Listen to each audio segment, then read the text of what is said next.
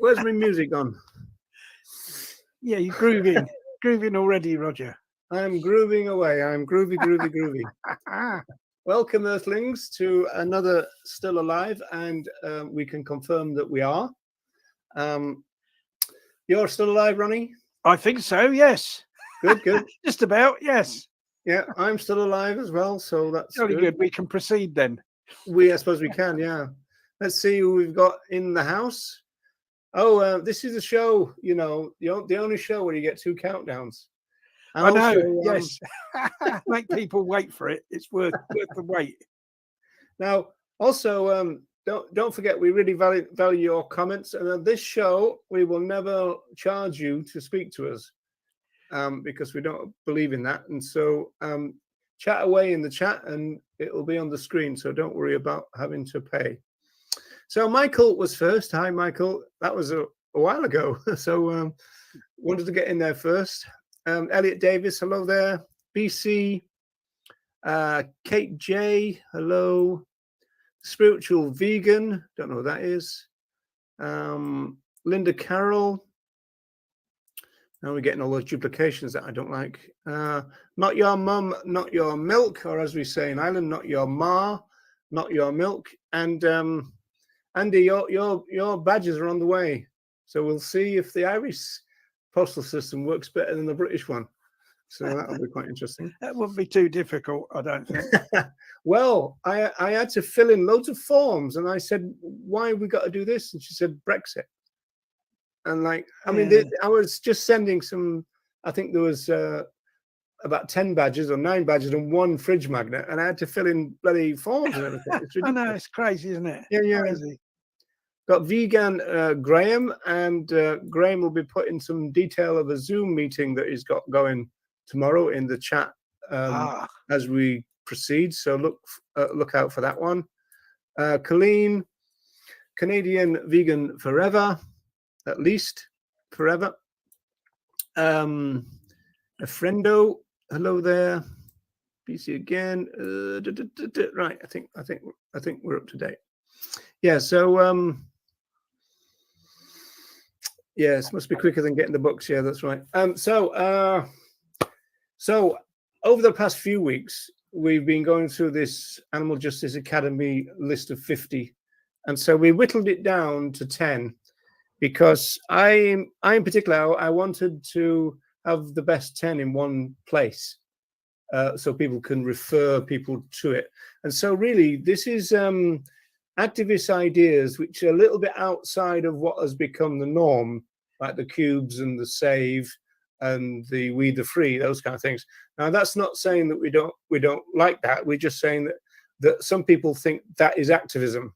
And so we're just offering an alternative. And then in particular, and particularly with Ronnie here, we're interested in providing things that individuals or small groups can do, that you don't have to have 10, 30 people in order to do it, right? So there's that kind of difference on the grounds that we would ideally want to see vegan activism everywhere and all the time. And so that means that we need to get used to the fact that there's lots of different things we can do rather than it just being a little list of 3 or 4 things, which in recent times, that's what the movement seems to have become. Do you get that impression, Ronnie? Because I do. I kind of do. Yes. Yeah.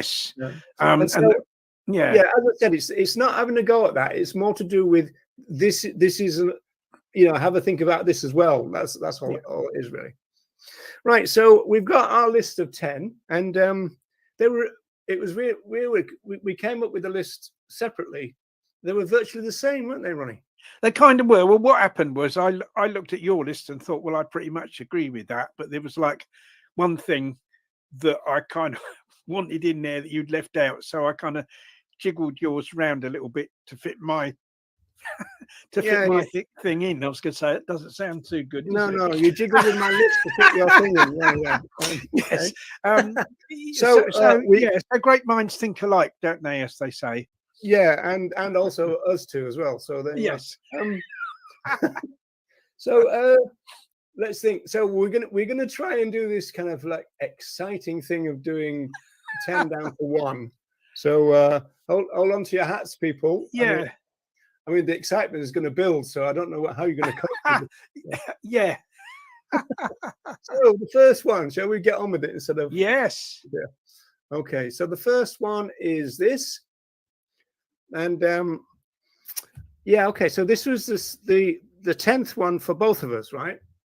It was. I mean, it's quite difficult to kind of, there were some really obvious ones that are like kind of at the top of the list, and then there was quite a lot that were kind of all reasonably okay. So it's quite difficult to, when we got sort of lower down the list, I think it was more difficult to choose. But I think this really is an important one.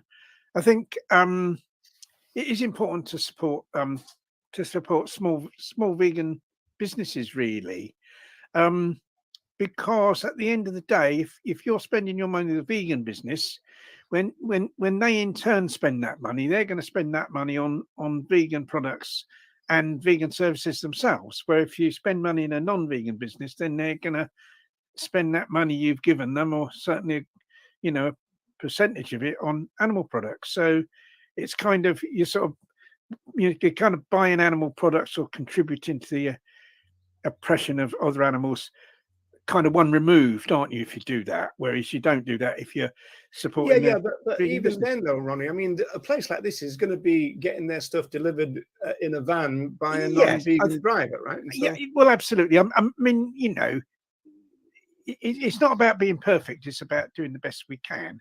And I think it is doing. Don't we start in that line? But yeah, I mean, well, it is really, isn't it? Because you're kind of trying I think this is a dilemma here, because obviously it raises that generation gap between our generation would not go anywhere near Max Scheidt, right? But no, but the new generation will, and I think there's not a lot of long-term vegans who would go to that crappy place, you know.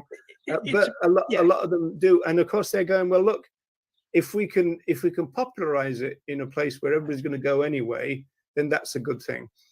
On the other hand, is that people like Macbeth and Murder King and all that, they're the ones that if it doesn't work for them, and they're looking down their numbers and going, oh well, the vegan stuff or the plant-based stuff is starting to, they'll just sling it out, right? Whereas this shop here won't. So that's the reason why we've got to keep them open. Yeah, and also this shop here, the vegan shop, will close if not enough vegans support it. And Yeah, indeed that's been happening, you know, especially, and it may be worldwide, but certainly, you know, here in the UK, it's very difficult for all small businesses, not just vegan businesses, but all small businesses have been having a hard time. So it's even more important to support your local small vegan business to keep them going. You can see the argument for supporting the other stuff as well, can't you? That's the problem. You see, I think I don't think they'll have a problem, because you see how it works is that as people are educated to become vegan, you'll have people that are going in McDonald's anyway, right? And then they decide that they become vegan, or they become interested in trying food that's vegan, that's plant-based. And so when they go in McDonald's the next time, they'll have the Mac Plant, isn't it, their vegan burger. Or if they go in the Kentucky Fried Chicken, they'll have the vegan nuggets, you see. And so, you know, they've got their customers anyway from those people. And then what you do is those kind of new vegans that are kind of are going in McDonald's. Then what we need to do is educate them, you know, to become more ethical and to kind of make a more ethical choice by going in the local vegan cafe, if possible, instead of McDonald's, or indeed into any cafe. Really, Yeah, I kind of think myself. I tend to think that that's a natural process in the same way. Yes. As a new vegan nowadays is probably going to be a lot of processed plant-based foods. Yes. But the more you get into it, the more you start to think, oh well, I'll go back to the fruit and veg. You know, like so. It's kind of like you're not as. I mean, there's a lot of early junk food vegans who then kind of go, oh well, let's increase the fruit and veg again or something, right? And so I think that's the way it works too. Yeah, I think because I think the educational process kind of continues within veganism. You see, so you know, the people that are kind of vegan but going to McDonald's, then you know, we educate them to not go to McDonald's and to support a more ethical or less unethical business instead. And then they can start going back in with the quick drying cement, Ronnie. Yeah, blocking up the toilet. I mean, I've never done that. Not that we would suggest such a thing. No, I've never done it myself. I've had a normal wee, and I've gone in and had a wee in the toilet in McDonald's when it was the nearest. Okay. Which is called a Mac piss, isn't it? That is. I've not had a Mac shite. Never had one of them. No. I knew you were going to say that. That might block the toilet if I had one of them in there. Okay. Right. Moving on swiftly. I think we've said more than enough on that one, and so so our number 9s are a bit different. So I'm going to go to your one first, which was number 26. So that's your number 9, Ronnie. Yeah, but but that's one of yours as well, isn't it, Roger? Yeah, that was my number 8. Yes. Yeah. Yes, I think this is a good way. I mean, I would say particularly, and it would only really work, I think, if it was a sanctuary for farmed animals, you see, so that they can actually see the type of animals that they're eating, if you see what I mean. And you know, quite a lot of those sanctuaries kind of have information about the animals, you know, in order to educate non-vegans, you know, like sort of where they've got the pigs, they'll have information about pigs, you know, about kind of, you know, what marvelous animals they are, really, and the same with all the others, and that also helps. So I think that's good, to get them, and then they come face to face with the type of animal that they're eating, and it might make them think a bit, and and hopefully go vegan. And this is nice. Somebody watched our videos, but not our live stream. So welcome, Lorraine, for your. Oh, that's good. It's that's great. I mean, obviously, if people watch the live stream, they've got the advantage of commenting, but we all share the videos widely anyway, so that people can watch them who can't see them live. Well, yes, obviously, I'm going to agree with you about the fact that it's going to need to be a farmed animal sanctuary or a mixed one, because that would make the biggest impact. Of course, there is a caveat that some sanctuaries don't actually allow visitors because they see it as the residents' home and they don't want them to be disturbed, and they can't consent to be disturbed, and so therefore, so yes. I think there's a bit of a difference between the ethos of some sanctuaries. Kind of. I mean, I went to a sanctuary open day on Sunday. Louise and I went to. It's a place called the Farm Animal Rescue Sanctuary, and it's near Stratford, in kind of. And you got out without being eaten, Ronnie. Yeah, sorry. You got out without being eaten. You're just a snack for some of them, aren't you? Yeah. What happens is they kind of have guided tours where they'll take a small group of people. You book that, and they take a small group of people around to meet the animals. And at that particular sanctuary, it's mainly sheep, and they do have some pigs and some chickens. And I went on one of those, and like the sheep were like really pleased to see people. They weren't at all. They weren't at all fazed by these humans coming around. They seemed quite happy to kind of interact with the humans, and that might be because it's not all the time. I think if people are going in there all the time, they might get pissed off. But they seem to be quite. I agree with that. I think it's swings and roundabouts. It's interesting about people attending the autumn festivals. Let's get the terminology right. Fall festivals, fairs, etc., and see the farmed animals, pet them, admire them, talk about how cute they are, and then still don't make the connection. Well, I mean, that's a problem, isn't it? But I mean, there's a sociological answer to that. But I mean, it does seem extra shitty when people do that, though, doesn't it, Ronnie? It kind of does, and of course there are these kind of so-called petting farms, aren't they? That aren't there. That in fact, a lot of these places, the animals aren't rescued for a start, and they're not there to make any kind of effort to turn people vegan. That's not the that's not. No, I mean, we're talking about a completely different thing when we're talking about that, aren't we? So, yes, yeah. Going back to the picture, that's actually the door of the Eden Farmed Animal Sanctuary, which I always loved that sign, so I took a picture of it, as you can see. Beware of the chickens. So I thought that was brilliant, But there is a lot of signs around saying, please bear in mind, this is the resident's home, and you are the visitor kind of thing, and all that. And so that's pretty good. Okay, so so that seems like a worthwhile thing to do, and it would be advisable then, given the fact that some are restricted compared with others, to check in advance. Obviously, I would think is the thing there. Yeah, I think maybe an open day when they kind of have an open day, because then the one I went to, they they have vegan food there and everything, and stalls selling stuff. It's like a kind of a really good all-round experience, and it would really be that kind of event that you'd be looking at taking people to. Okay, so let me just drop back then, or drop forward even to 32, which was going to be my number 29. Where are we? That one there, right, a blog post. But we're going to come back to that with something else, aren't we, Ronnie? So that's right, because I thought it could be combined in with another one. Yeah. Okay, right. Okie dokie. So then we go back to 28. What's 28? Got past it. Oh, right. Yeah, this is one of yours.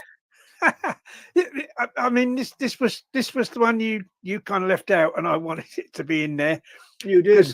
I mean, and you're the general, so you always get your own way. One of the reasons being that the back of my car is covered in stickers, not just on the bumper, but I've got window stickers as well.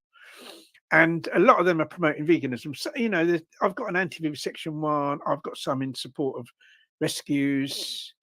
And if we have a kind of local a vegan event or a local event where there's like a vegan presence, where we have a stall, say with our local vegan group, I'll put a poster advertising that on the back.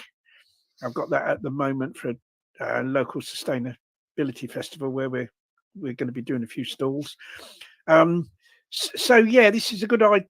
This is a really good way of like spreading the message, because when you think of how much you'd have to pay for that amount of advertising anywhere, it would be a considerable amount.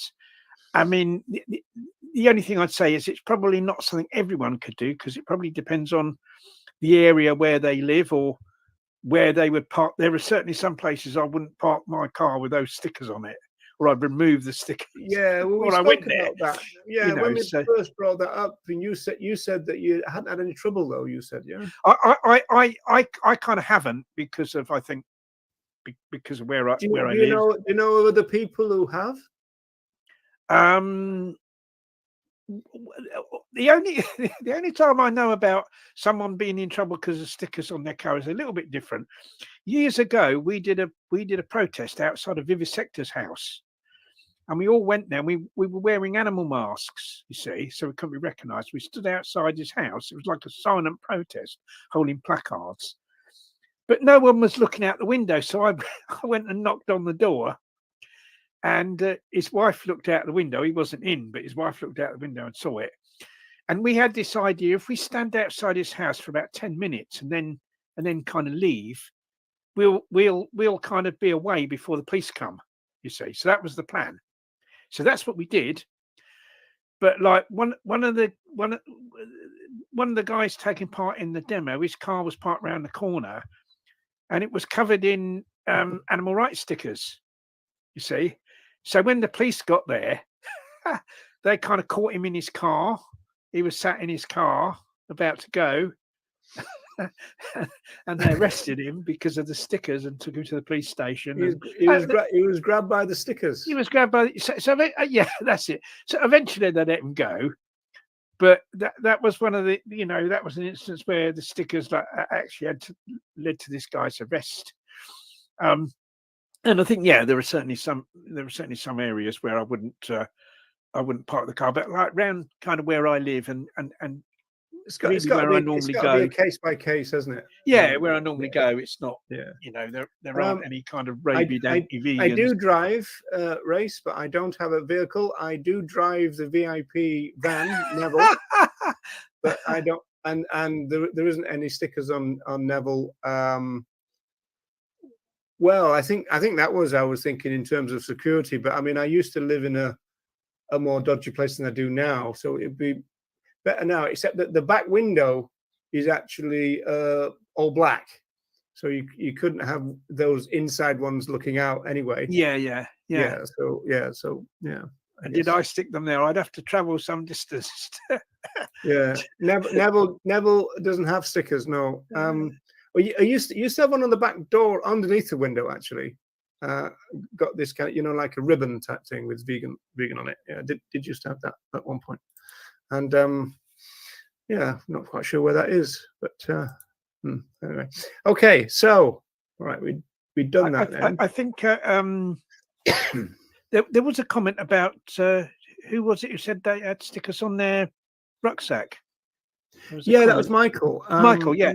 I mean, I've got this kind of, I've got a kind of shoulder bag. I mean, I used to refer to it as a man bag, but people would laugh at that. So I don't know why, but I it's like a shoulder bag that I wear sometimes, and I've got vegan badges and patches all over that. So any way that you can kind of advertise veganism, I think, is like really good. Oh yeah, Actually, I mean, your point about the man bag in our kind of trans-aware times, I'm not sure that man bag would be. No, a person. I don't know. That's another kind of interesting question, isn't it? Yes, Kind of thrown yeah. thrown a lot of things into the mix, really. Yeah. I suppose. Yeah. Okay, so moving on then down to number 7, I believe, and that is number 13, as we say in Ireland. Let me get down there. Got all these brilliant ideas. Yes. We're flying past. Okay, so post a video of yourself. We're kind of doing that now in a way, but I think this is really talk about a one-off here, isn't it?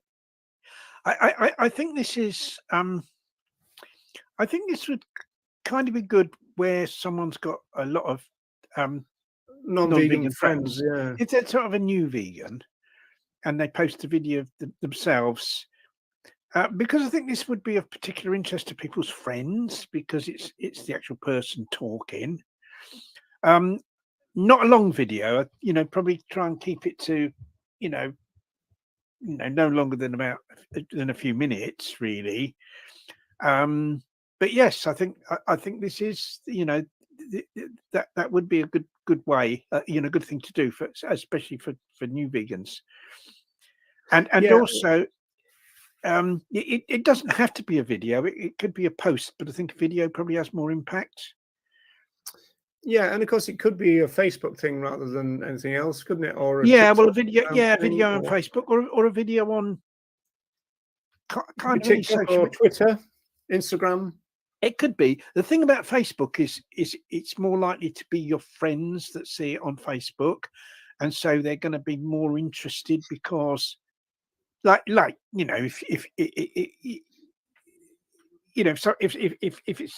it's a young person that's doing this, they might still have a lot of their school friends as friends on Facebook. That's if I don't know how many young people kind of use Facebook these days. It tends to be more of an older person's thing, but that's or on Instagram, because like a lot of people's friends might be, might follow them on Instagram, perhaps even on TikTok or maybe one of the other forms of social media more used by young people.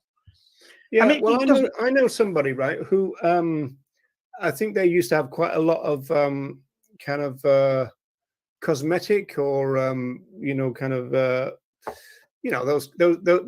kind of adverts, and also those kind of unboxing things which were very popular at one point. You actually watch people unbox things. Oh yes, I always thought it was quite an interesting thing. I've just bought this, and now you can watch me taking it out of the packet. Yeah. And but they were remarkably. I mean, I think one of the biggest.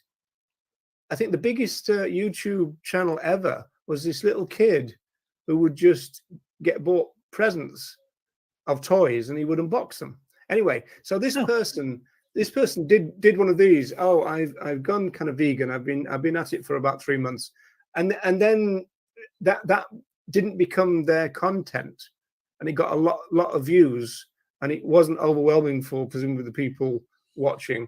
And then I think once they were a vegan for a year, they did another one, kind of like it's been a year now, kind of thing.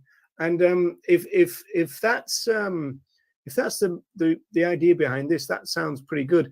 And obviously, this is for people who are not like us, who just like to sling our face in everybody's screens and everything, because Colleen is saying, well, you've got to have social movement bravery and also a thick skin.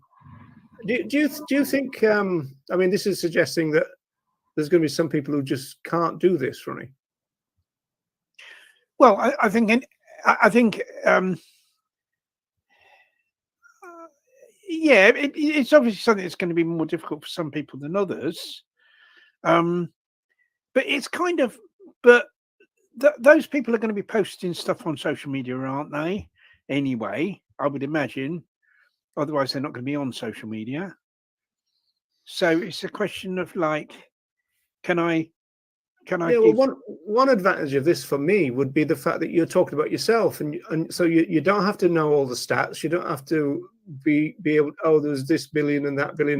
No, not at all. No, this per second. You just literally talk about your story, and because in that sense, everybody could do that to some degree. Yeah, I think so. And Yeah. also for non-vegans, the vegans doing that kind of content is very popular because it's not threatening. They're not saying you got to go vegan. They're saying this. Let me tell you why I did it. Yeah, So they're it's just saying, well, you non-threatening. know, I'm vegan and I just wanted to tell you the reason why. Yeah, that is non-threatening because you're not like accusing anyone else of anything, are you? That's right. Yeah.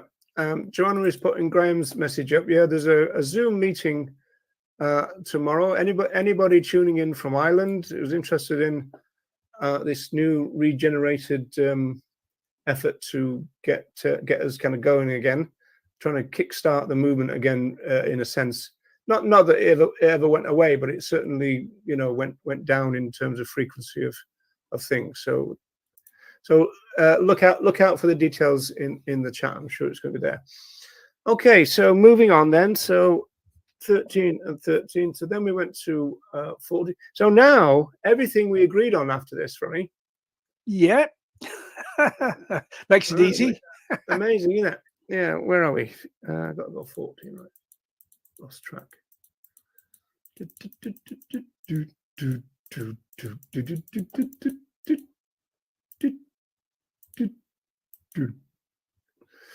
Right. This is your territory here, Ronald. Yes. What I would say,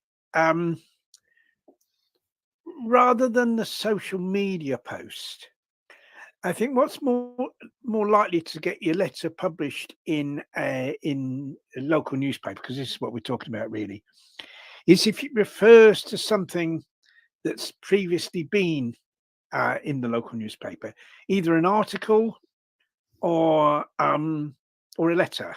See, what I do is every week I look through my local newspaper, and I actually look through it online because there's a digital edition. Because where I live, we don't actually get a local newspaper delivered because I live in a village and they stopped delivering here, but although it still covers this area. So I look at the digital edition online, or you could look at the paper edition if you get it delivered. And I look for anything on which a letter promoting veganism or kind of animal rights could be hung, for instance. And you're looking for a hook, can't you? You're looking for you're looking for a hook, and then but basically we've got a team of people locally that are they're either prepared to write letters themselves, or they're prepared to lend their name to a letter. So they'll allow someone else to write a letter, like using their details, and obviously they've got to agree to the content. Because if you've just got the same one person writing letters all the time, then you're limited to how often they're going to publish letters from the same person. And we will average about, I think we'll probably get about 6 letters published a year in the local paper, normally promoting veganism, but sometimes on other issues as well. I mean, the most recent one we had published was an anti-vivisection one. Yeah, I saw that today, and so I said we can put one up. So you've got another one to show. Do you want me to put that up? Yeah, put that one up, because this one is one to do with veganism. What there was just trying to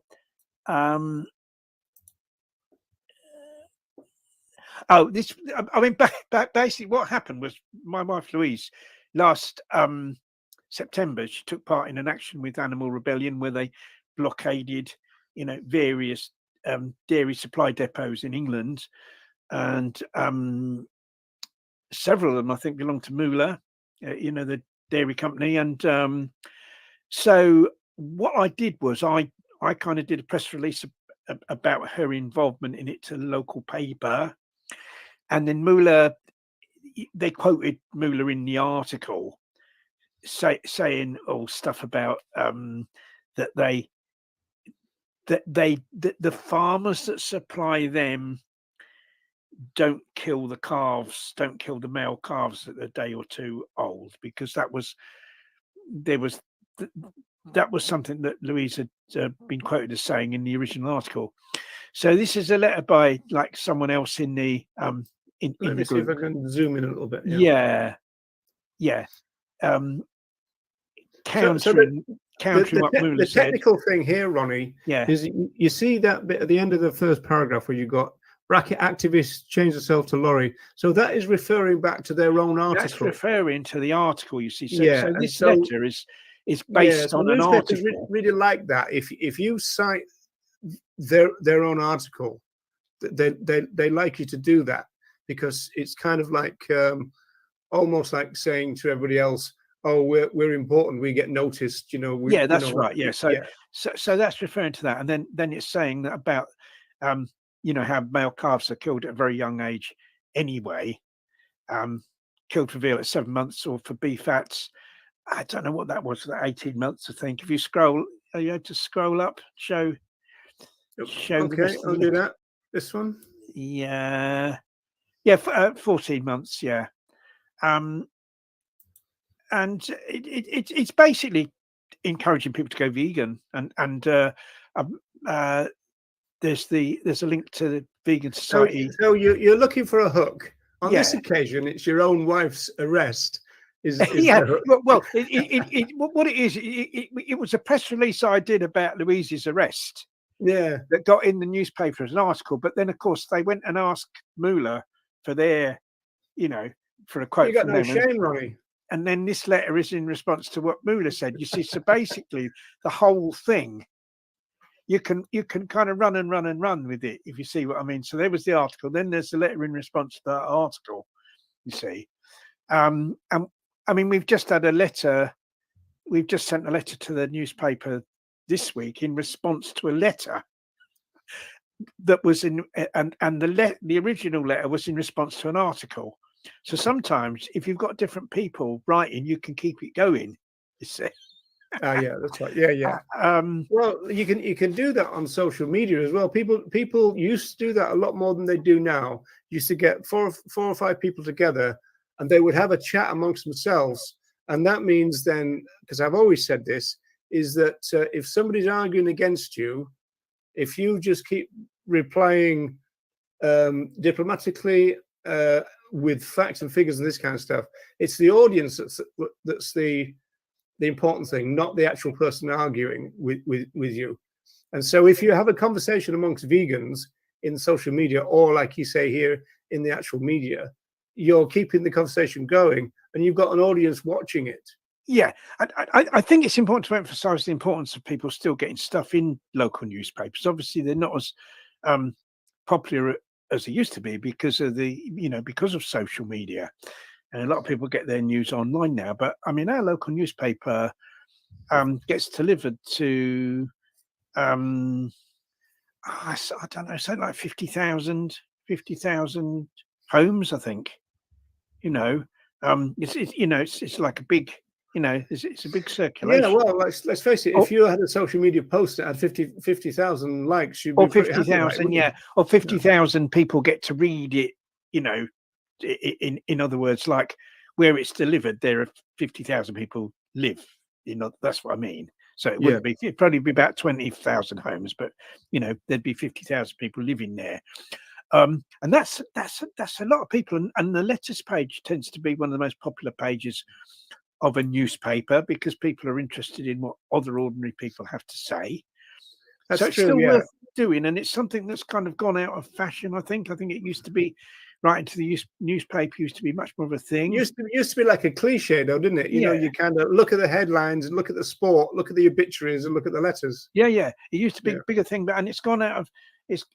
I don't know many people these days that write letters to newspapers because of I suppose because of social media, and most of the people I do know are kind of older people as well that have been doing it for years. Do you think it'd be worth, Ronnie, if you were to set up some kind of event, call it Write to your Newspapers Week, and even have like a Facebook page, and so that there you go, okay, from this date to this date, we're asking people to write, and then let us know your success stories, and then you can have.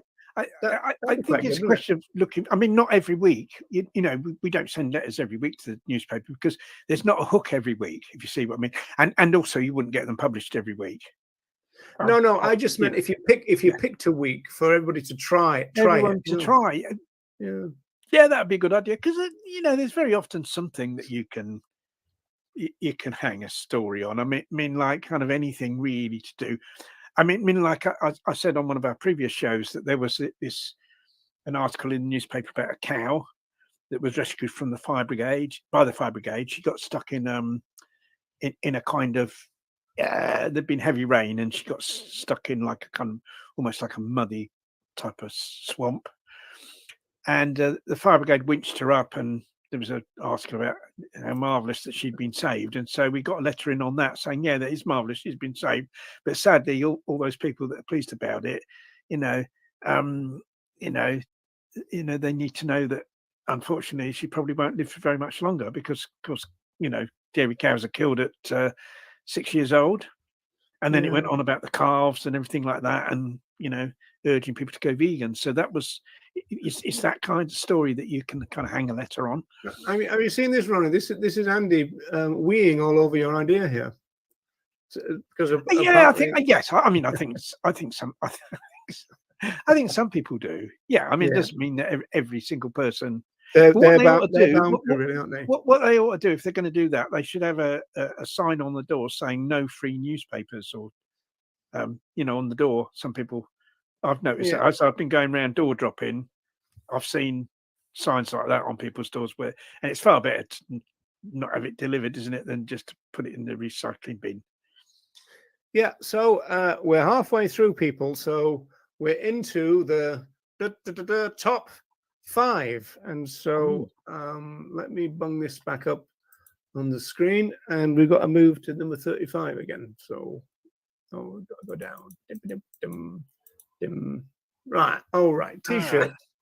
This actually came up with Ronnie and I did this panel of veteran vegans, and it was interesting because the panel were vegans from 30 through to 80 years vegan. That was John Cross. And then the host was vegan for 25 years.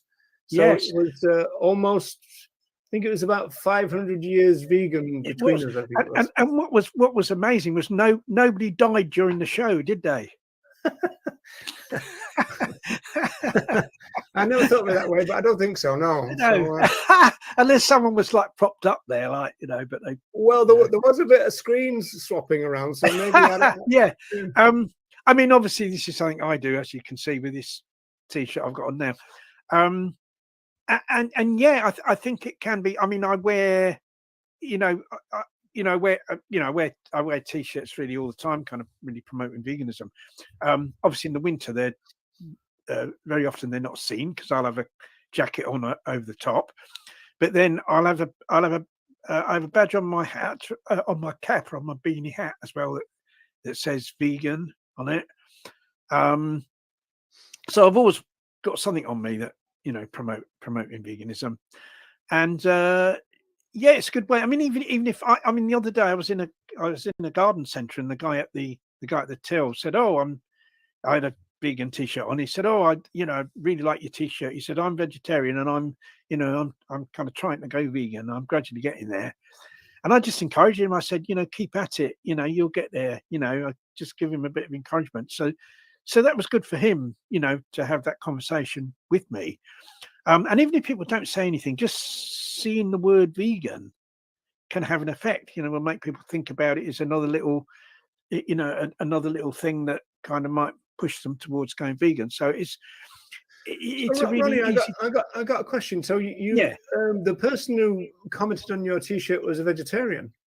Yeah, he was vegetarian, but he was wanting to go vegan, and he said he was kind of, but why didn't you say, "You cow exploiting scumbag"? Yeah. And have a go at him? Oh well, I'm not. But I don't think that would actually probably help him to go vegan. He just thought vegans are horrible, horrible bastards. So I don't want to be one. If I'd said that, no, I just encouraged him. I said, "You'll get there. Keep at it." And did he take your details or anything like that, or? Well, he kind of he took your name, so he knows how to avoid you. Yes. Yeah, I mean, I couldn't speak to him for long because there was other people waiting to, it was because it was Easter. It was really busy. So I was only able to have a brief conversation, but it was just that bit of encouragement, and you Yeah, know, look at that, Ronnie. You missed a chance to deck somebody. a chance for a punch up. Yeah, I think people, one of the things that might put people off wearing a t-shirt is that they're frightened that an anti-vegan might come up and start arguing or have a go at them. But I personally, I've never experienced that. No, I never have, and not only that, I don't know anybody who has either. No. All I've experienced is like people like that guy that come up and say, "Oh, they either say I'm vegan as well, or they'll say, I'm wanting to go vegan." And what I'll do as well in kind of in sort of connection with this, I often have I carry about on me, or in my shoulder bag or whatever. I'll have booklets about veganism and stuff like that. And if anyone's interested, So did you give one to this cow abusing bastard then? I didn't. To be quite honest, I unfortunately on that one occasion, because we just popped out quickly to the garden centre, I hadn't took the booklets with me. I'm going to cancel you, Ronnie Lee. I think he was a guy that knew the arguments. It was just the practicality of like switching over to the food, really. And he certainly was enthusiastic about going vegan. He didn't really have to be convinced. But I do normally, if I get in a conversation with someone and they're interested, and that might be sparked by the t-shirt, I'll have a booklet, because I've got these kind of recipe booklets that have got the ethical reasons for veganism as well. So they're like practical in terms of what food people can make, but they also, I've got the ethics as well. Yeah, as well. So it's a really good combination. I'm sure you're paid by Animal Aid to plug them, everybody. I ought to be, shouldn't I? I ought to put in an invoice to them, shouldn't I? Really? You very well should, because they're just using you as free labor. That's what's going on there. But let me say this: Angie Wright, who was on that panel, what was it? 2 days ago? Was it now? It's yeah. I'm so old I can't remember one day for the next anymore. But Angie Wright was on there. She's been vegan for 57 years, right? And she was saying that she still knows there's quite a lot of isolated vegans, and she was saying that's why you need to wear your vegan t-shirts. And he said, and you can guarantee that that people will come up to you and go, "Oh, I'm a vegan as well," or that kind of conversation that you've had. And she said, so that's where you're not going to be so isolated. You're going to actually make friends, or at least contacts and everything. Because she said, put it the other way, if I was going through a shopping centre and there was another vegan, but they just had a plain t-shirt, I'd be so disappointed that I didn't get to meet them and say hello to them. And I think the other thing is, and one thing I have to do as well, is I have leaflets from our local vegan group, and if that happens, I'll give them a leaflet and say, look, join our group on Facebook, and you can talk to other vegans through that. Yeah, so it's definitely a good one. Yeah, I particularly like it when you've got a big vegan thing and they come up and say, "Are you vegan?" I love that when they say that. Yeah, I know. Yes, and of course I've told the story before about where I had my badge on my hat, and there was a vegan guy I went to buy some vegan wraps from a shop, and the guy behind the counter was vegan, and he gave them to me for nothing when he saw the badge on my hat. Yeah, so you can even get freebies, folks. So sometimes it's not happened.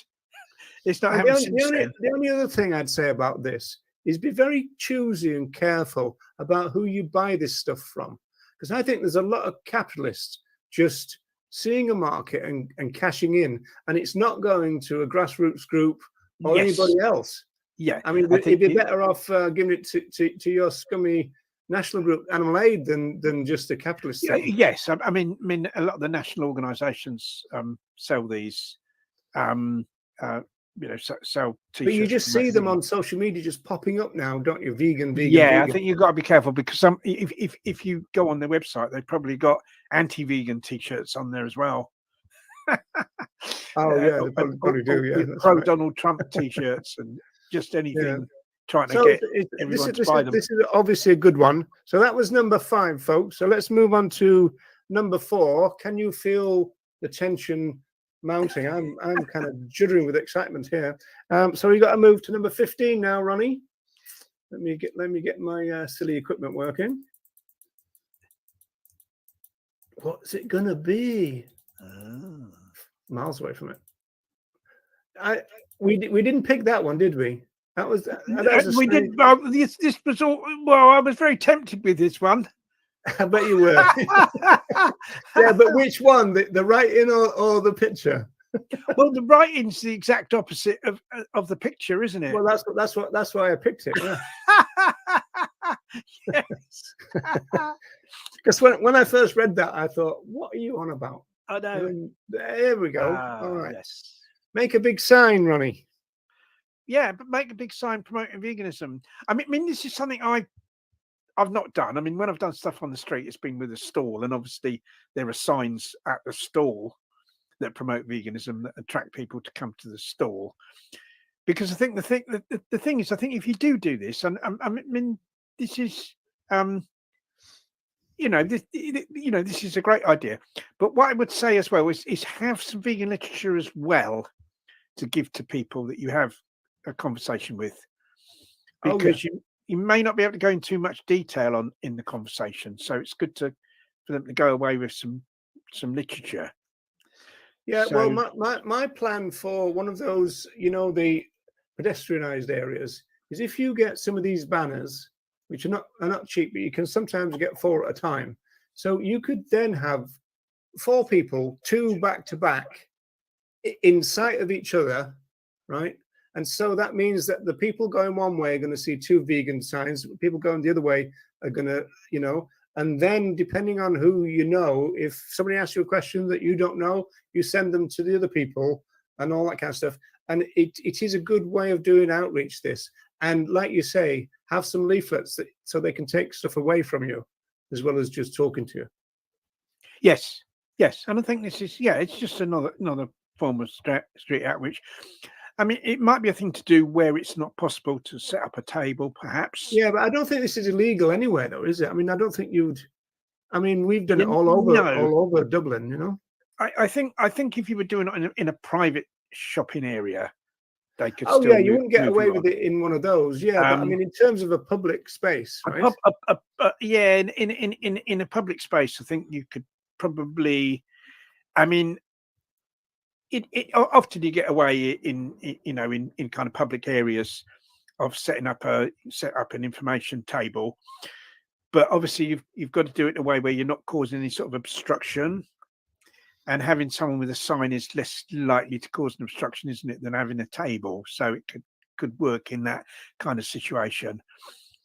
Yeah, this actually was. I was on this is a march in Dublin, and so I was on the march, but I was also giving a talk at the end of it, and so we took this along with it. And I thought, well, I might as well just, instead of having it folded down, I might as well carry it, And so that's what I did. Yeah. That's what I did. Right, people. 3 to go. Hey. I know. Amazing or what? Right, where are we? So we've got to go back to number 5 now, Ronnie.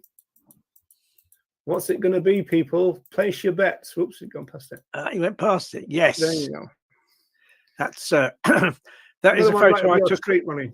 Yeah, that's a photo I took of a leaflet I left on the seat of a train. I do this all the time. If I'm traveling on public transport, which I do try to use public transport rather than the car, if at all possible.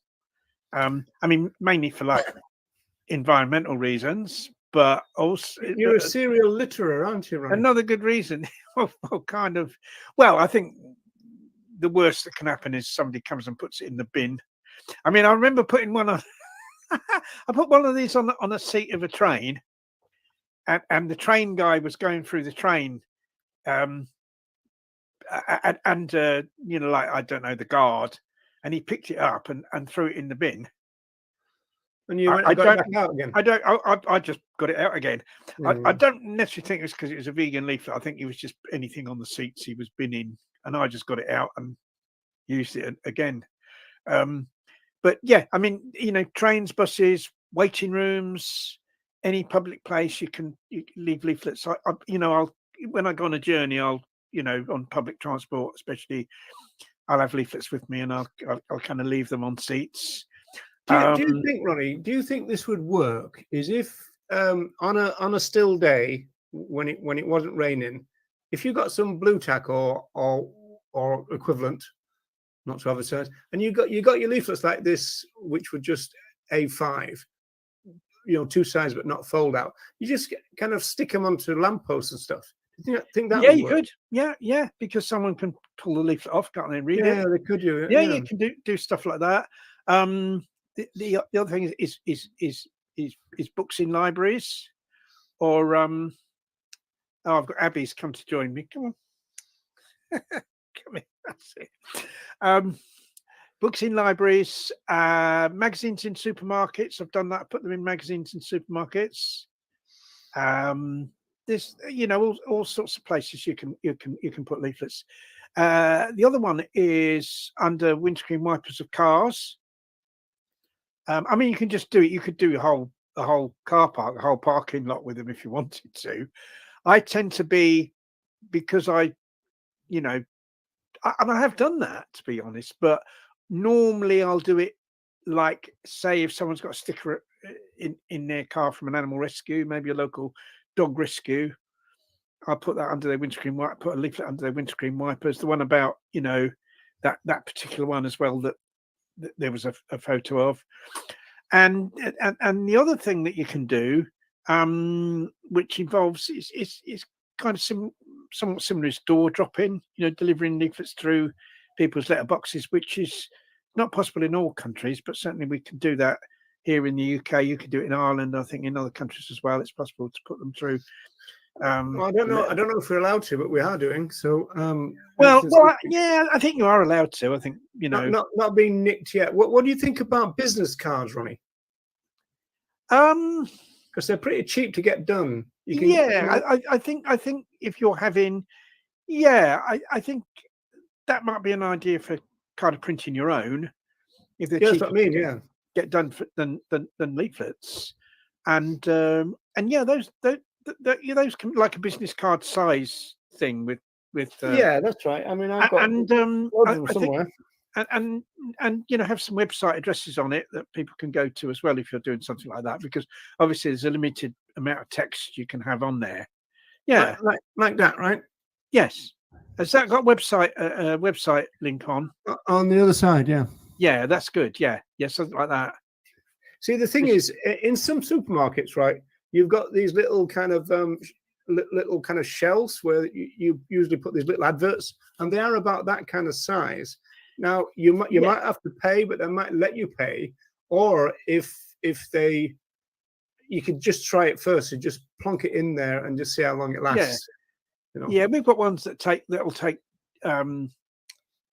sort of A5 or A6 leaflets, and sometimes I just put them in there. I'll just put the leaflets in there. This is one of the VIP ones, Colleen. So it's Vegan Information Project. Yeah. And that's the quote from Tom Reagan, 1983. And also in libraries often have kind of leaflet racks where you can pop leaflets. Of course, libraries used to allow you to do a display, didn't they, for about a month or something, or 2 weeks? Yeah, well, we've got like the area we cover, there's 3 libraries, and 2 of them does let us have displays. We've had displays in there for Veganuary, where we left leaflets, and they'll put a collection of like vegan cookery books together as part of it, and then we can kind of put leaflets and stuff along with it. Actually, now you said that, it might be easier to get into libraries nowadays because they're going to have so many vegan. I went to an Irish library for the first time for years. And I was really surprised by the number of vegan cookbooks there and stuff. And so, if they're going, we couldn't be having that, and say, well, you've got a shelf full of vegan cookbooks over there. Yeah, and I think if it coincides with like an event, I mean, there's obviously Veganuary, or there's World Vegan Month, which is November, and that's another time you could kind of you could put stuff. Yeah, well, that's a good time for anything. Yes, especially things like press releases as well. Yes, yeah.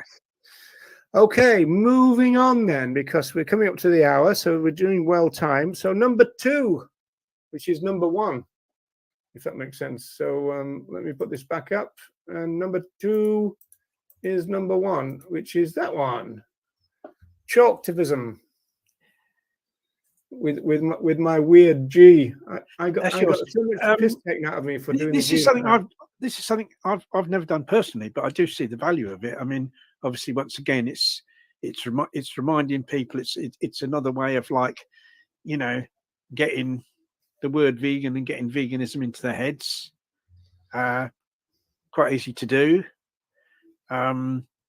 It used to be extremely popular. I'm not quite sure it's as popular now as it kind of used to be, but it certainly still goes on.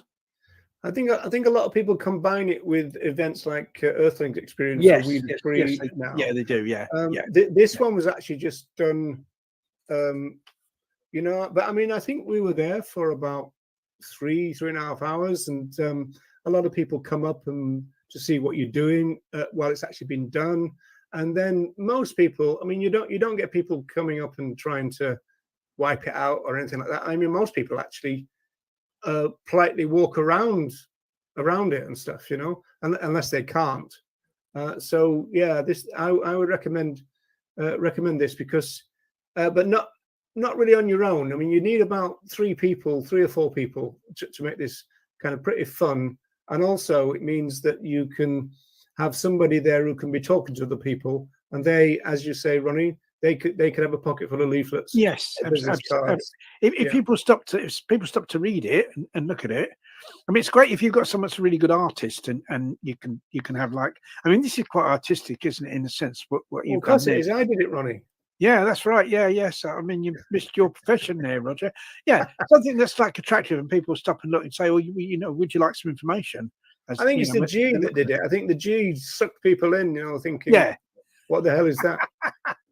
Yeah, something like that. Yeah. So chalktivism is definitely a good thing. I don't know whether there used to be a chalktivism week or day, didn't they? I don't know whether there was. I think there was a day of action. I think that might still go on. I don't know what time of year it is. I think it's kind of perhaps more in the summer, because you wouldn't want to do it in the pouring rain. You always got to get some comedians, isn't it? What is it meant to be? Yeah, it's meant to be a G. I've had enough of this. This is about the 5th or 6th year that I've had ribbing for that G. I'll tell you. So, right then, are we ready for number 1? We are, yes. Wow. Well, I mean, we ought to do that kind of top of the pops kind of thing, didn't we? With Fluff Freeman, you know. At number 10 was, you know, and all that, but we won't. Okay, so number 1 is number 37. Blimey, I've got to go all the way back. 37. Doing my own sound effects and everything. Yeah, that's it. Yeah, they'll be signing you up for the TV. And here it is. Yes. So this is your street stalls. Yeah, your street stalls, which can be big or small. I mean, in a kind of, I mean, this is a big one because it's the one you did in Dublin, isn't it? Where you've got a lot of space and stuff. We're starting this again in about 2 weeks. We would have already started, but somebody broke their finger. But hopefully the finger's on the mend. And well, I hope so. Yeah. Yeah. But this can be done in a small way. I mean, we've done stalls in like our local towns with just I think we've got like a kind of, we've got a 6-foot table and we've got a 4-foot table, and it depends on the space available at events. But often we've just got a 6-foot table. We've got placards. We've got some backboards that we can sometimes put on top of the table if it's not too windy. Leaflets. Oh yeah, I've seen those. They're actually kind of display boards on top. Yeah, display boards, yeah, but they're quite light, so they're more for like indoor events. Yeah. And what you do is you kind of stand in front of the table, because obviously you can't stand behind it because you'd be obscured by the boards. But that's kind of what we do. Oh yeah, okay. That's and we've done we've done stalls on the street, but the other place where we do stalls locally is at community events. And this is something I think that a lot of kind of vegan outreach groups don't think about. They tend to be focused with street stuff, and it's good to do stuff on the street, but also there are other places you can do it. I mean, we'll do stalls at like dog rescue fundraising events where they have like a fun dog show and stuff like that, and that's usually held in a local park or somewhere like that. And we'll do it's kind of various indoor events like local environmental fairs or health fairs, just general community fairs, like family fun days that are kind of held outside, sort of places where they have bouncy castles and stuff like that, and they invite people to come along and do a stall. You often have to pay something, but it's not an awful lot of money to book a stall. So there's all sorts of opportunities to do stalls at community events that don't have to be in the street. And of course, the indoor events have got the advantage of it. They're not like really dependent on the weather. Yes. Okay. So we've got our top 10 people.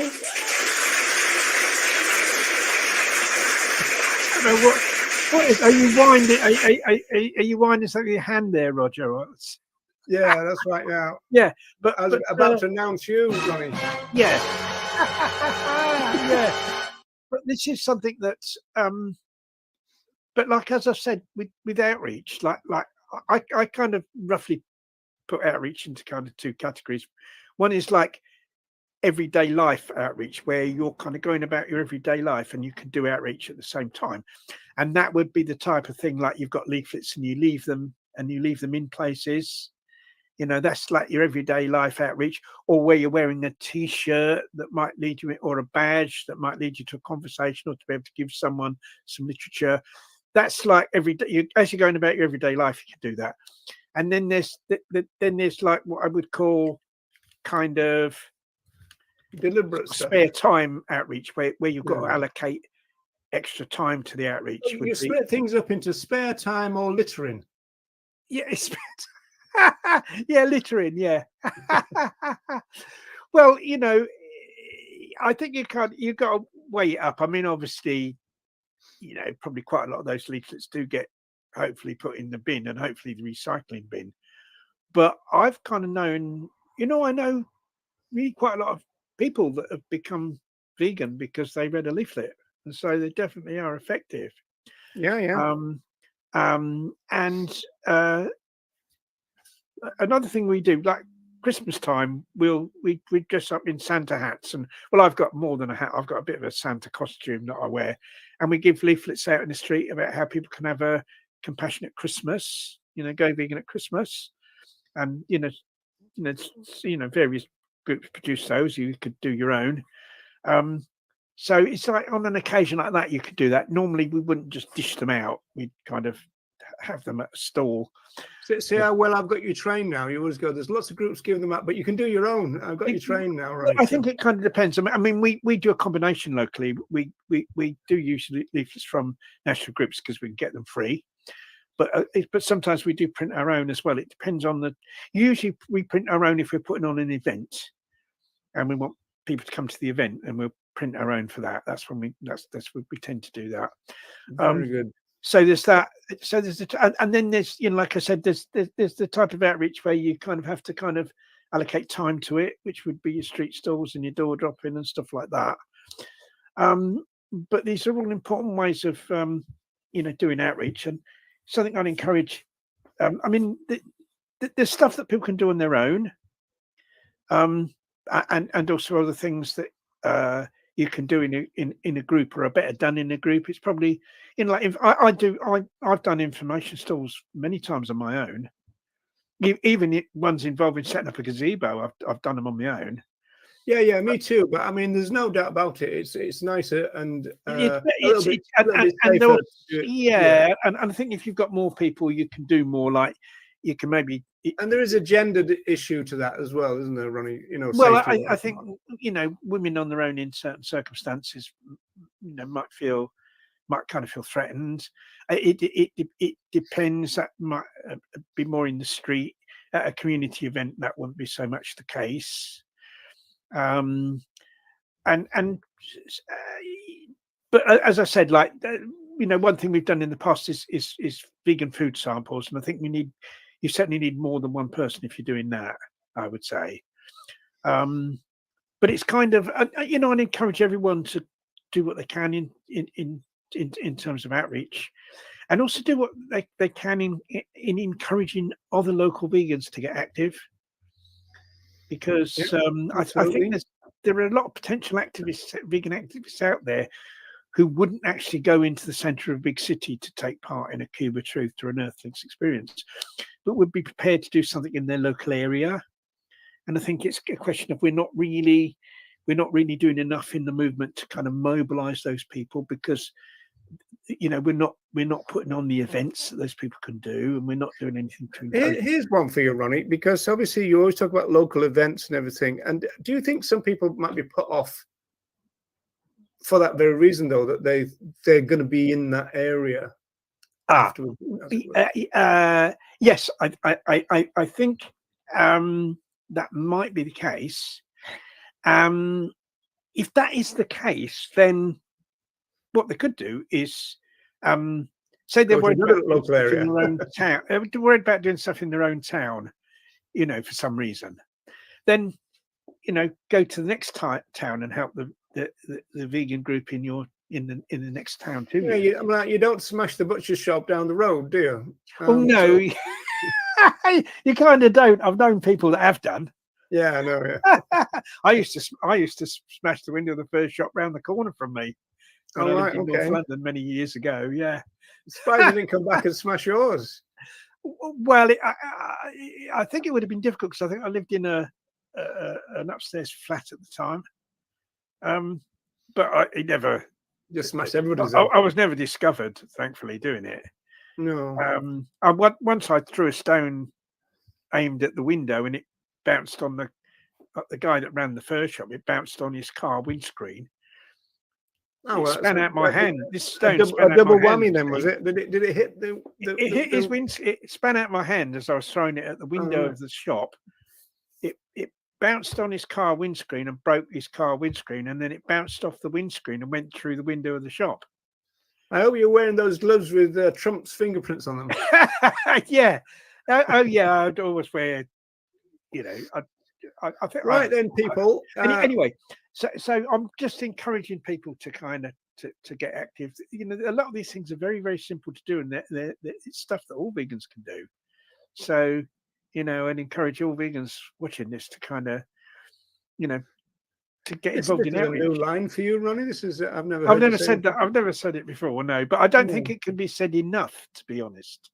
That unless we, to get animal liberation, we need to educate, a lot more people to go vegan, and it's only vegans that can do that. And so many vegans don't do it. And if they did, then we'd be getting there. Indeed.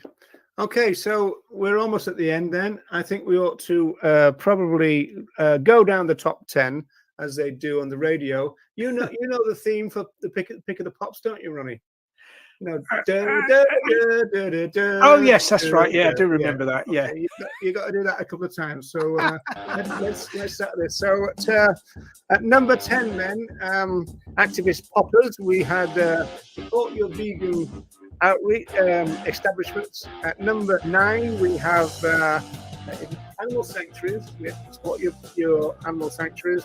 At number 8, we had stickers, car stickers, and at number 7, we had do some video work. So Ronnie, come on, lad. Okay. At number 6, is it 6 yet? We have writing letters to your local newspapers. At number 5, we had wearing your t-shirts and your badges and any other thing that you can think of. Number 4 was your big sign. Come on, Ronnie. Right, okay. Number 3 was literature. Take some literature with you wherever you go, and don't forget what Ronnie did. Number 2, chalktivism, and then finally we have doing a stall, everyone. So there you go. There's your top 10, all on 10, one program. So if you find some people who come up to you in your next vegan event and go, I want to get involved, but I just don't know what to do, and you've got to go, have I got a video for you? and this is it. Right. I think let's just have a last look at any of the. While I was messing around and being an idiot just then, I'll see if I can. Roger's techno skills are getting more and more sophisticated. Yeah, I can push buttons too. Yeah, that's right. Yeah. I always wanted to be a DJ. Actually, when I was a kid, I wanted to be a DJ. You know, I joined Tony Blackburn's knee knocking club. I was number 165. I think that was about 1971. He's not one of the ones that's been jailed, is he, Tony Blackburn? No, I think he escaped it. I think he yeah. Because they're mostly in jail, the DJs from that time, aren't they? Yeah, well, every prison now has got a wing which is 1970s TV personality. Yeah, and that's, but maybe they ought to have been jailed for the music they played. Yeah, well, I might be jailed, but trying to do that music. Yeah, until punk came along, that was all right. Yeah, good old John Peel, eh? But then he's got a dodgy story as well, hasn't he? Actually, I don't know. Yeah. Oh, yeah, probably. yeah. Oh, I have to tell you offline. It's absolutely disgraceful. Probably. Yeah, that's not. Everybody in the chat's now going, "What is it? What is it?" We or even who was he talking about? Well, John Peel used to play a lot of like up and coming bands on his show, and it was like until he was dug up by the. There was a famous huntsman of the name John that had the same name, John Peel, and some people tried to dig him up, but that was a different John Peel. But the John Peel on the radio, he used to play. A lot of bands became famous because John Peel, they were unknown, and then John Peel played one of their recordings on this show. And so when I was in a punk band in the late 1970s. We did a demo tape in a recording studio, and we were going to send it to John Peel. But our drummer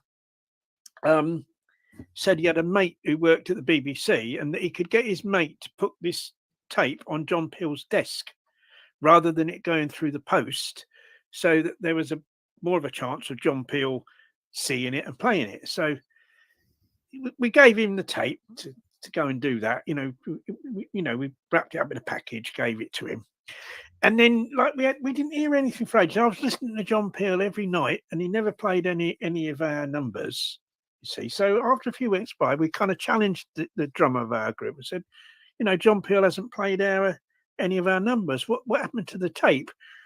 And he was trying to kind of avoid telling us, but he had to admit that what happened was his mate put it on John Peel's desk in this package. It was a time when there was lots of IRA bombings. So when they found this strange package on John Peel's desk, they got the bomb disposal squad. Oh, well, it hasn't come through the usual channels. Because it hadn't come through the usual channels, and they destroyed our tape. Well, you'd like that as punks, wouldn't you? It'd be very appropriate. Yeah. So I don't know. We didn't bother.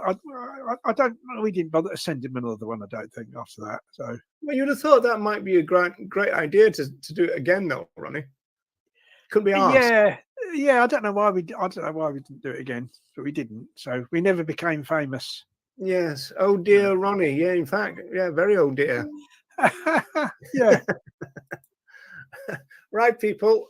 Thanks so much for sticking with us for all this time. I hope you liked our top 10, and I hope you agreed with it. Although I'm sure none of you. And I hope lots of people will do it, or at least do some of the ones in there. That would be.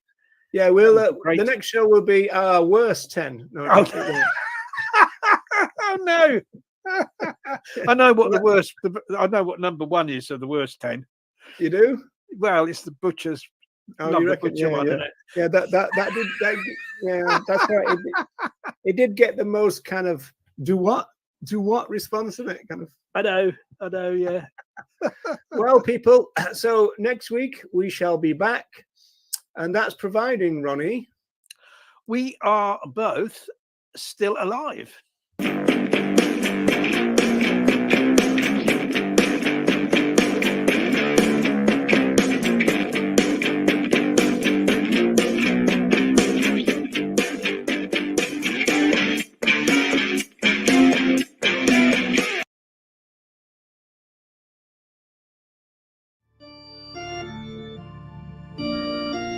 We respect animals. We respect right to live. We respect. We're not animal lovers. We're not animal lovers. We're not animal lovers. We're not animal lovers. We respect animals. We respect our neighbours. We don't love our neighbours. We respect them. We respect their right to live. Right to live. We respect. We're not animal lovers. We respect. We're not animal lovers. We respect. We're not animal lovers. Right to live. We're not animal lovers. We respect animals. We respect our neighbours. We don't love our neighbours. We respect them. We respect their right to live. We're not animal lovers.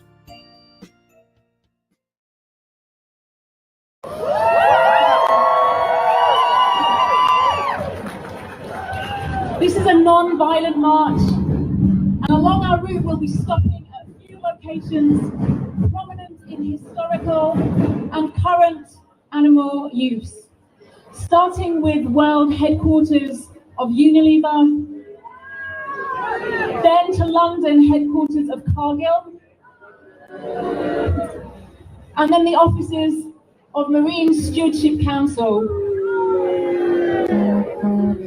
Our journey will acknowledge the current plight of other animals and also explore what we can do today to help bring transformative change.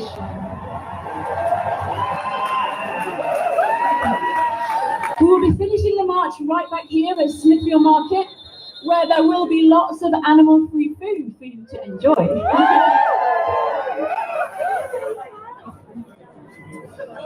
It's so good to see so many of you here.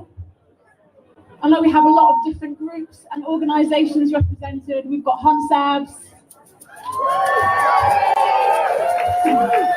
We've got those trying to end the killing of badgers. We've got anti-fur and anti-vivisection campaigners. We've got those involved in refuge and rescue. We've got our vegan outreachers. And of course, we have got lots of animal rebels here taking part in the 2 weeks of action. I believe we also have people here representing something very close to my heart at the moment, Free the MBR Beagles. And they're doing such great activism up at Camp Beagle. It would take too long to mention all of you individually, but thank you so much for being here. And thank you for everything that you're doing.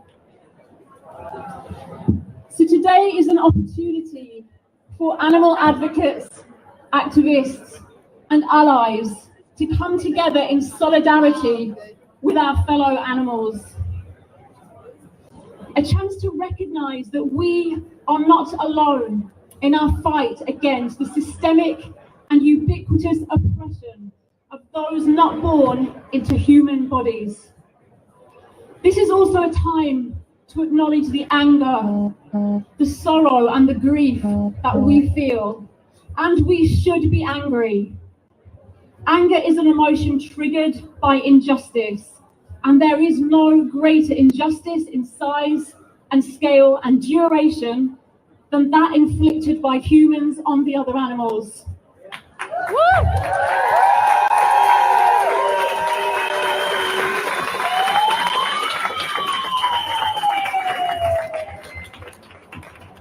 The sorrow and the grief that we feel are testament to how much we care.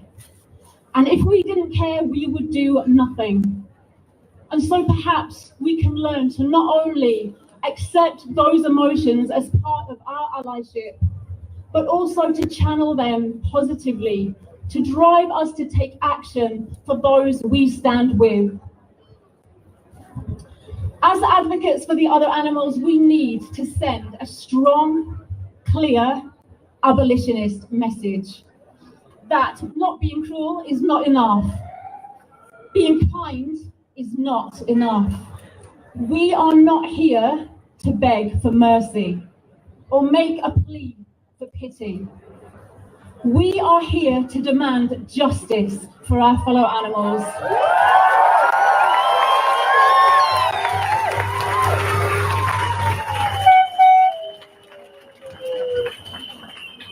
We are here to fight for respect. The respect of their rights not to be bred, used, or killed for others' gain. The right not to be displaced from their homes, have their habitats destroyed, their families torn apart, and their resources plundered. For their right to be respected. A fundamental problem at the heart of other animal oppression and the climate catastrophe that is so detrimental to billions of free living animals is human supremacy and exceptionalism. This arbitrary hierarchy we have created, with some humans so conveniently placed at the top, means that our fellow animals are seen by most as less than, as property, as mere disposable commodities to be used as we will, to be consumed, to be worn, to be tested on, to be our laborers, to be our entertainers, to be killed if they get in our way.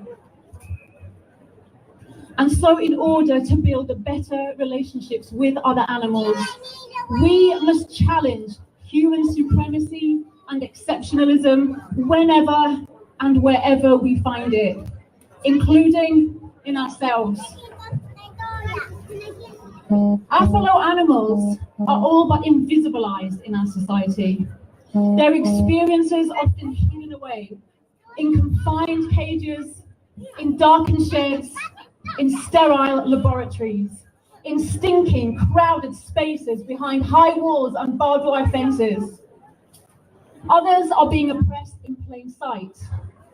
Those bred to be bought and sold as so-called pets. Those that are being hunted and murdered. Those being forced to work for or entertain us. Those we call vermin because we think the earth belongs to us and so refuse to share spaces. Those whose homes and lives we destroy as we spread and sprawl our human-centered world to monopolize every part of this beautiful planet. And so it is our duty as allies to bring the stories of those hidden away into the light, to make sure their experiences are seen and heard. We need to amplify their voices, to assist them in their resistance, and make no mistake, they do resist. We need to learn to coexist harmoniously with free living animals and leave them space to thrive and flourish. Other animal oppression is unthinkable in terms of the horror, unimaginable in terms of numbers, but let us not forget that each one of the trillions of those bred, used, displaced, and killed every year is a unique individual. And so what I'd love to invite each and every one of you to do today is to bring to mind one individual, perhaps someone you know and have a relationship with, perhaps someone you don't, whose story has touched you. And today I'd like you to keep that individual in your mind and in your heart and march for them. And today speak about this individual with your fellow advocates. Say their name, bring their story into the light, share their experiences and honor their life, so that together we refuse to let the world ignore them and keep them invisible. Together we challenge the tyranny of human-animal relations and say here today, we see you, we hear you, we will never stop fighting for you.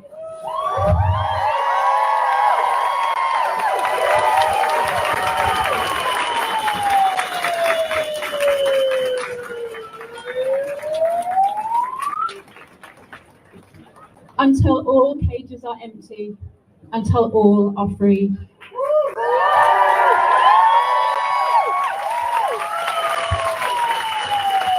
And so we will take a minute's silence to bring to mind these individuals and to honour the life of each and every one of our earthling kin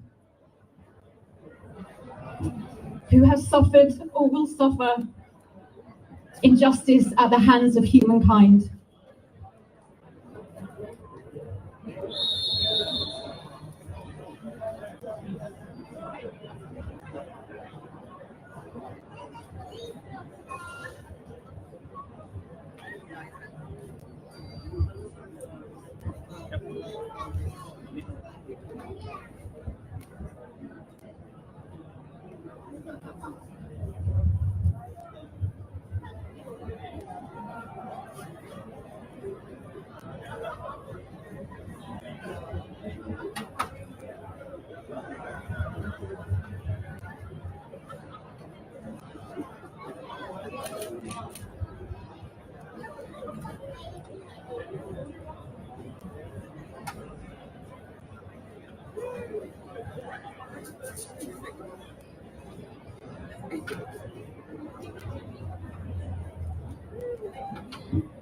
Thank you, everyone.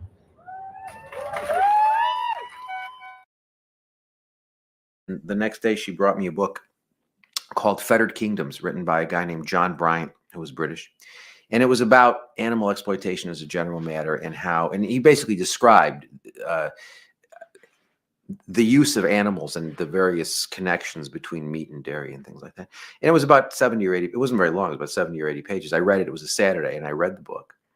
And I haven't eaten a dairy product since then. It became clear to me that veganism had to be the moral baseline of anything that was going to call itself an animal rights movement. And it became clear very quickly. Because what had come before was largely things like the Humane Society of the United States and the Animal Welfare Institute and those sorts of organizations, which were clearly focused on the regulation of animal exploitation. I think that it was then that you started getting this distinction, this debate between animal rights and animal welfare. The people who were the rights people were by and large vegans. They got it. They understood that if animals have real moral significance, if animals have rights, if they have a right not to be treated as our commodities, well, then that logically implies we can't eat them, we can't wear them. I mean, whatever else it implies, it implies you can't eat them, you can't wear them, you can't use them for various purposes. And so the rights people got that, by and large. The welfare people didn't. A number of people focus on the idea of feeling pain. They talk about sentience in terms of whether an animal can suffer. More and more I'm avoiding that.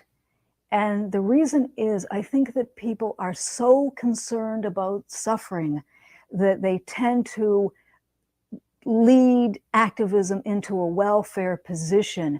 And I'm talking about a standardized welfare position. There's true animal welfare. I'm talking about this custom sort of idea of making things better while they're still under our control. And the reason I'm saying this is this. Our point as animal advocates is not about reducing pain, reducing suffering to the greatest extent so that maybe we can wipe out pain and suffering. That shouldn't be the point. Nature bestowed pain on natural animals so that they would be able to thrive, to survive, to live on. So I think there's this obsession about pain that forgets the importance of life and their ability to live on their own terms.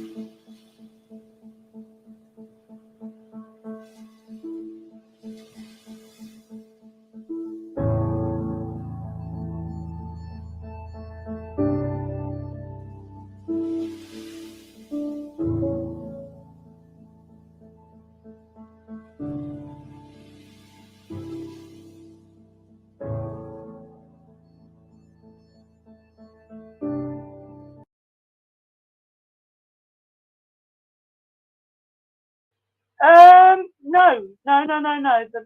Everybody was split. The ones that had come onto the MBR grounds that hadn't glued themselves were asked to leave and go. In fact, the police were a little bit pushy-shovey at that point. There was a lot of noise, a lot of drums, Can't a imagine lot that. yeah. And so they started to kind of be a bit pushy-shovey. And then a line of police cut us off from everybody else. At that point, everybody was a little bit more like, "Ooh, this has got a bit more serious." And it was a bit like a mother hen. I just kind of said, "You'll be fine. We'll be okay. Just take a few deep breaths. Let's all just take a few deep breaths and let them do what they're going to do." Yeah, but that's what I'm getting at. They're trained now that they're not allowed to try and yank you off, as it were. They've got to go and get the thing that they have specialists. Yeah, they have a specialist team. Yeah. And that was brought in on Saturday, which isn't normally what they do. But this was a specialist team of people who come in. They know the compounds of the glue. You've got to remember Animal Rebellion, Extinction Rebellion. That's a tactic they use all the time. So for me to use it, they have to bring in a specialist team to do that. And they know the compounds of the glue. Hence why he asked me, "What type of glue is it you've used, Louise?" And I said, "It's Loctite." And he said, "Right, okay." And then he went and he shook a couple of bottles. He worked it all out, put it into a syringe, and then started to kind of water our fingers and manipulate our fingers. And he said, "I don't want to hurt you, okay?" Is that a slow process then? Yeah, it is. It is a slow process, yeah. So that took a lot. That took probably, to kind of release the all, probably about 50 minutes altogether. But Well, for everybody, or just for you? For everybody, yeah, not just for me. So, but it's remarkable what they can do. I mean, you think they're just gonna kind of leave you there and get some nail varnish remover or something like that will help resolve it, but no. They've already got that sorted and they know how to use it and they know exactly what they're doing. And so yeah, so they got us off there pretty quickly once it started to work. I mean, I couldn't actually believe how quickly it dissolved. However much I wanted to stay on glued, and I said, "I don't agree with you on gluing me, because this is part of the process." It was working as I was speaking those words. I could feel my fingers loosening, and the other activists that glued on with me, they said the same thing. It's beginning to work. Yeah. And so that was kind of a bit of a shame, because you lost that kind of connection all of a sudden with the gate, and you kind of know that it's over. So you try very hard to kind of literally stick with it. No pun intended. I just wonder what everyone's views are on this, because this is quite a big strategy now for Animal Rebellion, isn't it? Is being arrestable, Louise. Yeah. So you said you're either arrestable or non-arrestable, and I just wonder what everyone's views are on that in terms of sort of the well-being of activists and the sustainability of the movement generally. What's everyone's views on this strategy if it becomes like a bigger strategy to be arrestable at different actions and events? Because it's quite different, isn't it, to what it used to be? Yeah, I think it is different to what it used to be, but I think that's come from years of activism and what works and what doesn't work, and also listening to the activists that are taking part in those actions, because none of this is easy. We're only human. There's nothing superhuman about any of us. We're only who we are, and that needs to be kind of protected in a way from a point of view of your psychological state as well as the activist type state, in terms of taking those kind of actions and how strong you are within it. So that's where I've seen a massive kind of difference. Is I can only speak for me. I can't speak for everybody else. But I found when I was kind of glued and certainly at Sevenside, I have to say, all of my kind of psychological and physical kind of things were taken care of. But it's a tactic that works. These are simple things, and they work. They have a massive impact, and they work. It's not like they don't. And when it's implemented properly, oh my God, it has the power to do things that even that gluing on Saturday, the atmosphere completely changed. I know I'm going off piece here, but a little bit with the kind of questions you kind of asked, but it's just it's crucial, and I would encourage that. I would encourage that more. If you're on an action or you're doing something, I would say to anybody, get yourself a little stash of glue. You know, go and get yourself a chain. Be that one person. Why not? Also, the fact that people are trained, you have this training, and more or less they know what the charges are going to be. Yeah, they do. I mean, and what they should do, what they should say. All this helps a lot, I think. I think it does, and I think it takes it up onto a more grown-up element in a fashion where you can kind of go, I don't have to listen to this. I can do this. I can achieve it. I can be that activist that I want to be. And simple actions such as that, I would say to anybody, you feel like going out and training yourself. There's not really any criminal damage in it. It's just more inconvenient for them and inconvenient for you as far as sitting in a police station. But when you see that the police and the courts are in free fall, you know, what would you call it? Free fall. They're in chaos. Then you say to yourself, well, you know, there is actual scope here, you know, because are they really going to arrest me? And now I've actually found that even on Saturday, they didn't want to. They were even arresting the activists and saying to me, look, you're in a wheelchair. Do we really want to arrest you? You don't want to be arrested. I tell you what, your friends can be arrested, but you don't have everybody. You're our secret weapon, Louise. You literally are. Just get a load of wheelchairs. Yeah, seriously. Honest to God, it's remarkable. And I was thinking to myself, I've actually committed a criminal offence here, and they're actually saying I can go and have a cup of tea, be de-glued, and go and join the protest. And he said, look, and he just went like that. He went, you are going to be arrested, aren't you? And I went, well, yes, because I'm not leaving those activists alone. I'm not leaving them. They glued themselves to me.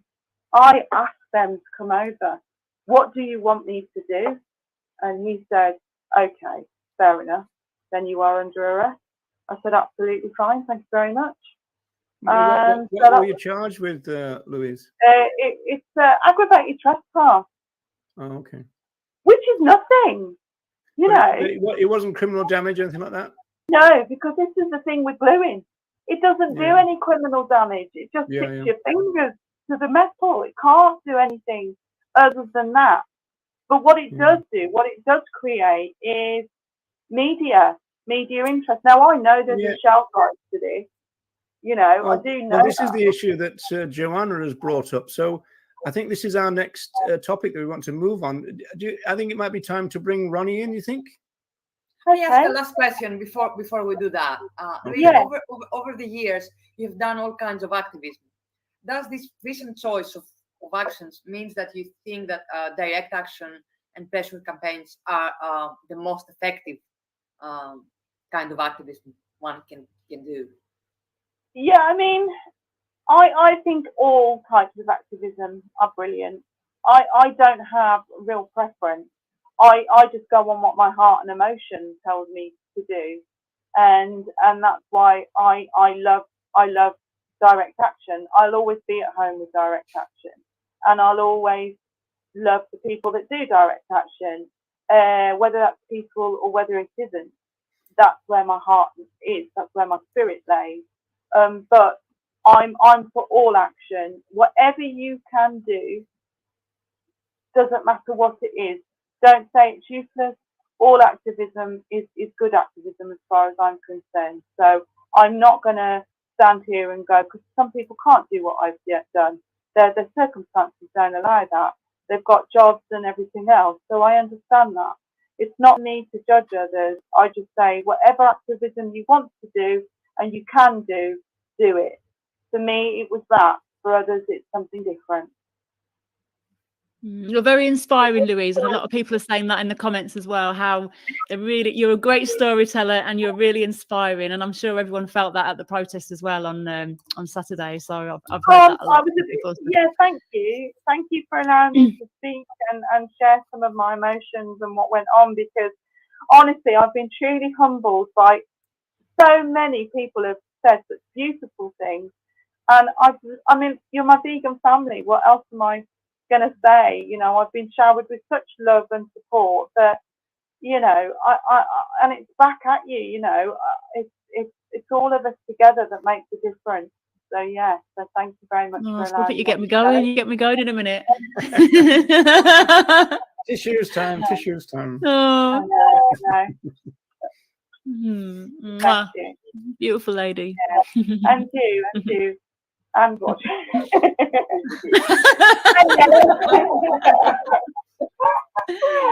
Oh, I love you, group. Actually, I love the four of you. I think you're awesome. I think you're amazing. Oh, we love you.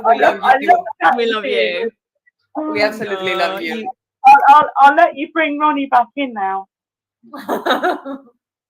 We're downgrading. No, I'm just kidding, Ronnie. I know. I'm only joking, Ronnie. Yeah. You know we love you too. Have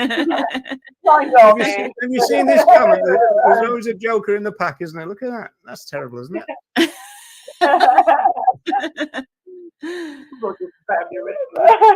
Well, he was in the past. I've never been arrested. You know that, Ronnie. Yeah, not me. I terrible. So, what we wanted to move on to was the kind of generational differences that might occur to us, in the sense that when we were just off air, we were talking about the fact that the Animal Rebellion dairy thing was suspended for a while because somebody died. Can't think who it was now, and so it was a kind of respect for public opinion type issue, and then which was the motivation for suspending things, because I suppose everybody was kind of driven to it at the time. You know, football games and all that was cancelled. So that made me think about the Harrods thing. The one thing that, as far as I could see, that has got negative publicity for Animal Rebellion was the Harrods thing, when they poured milk onto the floor. And I wonder now whether all activists in this day and age, because it's the age of vegan education, have got to think more carefully about public opinion than we did in the past. Does that make sense? That question, Paul. Well, I mean, you can say if you want to. You want me to talk? Oh, yeah. Okay. That makes a change, do you? Let him well, I think you see, there's a couple of things. First of all, did that create publicity that wouldn't otherwise have been created? Right.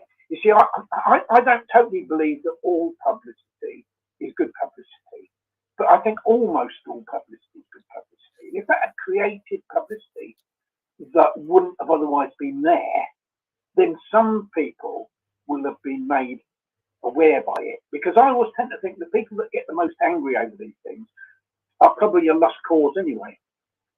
So we're not going to win everyone over. We've got to win, you know, a substantial number of people over.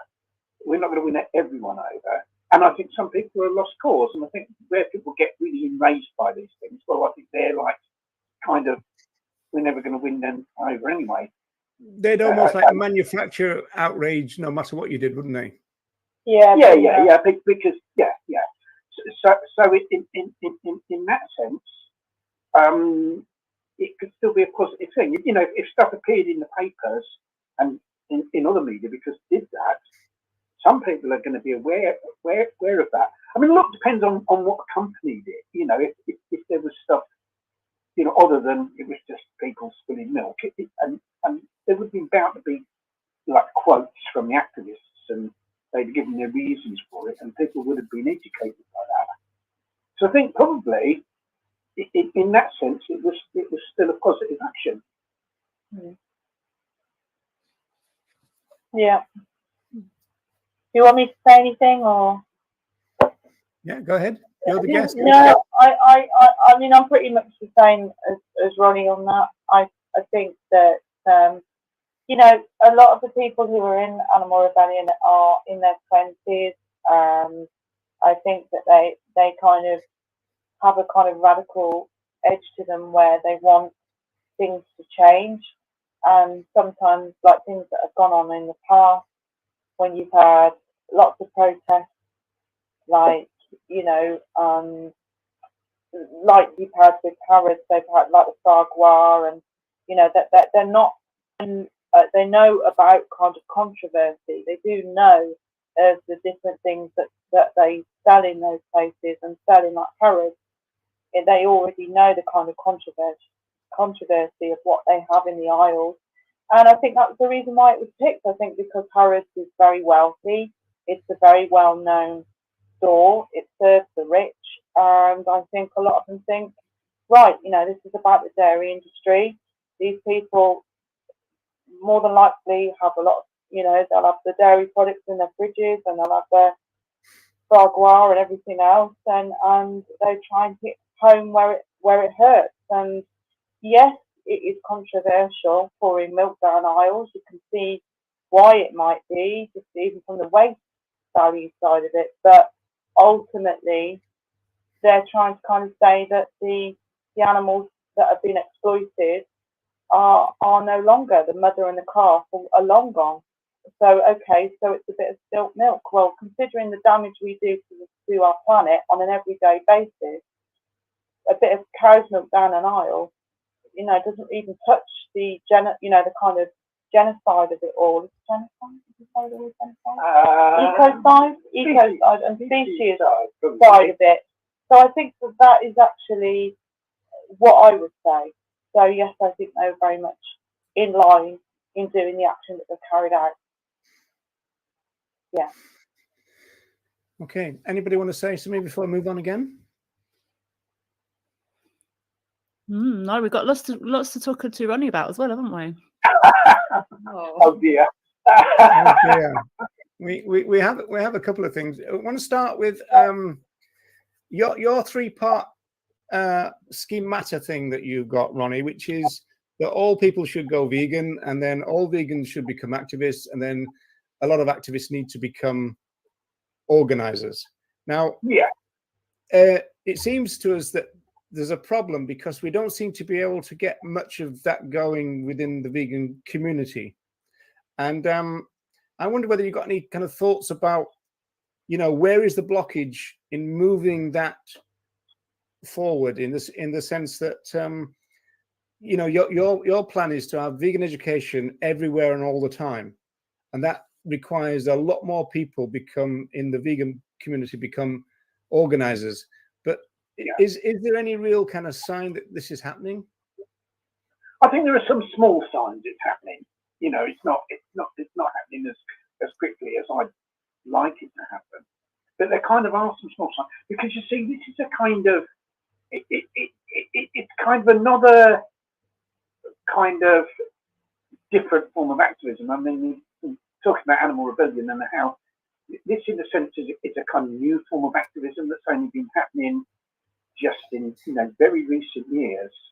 A new form of activism that's kind of got a lot of positives about it, a lot of potential about it, and kind of what I'm proposing, although it's like probably the opposite end of the scale, is a kind of new form of activism as well, because it's what I call community outreach, and it's something that we've kind of never really had before, or we've never had much of before. Because if you look at vegan outreach, where it happens and the type of outreach that goes on, it's almost always in the centre of big cities. People gather in, sometimes fairly large numbers. centre of big city, and they'll do an event like AV, Earthlings Experience, or this We the Free Now. You know, these various events, a lot of it involving screens and videos and stuff like that. And that's great. You know, I'm all for all of that. But people aren't just in, you know, people that need to be educated aren't just in the centre of big cities kind of doing their shopping. You know, they're everywhere. You know, they're in the suburbs of cities, they're in smaller cities, in towns and villages. And hardly any outreach takes place in any of those places. There's so many, you know, towns, suburbs of cities where kind of nothing goes on. And the type of outreach I'm proposing is something that could be done in those places. And so it really is rather different than the outreach that happens in the middle of big cities. It's something that's much more community-based and community-focused. And so kind of, in a sense, the people that can do that, the vegans that can do that,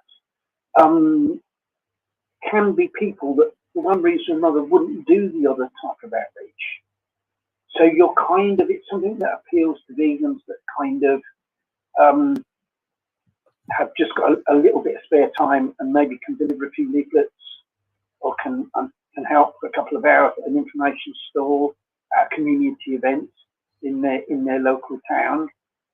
It's that kind of thing. It's in a sense a kind of new form of outreach that's never really been done before.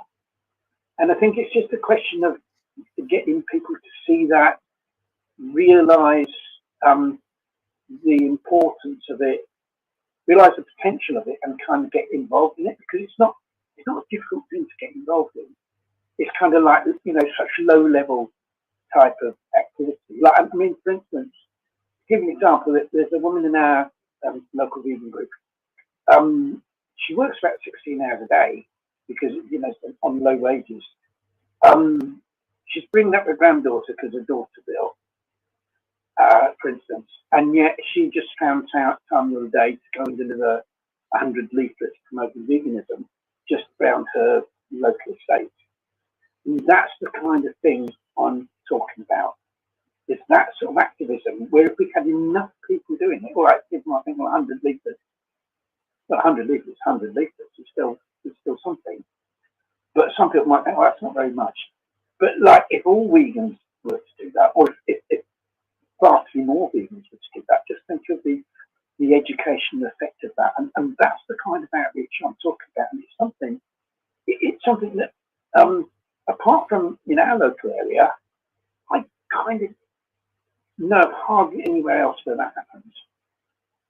Yeah, so there's obviously something stopping that. Now, from my position, I mean, as you know, I've always got a thing about the relationship between the grassroots and the national groups. So it seems to me, because we've got this structure in the movement, which is hierarchical, corporatized, that, you know, your support for the likes of Animal Aid and Viva surely goes against what you want, because that's just reinforcing this hierarchical structure rather than saying, you know, this is DIY culture. We can do it ourselves. We don't need the existing structure. In fact, we probably need to bring that down to make what you want happen. Don't you think? I think to make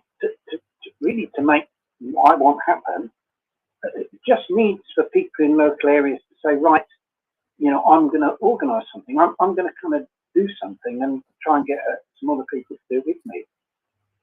That's kind of what it needs, and I don't think that's particularly, you know, related to the national groups. I mean, I think there's a kind of practicality as well about it, in that, you know, national groups will often supply leaflets for nothing. All right, the leaflets are promoting them, and anyone that wants to donate, the national groups will get the donation. I appreciate that, but they'll supply.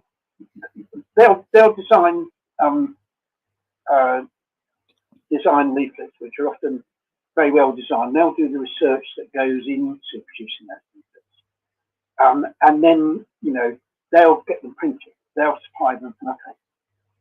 Now, for someone in a local area that just wants to get stuff going, for that person to have to do all that first themselves would be very difficult. And that's not what I'm talking about, though, Ronnie. There's no reason why. I mean, first of all, you know, the answer there was reinforcing this hierarchical structure. Oh, you know, they can do the research, they can produce the good stuff, as though we can't. So it's disempowering, though, isn't it, Ronnie? Well, we could if somebody took it on.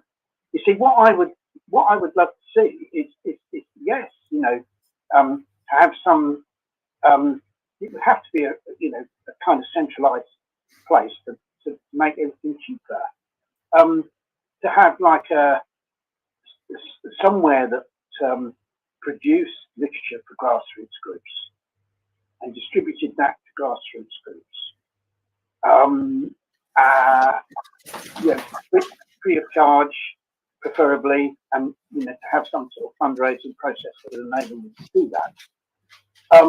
Yes, I could see that would be, and then when the money came back from those theatres, obviously where people made donations, that would then go back to the grant. Yeah, I can absolutely see the value of that, but the practicality of it is that somebody would need to say, right, I'm going to do this. Right, I'm going to be the person that kind of sets that up. And until that person comes along and does that, it's not going to happen. You see, it's just the practicality of it. Yeah, that would be a preferable system, but kind of we haven't got that. And so what's the next best thing? So it's a question really of laying that out as a requirement, a movement requirement, because people, especially in Britain, they kind of think, well, we'll just distribute the national group stuff. But I don't think they see that actually takes their power away from them if they do that.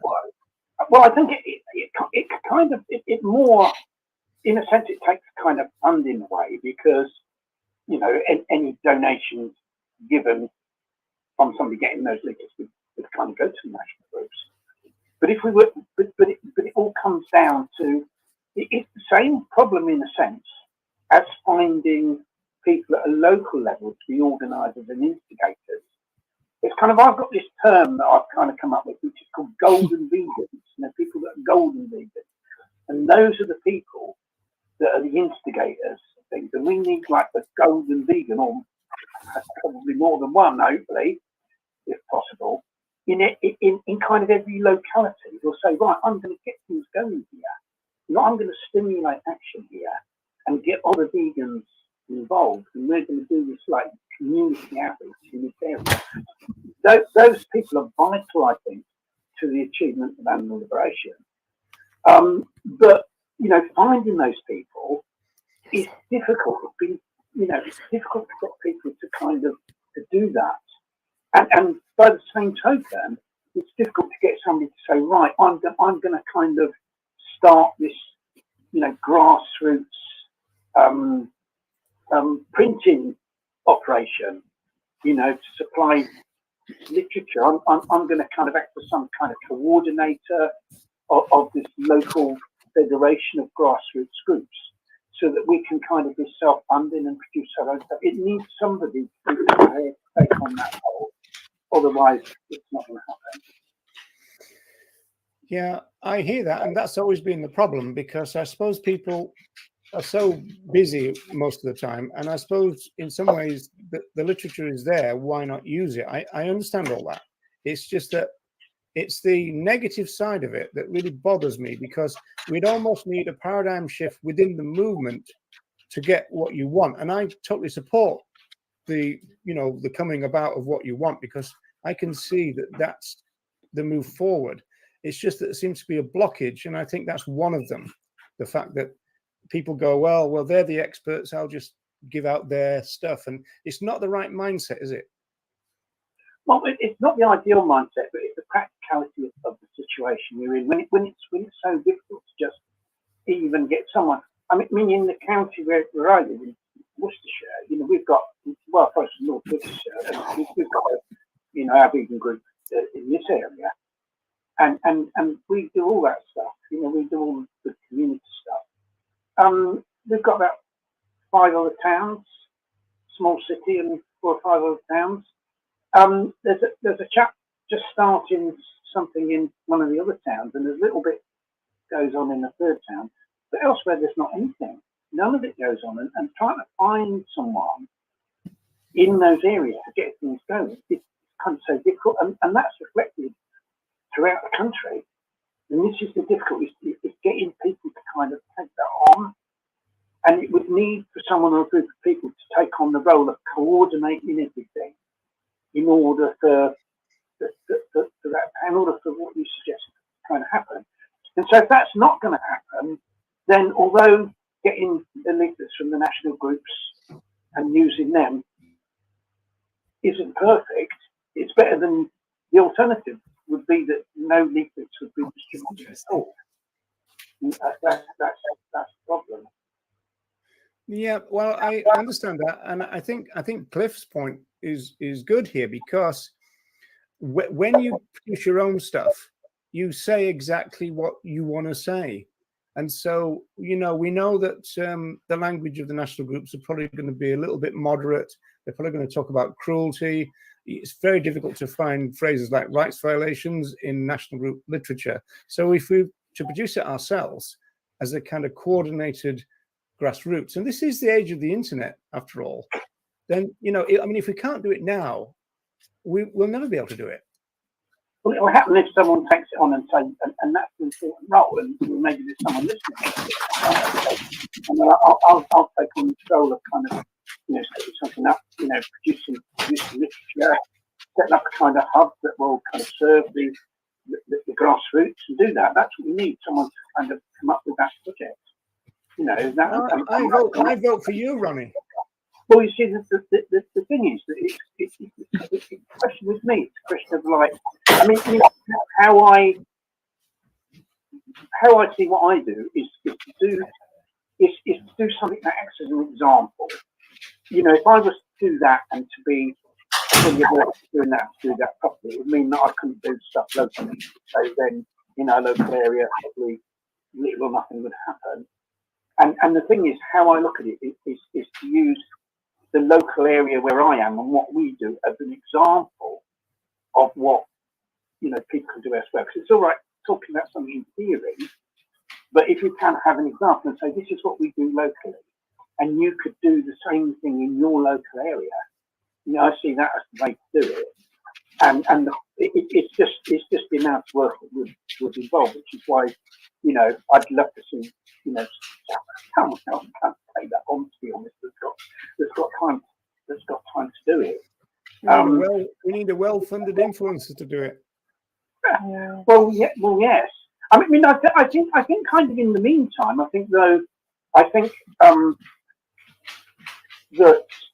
if we could get the other point about the kind of welfarist aspect of national groups, I think they've kind of got. I would say there's welfarist aspects to them.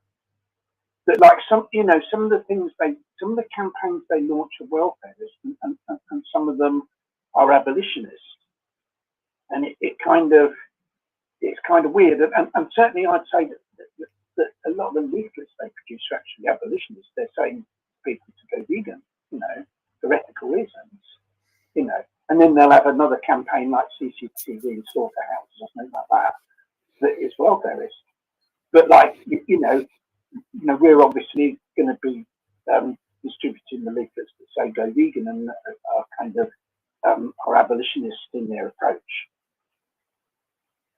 Yeah, well, again, I suppose if we did it all ourselves, everything would be abolitionist. You wouldn't have to any of the other stuff. Yeah, I mean that's the ideal situation. But sometimes if you can't achieve the ideal, you kind of have to go for the next best thing. And it all depends. It all, like everything, it's like what I'm suggesting depends on people taking the initiative. It all depends on people in local areas. And I'd appeal to anyone listening to this, that if you're, first of all, if you're as I say, if you're not vegan, go vegan.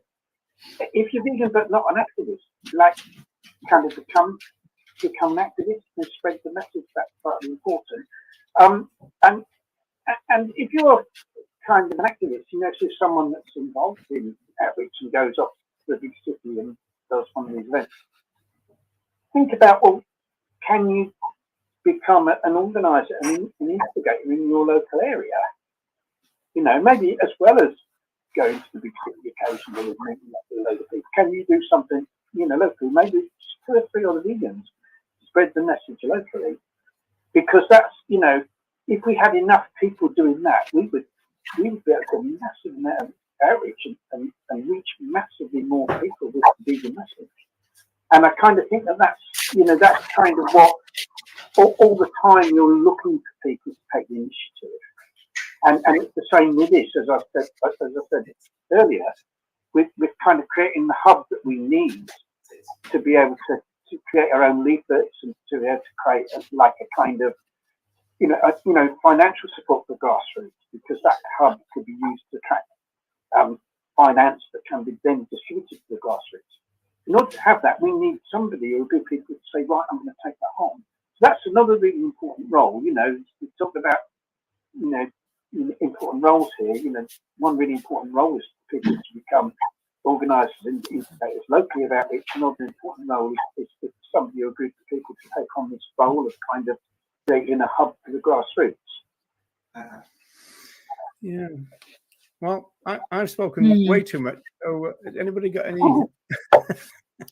It almost seems like a vicious circle, doesn't it? It's like you've got the nationals doing all the work and the research and the leaflets, and you've got the grassroots with the abolitionist message, or we want to have the abolitionist message, but not enough people instigating for whatever reason. I wonder if that's to do with kind of sometimes lack of time or motivation, or also just thinking that you haven't got the skill set, personality, things like that. People sometimes think, oh, I haven't got what it takes to organize or be a leader. So people like to turn up to events that are already organized. And I've heard a lot of activists say that they like they turning up to events like the old AV, or and in London now it's We Stand for the Animals are doing a lot of those events now. But people like to turn up to events that have lots of other vegans there, a lot of the camaraderie of it, rather than being on their own or going out into their own town with like just on their own or with just a couple of vegans, or they might not know other vegans. There seems to be a lot sort of blocking people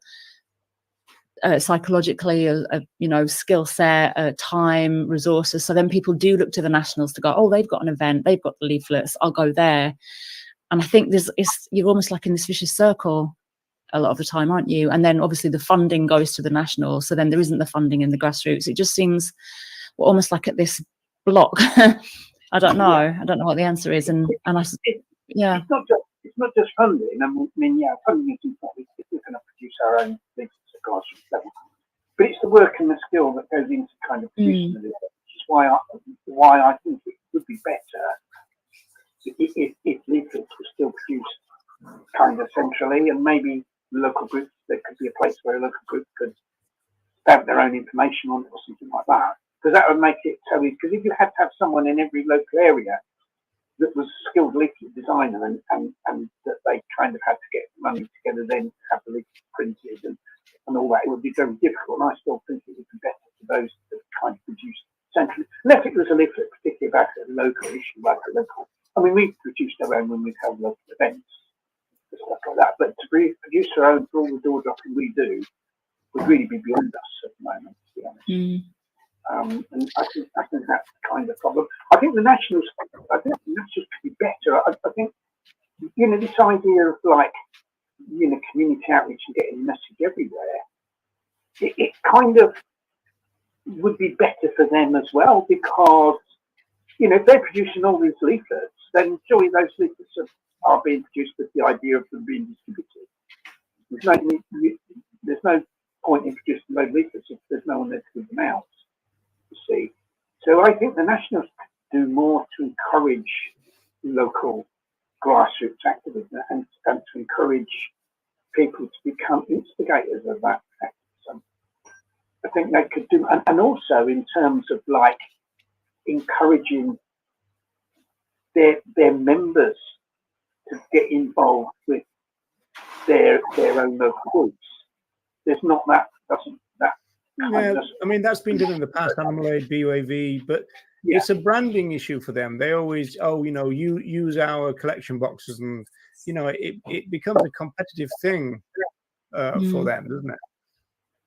Yeah, I mean, Coralie Wren writes a lot about that in her work, doesn't she? And she really, does quite an in-depth analysis of how this is affecting the movement, this kind of corporatization, and how the Nationals, almost like the grassroots activists, are almost like the unpaid workforce of the Nationals, and it's that ongoing funding for the Nationals that doesn't get into the grassroots. And then the messaging is different as well. Like, I know, Ronnie, you're really keen on that, spreading that very strong vegan message, but often that isn't always the case with the Nationals, is it? It can be very much single issue, treatment focused, welfare focused, that kind of thing, which doesn't always put out that strong abolitionist message. I don't know how you feel about that.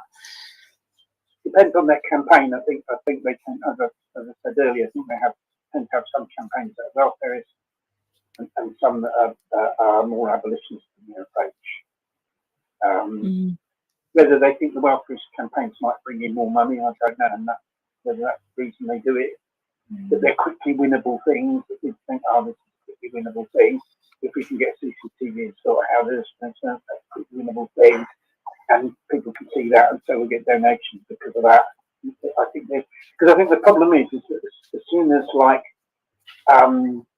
you have offices, you have paid staff, then the raising of money kind of becomes much more a priority, and that can affect the campaigning side, because you're always looking about, can we make money out of this, rather than is this actually the right thing to do in terms of campaigning.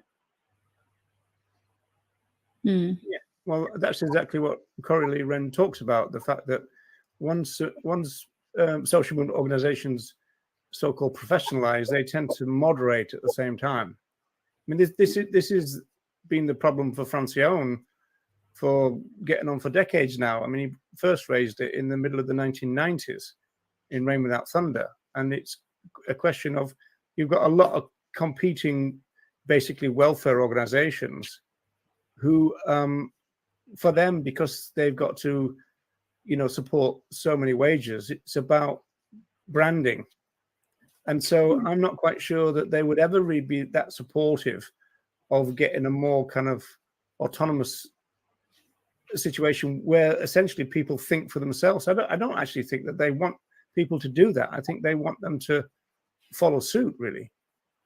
I think they thought that, a lot more of their leaflets would be distributed, and then they'd get the funding from people that made donations to their leaflets. I think that would maybe be a strong motivation.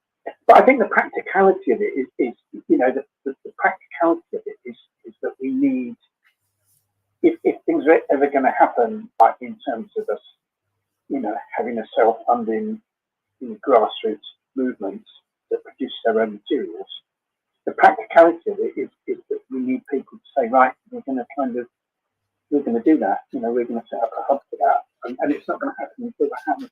We talk about it forever, but until until somebody actually says, well, I'm going to do this, then it's never going to happen.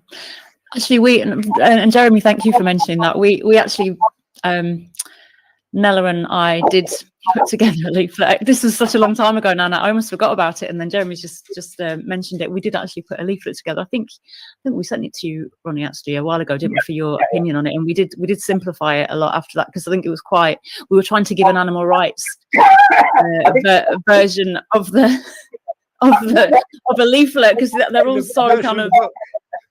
Yeah, we made it was like the case for animal rights, wasn't it? We simplified it, but is that the average reading age in this country is just 9 years old. So you can't have complicated text on the leaflet. You want most people to understand it. You've got to have. We did another version after that. Really simple text if you're going to get people to understand it. I can say that one distributed lately, and I actually got some really good feedback from non-vegans, even from non-vegans. Yeah. The simplified version. We did one for more for activists, and we did another more for kind of non-vegans. Yeah. So But if anyone wants to see that leaflet and wants, we haven't got it on a hub or anything like that, but we can. I think we can PDF it. I think we have it on Instagram. Yeah. The difficulty is that it's great having leaflets that you can download, but then you've got then they would have to get those leaflets printed, and then they would have to spend involved in that. And so, if those leaflets could be printed centrally and then distributed to local groups, it would make it a lot easier. We need an animal rights centre.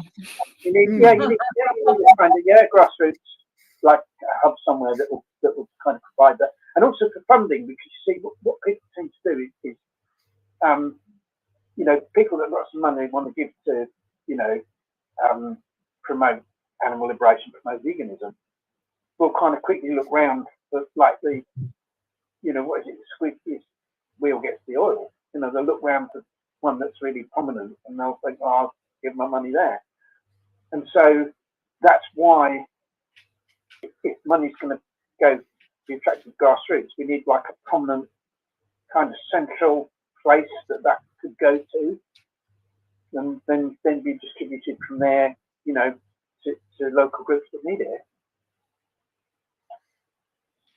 You'd also need a system of checks and balances as well, obviously, because this idea has always run into the problem or the argument that, oh, well, a lot of money will get wasted. And I think the ironic thing about that argument is that they don't take into account the amount of money that's wasted already, and mainly through duplication. Because in local groups, duplication is good because you're just getting small groups of people duplicating, putting together some literature and then giving it out. But the national group duplication is literally a waste, because their leaflets are pretty much the same, and the difference is their logo. And so if you've got 7 or 8 or 9 groups doing that, then that's a complete waste of money, really, for the movement, not necessarily for them as an organization. Yeah, I mean, one thing I'd say is that leaflets that come at, if you say educate people to go vegan, leaflets that come at it from different angles can be good, because what you're trying to do is like there's a value in repetition, that people don't necessarily go vegan the first time they see something about veganism. It might be 4th or 5th times, like that. So, like, if you're kind of like, we do a lot of door dropping, and what we'll do, we'll deliver to an area, and then 6 weeks later, maybe deliver to the same area again. If you're doing that, I would say it's better to use a different leaflet the second time, that maybe comes from a different angle, or that's something, because otherwise think, oh, it's that same leaflet again. Look. You see, so that's the thing. You need that. You can kind of need that variety of literature as well. Oh yeah, well, I wouldn't disagree with that. It's also the case, isn't it, that when you get, sorry, we're tying up, aren't we? Because I just realised. I've spoken way too much. Go on. No, we can never have too much, Roger. I think we get a big list of people who might sign a petition saying that that's not true. I was just going to say, I forgot what I was going to say now. I think it was something to do with when there's a lot of events get set up by the nationals, and then there's kind of events being set up on Facebook or Instagram or around the kind of WhatsApp groups, and drawing in the grassroots activists to go and attend these events and then give out the literature and all this stuff. But then there's a real battle sometimes that goes on, especially for me, when I kind of say, for example, it's someone like Peter who is setting up the event, and it's just, I have so many issues with that organization and some of their actions and things like that. And then it's like, well, would you go and support the activists at that event because you want to support your local activism and you want to get involved, but then you're putting your name to that, and anyone going past who then goes, oh, let's check out Peter, and then they check out that organization, and there are things that you don't agree with it. There's always that battle goes on, I think, for activists as well. It's like, do you support an action that you're not really completely aligned with the organization, but you want to support the activists? Or do you kind of think, well, I'm not going to do that, but then you might not do anything else in particular on that day? I think it's really difficult, because it's like you said earlier, something about we're not going to get the ideal, Ronnie, and it's almost like, do we sacrifice progress, and sacrifice perfection, I guess, for progress? And I think that comes up in a lot of things, like you mentioned petitions, and I know we were going to get onto that. I don't know if we have time now, but I think we've always got that kind of battle going on between really aligning ourselves with what we truly believe and the message we want to give, and the true abolitionist message that we all really do believe in, and yet compromising on these like watered down messages, these kind of maybe single issue, maybe not truly abolitionist, because we're going a little bit into the treatment side of things. And I find it's just boggles my mind so much. And I think a lot of activists probably feel like that, or they end up going to events that they might not truly agree with the fundamental message there, but it's something that's happening, so let's do something rather than nothing. And I don't know if anyone else feels like that, but this troubles me regularly. Troubles me too sometimes. I participate in some single issue campaigns when I feel that they're phrased in the correct way, and the life of certain individuals is going to be better because of these campaigns, not the ones that are used as advertisement from the exploitation industry. But I would not participate in an action organized by PETA, for example, because I don't see the point in trying to stop one kind of oppression and support another. And because PETA has been so sexist, I would not participate in their actions. It's not the thing that affects me a great deal, because, like, you know, in our local area, we have to organise. It's too small for any of these big groups to come into our area and do anything. So everything we do would be, you know, these events that Peter and other groups organise would be in big cities, wouldn't they? You know, they're not going to be in kind of more, you know, localised areas. But I think it's this idea of like kind of still taking part in something, although you feel uneasy about, you know, some of the demands, or, you know, some of the statements of the organisation. I think, you know, coming back to Animal Rebellion, you know, that kind of applies there as well, because I think that kind of what happened was they kind of wanted a lot more activists to take part in, you know, the recent blockade of the dairy industry, and so they kind of put out a message to the kind of vegan stroke animal rights, you know, movement, you know, get involved with us, get involved in these actions. And so what happened, that you know, they recruited a lot of, like, you know, vegan animal rights activists, and a lot of those people don't totally agree with everything they stand for, but they'll say, well, we'll come along because we want to do the action, and kind of, all right, we'll kind of sign up because we want to do the action. But, like, they don't, and I think you experienced this, didn't you? Yeah, I did. I mean, I've actually brought that up with a couple of them and said there's some of this, I'm not 100% sure your messaging on the kind of vegan, plant-based. Why are you not using the word vegan? And they feel that it's easier for the public to understand if they use the word plant-based. But of course, if you're coming from an animal liberation point of view, you're not going to use the word plant-based. So I brought this up, and I you know, it was a bit kind of touch and go for me as to whether I took part in the action or I didn't. But then I thought, if I don't, then that's one person down, and ultimately I want to push whatever message I can to stop people from hurting animals and get educating on the wider issues of environmental catastrophe that we're facing, all of us together, all of us, everyone on this planet, and the animal kingdom, all of it.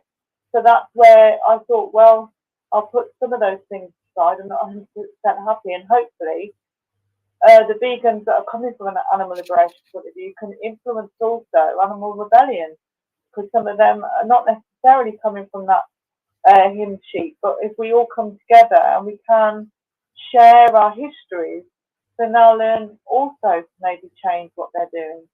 So that's kind of where I came from with it. So yes, I've experienced the same feelings as Nella, you know, and Wendy, you know, the same things, and Roger, the same things, where you kind of go, it's not 100% this, but it's But if I'm not there, then I can't be a part of that message. I can't be pushing for the animals. I can't be pushing for better things, and then maybe discuss it at a later point with other people. But it's an ongoing thing with them, And it's not just me saying it. It is other activists that they brought in that have also said the same thing. So I think it is an ongoing problem. It's kind of because, well, you see, the research is also a little bit unhelpful here, because I think abolitionists tend to think a consistency of message is got to be the best thing that you repeat. So it's like advertising.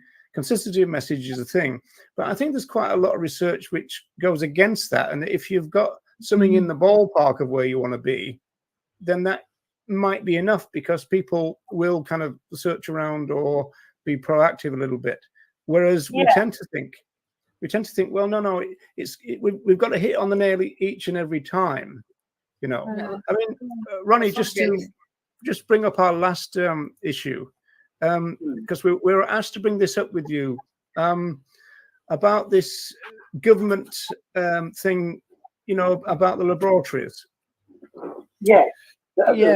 And so, was that in your mind here, that this is not totally what I would want, but it's close enough? Is that what you were thinking, or something? Well, I think what happened is there was a series of outreach events organised for Camp Beagle. It was probably a record in that there were 74 events, I think, took place throughout the country. And I think that's the kind of the most events that have ever been coordinated. This were kind of street stalls asking people to sign that petition and giving them information about how to campaign against experiments on animals and support the campaign to close NDR acres. And I kind of saw it as an opportunity, really, to promote veganism, because certainly when we did our stall, I was giving out different information to whoever came up to sign the petition. And yes, there is a section of that petition that is problematic. But I kind of thought, well, so okay. You're talking about this bit, just to highlight it. Yeah. And I kind of don't really know why that was in there. I don't think it's necessary to have that in there, to be honest. See, I think the real problem with this, Ronnie, is the fact that the government response did the same thing, and they said, well, unless there's no alternatives. Now, obviously, from an abolitionist point of view, the alternative is just not to do the experiment, isn't it? Yeah.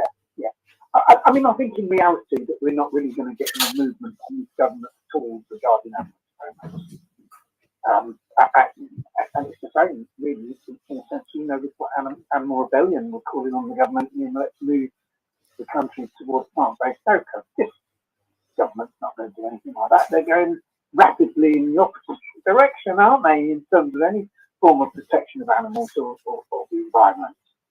That's the one side of it, Ronnie. What are the government going to do with the petition? But also, you've got the side of the people who are signing it, and what kind of message. I mean, Popper is saying that it's actually anti-animal rights rather than being. I mean, I don't disagree with you. It's just that was a campaign that had already been organised, and I thought, if I can, there's all these people doing all these stalls everywhere anyway. If I can persuade them to give out the information as well to people, then that goes, towards tackling the whole problem at a more level. And that's kind of how I sort of look at that. But back to the question. What I would have done is just print out my own petition and replace that, and not use this one. Well, you see, what the situation was that people were getting signatures on a paper petition together with people's email addresses, and then the email addresses were being put on the so it was still that you couldn't get away from that position. That was what it was. You just couldn't get away from that. And I thought the best I can do is to try and. I mean, I have to say, from my point of view, we have had actually some really good conversations with the public as well, and we had beagles, and we were chatting, and we gave out safer medicine and the humane research. Is that animal-free research? Animal-free research, and so from that point of view, it was good, and where we were, which is in Worcester. You know, we're not a million miles away from the Quani that is in Ledbury, that is a toxicology laboratory. It tests everything there.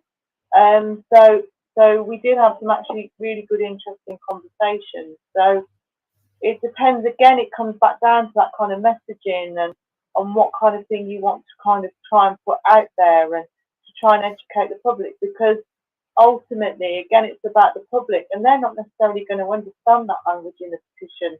But what they do kind of understand is communication and you talking to them and giving them a good leaflet that they can actually take away and read and maybe get involved in doing stuff that's fancy with the section. So again, it's back down to that kind of messaging, isn't it? And what we want to kind of achieve and what we want to do. That's the kind of thing. So that it was very positive on that level. However, there's obviously issues with the petition. Yeah. So, you know, again, it's this kind of balancing things that you're trying to you're using that tool to try and, you know, educate the public. When people came up and signed it, would you point that bit out and say, you know, this bit is problematic or not? People don't really read it. People don't read it. People just thought it was a petition to ban animal experiments and then signed it. They don't read it. People don't read it. They just think, oh, this is. Most people don't. So this is I think I know your answer to this, Ronnie, already. Can I have Ronnie if he supports vivisection? Well, obviously not. It's just that that's the problem with that petition, isn't it? I agree, and for me, the argument against animal experimentation is an ethical one. It makes no difference whether it's helpful to human health or not. It's still morally wrong, and I kind of think this is a problem. You know, there's a lot of talk about animal experimentation being unscientific. You see, it's unscientific and it does more harm than good to humans and all that. Now, kind of that may or may not be true. You know, if people ask me about that, I say, well, I'm not a scientist. I don't know the answer to that. I know a lot of scientists say it's unscientific, but I'm not a scientist. But my reason for opposing animal experimentation is totally ethical. You know, no matter how many experiments the Nazis did on non-Aryan people, and no matter whether that helped the health of Aryan people or not, those experiments would still have been wrong. Exactly the same as animal experiments. Doesn't matter.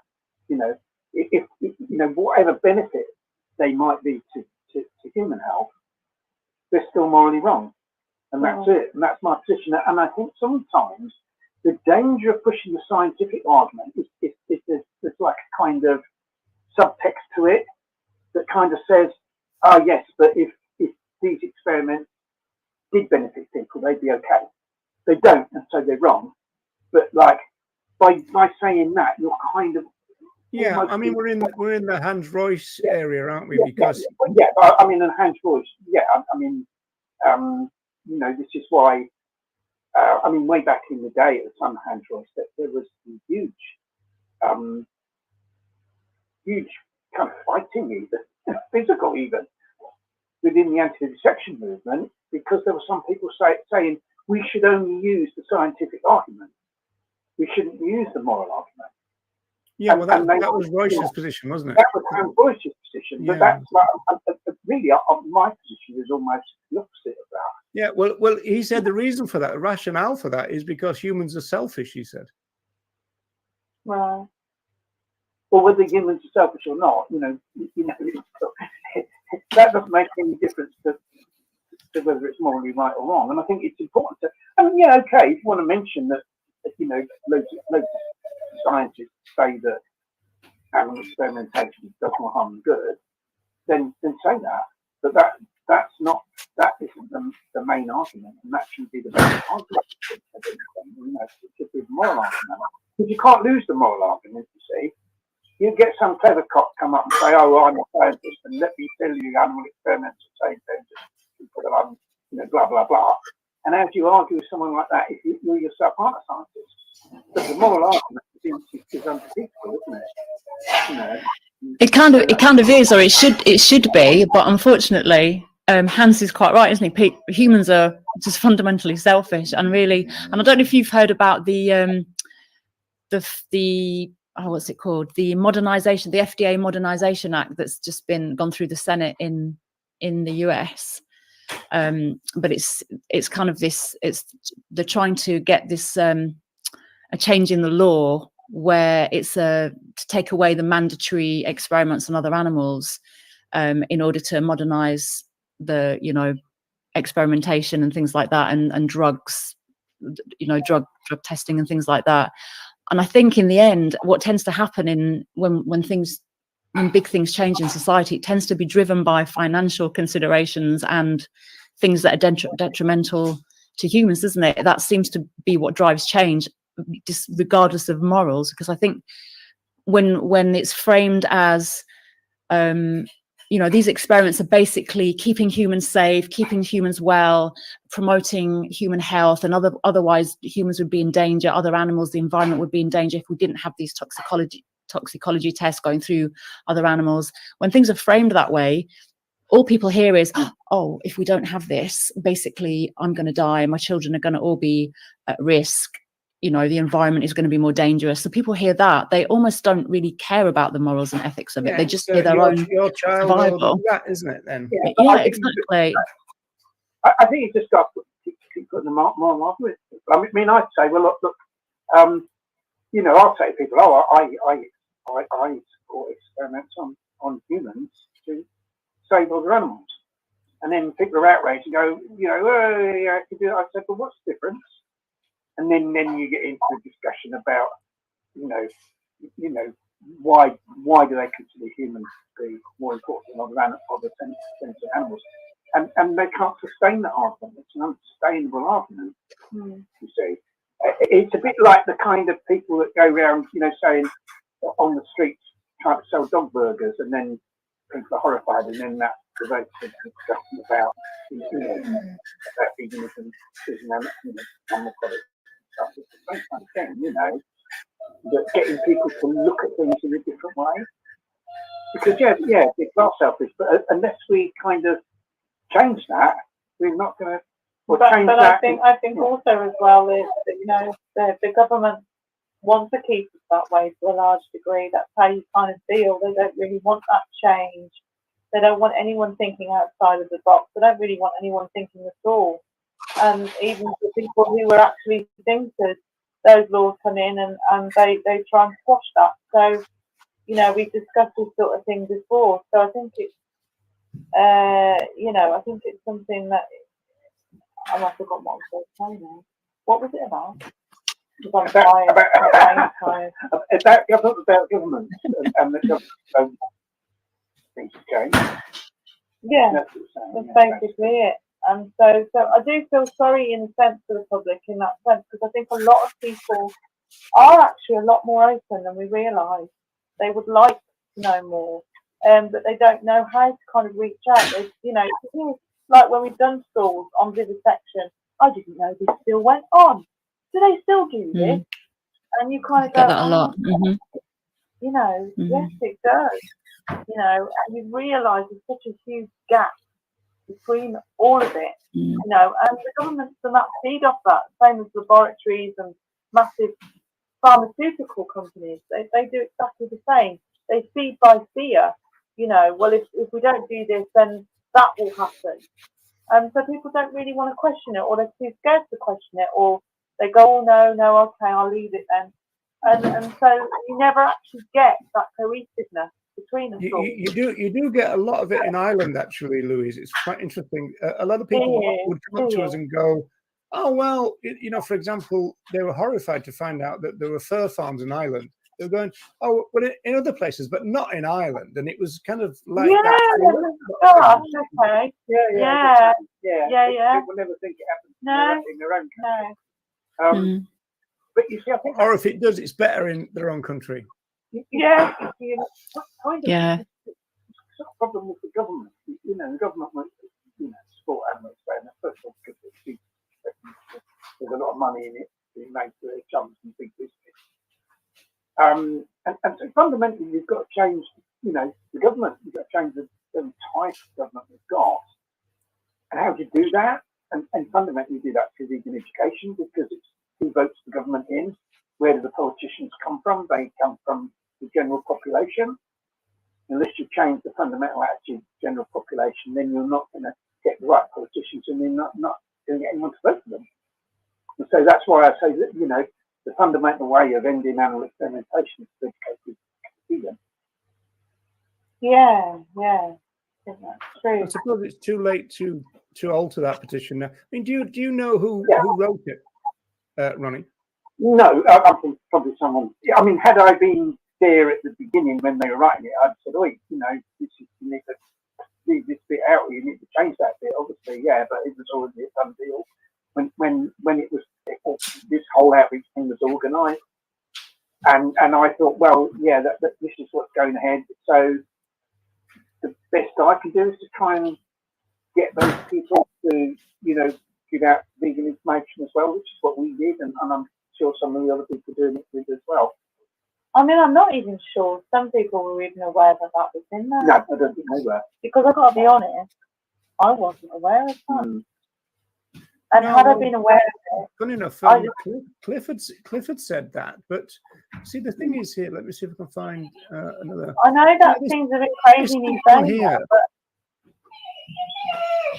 but I mean, the thing is here is that, well, nobody should be signing petitions without reading the bloody thing, surely. No, I think that's very true. But I think for me, because I'm just used to there being an anti-vivisection petition, I didn't think that. I thought it was animal rights that had done the petition, so I didn't think, I really need to read this. I just thought, well, that's going to be a good petition. I didn't think anything else. Because I just thought it's an animal rights stall with good stuff on it, with a good petition. I had no idea that little sliver of whatever nonsense was in the right bottom of it. Yeah, well, it seems to me that some kind of form of feedback needs to be given to the author of this. Really? Yeah. I think the thing is, though, it's kind of in a sense of some deal because it's already achieved 100,000 signatures, which means it can be debated in Parliament. The government's made a response. I mean, I think the sad thing is but in our terms, Ronnie, the debate will be, if there's no alternatives, there's no problem. That's the problem with it, isn't it? Yeah, I think the effect, the best effect of it would be that it might reduce animals. Sorry, that's Dylan. I know. It's Dylan. He had to go in his crate because he wouldn't stop climbing on his crate, and he was nearly falling through. I think when people were saying earlier, "What's that noise?" It was Dylan climbing on his crate, and he's so heavy, it's nearly sinking in. So he's had to now be put in his crate just to keep him a little bit safe. And so he's crying. Hey, Dylan, you're a very naughty boy. He's going to have his dinner in a minute. Oh, bless him. Well, we ought to wrap up really fast. But so are there anything else we can? Any last thoughts from anybody? Hey. Please mute the background noise. Sorry, Suzanne. But that noise was a dog person, so I think we can be forgiven on the animal rights show for a dog expressing himself. Probably I'd like to say about animal rebellion, and in general, I kind of think it's like a kind of really positive thing. Although, people can argue about certain things regarding it. Kind of, I think what's happened with direct action is You can't do the old type of direct action anymore. You can't do direct action anymore where you hope you're not going to be caught. You know, the idea of the ALF and all that was that you'd do something that was probably, you know, pretty serious in terms of criminality, and that you kind of thought you'd had a good chance of getting away. Of course, we always ended up being caught in the end. But are you saying you can't climb walls and run away now, Ronnie? Is that what you're saying? Well, you can't. Well, you can climb walls and run away, but you'll be on CCTV and you'll be tracked or through the whole road system by the road number plate recognition cameras. See, this is the problem now. We're so much surveillance. Well, certainly in the UK, I think the UK is the most surveilled state in the world now. Can I just cut in a little bit? If anybody is in the London area for this weekend, not sure whether I can make it or not. I'm just going to wait and see what happens. You know, there's a big calling all vegans to London by Animal Rebellion. I think they're doing leafleting and they're going into places like burger places, things like that, handing out leaflets, possibly gluing and other things, and then going on to Smithfield, I think, and blockading the road. So if you can get down to London and be part of it and you're in London, please go along and show support, show solidarity and all the rest of it. So that would be really good as well. So if you can.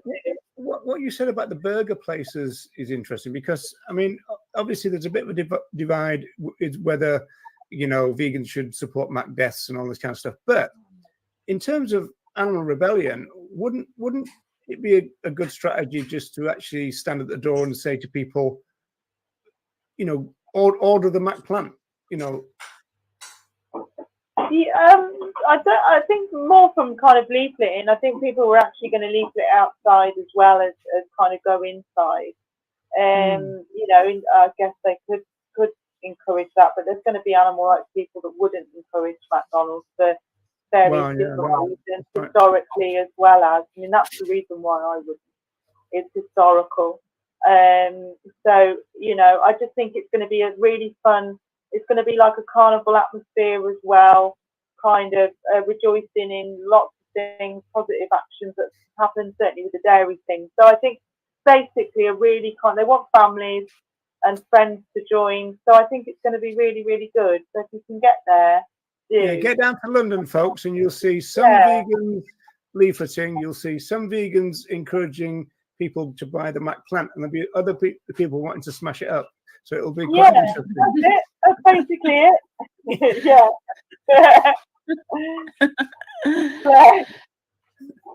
An interesting mixture.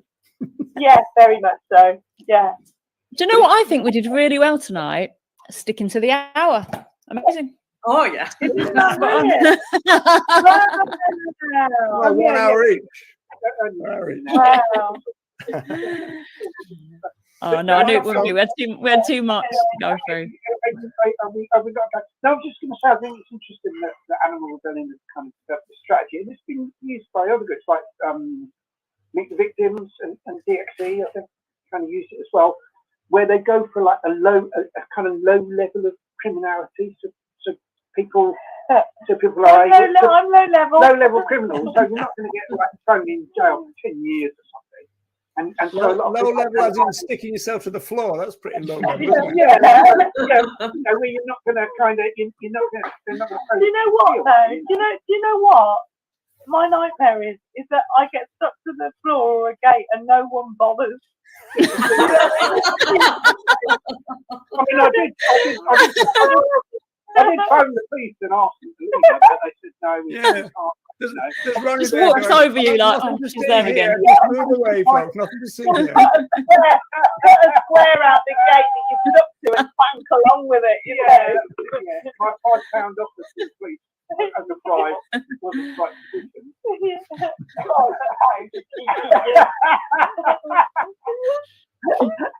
Now, Louise, I'm sure you're such a lovely person that nobody'd ever do that to you, so don't worry about it. You are.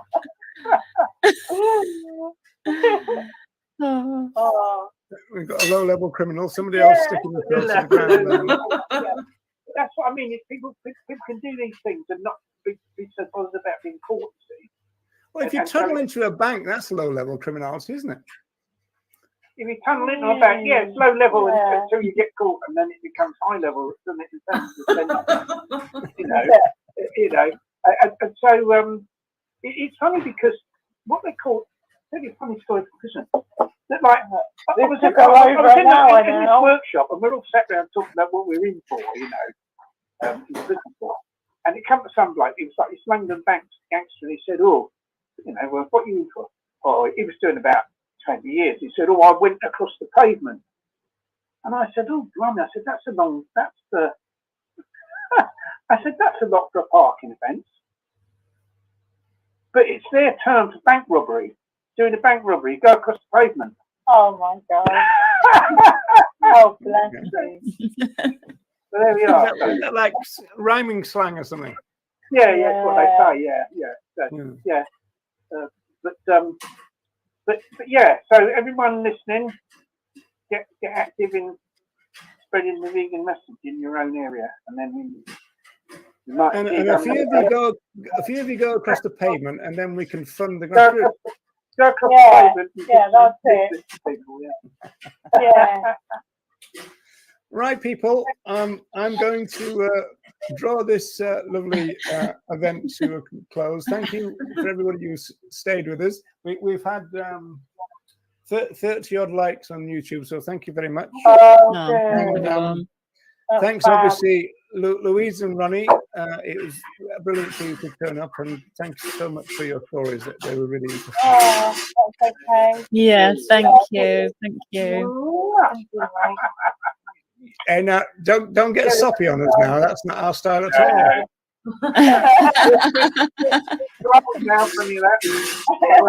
Right, people. Bye. Oh, thank you, both of you. See you soon. Bye. Bye. Bye, John Boy. Good night, Jim Bob. Good night, Mary Ellen.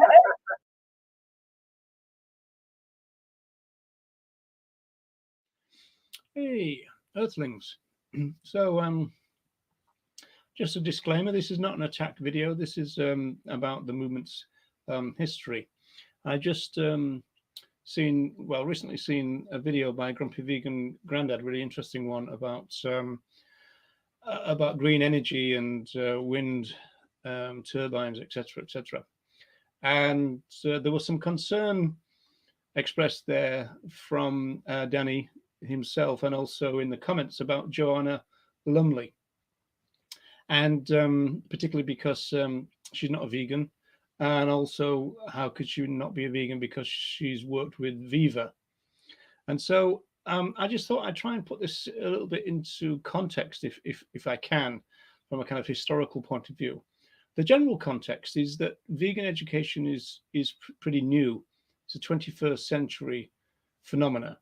And so up until, the turn of the century, this kind of campaigning that we're used to now, with veganism being central, or in kind of Francion's terms, veganism being the moral baseline, this never really happened. It was all kind of single issues back then, right up until, around about, you could say that vegan education was really starting to get going by the mid-1990s. But even then, it was all pretty kind of small beer at the time. Even groups like Vegan Outreach in the United States, they weren't really going until the late 1990s. And so we are talking about a kind of fairly new phenomena. Added to that, we've got the issue that until very, very recently, and we're talking about the last few years, 5 years maximum, the national groups were a little bit wary of the word vegan. And so for some, veganism really was a scare word. And you had people like the so-called vegan strategist, Tobias Leonhardt, telling vegans that very thing, that we should not use the word vegan too much because it's very off-putting. And we shouldn't use phrases like animal rights, and we shouldn't use phrases like speciesism. Now, these are kind of like the central part of our kind of claims making now. But there was these so-called experts trying to tell us that it wasn't a great idea to use them. And this fed into the national groups who were very wary of using them. So if we think about Joanna Lumley, who's a vegetarian, and her work for Viva, well, this makes complete sense. And it might be more difficult for really recent vegans to kind of twig why this is. But Viva, their name is Vegetarian International Voice for Animals. That's what Viva means. But they've kind of rebranded themselves as a kind of vegan, I think they call it themselves a vegan charity. As far as I know, in terms of company house or the registration of Viva, I think it's still called officially Vegetarian International Voice for Animals. And if it's not, then that change is being quite recent. See, what kind of happened was you had people like the vegan strategists telling everyone that veganism was a scare word. And in fact, the VIP, the group that I'm an organizing volunteer for, we had a whole series of memes or posters saying that veganism is not a scare word. And essentially, we've won the argument. So all these kind of experts and people working in the national groups who thought that veganism is a scare word have been proven wrong. And so I believe now that people like Melanie Joy and Tobias Leonhardt, they've kind of changed their tune a little bit. Instead of warning people away from veganism, they themselves now have embraced it. And the same goes for the national groups. Joanna Lumley used to work a lot with Compassion in World Farming, along with people like the late, great Spike Milligan. They used to give, Compassion in World Farming petitions into Downing Street and that kind of stuff, kind of be locked into a human version of the battery cage and all that. And so, Compassion in World Farming is not a vegan organization, never has been. It was started in 1967 by a dairy farmer. And so we really need to get our kind of head around the difference between animal welfare groups and animal rights groups. Compassion in World Farming is an animal welfare group in a more kind of traditional sense. When you get people like Viva and Animal Aid, you're into the kind of new welfare groups, but they were very kind of guarded about being open about their veganism. It could well be that for many, many years, all of the people behind these groups and all the people working for these groups and all the people volunteering for these groups in terms of outreach, they were most likely in the vast majority vegans themselves. It's just that they didn't tend to kind of really want to go there because of this thing that they were persuaded, by these strategists that veganism was a scare word. And so, for example, until very recently, Viva used to have a vegetarian starter kit. You used to get quite a lot of major groups that would put out some fairly graphic materials. And at the end, they would say, "Go veg." So it's only recently that veganism as we know it now has really been set up as the center part of what we do, and I just thought it was be useful for people to kind of understand this. We're into new territory here from the animal movement's point of view. It's really interesting. It's kind of like we're breaking new ground in historical terms. Now, 10 years, 20 years might seem a lot for people who've been very recent vegans, but it's not. I mean, this can be traced back even to the beginning of the vegan social movement and the vegan society, when they asked the vegetarians if they could have a non-dairy section, and the vegetarians said no, which I think was a good thing, because that would mean that the vegan movement would have been kind of part and parcel, a little chunk of the vegetarian movement, whereas the vegetarians said no, so the vegans struck out on their own and then actually invented the name vegan. So that ended up being a good thing. But what I'm saying is the vegetarians were wary of the word vegan.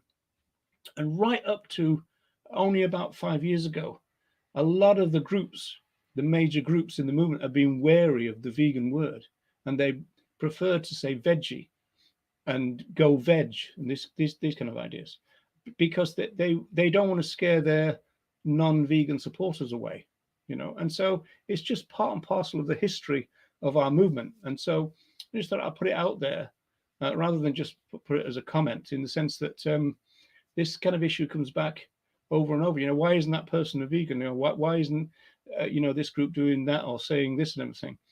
Well, in terms of a kind of very clear and consistent vegan message, That is new in our movement. You know, it's only happened this century. That's all. And the vegan movement has been going since 1944. It's taken us a long time to get to where we are. And in that sense, we've only just begun. So if anybody tells you, as few people do in the movement, that we've been doing vegan education for decades and decades and decades and it hasn't worked, that's not true. We've only just started. We're onto a new thing. So this is just the history of our movement. And so, you know, I'm putting it out there. So yeah, well, that's it, I suppose. So thanks, Earthlings. See you again and take care.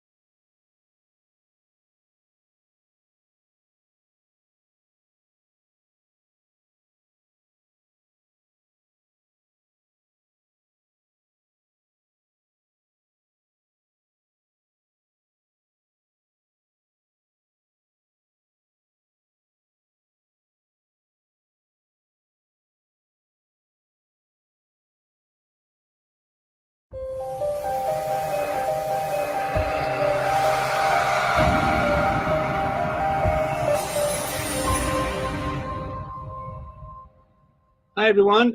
We are the makers of the Animal Rights Show, and we're here to introduce you to the originator of rights-based animal rights. He's a philosopher called Tom Reagan. He sadly died in 2017. We miss him quite a lot, but we're hoping that this little video will be an introduction to his work. And if you want to find out more, then you can go to the Animal Rights Show page on Facebook. There's also another Facebook page called Tom Reagan Legendary. So here we go. The rights-based approach now forms the core tenets of my advocacy. The language gives me structure and coherence to advocate for the abolition of animal use. When I think of Tom Reagan, I feel sad that he's gone and how a movement has treated him. Yet every time I see one of his talks or read his words, I hear and feel the weight of his words. This gives me hope and serves to remind me that myself and others can bring Tom's work back to life through our advocacy. I just want to read a short quote which kind of encompasses this and has galvanized me whenever I read it. The image of the ballerina as expressive of disciplined passion, long hours of sweat and toil, of loneliness and practice, of doubt and fatigue. Those are the discipline of her craft. But the passion is there too, the fierce drive to excel, to speak through her body, to do it right, to pierce our minds. That is the image of philosophy I would leave with you. Not too cerebral, but disciplined passion.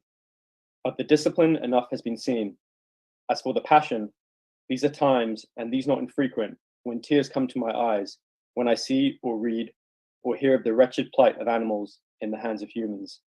Their pain, their suffering, their loneliness, their innocence, their death. Anger, rage, pity, sorrow, disgust.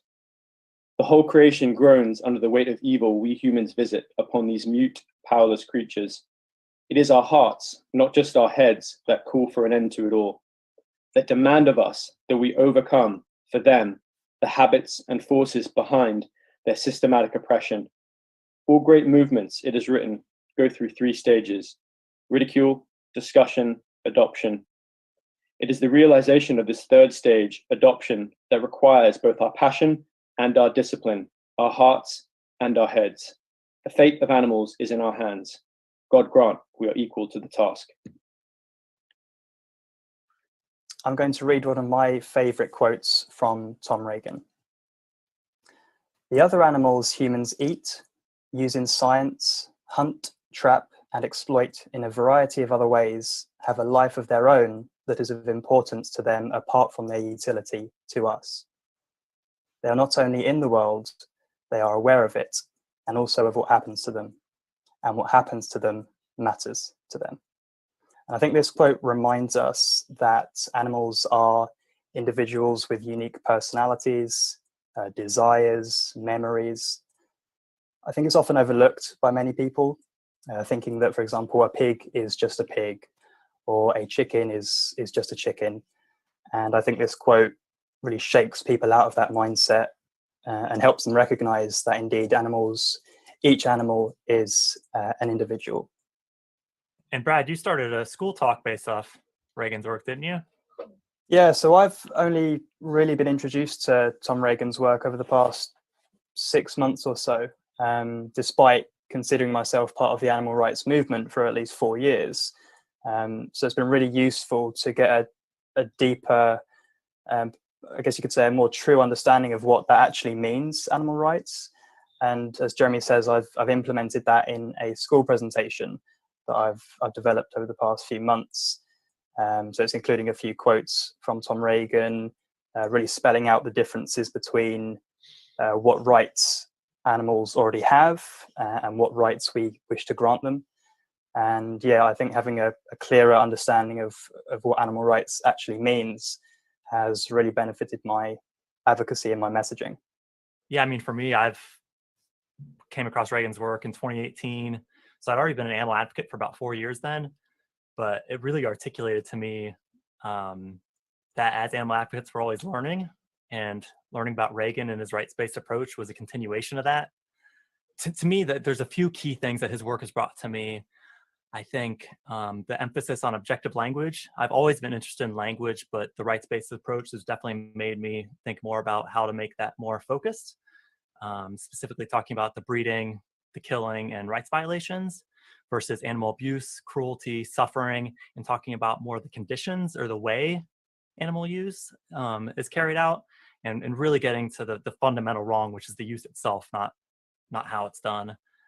I think another key distinction is that distinction between the moral rights we're all born with and the legal rights that would need to be granted, and articulating that we're not looking for the same rights and that we are looking for just that basic fundamental right to be respected and not to be bred, used, displaced, or killed.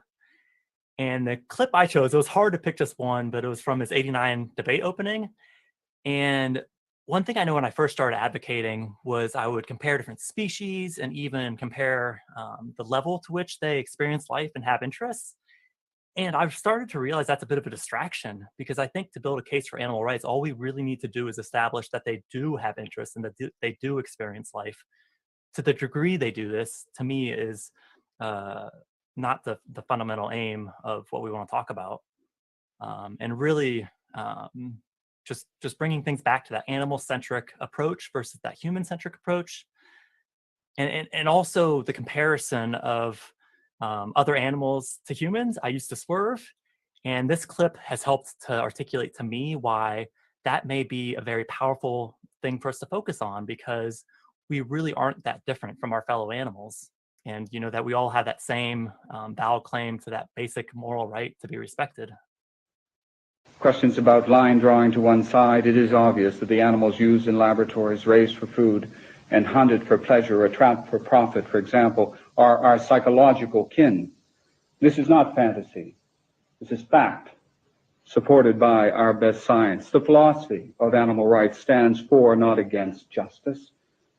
We are not to violate the rights of the few so that the many might benefit. Slavery allows this. Child labor allows this.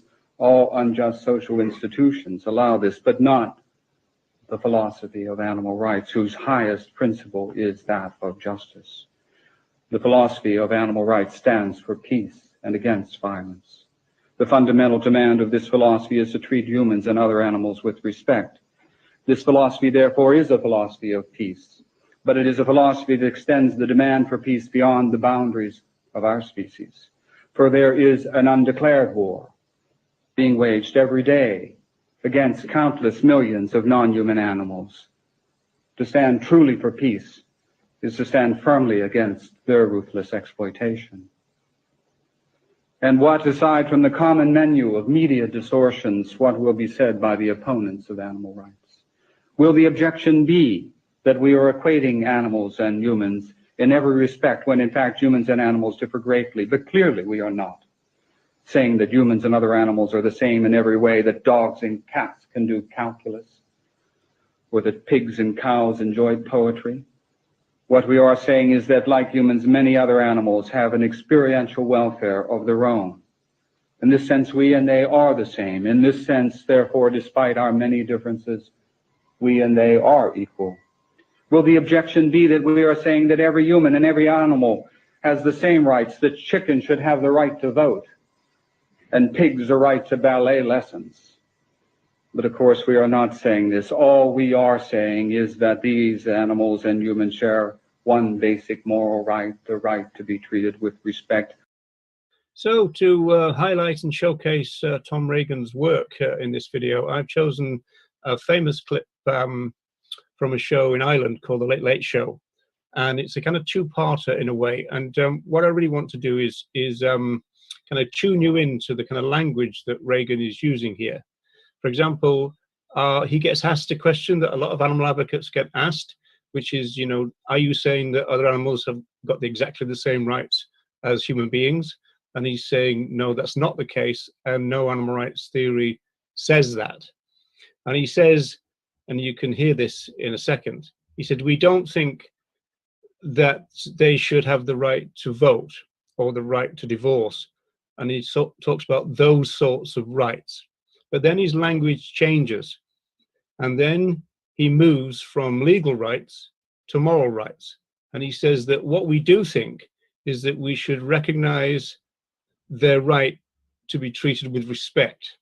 So Reagan is saying that it's not about giving or granting other animals rights. It's about respecting the rights that they already have, as argued and within the case for animal rights, the kind of rational case for rights within other animals as well as human animals. So look out for that. And then the second part is he talks about how animal use is wrong, even if it might be convenient for us, even if it might bring economic benefit, even if it's customary, and even if it's enjoyable. Those things don't excuse rights violations. So those are the things to look out for in this clip.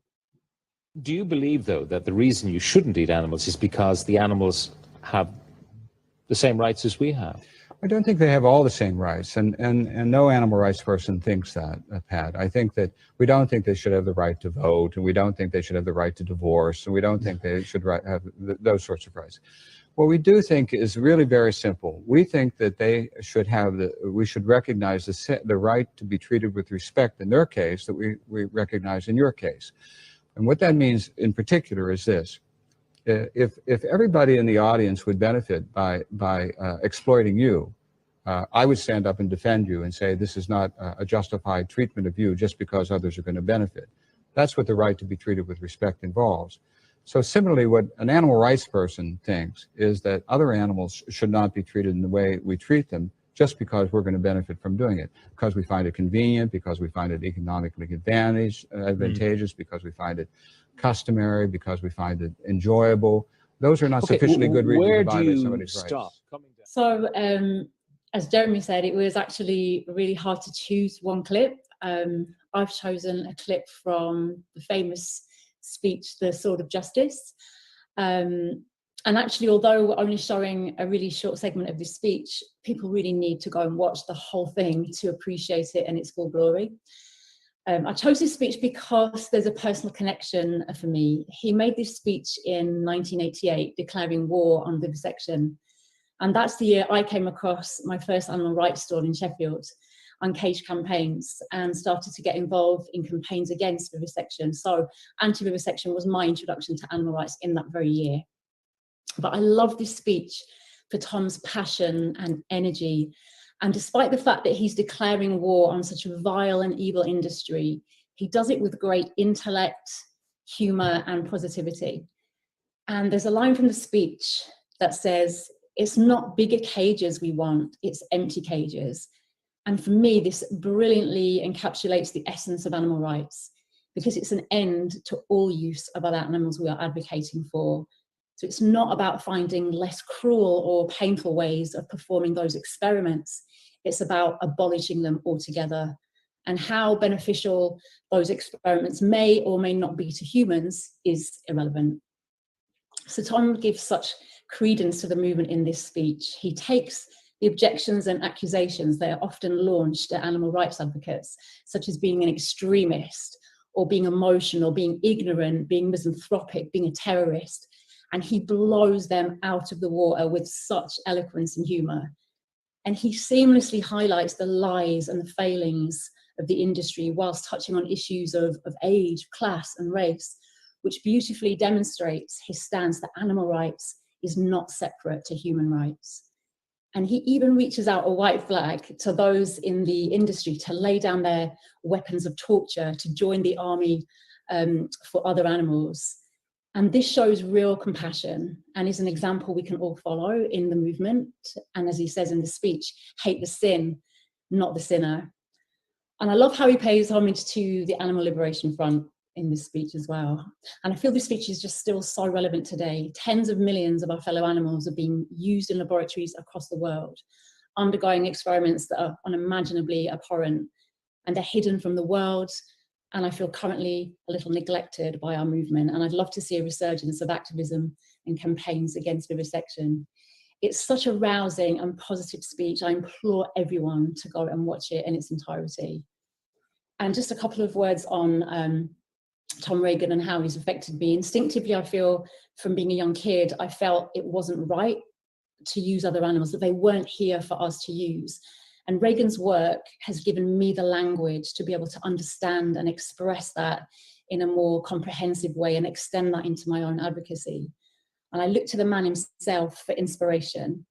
I admire his integrity, his intellect, and I think he embodies kindness, warmth, compassion and empathy with a real fire in his belly, a passion and purpose to seek justice for other animals.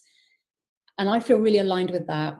His work is an incredible legacy for this movement, and it's a real heavy loss that he's no longer with us.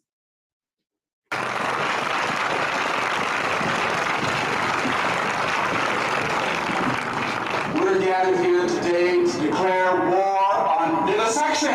Our shared goal is not to reform this great evil, but to abolish it completely. It is not bigger cages that we want, but empty cages. And anything less than total victory will not satisfy us.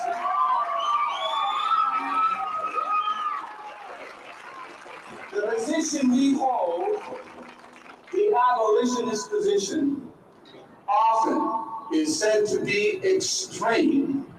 And those of us who hold it are said to be extremists. The unspoken suggestions are that extreme positions cannot be right and an extremist must be wrong. But I am an extremist. When it comes to rape, I'm against it all the time. I am an extremist when it comes to child abuse. I'm against it all the time. I am an extremist when it comes to sexual discrimination, racial discrimination. I am against it all the time. I am against the abuse of the elderly all the time.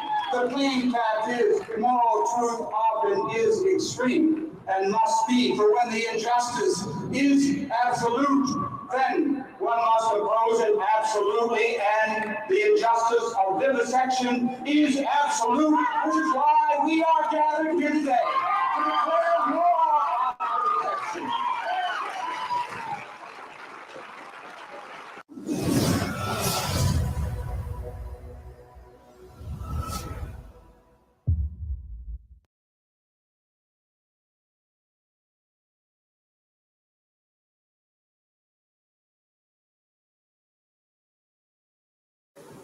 The greatest animal rights speech ever given. The Culture and Animals Foundation presents Tom Reagan. He is one of the gentlest and one of the strongest men I know. He's the author of The Case for Animal Rights, Dr. Tom Reagan.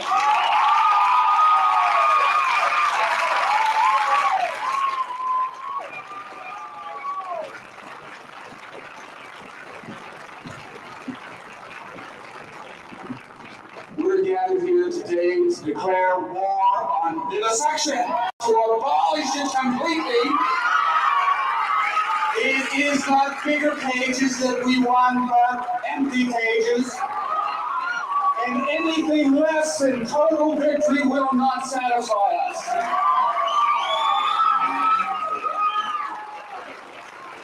The position we hold, the abolitionist position, often is said to be extreme, and those of us who hold it are said to be extremists. The unspoken suggestions are that extreme positions cannot be right and that extremists must be wrong.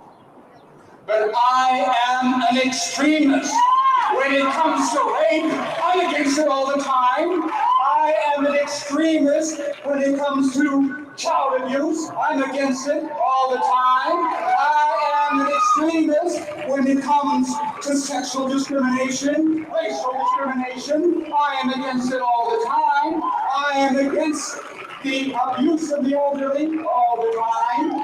The plain fact is, moral truth often is extreme and must be, for when the injustice is absolute, then one must oppose it absolutely, and the injustice of vivisection is absolute, which is why we are gathered here today to declare war on vivisection.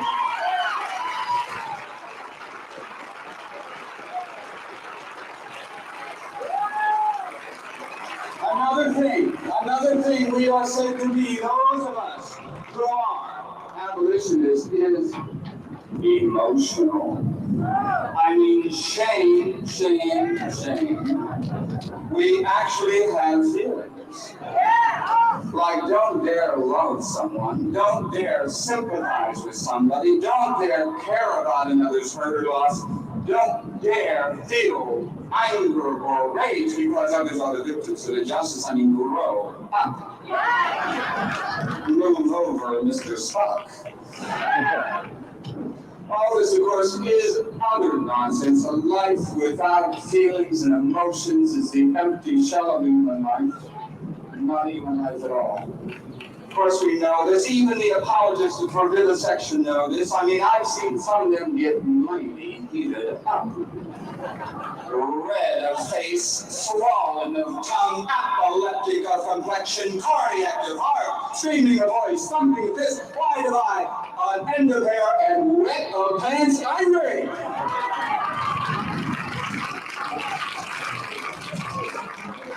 So enough of this self-righteous denunciation of emotionalism. It's time to understand that strong emotions, real deep anger, real deep rage, real deep hostility are perfectly natural feelings to have in the face of real, deep injustice, which is why we are gathered here today to declare war on vivisection, and we will not be satisfied with anything less than total victory.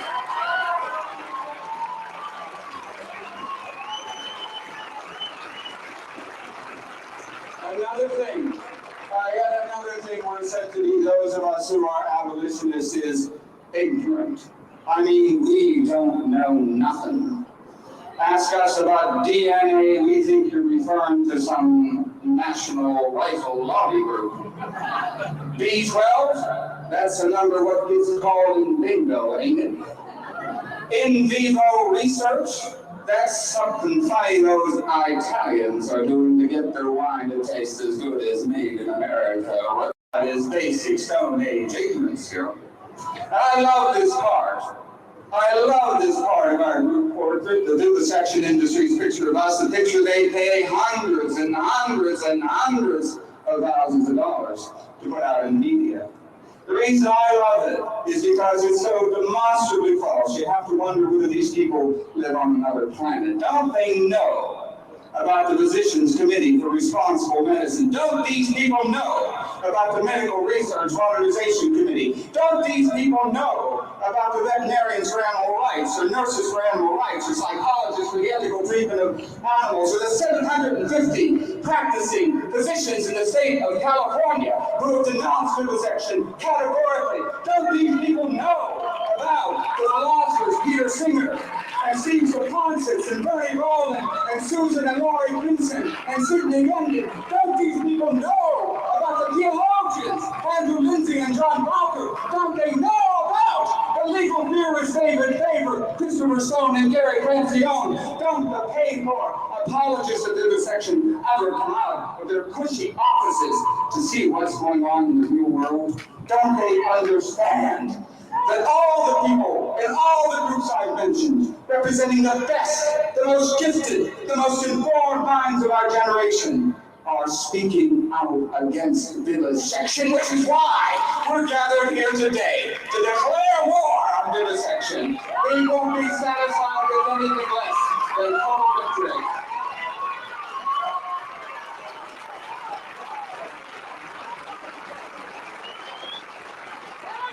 Misanthropic.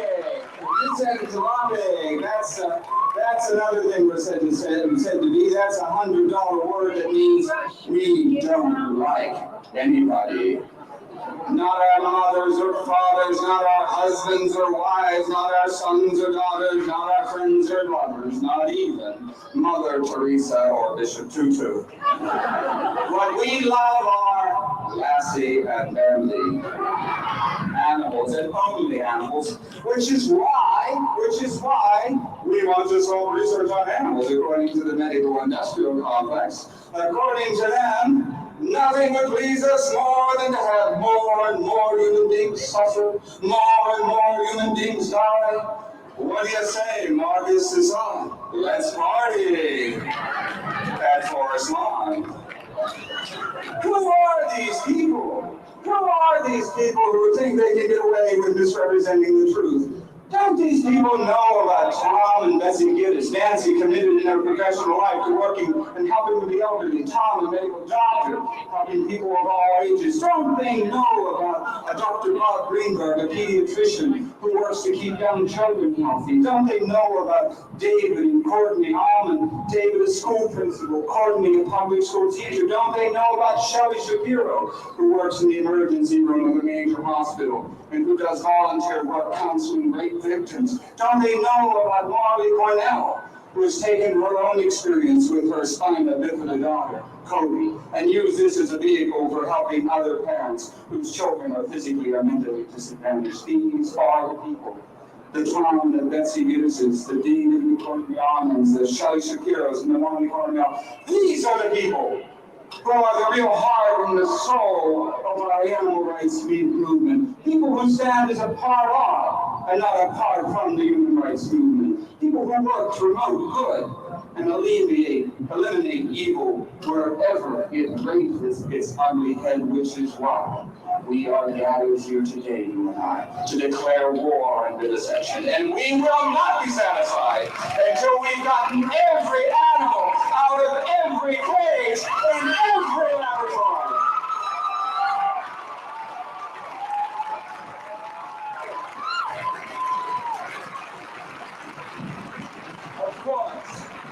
Of course, what's really ironic is how accurately the medical-industrial complex describes itself in efforts to describe its critics. Consider the charge of ignorance.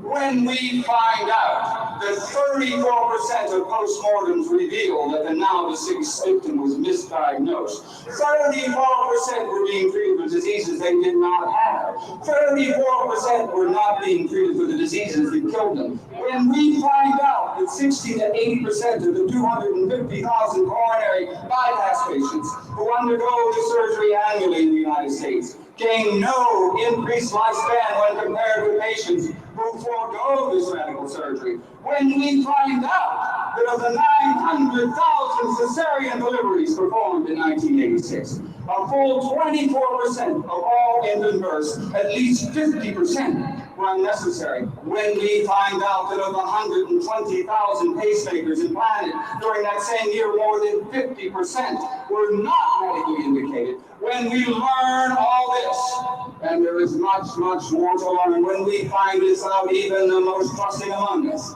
must begin to wonder where the charge of ignorance really is. All some people need to do is look in the mirror. What is true in the case of ignorance also is true in the case of compassion. When we find out that 1 in every 6 Americans has no medical insurance, that 1 million Americans annually are denied needed medical care, that the infant mortality rate in the U.S. is among the highest in the world, that a black child born in America is more likely to die before reaching the age of 1 than an infant born in many third world countries, that some 300,000 black children are born in the U.S. every year without their mothers having received a single minute of prenatal care. When we find out that what is true of blacks in America is comparably true of other minorities, Hispanics, people, for example, and Asians. If curative or preventive health care exists, they don't get it because they can't afford it. When we find out that for years the people who receive preferential treatment in the organ transplant program at that holy of holies, the University of Pittsburgh, were not working class people from the steel mills, not working class people from the mines, but potentates from the Middle East who donated hundreds and hundreds and hundreds of thousands to medical school. When we find out that there are almost 1 million elderly people who have incomes of less than $5,500 a year, 2/3 of whom do not qualify for Medicaid. When we find out that 7 in every 10 elderly who live alone face quality and total impoverishment only after 13 weeks in a nursing home. Average cost $22,000 a year. Median income for the elderly, $11,000. When we find out where the truth lies, we find out who lies. Come on, let's be honest.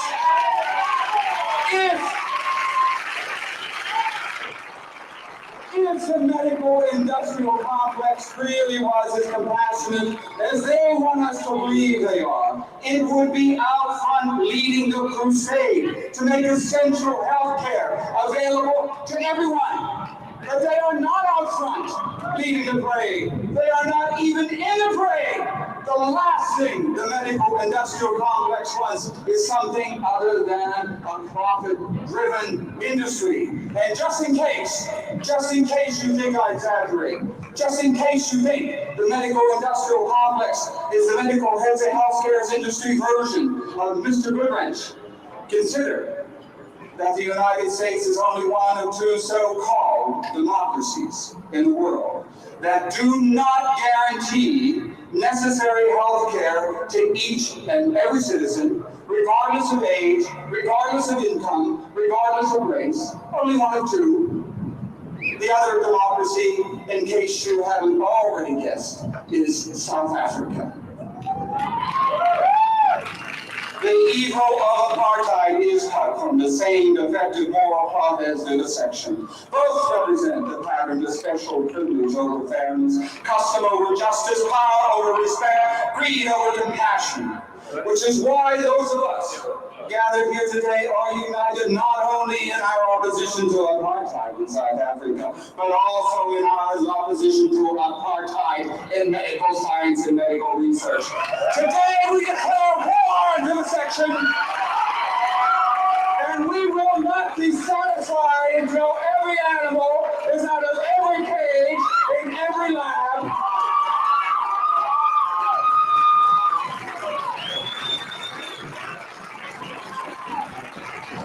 Terrorist, terrorist, terrorist. That's the new buzzword the medical industrial complex uses to describe animal rights advocates. We're no longer little old ladies in tennis shoes. Today we're young thugs in face masks, armed with torches and cans of spray paint, out for a clockwork orange evening of fun and games. You've got to hand it to the vivisection industry's PR people. They certainly know how to work an image to their advantage. Problem is, the image doesn't correspond to reality. The basic philosophy of the animal rights movement is learn, baby, learn! Not burn, baby, burn. Learn! Learn the truth about how your tax dollars are spent. Learn the truth about the calluses and lack of compassion that so much characterize the medical industrial complex. Learn the truth about how ignorance and greed find a happy home in the medical community. Learn the truth about how animals are treated in laboratories, what they're doing there to begin with, and why the public health is not being served by this science of death. Learn, not burn, is the real philosophy of our movement. And one part of this learning, an important part, involves the other side of the coin of violence, the side that does not get reported, the side where people in the movement are on the receiving end. People like Jane Tufton from Pennsylvania, who finds dead animals in her mailbox and on her front steps because of her queer views about animal rights. People like Judy Barrett's husband in Indiana, whose car windshield was smashed by neighbors who didn't like his ideas about respect for sentient life. People like Hope Sawyer, who has been told many, many times by people who disagree with her views about animals, and this woman in her late 70s, we could touch a match to your place. Then whatever you would do. People like you and I, who are not strangers to threatening mail or phone calls at all hours of the day.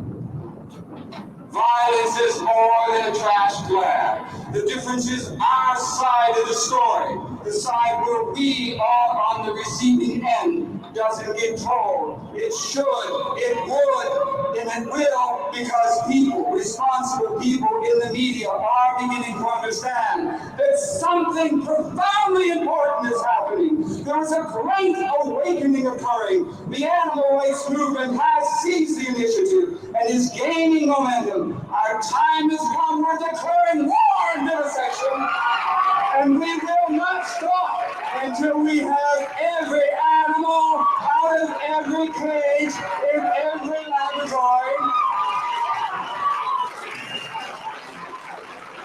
This call to arms, this declaration of war is not a call to violence. It is a call to peace. The use of violence never really changes anything, only the identities of the agents of violence. Morally, violence is indefensible. Tactically, it is unwise.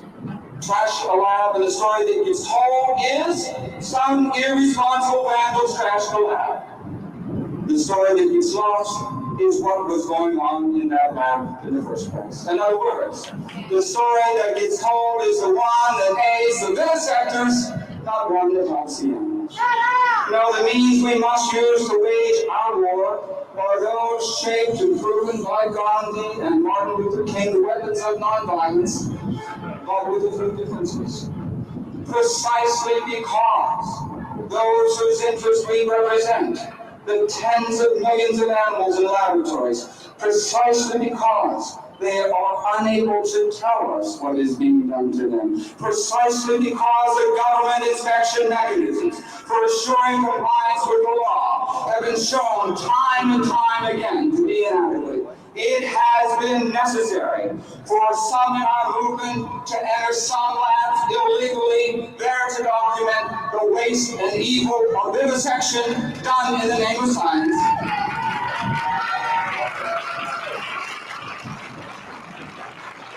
Just two things, just two simple things should be said here. The first is, thank God for the Animal Liberation Front!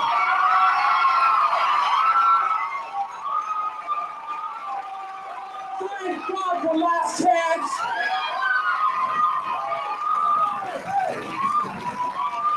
Thank God for Vandermotion!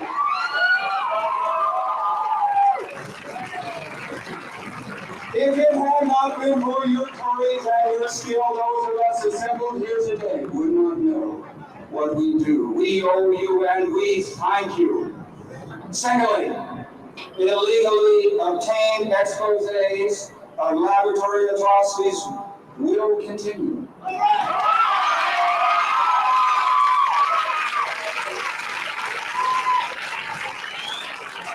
And they will continue as long as the medical industrial complex refuses to allow unannounced inspections of labs by people from the animal rights movement.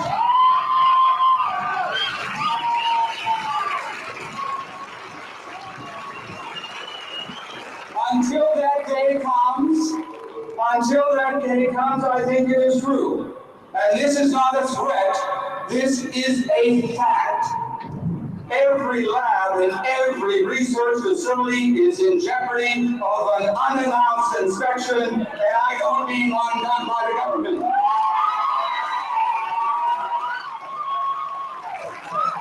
Because this is war. And we're not going to be satisfied until every animal is out of every cage and in every laboratory.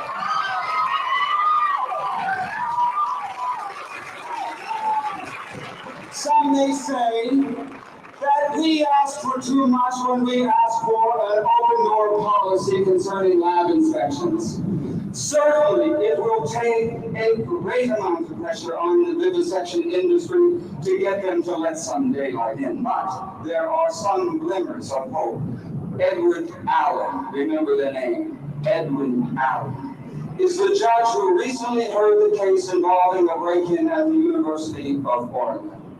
Judge Allen got a crash course in animal abuse when he was judicially obliged to watch such films as Fat Britches, Unnecessary Fuss, and the rest. He didn't like what he saw. We have had some evidence, he writes. We have had some evidence here as to certain things which have been done, which were disturbing to me. Those activities in the labs, he writes, should be free and observable to any member of the citizenry. It would, he writes, Judge Allen writes, it would be highly appropriate to have these facilities open to the public. Open to the public.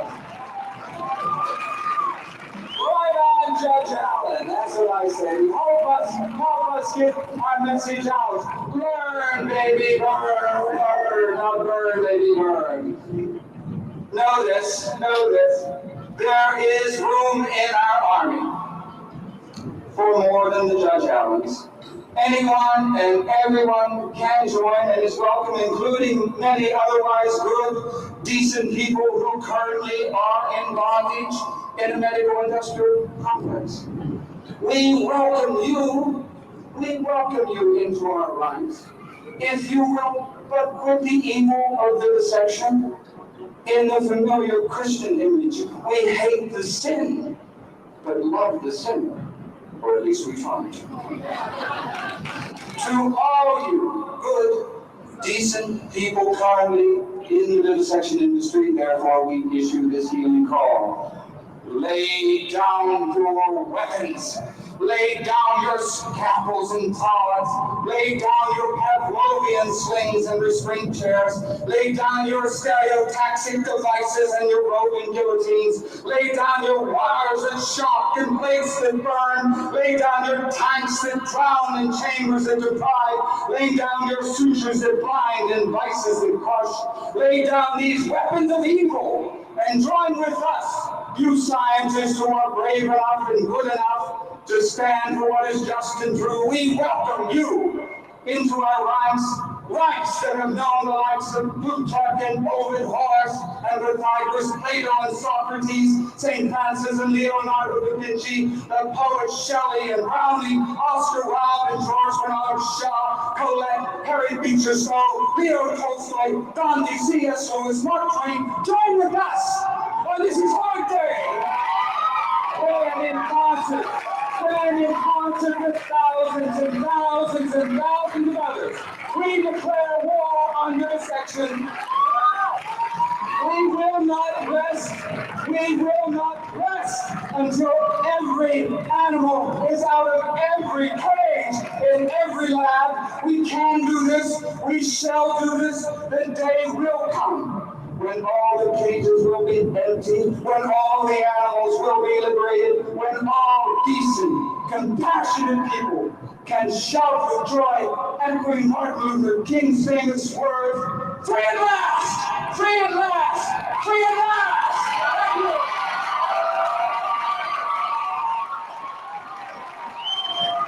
Free at last!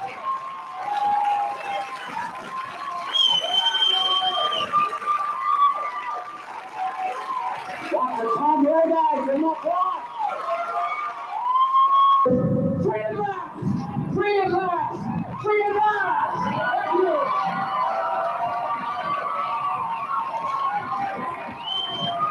Free at last!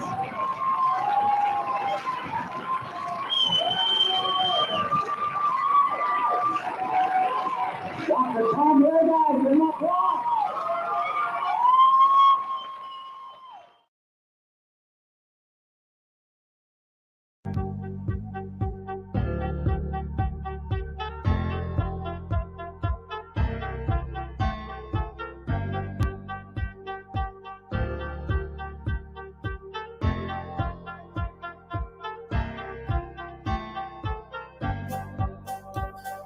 Hello, everyone, and thanks for tuning in. We shall be with you shortly.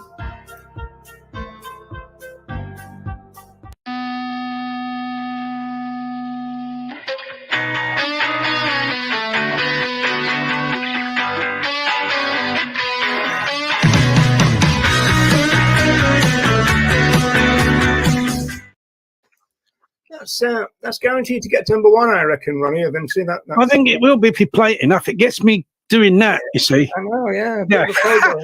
And that's why I got no hair. It's all falling out with me doing that all the time. All right. Yeah. Yeah. Right, everyone. So welcome along. And this is number 2 of a brand new show, as some of you will know. And now we're going to ask you in a few minutes about the fact that we're doing an experiment with Vegan, of course, in the sense that we're streaming to a lot more places. So I'm going to kind of go through where they are. And so should you wish to, you could maybe kind of just check whether we're actually on air or not, because I am on my YouTube, but I'm not quite sure. What about you, Ronnie? On your I don't think it's doing it on mine, on my Facebook. Okay. Hopefully next week we'll have sorted it out so it does. I Yeah. mean, I will share it on there afterwards, and I do share it around a lot of different vegan and animal rights groups on Facebook as well. So we've got Sky Morgan in the house. Jack, I don't know where Jack's gone, but we've got Sky Morgan. All right, okay. So we're on my Facebook. That's good, yeah. So, Ulf, hello, and the spiritual vegan, who's that? Okay, so we're going to be talking about the grassroots. Now, I suppose for most of our career, to put it that way, Ronnie, we've been in the grassroots, haven't we, really, I suppose, most of the time? I think probably for all of my career, I've been in the grassroots. I've never been paid by.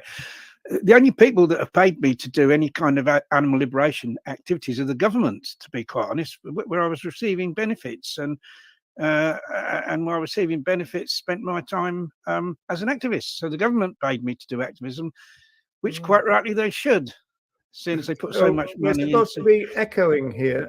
Have you got your echo cancellation on there, Ronnie? I shall have a look. Only when Roger talks. Well, I've got my echo cancellation on.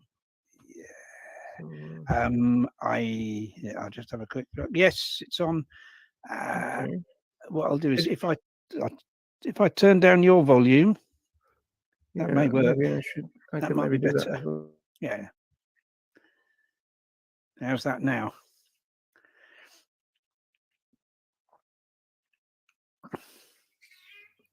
I even don't know what happened there.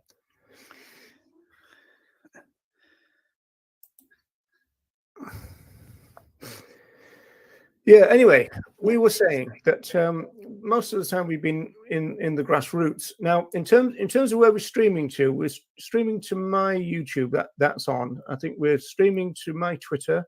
We're streaming to Skyjack Morgan's Twitter. Then we're on Vegan of Course YouTube, and then we're on a Facebook page called The Vegan Review. And then we're on Vegan of Course Facebook, Ronnie's Facebook, and my Facebook. Yeah, So well, hopefully I'm sure that it's on my Facebook at the moment, but hopefully it will be next week. Yeah, we should. Yeah, we'll see. Yeah. So this is a kind of new kind of thing here, really, but it's an interesting one. Hi, Deb. Hi, Canadian Vegan Forever. As long as that. So what we're going to do first of all is just kind of define for ourselves and everybody else really this idea of what the grassroots might be, because obviously we need to kind of define it probably. And so this is, we've just got 3 or 4 really. Something grassroots is at the most basic level of something down there in the dirt. Interesting phrase. With the roots of an idea of activity. You're always down there in the dirt, aren't you? I'm always down there in the dirt, Roger. Yeah, so definitely grassroots. If you're looking to make a change from the ground up, start at the grassroots. So that's kind of obvious away. And then you've got the most basic level of activity or organization. Ordinary people regarded as the main body of an organization's membership. And then you've got the ordinary people as distinct from the active leadership of a party. So this is a political one. And then this one, I quite like this last one, really. The grassroots of an organization or movement are the ordinary people who form the main part of it rather than its leaders. And Ronnie, we were saying before that we thought it might be something to do with payment as well, in the sense that the grassroots tend to be unpaid volunteers, and the leadership or prime movers tend to be waged. So that's another distinction, I suppose, right? Yeah, the vast majority of activists in any movement are unpaid, aren't they? Because you couldn't never pay every single person that is involved in activism. Yeah. So obviously, the HSA that's grassroots, and it's always been. I mean, have they paid people? The HSA? Not as far as I know. I don't know about today. Certainly, when I was involved in the HSA, I mean, the HSA began in the 60s in England and kind of spread throughout the UK. I think it maybe spread throughout the world. I think there's probably hunt subs in other countries where that kind of type of hunting takes place. Back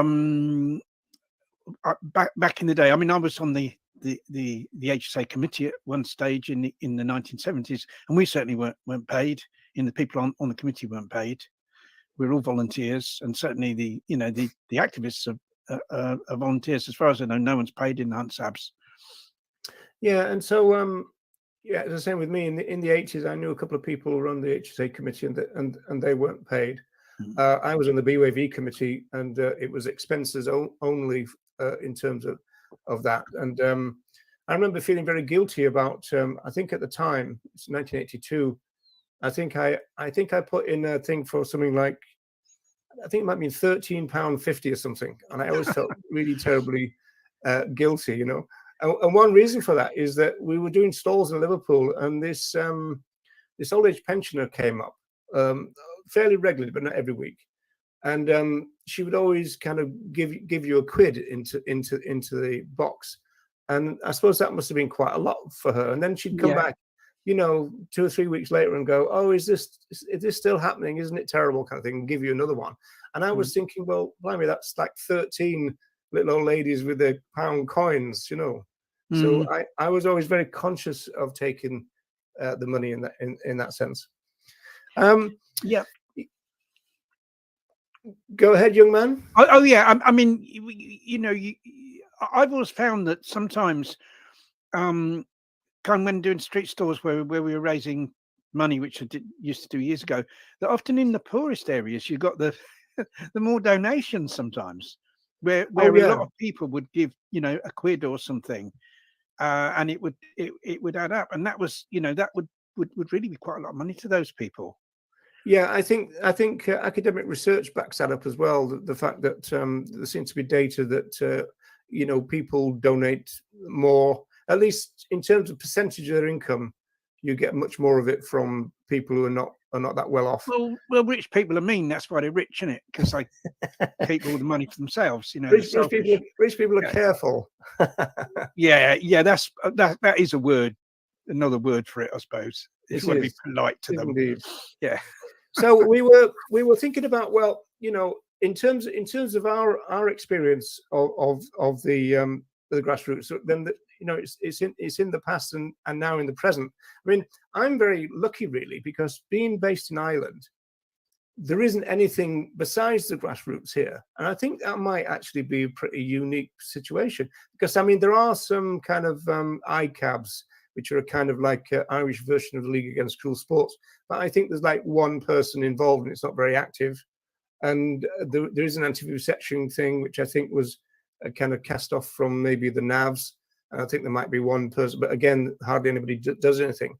So if the press want to go anywhere, they go to the active groups, and all the active groups are you know, a grassroots, which is great from my point of view, because they tend not to, you know, as it were, be subservient to the national groups, which is an important thing for me myself. But it's where the action is, really, the grassroots, I think, don't you, Ronnie? It kind of is, and I think, you know, there's a big historical difference, say, between Ireland and England, or possibly the rest of the UK as well, and you know, other countries as well, maybe the US, where in those other countries, like kind of including the UK, there've been these long-standing national organisations that go back decades and decades, even before the rise of what might be called the animal rights movement. These organisations were there, and maybe that wasn't really the case in Ireland for some reason. Yeah, I think that's right, in the sense that, well, there's the ISPCA, which is the Irish counterpart to the RSPCA, but I'm not quite sure. I used to give a talk where I used to go down all the organizations, and all the British ones were much earlier, you know. So yeah, it is right. And then a lot of the Irish ones kind of model themselves on the British ones as well. So there was one group in Ireland which is inactive now. They kind of model themselves on PETA. And it's interesting, because when I came over to Ireland, it was 2005, I kind of went around all the people who were associated with groups and interviewed them, because I was going to do an academic paper. Never materialized in the end. But there was only one person in this kind of PETA clone group that said that they want, well, he actually said he wanted to be the leader of the animal rights movement in Ireland. and he wanted to be paid, and he had this kind of careerist mindset and everything. But nobody else in Ireland did. They were much more DIY kind of politics, and most of them, you know, made their own leaflets as well, you know. And so you know, it's not as though there's lots and lots of people coming over from leaflets and that coming over from Britain, which again I think is a pretty kind of good thing. This organization called the Animal Liberation Front, Ronnie, you know a bit about that, don't you? A little bit, yeah. That was allegedly, that was I do. wasn't it? I want to mean another examples of a totally grassroots organization, I suppose. They think it could be called an organization. Once again, nobody was paid in the ALF, and it really mainly consisted of just people, forming groups in their own local area and getting active. It was, a very loose structure, really decentralized, and so a very good example, I think, of a kind of grassroots, a grassroots group, grassroots activity. Yeah, the LF, because I was looking up some academic studies about the grassroots in the last week, and some really interesting stuff. Some analysis of, say, the Occupy movement, which seems to have been and gone now, which is interesting. I suppose you might say Extinction Rebellion have replaced them, perhaps, in the sense that, I mean, it's not the same thing, obviously, but I mean, it was all to do with the power of corporations, the kind of the power elite of the world kind of using up far too much of his resources and this kind of stuff. But I know that radical academics like David Nybert, they were very hopeful when the Occupy movement started. But again, that was a very well. The reason that I mention it is the fact that one of these papers I looked at was talking about leaderless movements, and I suppose the ALF was a little bit like that, in the sense that there wasn't a leadership, right? No, that kind of wasn't. I mean, there are people within the ALF who are instigators, and I think at a local level, it could be argued that there possibly maybe some kind of leadership at local level, and certainly that there were people at local level that kind of we call planners, who are the people that kind of planned and organised the actions. And then there were a lot of other people that didn't want to be involved in that. They just wanted to be called upon to do the action. And so you kind of had that distinction. There was a sense in which the planners could be called leaders, but they weren't kind of. Well, what this paper said, which is dead on what you've just said, this paper said that we found that these organizations were leaderless, but they weren't leadership-less. So it's the fact that there were people taking leadership roles, but they weren't, and so it was all to do with, again, prime movers, but also I think it's to do with trying to share out responsibility and to delegate and do things on a rota basis, all of which are really kind of great and democratic. But it's one of the things that, of course, if there was a representative here of the non-grassroots, they'd be saying the problem with the grassroots is the fact that it's not stable and it's not a kind of solid base. I mean, I remember when the idea of the Federation of Local Animal Rights Groups started in the 1980s, one of the main worries for people was that, well, if we left it to the grassroots and there was no BOAV and there was no PETA, my attitude was, I imagine there'd be more stuff going on, but they assumed that there'd be less stuff going on because there'd be no organizers left, because you won't get organizers if you don't pay them. I think, yeah, I think it's kind of to do in terms of whether stuff happens or not. It's kind of really to do. It is to do with organisers, but also with people who are instigators as well. And you can have instigators at different levels. You have instigators at like a kind of local level, or even at regional and national levels. Somebody that kind of pushes an idea and encourages other people to kind of get involved with that. And those people don't necessarily have to be paid in order to do that.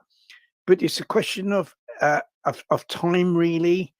That if someone has to devote a lot of their time to earning a wage, going out to work, they've got less time, for the for the kind of animal liberation activities. They got less time for the organising and the instigating. So that's where paying people would come in handy. It would free up their time to do that. And I'm kind of not opposed to that, especially in the climate today. Kind of hearing. Oh yeah, me too. I'm not opposed to it. Yeah. Interesting question from that though, Ronnie, is that, say for example, I mean, if it was the age of the internet when the ALF was at its peak, kind of, let's say in the mid 80s or something. I wonder what the world would look like. I mean, it might be a scarier place because you don't know what people would have done online in terms of, being a security risk. But say there was the kind of Patreon type of system going. Now that would have been a great way of funding individual cells if you could manage to set one up securely, wouldn't it? Yeah. Although I think that the kind of the sort of main block to the ALF not expanding more than it did, or not being more active than it did, wasn't to do with money. It was to do with people's willingness to become involved, and also the willingness of existing groups to recruit more people. Yeah.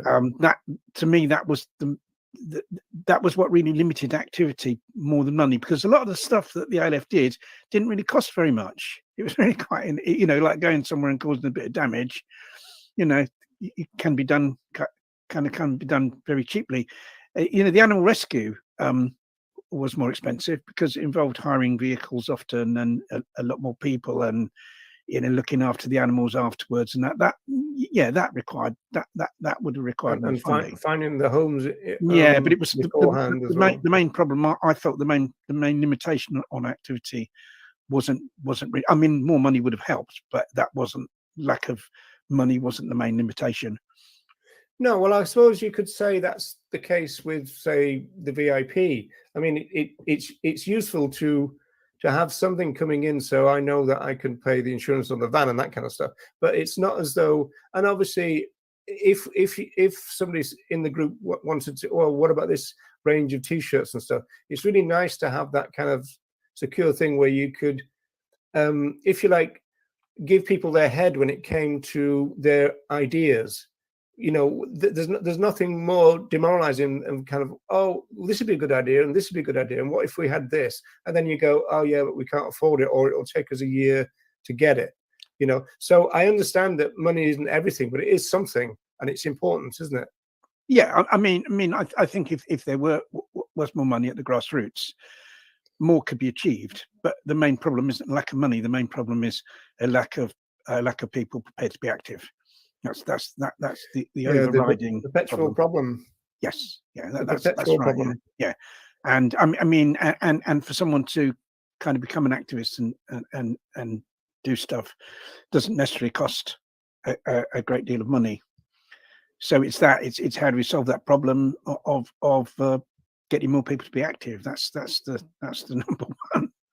That's the billion. I mean, even if dollar you question. I mean, there's to move it to the present a little bit, because I was thinking that, well, it's something like AV, a grassroots group, and I think it kind of is, and it isn't, because it's got a kind of corporatized kind of head part of it, and then the bit on the actual people who do the talking and holding the laptops, they're grassroots people. And although there are some regional people, I believe, that get paid and stuff, and so it's a bit of a hybrid, I think. And so the interesting thing about that is that there seems to be a rise in the last year, maybe 18 months, of people kind of moving away from that organizational structure, but keeping the idea. So you got We the Free and all that. And I think I think there are people that run We the Free that are on a wage. I don't think it's a. Oh, are they? Okay. Yeah, I don't think it's a massive. I don't think they're like kind of on a massive amount, but because they're kind of full time and that's their, and that's kind of what they're doing all the time. I kind of think that's fair enough. Well, I do. This is what I'm saying. Is if the Patreon system. See, it seems to me that if the Patreon system worked better than it does, is that you would get people put themselves forward as organizers, and then people would, if they liked the idea, would support it. And the great thing about it, which is not the same with the national groups, is the fact that you can monitor what they're doing, because they're going to be all over social media, and so therefore, if your money seems to have gone missing, as it were, then you just don't donate again. And if so it seems to be a much more democratic thing. But I'm not opposed to people being paid, and I'm certainly not opposed to people who can't be active supporting the activists. In fact, I think that's a great model of a successful movement, because but it just seems to me that that if the Patreon system was geared up to, as it were, fund lots and lots and lots of different groups rather than a few individuals, I think that would probably be a bit more successful than it is now, I would think. Yeah. But again, it still doesn't mean that people would automatically come forward as the organizers. No, and I think it's a difficulty. I think if there were funds to pay people to operate full time, or even just be able to spend a lot more time instigating activity, and for me that in a sense the most important activity really would be vegan outreach. I'd like to see kind of people at a regional level who are actually funded to actually set up active groups in different places, and to have a really hands-on approach to that, to go along, show people what to do, get them going, give them which I mean, to be fair, the BUAV tried to do that, didn't they? I mean, like before the show, we were talking. We know a couple of people who were their kind of local group campaign officer, I think they were called, and their kind of job was to try and do that. There's even talk. I mean, this is before the internet age. There's even talk of them getting themselves a kind of bus and deck it out like a kind of mobile resource center. And so the idea would be to go to an area and kind of, see if you can get a meeting together of all the people involved in all the different groups and say, okay, well, do you fancy organizing on a local level? And if so, what do you need? We might have it, kind of thing. And almost that act as a kickstart to that. Yeah, because I think this, this is the major trouble. I mean, to me, kind of local activism and very localized activism is like the really key to the achievement of animal liberation, because that's the way you kind of educate the most people. If you're kind of active at a community level, say in kind of spreading the vegan message, you can reach more people. That kind of doesn't happen really at the moment. Most activism takes place in the center of big cities, and that's great. I think this is brilliant that takes place, but it kind of needs to be everywhere. And I've said this like probably a million times before. Yeah. And I carry on saying your mantra. My mantra, because it's going to be your gravestone. Because if you're not vegan, go vegan. Yeah, if you are vegan, become active. If you're active, become an organizer. If we're going to change politics, you see, now like individual change and people changing as individuals, can make a big difference. Like for everyone, here in England, for instance, who consumes animal products, you could say that's over 100 animals slaughtered every year, or they create a demand for over 100 animals to be slaughtered every year. So changing people as individuals, getting people to become vegan as individuals is like important, to reduce that demand. But also in terms of the way people behave politically, so eventually we can get more vegan politicians, more people to vote for them, and you can totally change the administration, so we can get, legislation to rapidly move us in the right direction. But where do those members of parliament come from? Those members of parliament come from local areas. They come from local constituency. And I think there's a kind of, in a sense, almost a myth that, power is centered in, here in the UK, power is centered in London. And that everyone goes to London and does all these big demos and stuff. I thought they all came from Boris Johnson breeding. Well, probably we're not going to get him again, it seems now. There was a danger of that, wasn't it? Not that any of them are any good, of course, the Tories, but there we are. Yeah, it's, and people think, London is centre of power, but it's kind of not. Power comes from the constituencies, because it's those members of parliament that are elected in the constituency. I think it's the same, you know, all around the world. It's the same in the USA, where you get representatives elected locally that go to, you know, whatever legislative forum there is. You know, like here, it's, you know, here in the UK, it's like Westminster, isn't it, Parliament?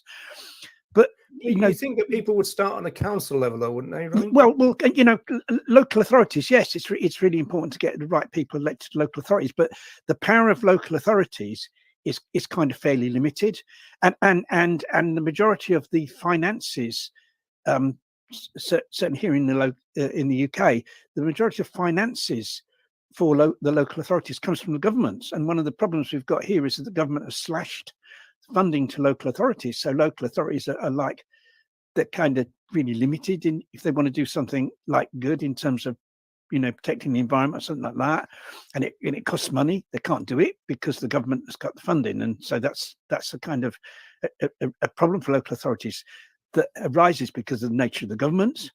You'd have to change the government in order to deal with that, and so you know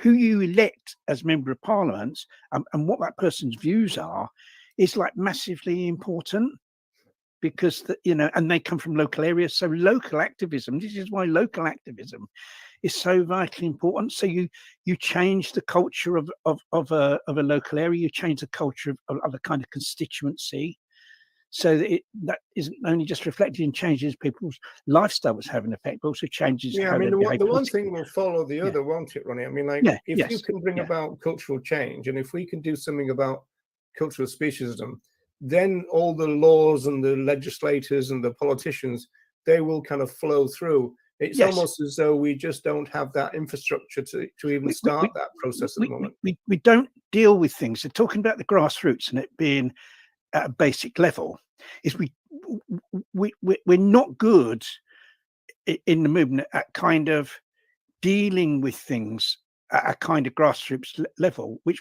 if you're going to create fundamental change, you kind of have to deal with things at a grassroots level, because you have to change the way a large number of ordinary people think. You have to change the attitudes of a large number of ordinary people, and that can kind of only be done at a grassroots level through through interaction with those people.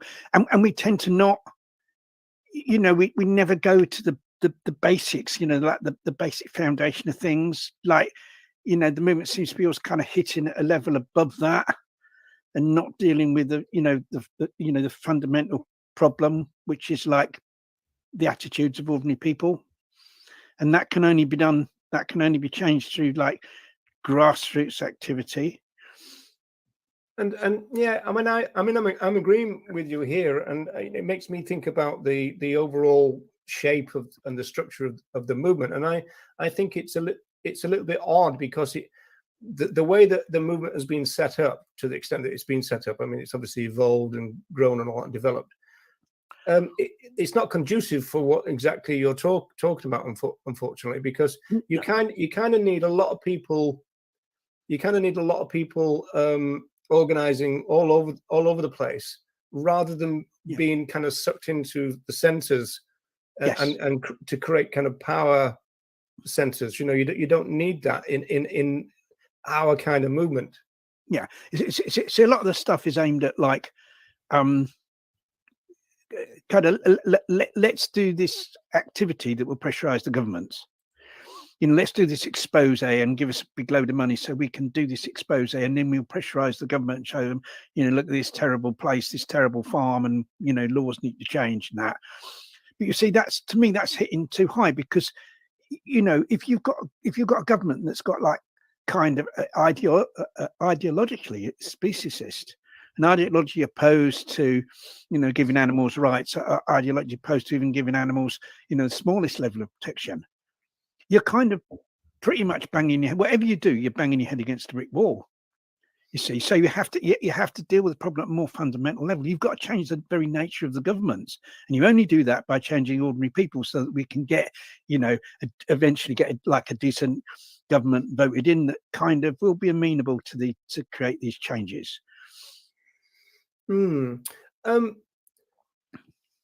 there's a bit of a conundrum in my head that I wanted to talk to today, focused on the grassroots, which is that before the internet, when you had people like Neil Lee and the Art News and the Animal Rights Coalition, as which is where it got its name from, even though it was before the internet, it seemed that our movement was more kind of networky or more organized in some way than it is now. I mean, it sounds as though that's impossible. It seemed to be, because everybody seemed to, I don't know, it was a central place to get information, and the coordination was pretty good pre-internet, and yet we seem to have difficulty getting things done even in the internet age. It's a mystery to me. Yeah, I think sadly that you know the although there are a lot more people these days that kind of that call themselves vegan, and you know the ways of communicating are so much better.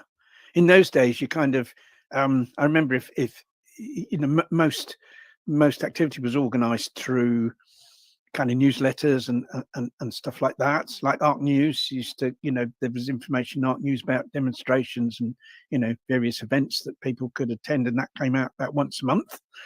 So you had to have things had to be organized quite well in advance, you know, for people to be able to go to them. But if there was something urgent, there were what was called telephone trees, you know, so there was going to be an urgent action, an urgent demonstration. Then what would happen is, you know, one person would phone 3 people, and those 3 people would each phone 3 other people, and that's how you know how we spread information about stuff that was kind of, you know, where there wasn't time to kind of put it in, you know, a publication that got sent out to people. But like the level of activities is not kind of, despite the fact that we've kind of got a lot more vegans, and despite the fact that you know, organizing and communicating information about activities is so much easier today. That hasn't been matched really by an increase in activism. So, yeah, it remains a bit of a, because you'd have thought, I mean, like, what better tool than the internet to be able to organize the grassroots of a social movement, because it's instant global communication. But I think it's double-edged sword. You see, if you look at social media, it's double-edged sword, because yes, it does provide a great tool for organizing stuff and you know, communicating information about activities. But also it gives people an excuse to kind of, you know, spend all their time on social media thinking they're doing something when they're kind of not really. You know, all these online petitions. People think, oh, I've signed 20 petitions a day, like, you know, I've done my bit of activism, and they, you know, when really they should realize that kind of almost all petitions don't achieve anything. You know, that's just one example, and people constantly on social media, constantly commenting on things, you know, constantly watching videos like this one. Now what I'm saying to people is, don't watch this video and then think, great, I've done my bit of activism now. I've watched Ronnie and Roger. Turn off now. Why are you still watching? Whatever it is, right? Go away. And don't think that you've done your activism watching this video. You haven't. You haven't. It don't matter how many videos you watch. It don't change jack shit, right? The only thing that changes things is getting out there, getting active, educating people to go vegan, or kind of, you know, doing something to promote animal liberation, whatever way you can. That's the only thing that changes things. Reading stuff, watching stuff, and commenting on stuff, none of that changes anything. It's activism. So, like, you know, if doing these chats doesn't make anyone active, then I've kind of wasted an hour of my time, and so's Roger.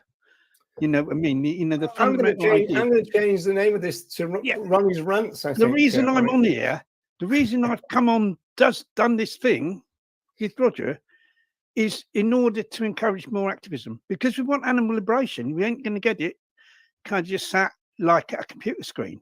Yeah, that can be part of it. I mean, ironically, right, is that I mean, we probably don't want to go here, and certainly not for too long, but I mean, that's what got you into hot water with regard to vegan camp out, because you were thinking, well, look, there's 15,000 vegans altogether. what a great way to network and connect on an activist level, and that was rejected as even as an idea. Yeah. I mean, I don't, yes, I mean, there is an activist, there was an activist tent there, and I think, I think, some good activism did come out of Camp Out. I kind of want to give them their due in that respect, but I kind of think it could have been a lot more. I think it could have been activism focused rather than social focused, and have a bit of social in it as well. Great, there's no harm in that. I think the best form of activism is when you do a bit of activism, and then afterwards you go in the vegan cafe or whatever and have a bit of a social, like combine the two. And to me, that Camp Out or really any kind of social event, there should be like an active element in it, because for all vegans, why are we vegan? If we're genuine vegans, we're genuine vegans because we believe in animal liberation. Well, we're not going to get animal liberation if like the vast majority of people don't believe in it. So if we want to achieve what we ourselves believe in, if we want to achieve the thing for which we've changed our own lives, you've got to change other people, and you can only do that through activism. Now, one thing that we were both involved in was these kind of efforts in the early 80s to radicalize various groups, even traditional animal welfare groups like the RSPCA. I mean, the RSPCA have got an interesting history in terms of radicalism and militancy, and I know we're going to do a show on the distinction between those two ideas. Yes. But by the time we get to the 80s, they were full of hunters. The Queen was the patron, even though she was wringing pheasants' necks and this kind of stuff. And so there was an effort to try to radicalize the RSPCA, but the one that succeeded, that everybody kind of possibly knows about, is the BUAV.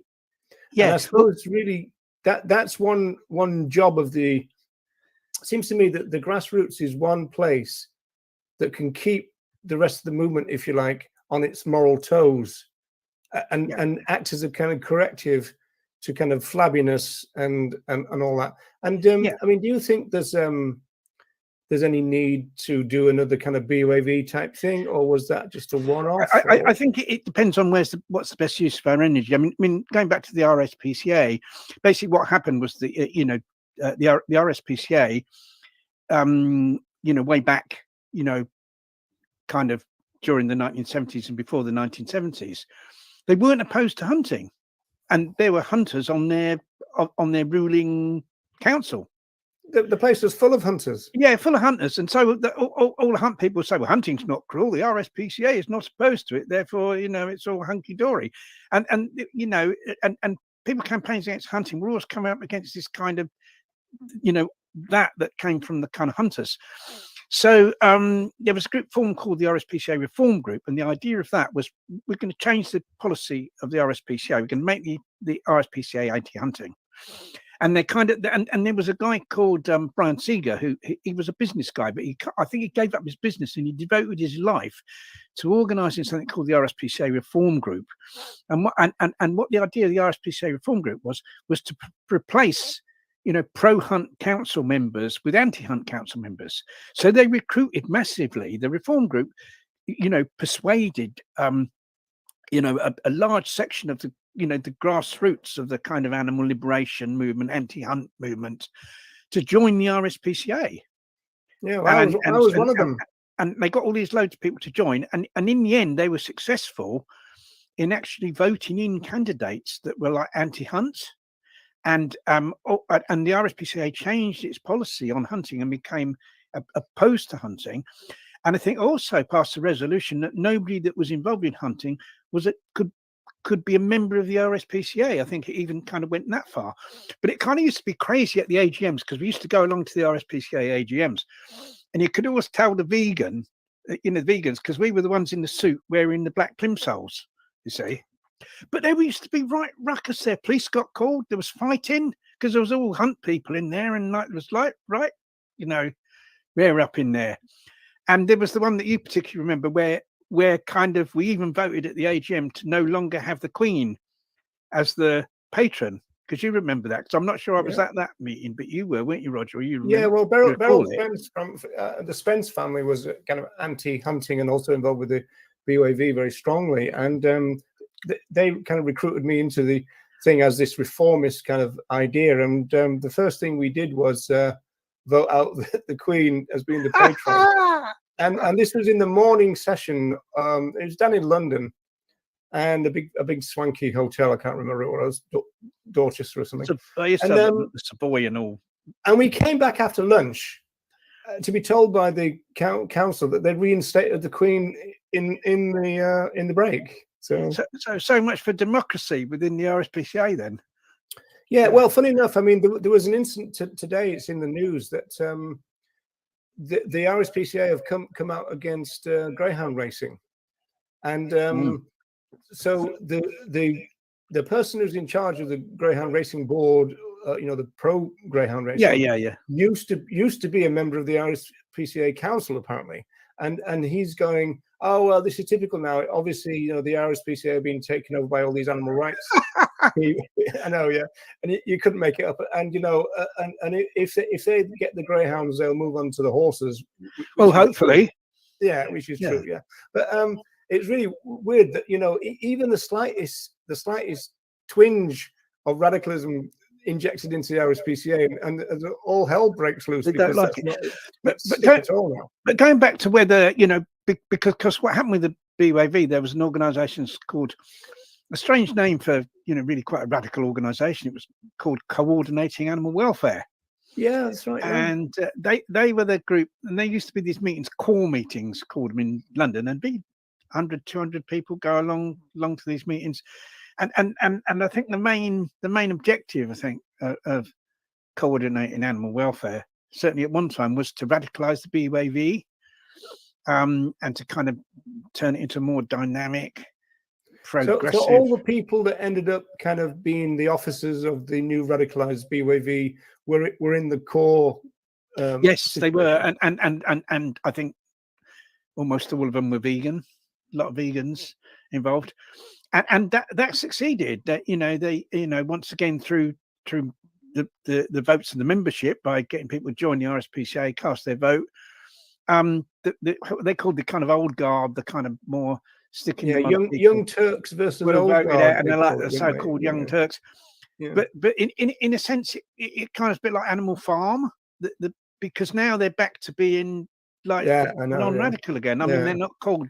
But for that little piece of the history of the British movement is interesting, because the grassroots radicalized the BOAV, and then the BOAV, because they were radicalized, were able to assist the grassroots. Yes. For example, I remember being called in as a volunteer, and what they did, and this was new at the time, they made these really massive fly posters called "This is Vivisection." And there was a monkey on one of them and a cat on another one, and it had this big slogan, "This is Vivisection," and they were really big. I mean, I don't know what size they are, but really, really huge things. And I remember going in Charing Cross Road, and we bundled them all up and sent them out to just about anybody that we knew anywhere in the country that might put them out. Yeah. And then that's what happened. They went up all over Manchester and Birmingham and Liverpool and stuff.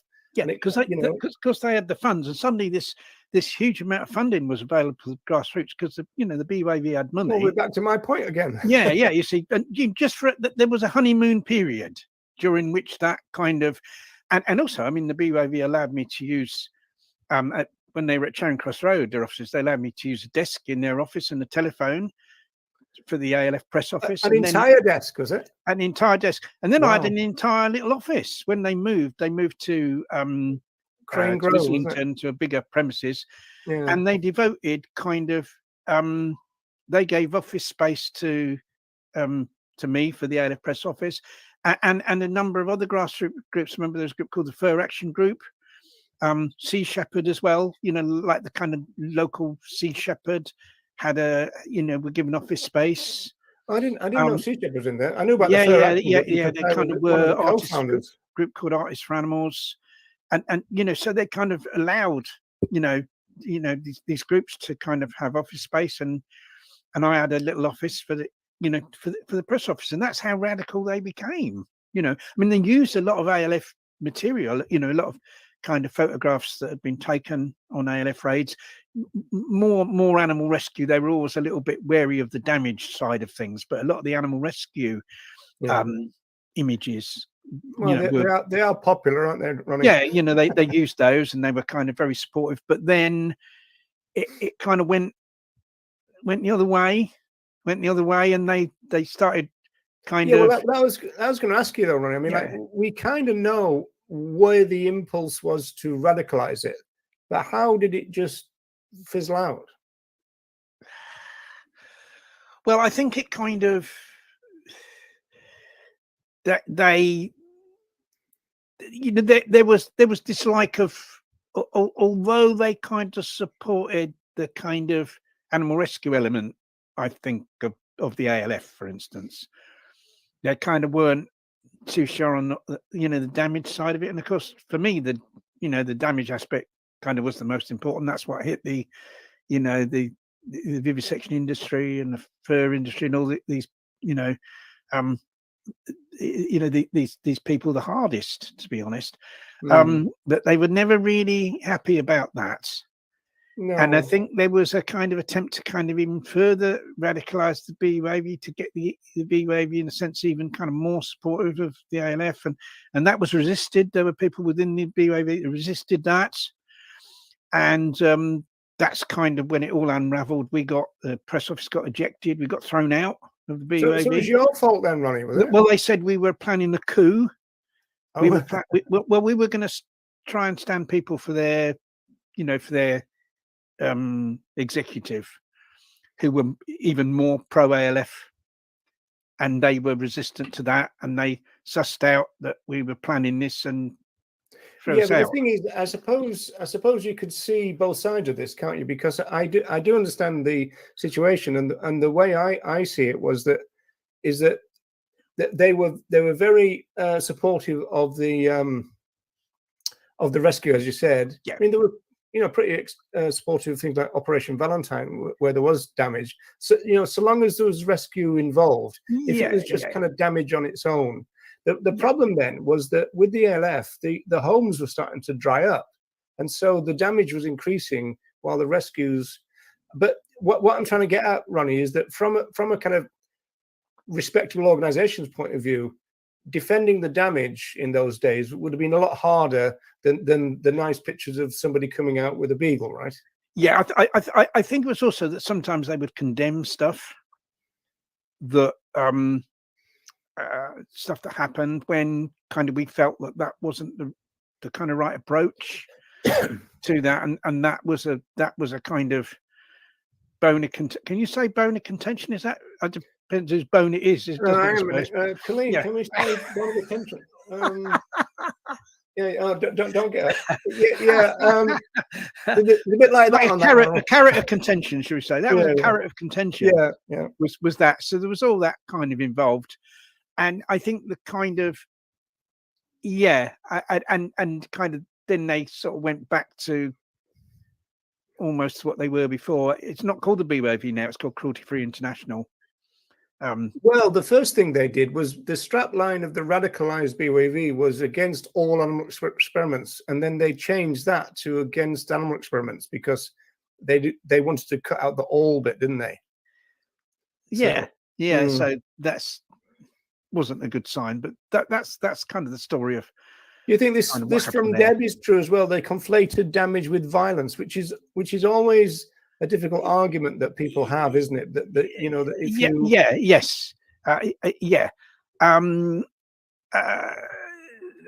I think they kind of did, and I think even their attitude. I mean, there were certain people around that kind of were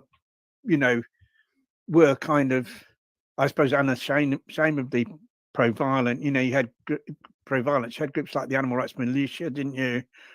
Hunt Retribution Squad. Do you think that was a mistake, Ronnie, that the ALF didn't keep its distance for them? Well, we kind of there wasn't a lot kind of we could do. You see, the thing is that I kind of, when I was asked about them, I wasn't going to condemn them. I'm not going to condemn people for wanting to be violent against those that oppress animals. But I would say no, we're not, that isn't us. We don't use those tactics. We've got a policy of not harming, of kind of not harming people. Our focus is just on property and rescuing animals.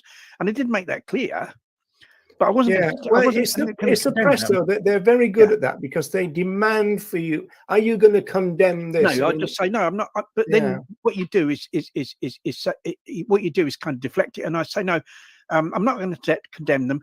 What we should be talking about is not whether we condemn or condone what these people do, but we should be talking about what happens to the animals. And I'd always kind of deflect it away from that and talk about something else. I suppose that's what politicians do, isn't it? But that's what I used to do, because it's back to what we talked about the milk spilling. Is everyone's talking all about the milk spilling? Don't talk about the milk spilling. Let's talk about what happens to the animals. That's the important thing. Spending ages vegans going on about that. Well, stop doing that. Get off of Facebook complaining about other activists and do some activism. Go and educate people to go vegan, and then I can feel another rant coming on, people. Yeah, there we are. You've been told. Yes, indeed. But I mean, and kind of it's sort of interesting. Like the history of the grassroots. Really, you kind of started with Hunt Sab's very grassroots, and then you kind of had the ALF. And you had, the animal liberation leagues were grassroots, weren't they? I mean, obviously the people that kind of. But what about the future, though? I mean, we're coming up towards the end, but I mean, in terms of the future, it seems to me that the movement is more corporatized now than it's ever been, or you've got individual entrepreneur type persons. So the grassroots are not, but of course they probably operate what you might call the grassroots. And again, you might say that's a bit of a hybrid kind of situation to be in. So what do you think about the future then, Ronnie? Well, we've got to have, if we are going to achieve animal liberation, we have to educate vastly more people to go vegan, and that, by going vegan, that means actually believing in animal liberation, because that was what veganism involves. And in order to do that, we've got to have a lot more people involved, prepared to do that education, to do that outreach. And that outreach has to take place in a much more localized way, not just in the center of big cities, but like in local areas, suburbs of cities, towns, villages. And that demands someone to instigate it in those areas, someone to instigate it. There's a lot of stuff people can just do like on their own, delivering door dropping leaflets, leaving them in public places. But if you've got a small group of people, you can achieve a lot more. And so it's up to the key to animal liberation is we need these instigators like everywhere to get vegan outreach going, to get other local vegans who otherwise wouldn't be active to say, come on, let's do something, let's kind of organize something around where we live, do a stall, do some door dropping. And that would involve like far more vegans. There's a lot of vegans that kind of wouldn't go on these big events, wouldn't go in the big city, maybe can't do that because of all the things going on in their life, but they can do like smaller things locally. And it's a question of like this, we need this vast mobilization of vegans to get them active, even in like even if it's in really quite a small small way, because that would all add up. And to me, that's key. And it's kind of, getting the instigators. We need far more. I mean, I've come up with this term now that, the troublemakers. Causing trouble for the animal oppressors. Yeah, this is what we kind of need to do. And the best way of causing trouble for the animal oppressors is to educate more people to go vegan. So we starve them of resources. And so we've got, eventually have an administration which will outlaw what these people are doing to animals. Indeed. And so we have to. Speaking of troublemakers, Ronnie, he is vegan education, and some things can be educated. Direct action can be a form of education. I think what Animal Rebellion have done is kind of, is very. It creates awareness. I think that's. There's a huge educational aspect to that, and I think probably the educational aspect to what they do is more important than anything else, because the idea that you're somehow going to pressurize this government to change, I think, is kind of, you know, it's sort of wishful thinking. I would love to see it happen, but you're up against kind of hardline neoliberals that think that everything in the world, including other animals, the only purpose of it is to make profit for someone, you know. And if you're up against people that think that, you're never going to really move them very far. So yeah, so you know, it's, you know, the awareness creation of groups like Animal Rage. So it's not all, you know, there's a lot of stuff that comes for me within the ambit of education. Even Oh yeah, like I mean, me. education is definitely Yeah, key. yeah. Educate. Now, speaking of instigators, though, Ronnie, we've got the boss in the house, so we're going to be careful now. Yeah, and I think I think the thing is that if we could get funding for sort of regional organisers that will kind of seed, you know, will encourage people at a local level, help people at a local level to become instigators. And this is where the people with the money in the movements could actually really put their money to kind of better use. Whoever it is that got the money, whether it's the national organisations, whether it's the kind of, you know, the ones on YouTube that are making a lot of money, like, you know, somehow let's sort out how we can fund people, how we can employ people at kind of regional levels that will go around seeding and instigating, you know, local vegan outreach groups, because that's the key. I quite like that. I like the devolution from the national thing to regional. Yeah, because that would be because, like, they, you know, these groups like Nash groups, they produce all these like leaflets, but who's going to deliver them? They're relying on like people in local areas to deliver them. If they haven't got the people in local areas to deliver them, they're not going to be delivered, are they? You know, from their own point of view of self-interest. Right, listen now, Ronnie. We're gonna have to come to a close now. We've got the boss in the house. How do you, Sky? And I'm great. I loved listening to this conversation, because like the idea of leaflets, decentralizing grassroots, I think is what the internet is allowing us to do. Like, you know, people watching those Facebook shows or this show and things like that, when they share, when they like, when they subscribe, that actually does make the algorithm get it to more people. Like if you're watching on Facebook right now and you share it to your Facebook and you've got 1,000 friends on Facebook who aren't vegans, perhaps they're getting more. That's basically like handing out a leaflet to me. It's really kind of is, except you know, I see what we've done on this show as really aimed at people that are existing vegans. We haven't said a lot about the reasons for veganism, and of course, if any non-vegans are watching, I'd say the best thing you can ever do in your life is go vegan. You know, the amount of suffering and slaughter you'll prevent by doing that is like, you know, is huge. The best thing you could ever do in your life, you know, for the creation of a better world and of a, you know, and to save the planet even. You know, right, go vegan. So that's we're going big at the end. So we're going big, and that's we're going on vegans. But I'd take the vegans. Ronnie. Sky, will you give us 30 seconds to publicize our panel for next week? Please. Yeah. So next week, people, we've got a special show coming up. So we've got a panel, and we're going to be talking about the prevalence, the role, the activism, and the leadership, if you like, the prime movership of women in the movement. And so we have a panel of women from all over the place to do that. We've got about 6 lined up, I think. So that's going to be really good. And Sky, you're away. So yeah, my show's canceled. So yours is going to be the double the length. So we can leech into your time. Yes, indeed. Yes. Yes. Okay.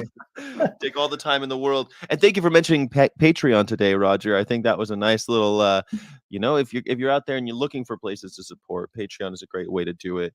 And we have a Patreon, patreon.com/vegan, of course, because of course we're vegans. And yeah.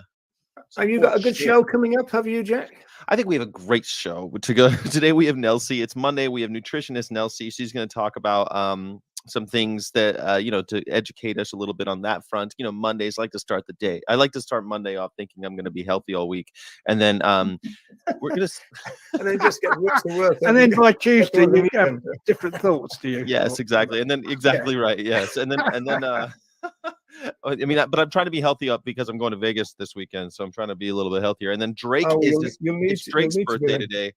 I know you guys I hope you're not gonna do a load of gambling there, Guy. Never. No. I lived in Vegas. I can't even. I won't Right, even well, touch we're 2 minutes over. You have a good show, Sky, and we shall see you on the other one in a few minutes. So thank you. And in order to get to that one, if you guys are watching on Facebook, you should be okay, especially if you're on the Vegan Review. If you want, you can go over to the YouTube, and if you're on Twitch or Twitter, you should be cool to stay where you are. Brilliant. Okay.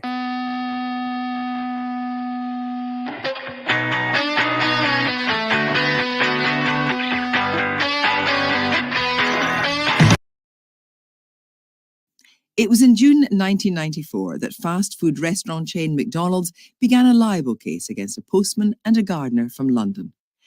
The case centred on two members of a group called London Greenpeace, Helen Steele and Dave Morris. They distributed a few hundred copies of a leaflet that questioned McDonald's claims that their food was nutritious, that they did no harm to the environment, and that they upheld good animal welfare standards. It took 3 years for the case to pass through the courts, making it the longest-running case in English legal history, but it didn't stop there.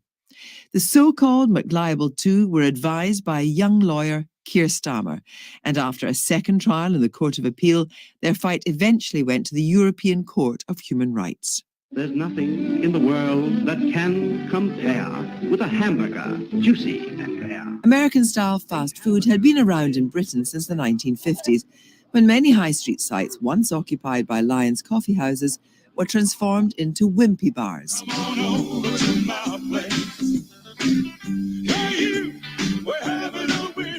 Burgers, fries, and milkshakes were the staple offer. In October 1974, a rival chain opened their first restaurant in Woolwich, South London, with a proud boast. At McDonald's, we take a pride in quality, and our quality begins with our beef.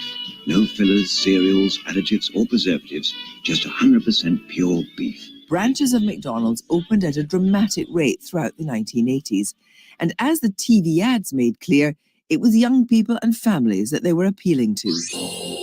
But at the same time, there were concerns over the nation's eating habits, and specifically what seemed to many to be a growing addiction to fast food. The average British diet gets nearly a fifth of its calories from saturated fat. In 1985, Dr. Michael O'Donnell investigated the issue for a major BBC series on the health of the nation. Changing our diet so that we eat less fat, eat less sugar, eat more fibre, could have enormous benefits. I've whooped them before, I'll do it again. But there, in the red meat corner, was a formidable opponent. Now I was the greatest, Muhammad Ali, and I'm still the greatest, I shall always be. Now, I want my tea, excuse me. It takes a big mouth to eat a big burger. The seemingly endless fascination that teenagers had for fast food also featured in the pop charts, with a Michael Jackson track hijacked by the comedian Weird Al Yankovic.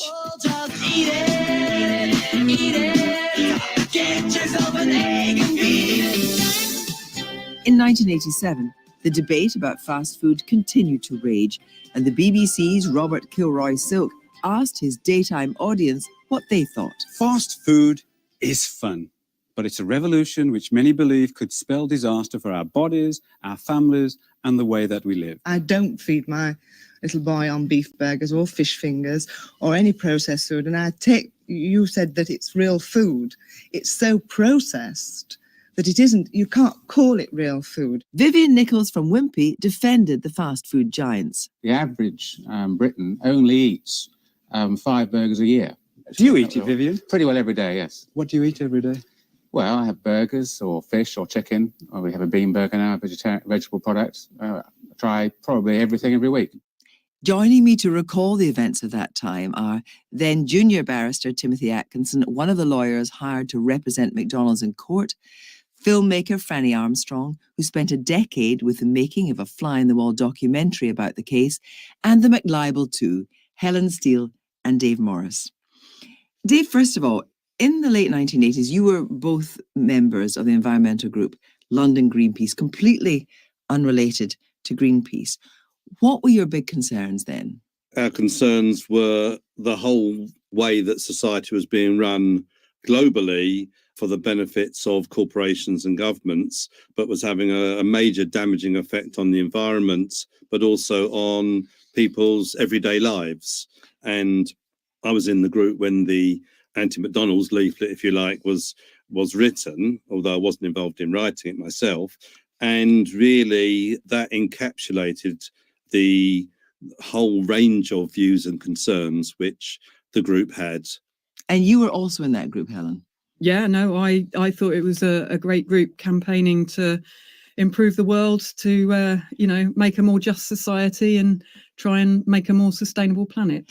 So you were both young. Did you actually have any concerns about libel laws or any illegality or legality of what was happening?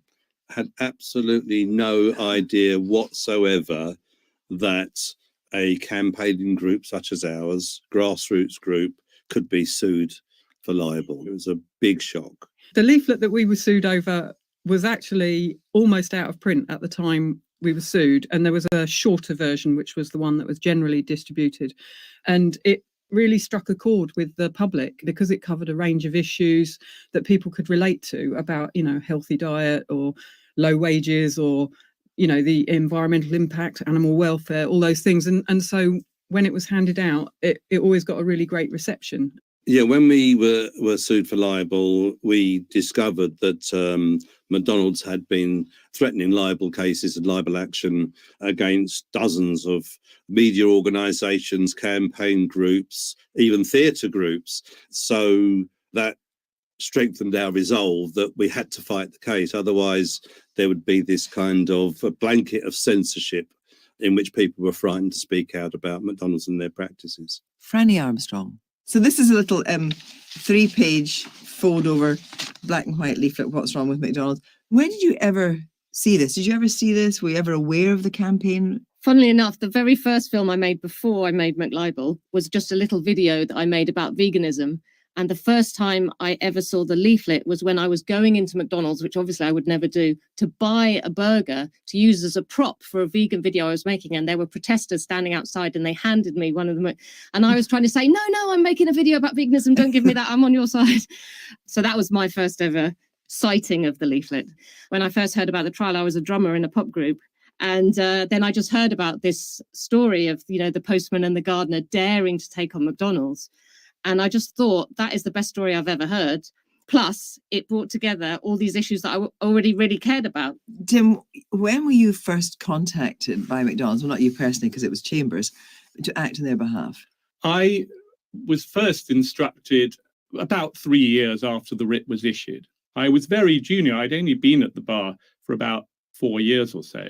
And it was Richard Rampton, Queen's Counsel, who really took on the main burden of the case. Very hard working indeed. And we also had the bulk of the investigation and work, of course, was done by the solicitors because the case went on a very long time. Indeed. McDonald's became part of your life. Exactly. Helen Steele. The previous barrister, Thomas Shields, had applied for our case to be thrown out of court and had said it was all based on press cuttings and that we had no evidence and, this just shouldn't be allowed.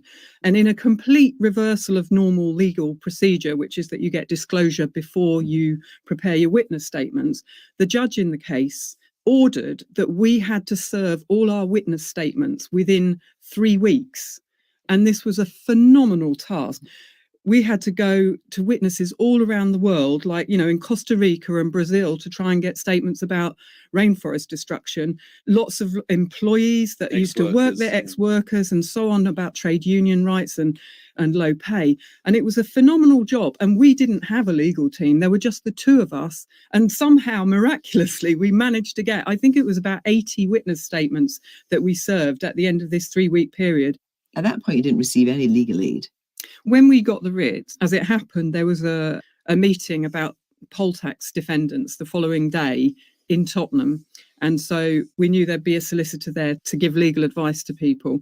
And we spoke to the solicitor afterwards to say, like, can you give us any advice about what we do about a libel writ? And he said he knew nothing about libel law either, but that he had a friend who owed him a favour and he would ask him if he would like give us some advice for free. And that was when we were introduced to Keir Starmer. He obviously cared about the principles of freedom of speech and the right to protest. You know, he wrote our original defence for us. We didn't have a clue how to put in a libel defence. It was really great working with him. And he stuck with us all the way through without any pay. So, you know, fair deal for him, yeah. So we met up with Ben Burberg and Keir Starmer. Their advice was, it's really extremely hard to fight a libel case at the best of times, let alone with no money and, you know, on such a wide range of subjects. And they were sort of basically saying, you'll be on a hiding to nothing. You're probably better off just apologising. But for me, like, it really stuck in the throat to have to apologise for things that I had read in lots of other places before, and I just couldn't see why they should have the right to intimidate us into silence. We were really shocked when the issue of the jury trial came up. And I remember saying to Helen, you know, this is crazy. The judge is going to think they're balmy asking for a no jury trial. It's a right to a jury trial. But actually, you know, despite our protestations, we were denied a jury trial. And we felt actually the reason McDonald's didn't want the jury is because they would have, you know, sympathised with us, and the case probably might have been thrown out. And actually, McDonald's initially forecast the case was going to last 3 weeks. We thought it was going to be several months.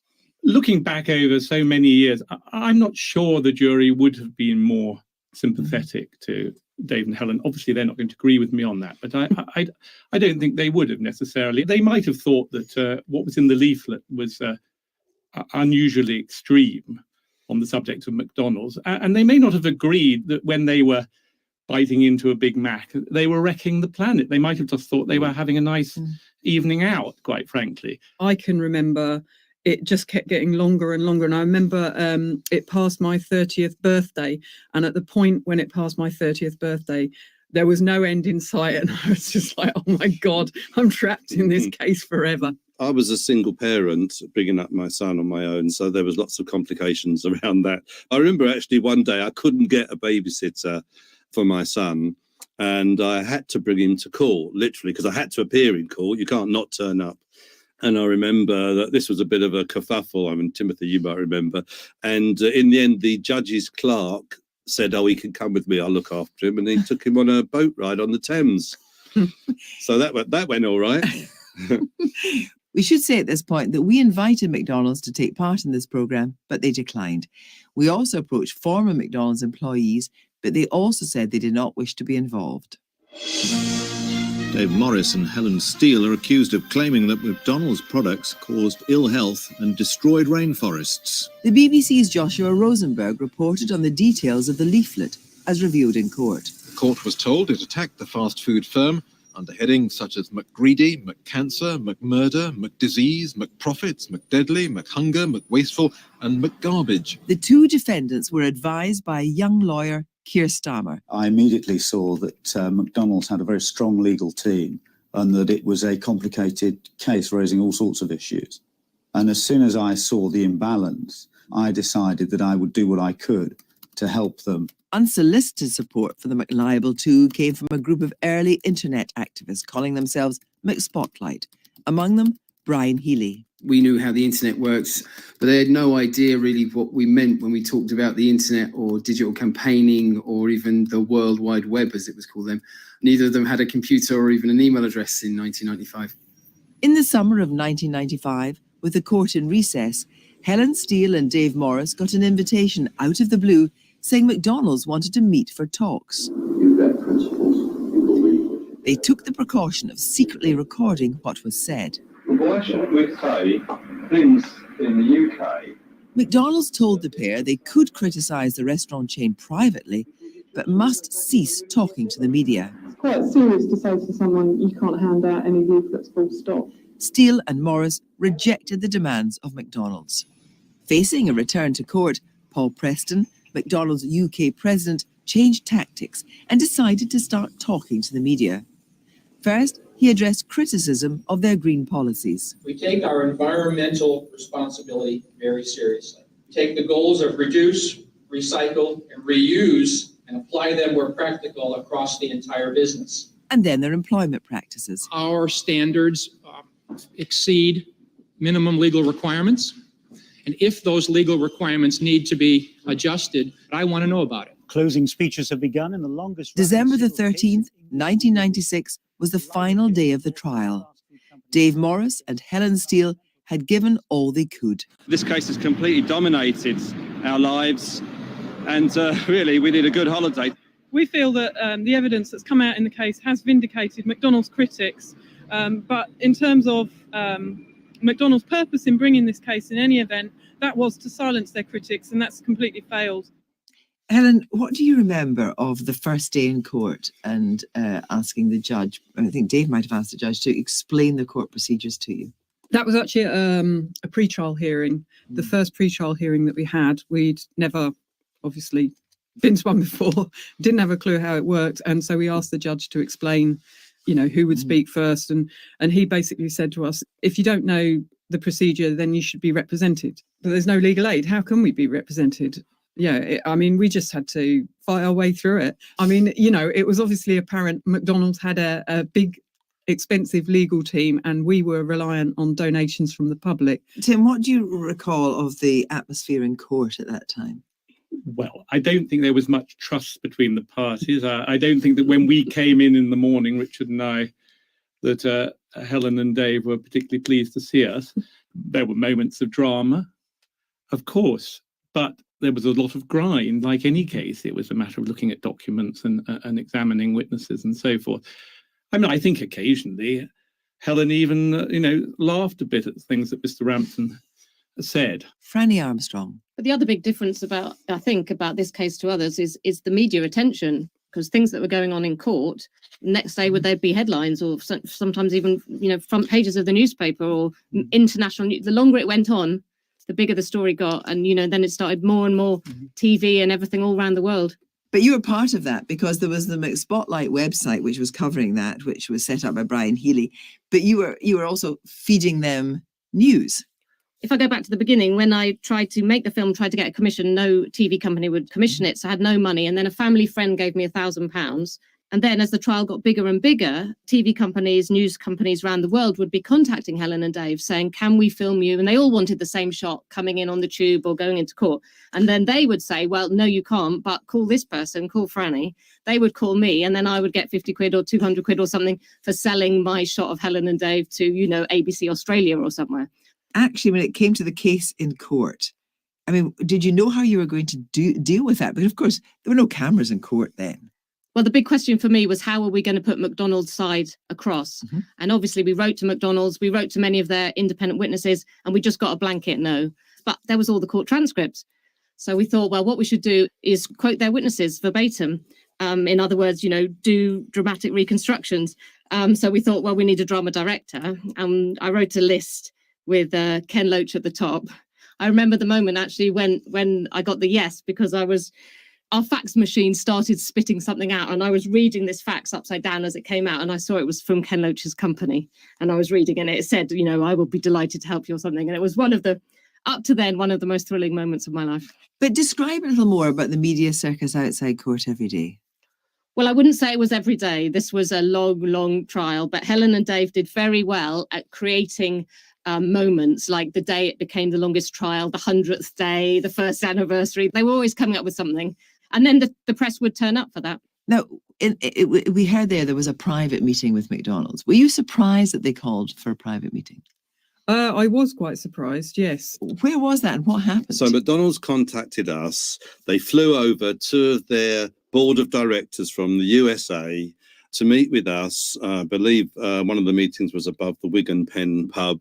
And they clearly wanted to end the case, and they offered to fund a charity of our choice if we agreed not to continue handing out leaflets against McDonald's. And they said, it's not a restriction on our freedom of speech because you can still talk to your friends and neighbours about it. And that was why we responded with, OK, well, we'll agree to that if you cease your advertising and only recommend McDonald's to your friends and neighbours. And they declined. So, Tim, were you in the room for that private meeting? I wasn't involved. It became public knowledge that this meeting had happened. And it's plainly sensible in any litigation to try to settle the matter on acceptable terms. Of course, during this time, you had research to do as well.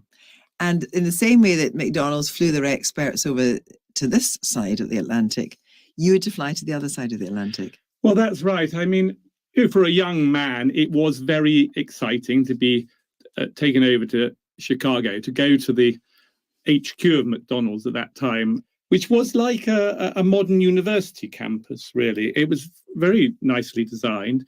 We stayed in the McLodge. And you have a McMuffin for breakfast. Well, before breakfast, I remember coming out of my, I assume you'd call it a McBedroom. And at the very same time, the door opened and a chap with orange red hair and lots of white makeup and red lipstick on, which I wasn't really used to in the morning and was a bit bright for me, came out, and there it was Ronald McDonald.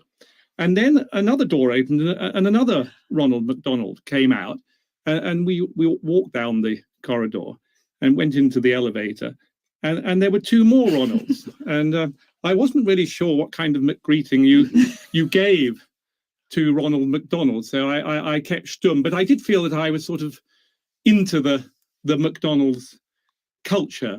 It must be said that, of course, you're one of the team that acted for McDonald's in court. You don't act for McDonald's, do you? I don't act now, of course. It's a very long time ago now, and I don't speak on their behalf. But what are your recollections of the emotions from McDonald's around the case?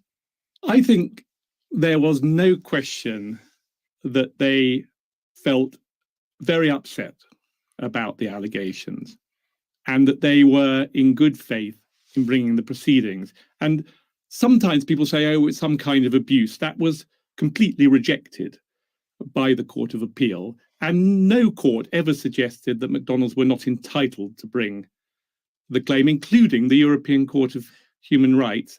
And they were found to be in good faith, as were Dave and Helen.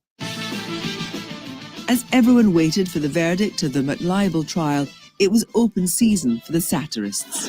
This is a legal question, isn't it? Because the McLibel, I think, are still trying to win their case against McDonald's. It's still going on. Yeah, they suggested there was beef in the burgers. Yeah. The verdict finally came on the 19th of June, 1997. The McDonald's fast food chain has won its libel action against two environmental campaigners after the longest trial in English legal history. The pair were ordered to pay £60,000 damages after a High Court judge found they'd libelled McDonald's in a leaflet published in the late 1980s. But he also said that some of the allegations in the leaflet were true. The case was estimated to have cost McDonald's around £10 million. Paul Preston. It's my responsibility to protect our reputation, and that's exactly what we've done. Very serious allegations were made about our company. They were proven to be false. But outside the court, Dave Morris and Helen Steele were greeted as heroes. We're standing for long enough to get a load of photos. Are you prepared to go to jail? We're prepared to do anything it takes to defend the public's right to criticise multinational corporations. They may have lost the case, but in some key aspects, the court ruled in Steele and Morris's favour. Keir Starmer. They had the libel team, the expert team of lawyers working for the last 5 years behind the scenes and in court for them. That's where the victory lies, in the fact that Dave and Helen won almost half of this case with those odds stacked against them. We're not going to pay the damages. McDonald's don't deserve a penny, and in any event, we haven't got any money. The McSpotlight website had also played its part.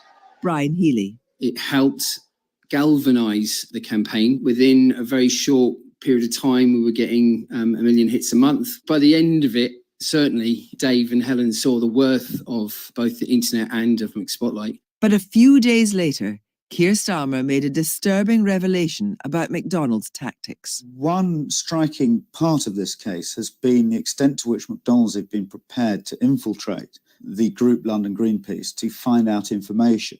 And it's quite clear that McDonald's put spies within the group who were collating all sorts of information. Those people were playing their full part in the group and were doing everything that it's alleged Dave and Helen were doing to promote the leaflet in question, including handing it out and putting it in envelopes.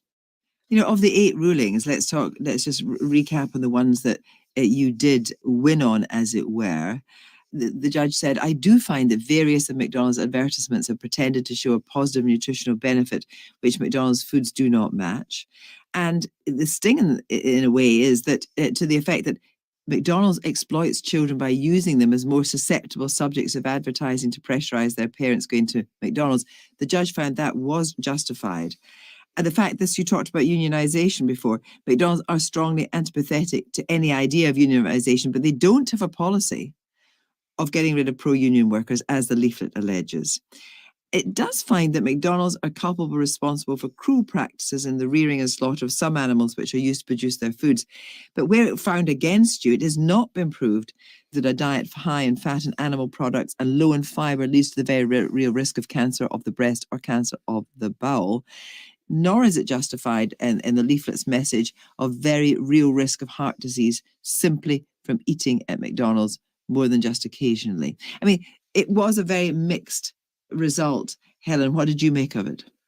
It was a mixed result. I thought we had done an amazing job given the total imbalance of resources, and these were major criticisms to make of our, you know, the core business practice of McDonald's, which was selling fast food. And the ruling was, you know, that their advertising had pretended to a positive nutritional benefit that the food didn't match. And actually, when we went on to the appeal court overturned the ruling, and it did say that if you eat enough of McDonald's food, your diet might become high in fat and so on, with the very real risk of heart disease. So that was actually overturned later at the appeal. Yeah, and the question of the rainforest, actually, the judge said the expansion of beef cattle production has led to destruction of the rainforest, but there was no evidence that McDonald's had taken any active part. Tim, what was your reaction when you heard the verdict? It's absolutely vital to understand that the court found that McDonald's was not responsible, directly or indirectly, for destruction of the rainforest. And that was a terribly important allegation so far as McDonald's was concerned. And that had been at the heart of McDonald's legal complaints over the years. So that was knocked on the head. I think, to be fair, it was unproven rather than untrue. I was going to say that too. And, you know, the reality was that we were trying to get witnesses from the other side of the world without resources. You know, it was a phenomenally difficult job. What the court was asking us to do was to prove that a particular square of rainforest that had been knocked down to produce McDonald's burgers. And the world doesn't work like that. You can't track back that precisely. When it came to the outside of the court on that day, Franny, you were filming. What was the atmosphere like? Well, I think it was my favourite day of the long McLibel years was the verdict, because I was in the courtroom as the verdict was announced.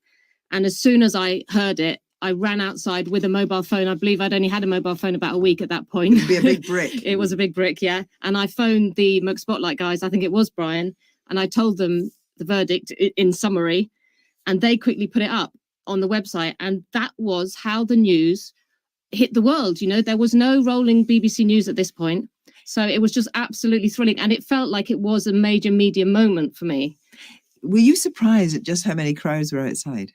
Well, I mean, even the media recognised this was the biggest corporate PR disaster in history, and the public seemed to, you know, respond not just about the details of the verdict, but the very fact that this whole case had happened at all, when there should really be public debate about all of these issues, unthreatened by censorship or libel actions. I was really relieved the case was over, and I was gobsmacked when I walked out and there was a huge crowd outside cheering. It was very uplifting. And then we went round to a press conference just around the corner that I think was slightly counterproductive because there were so many people cheering that I think the media couldn't use most of the footage. What was your reaction, Tim, about Dave and Helen not giving up and submitting an appeal? My own personal reaction, I wasn't surprised because they were people who were not prepared to back down. And it also meant that you were going to have to face some very long days and long nights when you thought it was all over. Correct.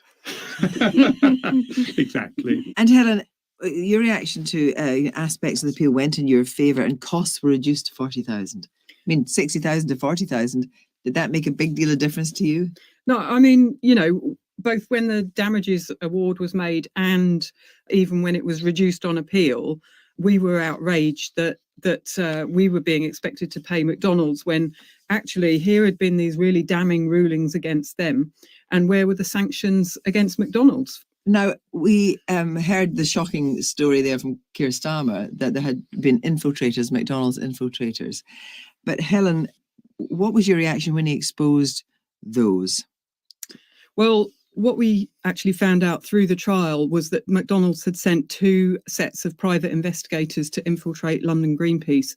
At least 7 private investigators came along to the meetings of the group over a period spanning nearly 2 years. They also broke into the offices of London Greenpeace and stole letters that had been sent to the group. It was really quite shocking. And as I say, we found that out during the course of the trial. They gave evidence in the court case. But there weren't only McDonald's infiltrators, were there? No, as well as the McDonald's infiltrators, my former partner at the time I got the writ was an undercover policeman. Obviously, I didn't know that until many years later. He was working or he was volunteering at London Greenpeace? He was infiltrating London Greenpeace. You know, he became the treasurer of London Greenpeace. He was actually actively involved in the McLibel support campaign, in organising benefit gigs for the McLibel fight, for us to be able to fight the case. He came to like meetings that we had to discuss strategy about what we were going to do about the case. He picked me up from meetings with Keir Starmer after we'd had legal advice, and obviously then asked me questions about what had happened at the meetings. And through the McLibel case, documents showed that McDonald's private investigators had been meeting with the Metropolitan Police and getting information from them. And we, after the McLibel was over, we sued the Metropolitan Police for giving that information to McDonald's. And they made an out-of-court settlement and an apology and undertook not to share information on police computers with corporations. But they didn't admit or tell us anything about the fact that they'd had 2 undercover policemen in London Greenpeace, one of whom had been my partner. So let's be clear here. Your partner had infiltrated from the Met into London Greenpeace and had begun a relationship with you. Yes. When did you actually find out that he was an undercover officer? In 1991, my partner John seemed to be going through some sort of a breakdown. And when he disappeared, I was very concerned for him. I was worried he might be even suicidal. And so I tried to investigate where he'd gone to see if I could find him, to, help him. And gradually everything I investigated turned out to be false. And in fact, one day when I was coming home from court, I think it was in late 1994, on the way home from court, I used to pass the Registry of Births, Deaths and Marriages. And I went in there really on instinct and looked through the death records. And what I discovered was that my former partner had been using the identity of a child who died when he was 8 years old. What's your reaction, Tim, to the fact that the McDonald's infiltrators were in the group and so were the 2 Metropolitan Police infiltrators, and that the McDonald's infiltrators were actually talking to the Met? Well, Kirsty, I didn't know about it. As Helen said, that came out quite a lot later, after the end of the case. Only a couple of days ago, for the first time, I was reading an article in The Guardian that featured Helen talking about this matter. And a couple of things leapt out at me. The first was the suggestion that one of the police infiltrators had written the leaflet. And I found that astonishing. The second thing was her very upsetting story about the deception by the undercover police officer. And of course, I have huge sympathy for Helen over that. In the autumn of 2004, Dave Morris and Helen Steele headed to Strasbourg for a hearing at the European Court of Human Rights. Joining them was their lawyer, Keir Starmer. It's extremely important that it's gone all the way to the European Court of Human Rights, and it'll be one of the most important decisions that court makes. It'll be a landmark for them and for me. So, oh no, don't ask me. Microphones captured their reactions on day one and their first encounter with the British government lawyers. The government referred to that protection of freedom of speech should require that campaigners should put the balance in their leaflet and put the response of McDonald's, for example. Well, there's no requirement on McDonald's to put the balance in their adverts and say, well, actually, our food isn't healthy. They knew that the decision would have serious repercussions for the future of libel cases in the UK. If the European Court finds that Dave and Helen's trial was unfair, the government can't ignore that judgment. It's got to do something about it. And it must therefore think about changing the law itself. On the morning of the 15th of February 2005, Steele and Morris, accompanied by filmmaker Franny Armstrong, waited by their computer for the result to come. It's here. Okay, Yeah. good. Da-da-da. It'll take half an hour to download. It will. European Court of Human Rights has today notified in writing a judgment in the case of Steele and Morris versus the United Kingdom. The court held unanimously that there had been a violation of Article 6, right to a fair hearing of the European Convention on Human Rights, and that there had been a violation of Article 10, freedom of expression of the Convention.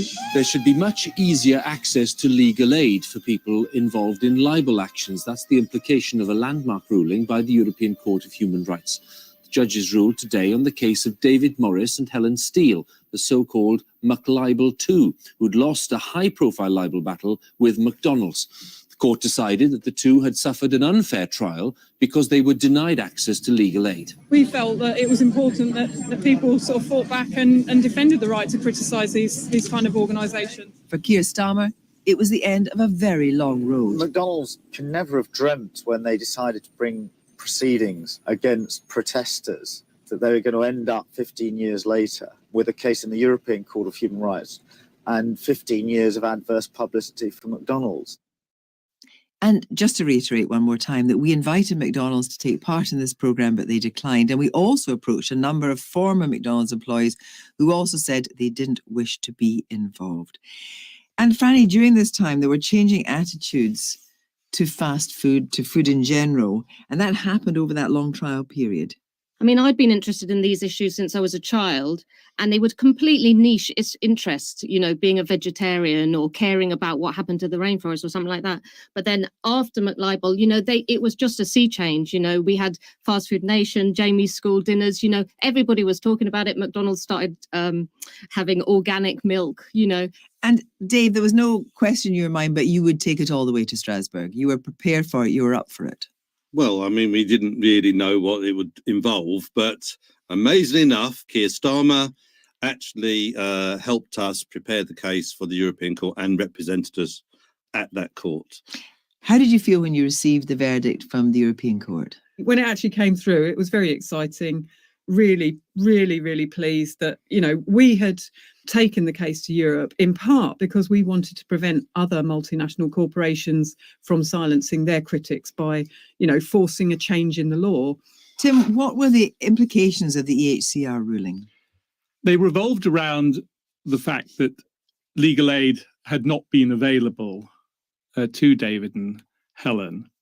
That meant that they were judged not to have had a fair trial because of the nature, the scale, the complexity of the trial. And also it was determined that the burden upon them had been such as, without legal aid to help them, infringe their rights to freedom of expression.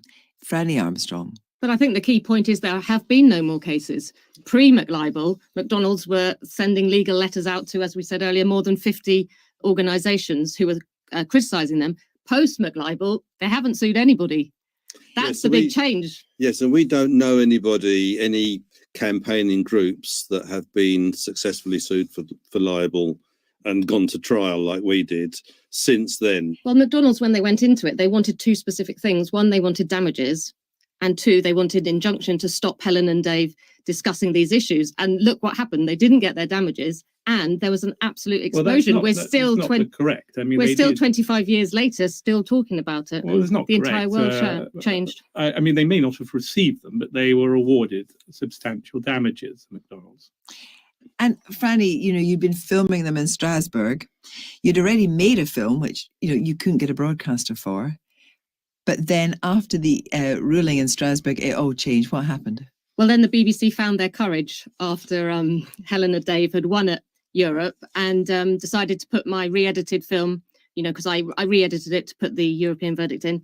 And then they put it on first BBC 4, and then they got such a fantastic amount of viewer response that they then put it onto BBC 2, got an international distributor. It was in the cinemas, America, Australia, here, went on TV, I think, in 20 countries.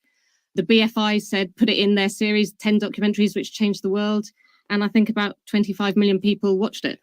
But I want to ask both of you, it was a huge part of your lives. What impact did it have on your life, Helen?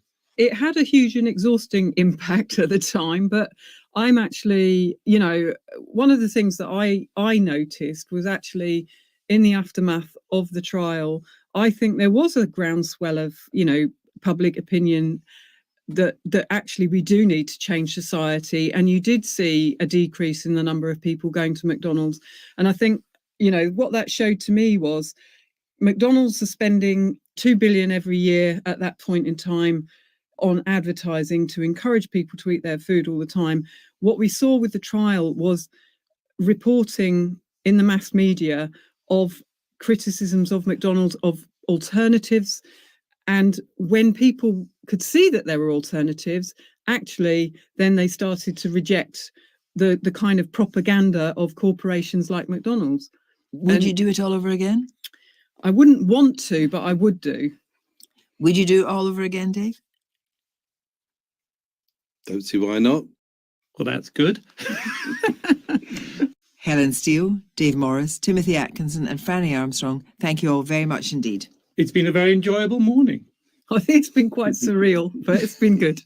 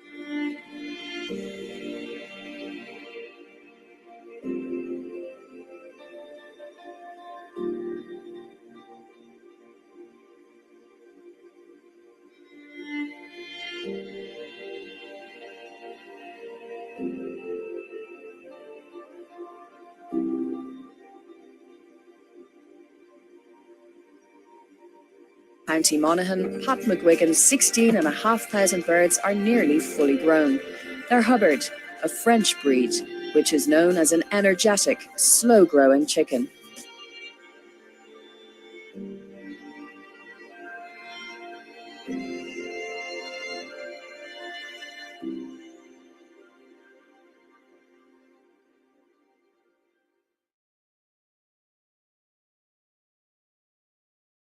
In the autumn of 1955, when staying at the former home of H.G. Wells in Folkestone, I surrendered to a long-suppressed inward calling to do something about a replacement for milk.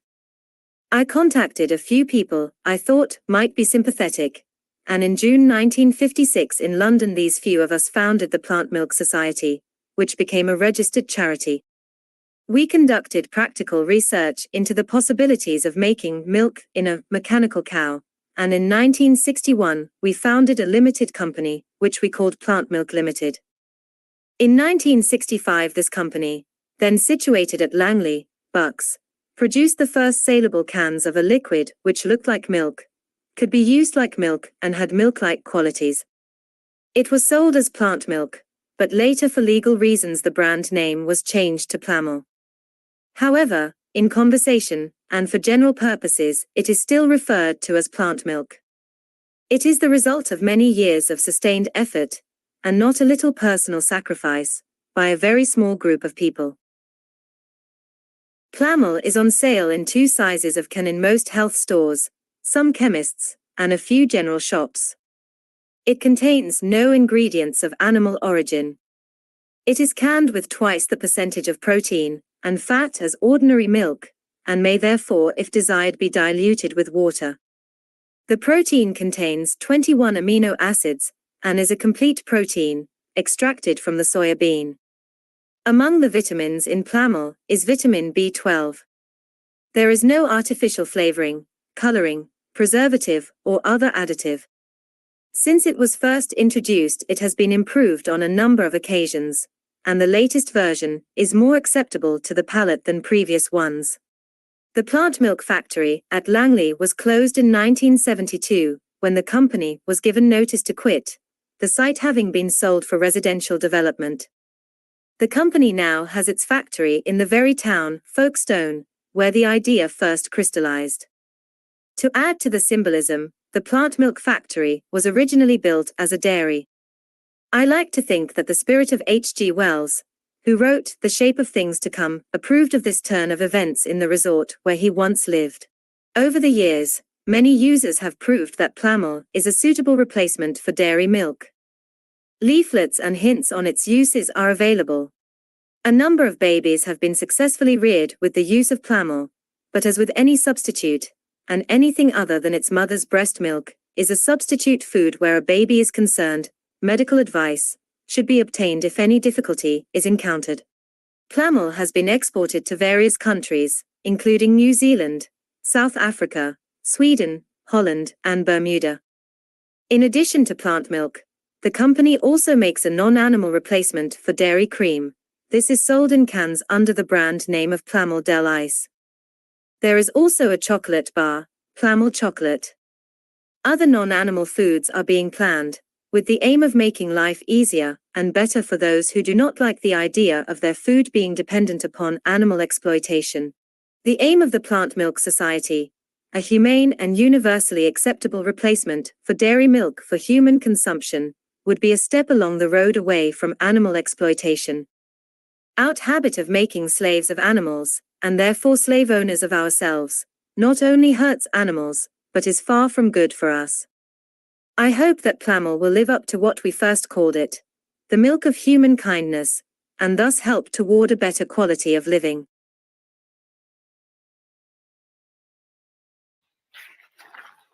Yay!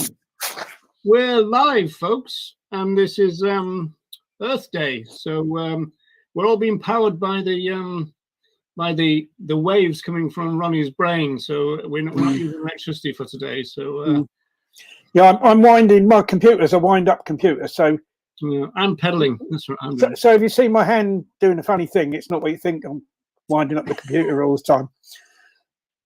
Instead of winding me up. Yeah, yeah, I'll be winding 2 things up tonight: the computer and Roger. So what's on the agenda today, General? Well, we're this is JLAF Vegans for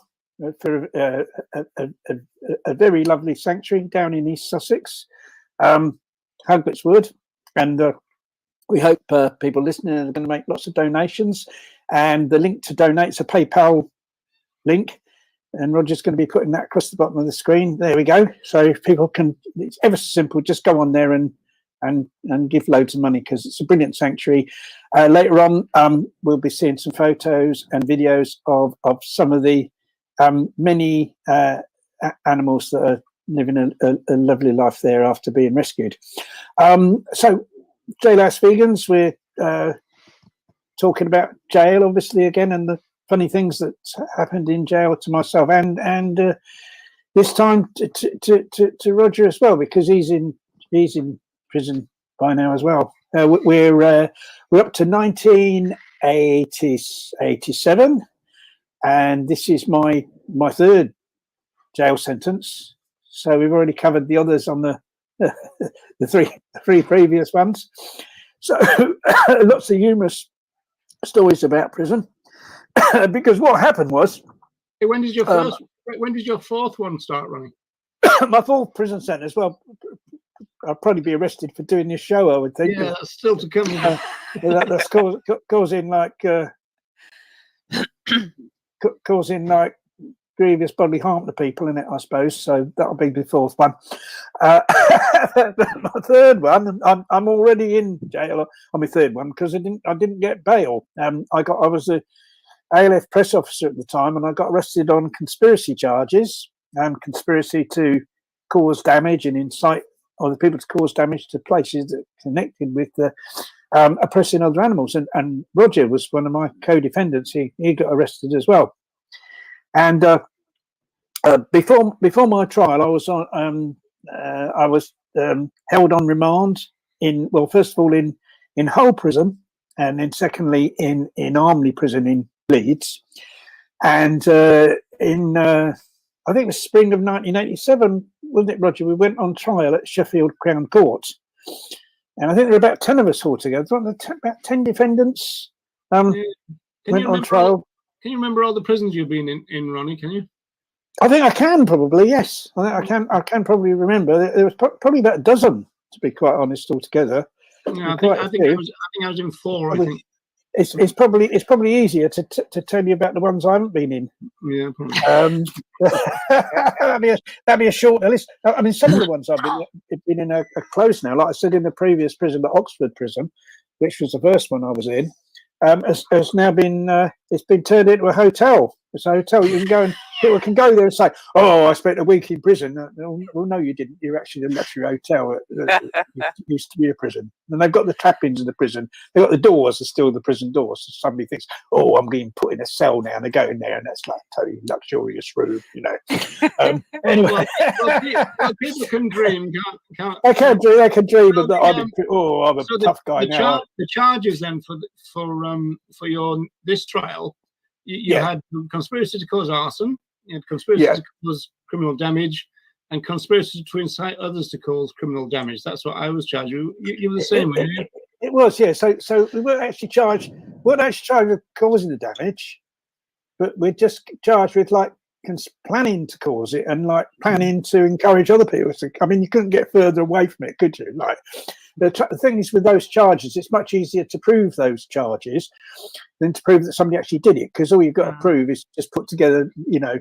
Yeah, it's very convenient though, isn't it, Rush? Because like you can conspire with somebody you don't actually know. So say you were at the kind of, you think of a wheel, you're at the center, and so I'm connected to you, and then you're connected to somebody else that I don't know.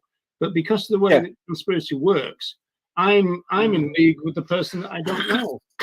That's right, and they use it. Or they didn't used to use it because it used to cause a big fuss, like civil liberties fuss. But they use it all the time now. You know, see that kind of erosion of civil liberties. But you know, we went on trial in 1987.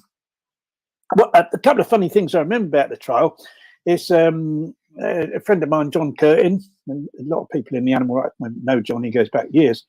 He was in the public gallery. I turned around to look at the public gallery, and he got a black hanky out of his pocket and put it over the top of his head. I thought, thanks, John. That's like really cheered me up, you know. See you do that. And another thing was that there was the judge sat there. This Frederick Lawton, wasn't he? He was like an ex-Nazi bloke. He was our judge, and they brought him out of retirement just to kind of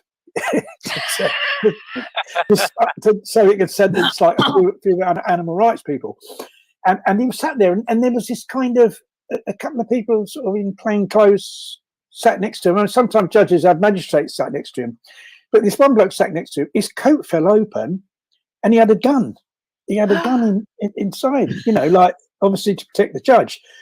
And the rest of the trial, I was terrified. I was trying to put my hand in my pocket in case he's going for a gun. And you know, like shoot him. Like, yeah, the gun. He was some special branch bloke there to, I suppose, in case we attacked the judge or something, you know. So, but anyway, we ended up sadly, I think pretty much all of us. I think maybe one person got acquitted. I think we all either people pleaded guilty or I got found guilty of all three charges. I think you got found guilty of all three as well, did you, Roger? The last two, not the first one. Ah, so you were no, so you it wasn't quite as serious, but Roger still got 4 years. Roger got 4 years. I got sentenced to 10 years. I was quite pleased to get 10 years because I was expecting 50. My barrister said to me, "Oh, I think you'll get 15 years." So when when the judge says you'll go to prison for 10 years, like I went, "Way!" like that. People thought I was mad. What's he cheering about? He's got 10 years, but because of course, if you're expecting 15 years and you get 10 years, then it's quite a result, really. So anyway, I got there's a question, Ronnie. Yeah, it was a trial by jury, and Frederick Lawson really only made one mistake in the entire thing, where he didn't know, because the incendiary devices that were the center of the case, they were made, their principal they call them fire bombs, explosive and everything, but their principal component was 2 firelighters, and the judge didn't know what a firelighter was, and he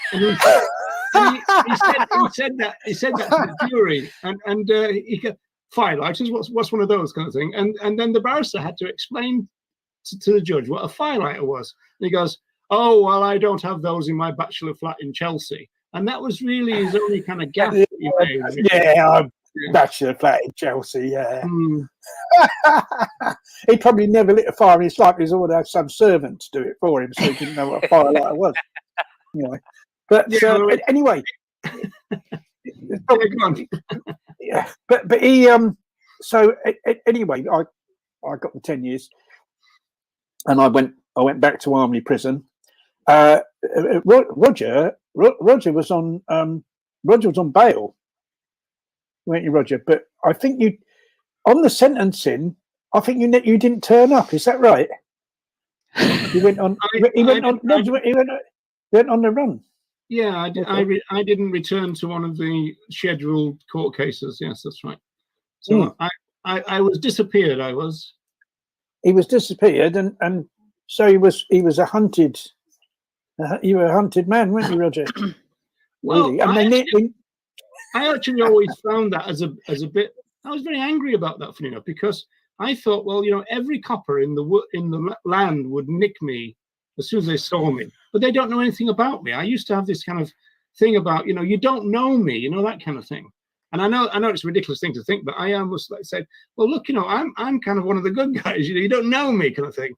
And yet you knew that they would grab you as soon as they saw you, and it was kind of like on the say-so of somebody who stood for Parliament for the British Union, the fascists. And you thought, hang on, there's something wrong here, surely. Do you think the people had your photo, most wanted? Yeah.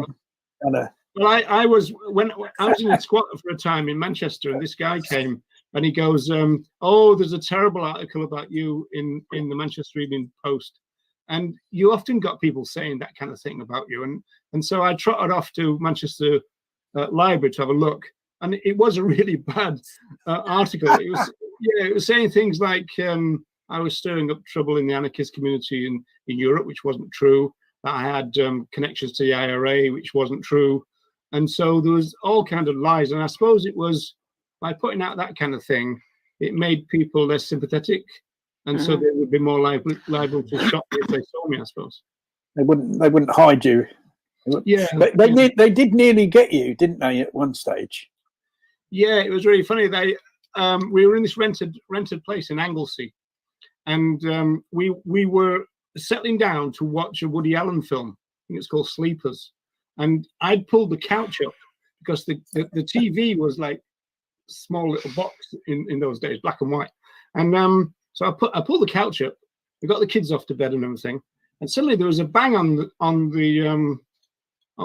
door, which was at the side, and I just heard this voice saying, "Is Alf in?"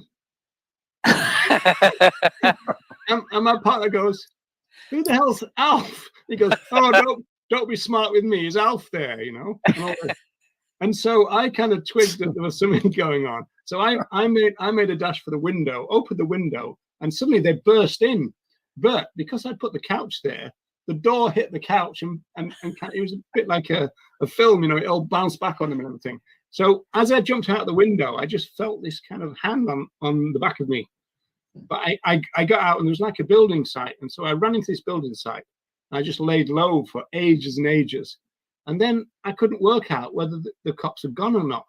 So I crept back into the garage and turned the electricity off and ran back out again into the building site. and then my partner came out with a torch, you know, and I was kind of going, psst, psst, you know, like this, kind of, you know, have they gone? Oh yeah, they're gone ages ago. So why did you turn the electric off? Was that a cunning plan? Yeah, to bring them out of the house. Well, so go and look for the fuse box, like. Yeah, make it look as though there's been a power cut. And so I thought whoever's in the house would come out to try and find out why the electricity had gone off. And I could work out who was in the house, you see. So that was very clever. Oh, it worked, yeah, very good. How did they get you in the end then? Because eventually they did get you, didn't they? Well, it was weird because we used to go on a Sunday. We used to go down to the local shop, which is just down the road. It was a little village out in the middle of nowhere. I used to go down and get the paper, and we'd come back and we'd read the paper. It's usually the Observer and the Guardian. We'd read the paper in bed. And so we all settled down, got a cup of tea and all that kind of stuff. I opened up the Guardian, and there was a picture of me and kind of, you know, wanted and all this kind of stuff. And again, in the Guardian. Yeah. And again, it made this claim. Well, it was kind of a bit sneaky that they had my picture in a little story next to an article about the IRA. And it looked as though there was some connection between the two, right? And so somebody in the village must have recognized me. And so I think about 2 days later, we got a bang, bang, bang on the door. And you were the only fugitive in the village. Yeah, I was. Yeah, the only fugitive in the village. Yeah. In the village. Yeah. so they got you in, and you ended up, I suppose, in Armley, didn't you? Back in Leeds prison, doing the 4-year sentence. Yeah. The thing is, it was a bit because I thought I was going to get extra time because I've gone on the run, and then eventually they said that I wouldn't, and then I asked if I could give a statement from the dock, and I said that I wanted to remind the activists of the policy of the ALF, which was not to harm anyone, because at the time there was all this rumor that the ALF had started to move into Semtex and this kind of stuff. Which in the end, the police didn't even believe that you know, they said, you're not going to go from firelights to Semtex. You know? and the judge said, what's this Semtex? I've never heard of that before. Yeah, I don't know that in my yeah, you will in a minute because there's some under your seat. Uplifting experience. Yeah, because I mean, when I was put in Armley, because I got 10 years, I got treated as a Category A, highly dangerous to the public prisoner. And don't encourage Ronnie and his beans. Oh, Wendy was listening to the beans episode, the first one about the beans. Yeah, we'll have to go back on YouTube. That's an answer to this one here. The bean seduction story. Is that Mr. Bean? Is it? Oh, the bean seduction story. Well, the bean seduction story, we probably won't have time to talk about the bean seduction story. But if you listen to the first edition of the Jailhouse Vegans, then I think the bean seduction story is in that one.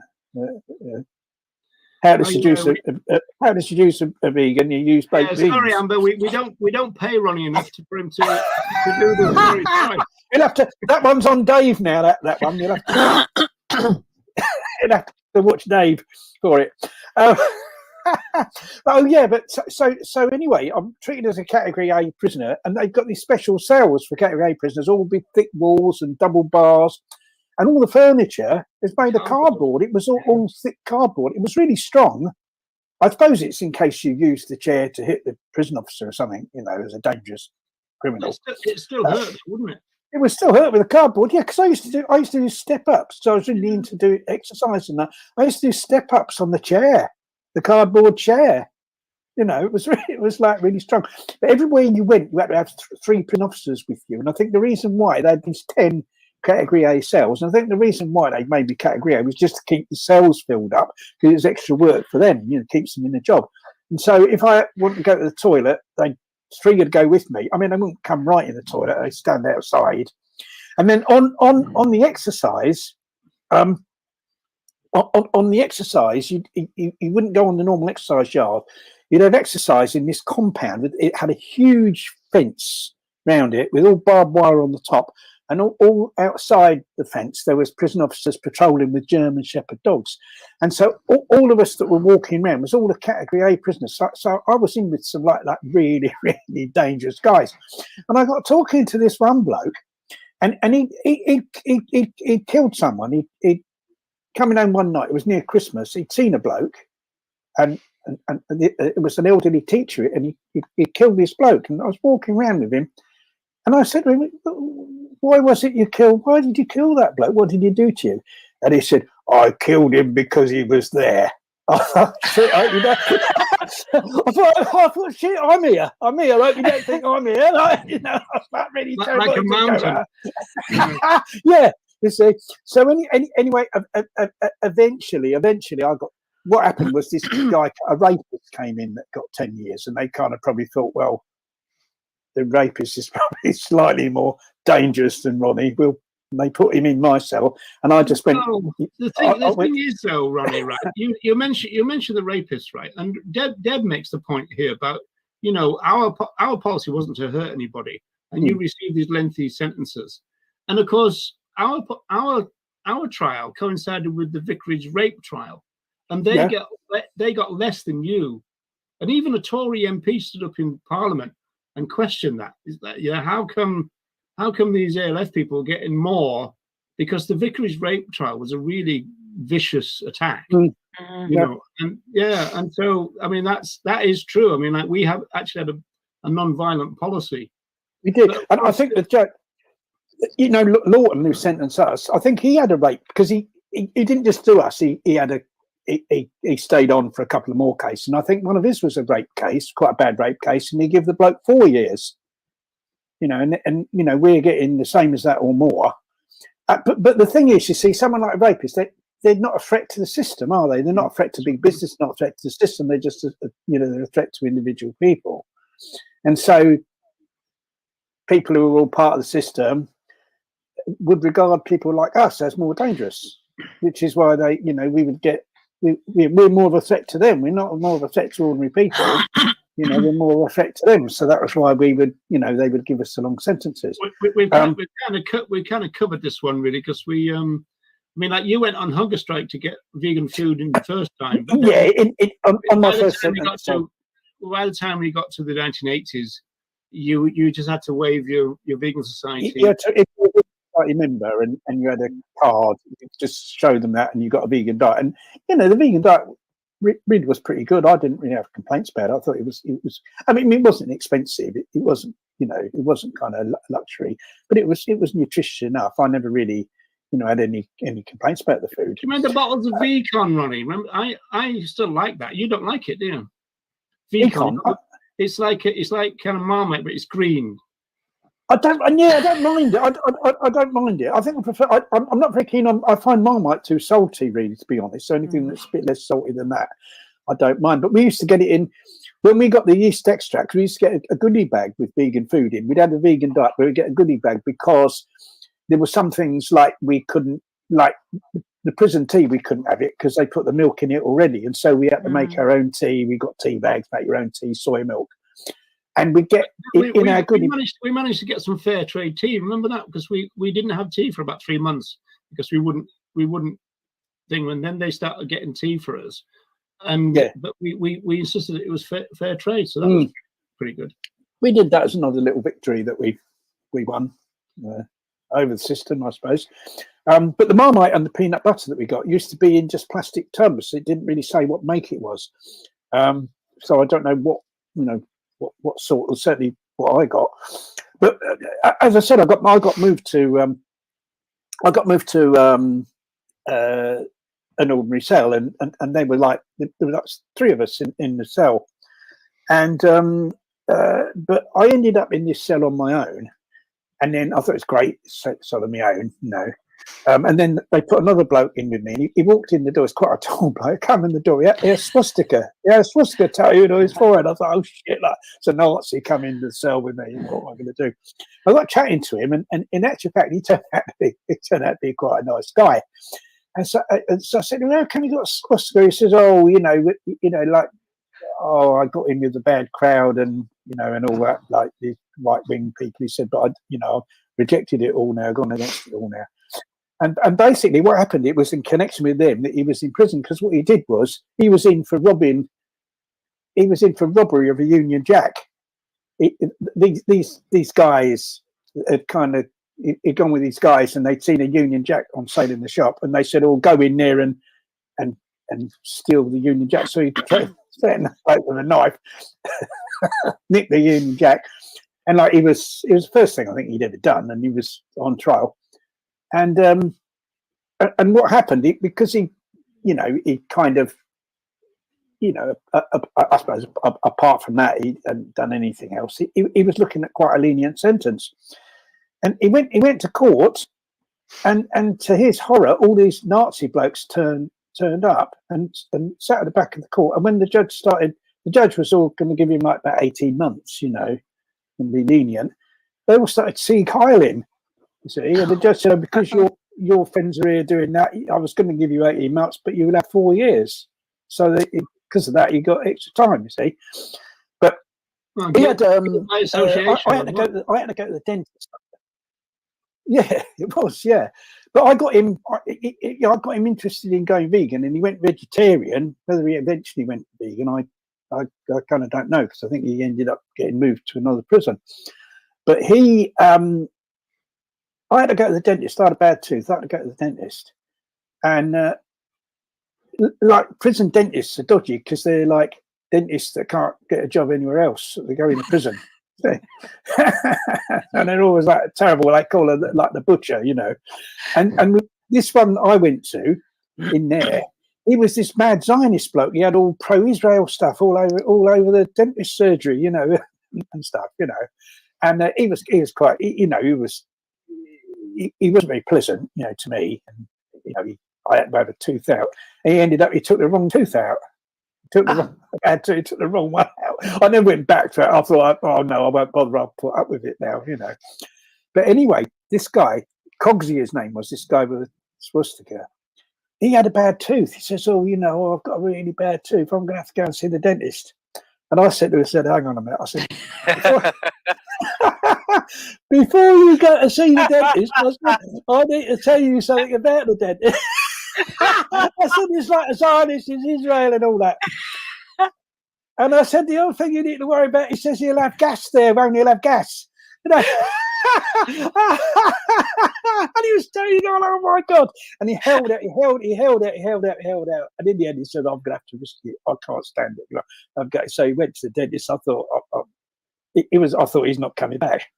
Not coming back. The time I thought he's not coming back, like he's had an accident in the dentist chair.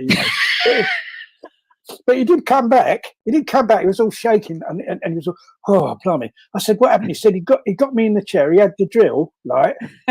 And he said, "What's the meaning of this on your head?" And he pointed at the head of that, and he said, I had to say, "Oh, it was when I was young, and I'm not like that anymore." And he said, the dentist says, "I'll let you off this one time," and it's like that. He managed to just get, he managed to get through it. But like, there was another guy came in the cell, and it was like, he had a visit, and he said, "Oh, I got a visit." He said, "I better put on my visiting trousers." You see, and I thought, "Oh, he probably smart pair of trousers put on for a visit." So what he did was, he took his pants off. I said, "Why are you taking your pants off?" He says, "Oh, I have to take the pants off." And he put the trousers on. I said, "What is in the visiting trousers?" What it was, there was a hole in where the arse. There was a hole in the trousers where the arse was, like underneath. And what it was is to get drugs. He was having drugs smuggled in, and like put the drugs up his bum. So he wore the special visiting trousers that had the hole in the bum. God. And then, and when he came back to the cell, like we had a bucket in the cell to go to the toilet in. We'd have to empty it down this sluice, we got let out. And he went and he had to kind of poo in the bucket to get this It was all wrapped up, this cannabis. And he was going, "Oh, do you want some?" It's all, "No, no. Don't want any of that. It's terrible." And then another time, did he say, "Do you want some of this shit?" No, some of the shit. Yeah, well, probably some of it. I mean, you couldn't tell the difference because it's brown anyway. Isn't it? You know, what you can tell what was what, would you? Really, I wouldn't go anywhere near that. You know, but then he'd sell that to other people and all that. To answer Paul, no, real prison is much funnier than porridge, Paul. So don't worry about that. Well, how it was like porridge was like the layout of it was, well, certainly certain prisons, what are called local prisons, which is the prisons that you go to first of all. Yeah, Army looked like porridge, didn't it? Army looked like porridge. The cells are the same and all that kind of thing, and so it's a similar. The settings similar to visiting travel. I had some. It may not come in this one, but I had visiting overalls. But that's another story.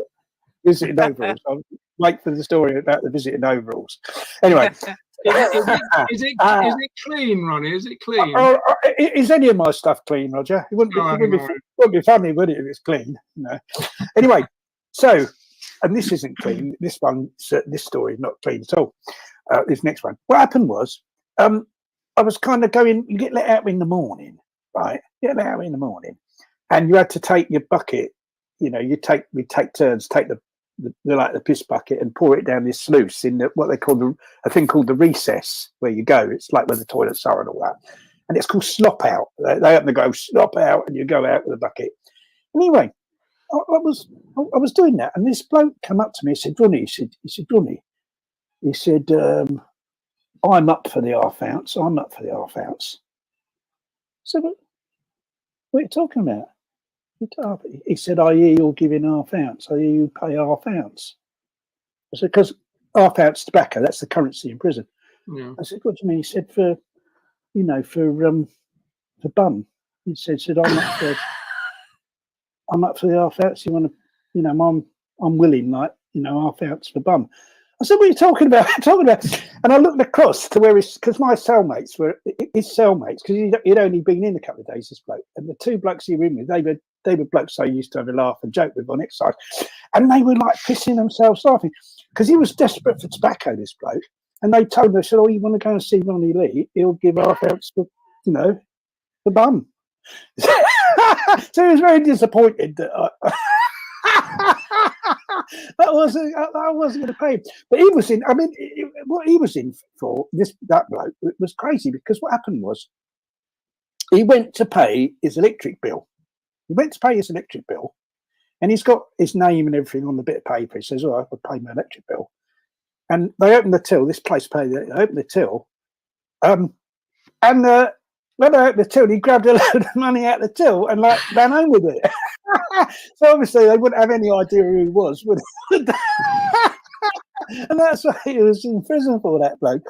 I mean, we used to have on exercise there, because I was no longer having to exercise in this great big cage. It was the ordinary exercise yard. You used to walk around in a circle, and it used to be like, really boring. Walk around in a circle for an hour, and so there was a guy that I got, sort of friendly with there. He was from Sheffield. He was in for he beat someone up with a snooker cue for some reason. So anyway, he was in the prison, and what we used to do, because obviously a lot of people in prison smoke, and some of them, you get swoopers, and what they do is on the exercise, they'll pick up dog ends. You see. So what me and this other bloke used to do is we used to get cigarette paper, and we used to make fake dog ends. We made a load of fake dog ends, you see. And what we used to do is, as we were walking around, it was like out of, that film where they shake the trousers and the Great Escape and that. We were like the same with dog ends. We were going around, just throwing these fake dog ends out of pocket, and then we were having a great laugh watching them pick them up. Going, "Oh, there's all these dog ends," and just imagine when they got back to the cell and unwrapped them, and all they found was more cigarette pack. But what happened was that there was like one of these dog ends. We, for some reason, we probably was a bit longer. We made it a bit longer than we should have picked it up. And I think he thought, I can smoke that and this now, you see. He lit the thing about like that. And he started ranting and raving, fucking hell, like that, shouting, and all the prisoners saying, shut up. And we nearly died. We were absolutely like, when you laugh so much that you think you're going to die. We were like that. And this prison officer was shouting, Lee, you're in prison, you're not supposed to laugh, what's the matter with you? But it was like, it was like so hilarious. And like obviously we used to have visits there. I think when you're on remand before you get convicted, you can have more or less have a visit every day. I think apart from Sunday, something like that. But when you're convicted, I think you can have about maybe one a week, one every 2 weeks. And I was kind of one day I was going into the visiting room, and there was this prison officer there, and normally like they'll pat you down, search you, it's not a thorough search. They're looking to see if you're, taking anything, it's trying to smuggle anything out on the visit that you're not supposed to. Because what guys would do, like some of them sell drugs in prison, and then they get money. Other prisoners will get smuggle money in, and then they pay the ones for the drugs, and then they smuggle the money out. You see, so they're kind of looking for things like that. So I'm going through the visit, and there's this prison officer. Anyway, I've noticed he's got a pair of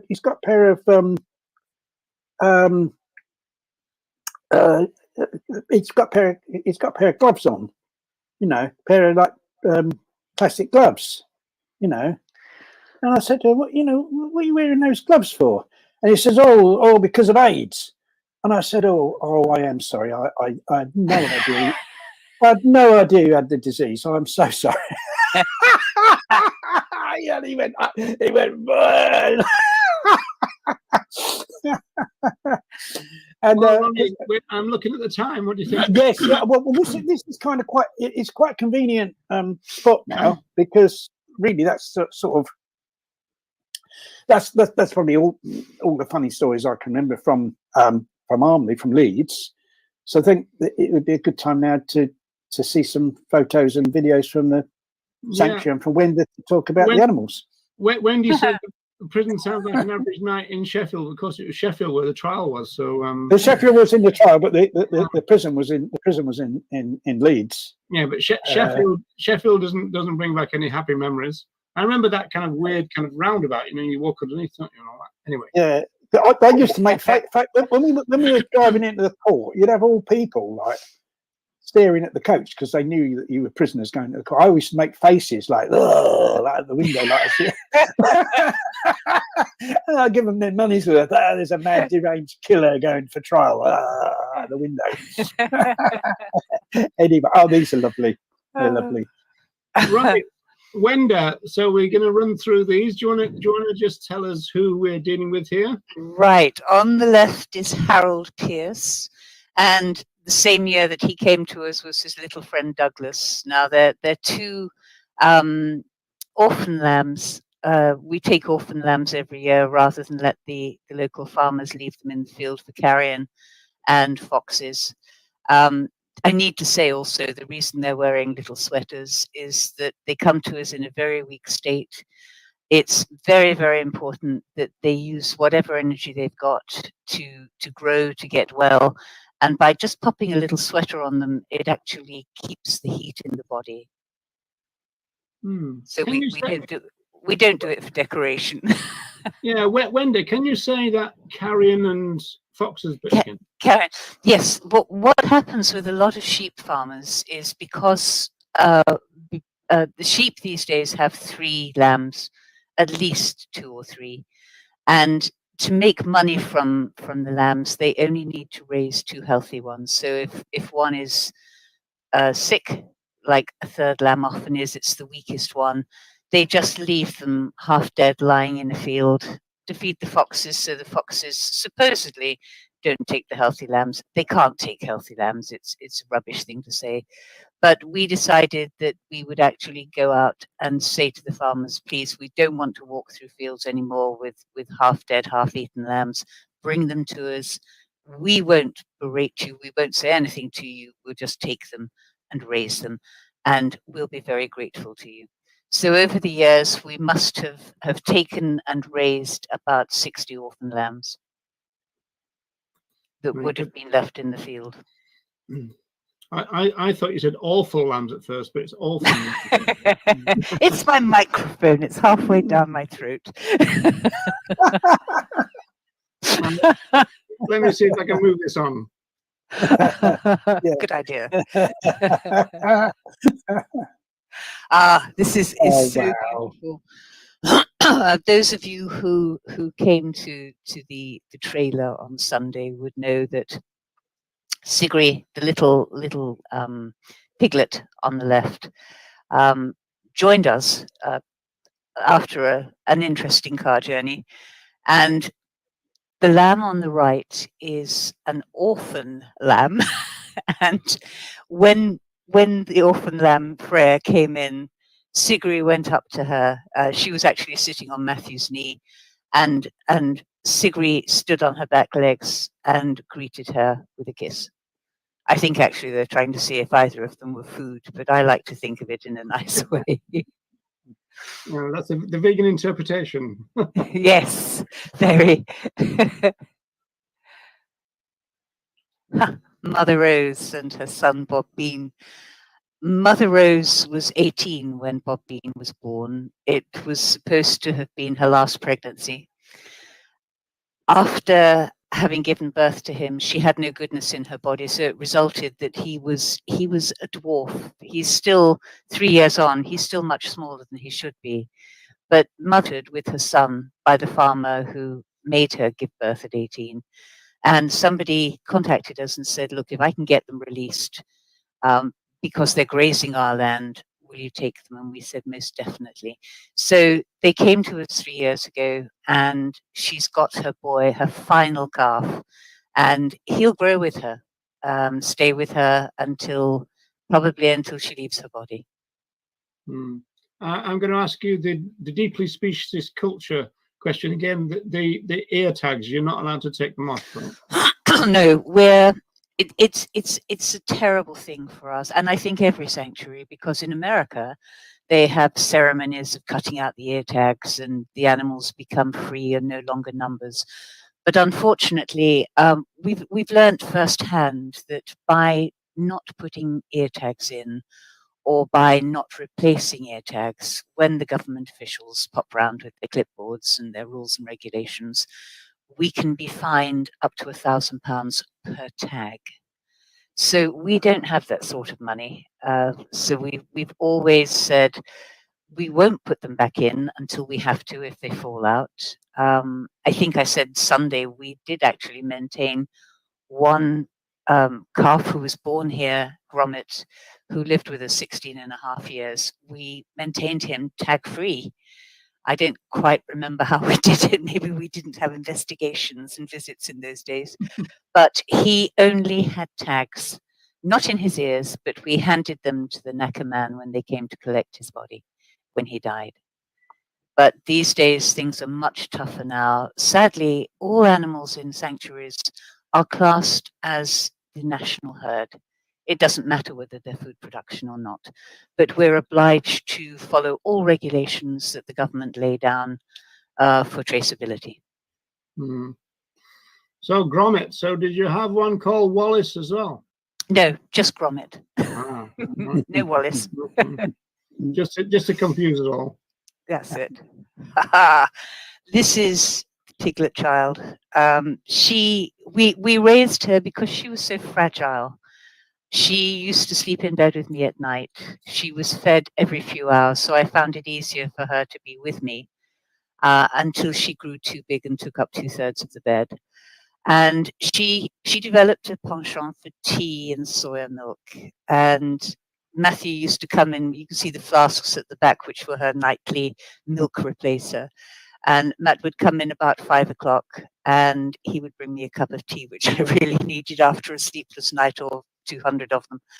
And she suddenly realized that there was tea in that mug, and she would climb on his knee as she is, and she would put her snout up, tip the mug, and guzzle it all.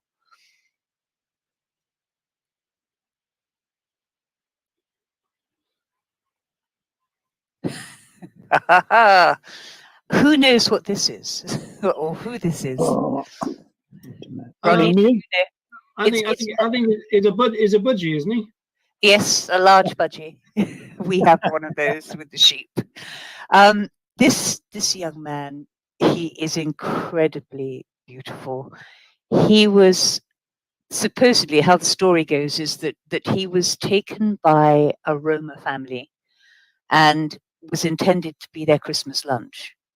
Now, sadly for the people, but luckily for him, when the whoever, I think it was the father of the family, decided he was going to butcher this boy. He's actually called Zuthorn Rolo, for Captain Beefheart fans out there.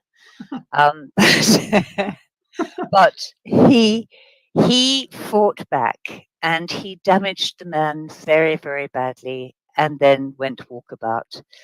We didn't know this had happened until the person whose field he'd taken up residence in called and said, could we home a rear?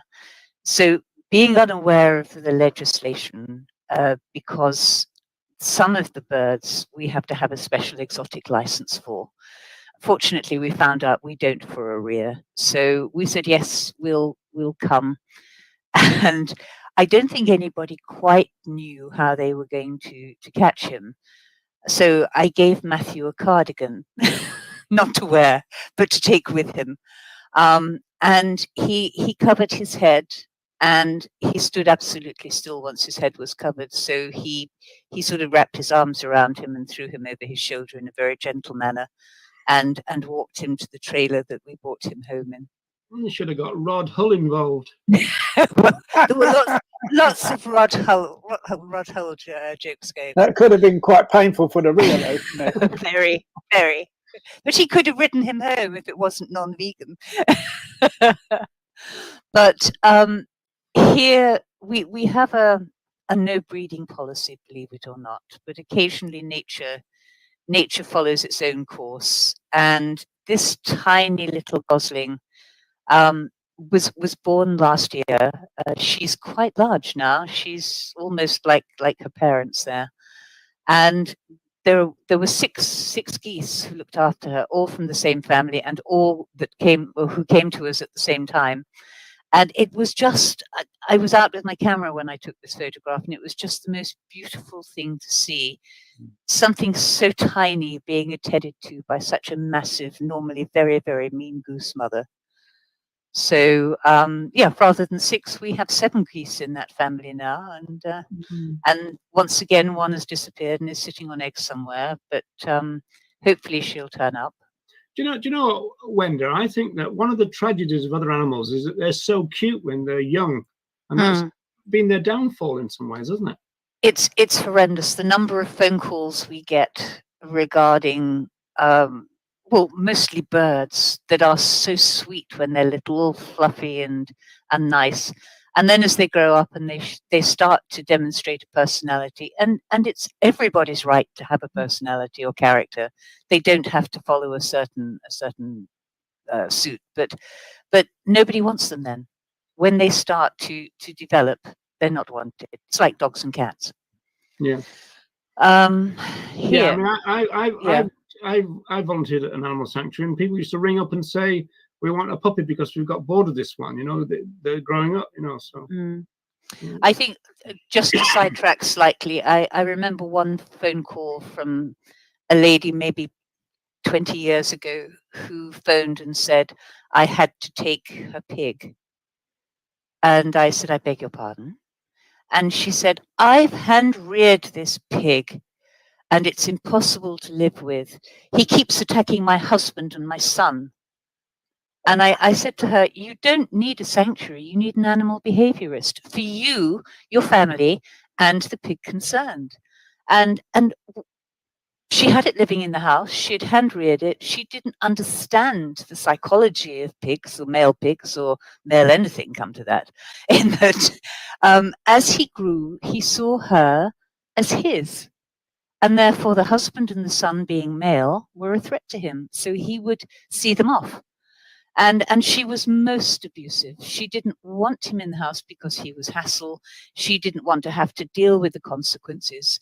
And I actually put the phone down on her because she just wouldn't listen that he was her responsibility. You can't take a piglet. A pig is for life. She didn't want to know. Right. So Anyway. we're going to speed up a little bit now. So, Okay. So yeah. this is Newt in the background, the sheep, and we have the most amazing cockerel called Frankenfurter. This is Seth with his gigantic, wonderful horns. You wouldn't want to get in the way of those, I suppose. No, they're great if you're standing up close to him because they sort of hug you like arms. This is Fleur. Fleur and one of our very good friends, Mark Nelson, who absolutely adores her. She has a special person in America, but Mark is here always with her. Mark has got a tattoo of Fleur. He has, actually. If you look at his arm, yes, his right arm there, you can see the lower part of Fleur's face. Yeah. And he had that done before he even met her. He just fell in love with her from Facebook. Now, Mark Nelson. Yeah. I suppose when he was a kid, he was called Half Nelson.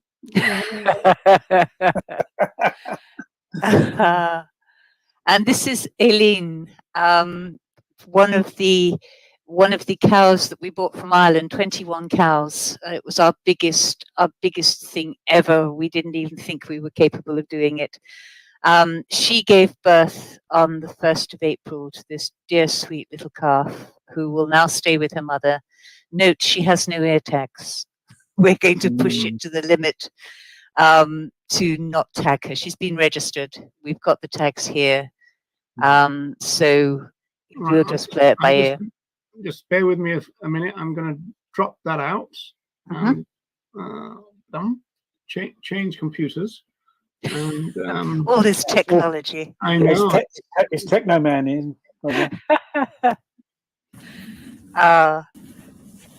This is what Matthew and I see 2 or 3 times a year as the cows change field.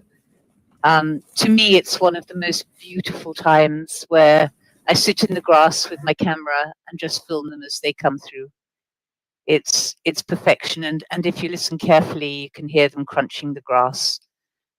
And finally, we have this one. This is our superstar boy.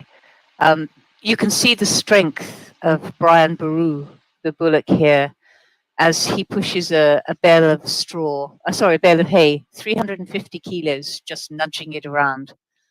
And he plays with it like it's nothing. That's amazing. So hopefully when people having watched all those lovely pictures and videos will feel even more inclined to make a donation to Hugwicks Wood, and there's the there's where you go to, because obviously things are even more difficult now. I mean, they're never easy for sanctuaries anyway. No. I think sanctuaries The always thing is, struggle. it's difficult for everyone, and we always say we do whatever we can ourselves. We're working flat out at the moment because feed has gone up 100% because of the shortage of hay and straw. But we're not the only ones in this situation. We're all in the same situation. So if people feel inclined to donate to us just a little bit, it would be very gratefully received. Right, so Ronnie, we've done the advert. So right, you've got about 10 the 12 advert's minutes. not that well. Yeah, what I'm going to do that quickly. Be funny again. And tell us I'm going to try and be funny again. Yeah, because obviously, you know, a lot of laughs we had in prison, but you know, before I got on the run up to being put in prison, and like kind of at one time, nearly all my life was either in prison or on the run up to prison. But there was some very funny incidents connected with that, because a lot of in the, you know, going back to the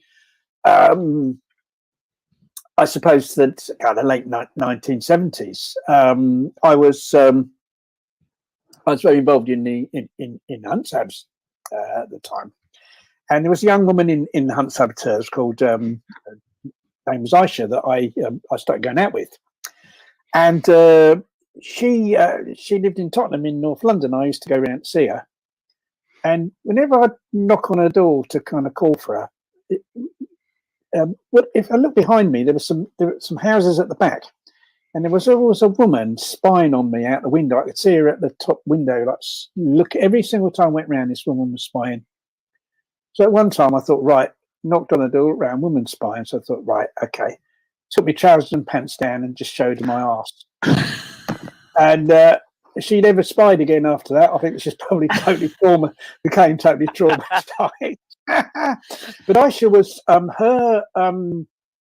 her father was a Muslim. Her mother was English, and she married this Muslim guy, and so.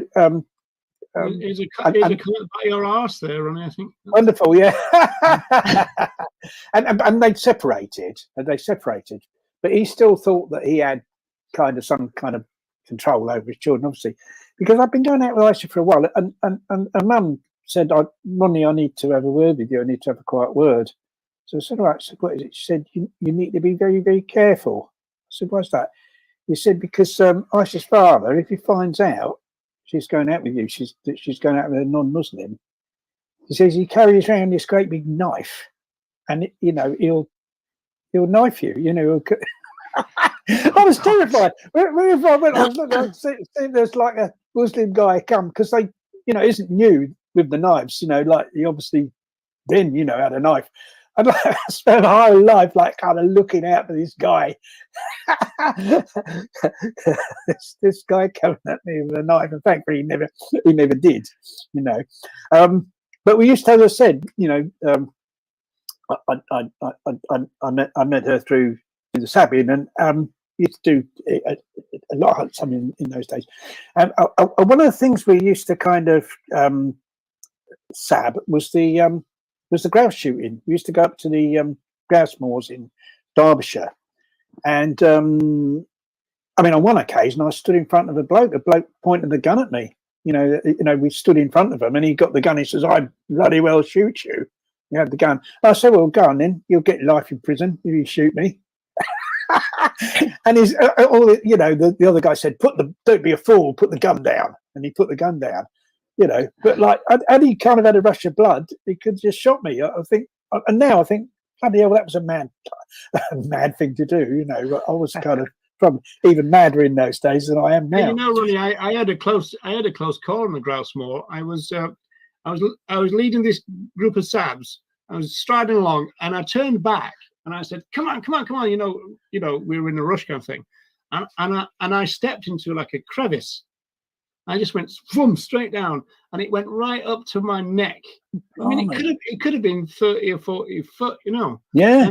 And so I was just like this, like a head, and they had to pull me out and everything. But I was thinking, blimey, that could have been really serious, Yes, that is dodgy that there's things like that around on there. Had I fallen in that crevice, that'd have been the end of me, wouldn't it? My size. Oh, you wouldn't have been seen. I wouldn't have been seen. I'd not have been found some years later in a skeletal condition, probably. But one time we found, we got to the grass shoot, and it was like half time. They have like a half time, and basically on the top of this hill there was this hut, you see, and somebody said, "Oh, that's their hut where they go to at half time," you see. And we could see them in the distance making their way to this hut, but we all got there first on top of this hill. We broke in there. There was all beer. There was loads of beer, you see, in this hut. So anyway, we got the beer. We were all drinking the beer, whoa, and all that. And they could see us. The shooters could see us, and they were all ranting and raving and like waving their arms about. And we were like putting the fingers up to them and drinking. We were drinking their beer, and they could see us. And what we couldn't drink, we just destroyed it all. And then we both got off. So like when they got there, there was no beer left for them at all. But there's another story like to do with that. It's once again connected with beer.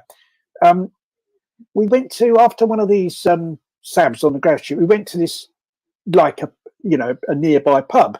You see, all the SABs are in the nearby pub, you see.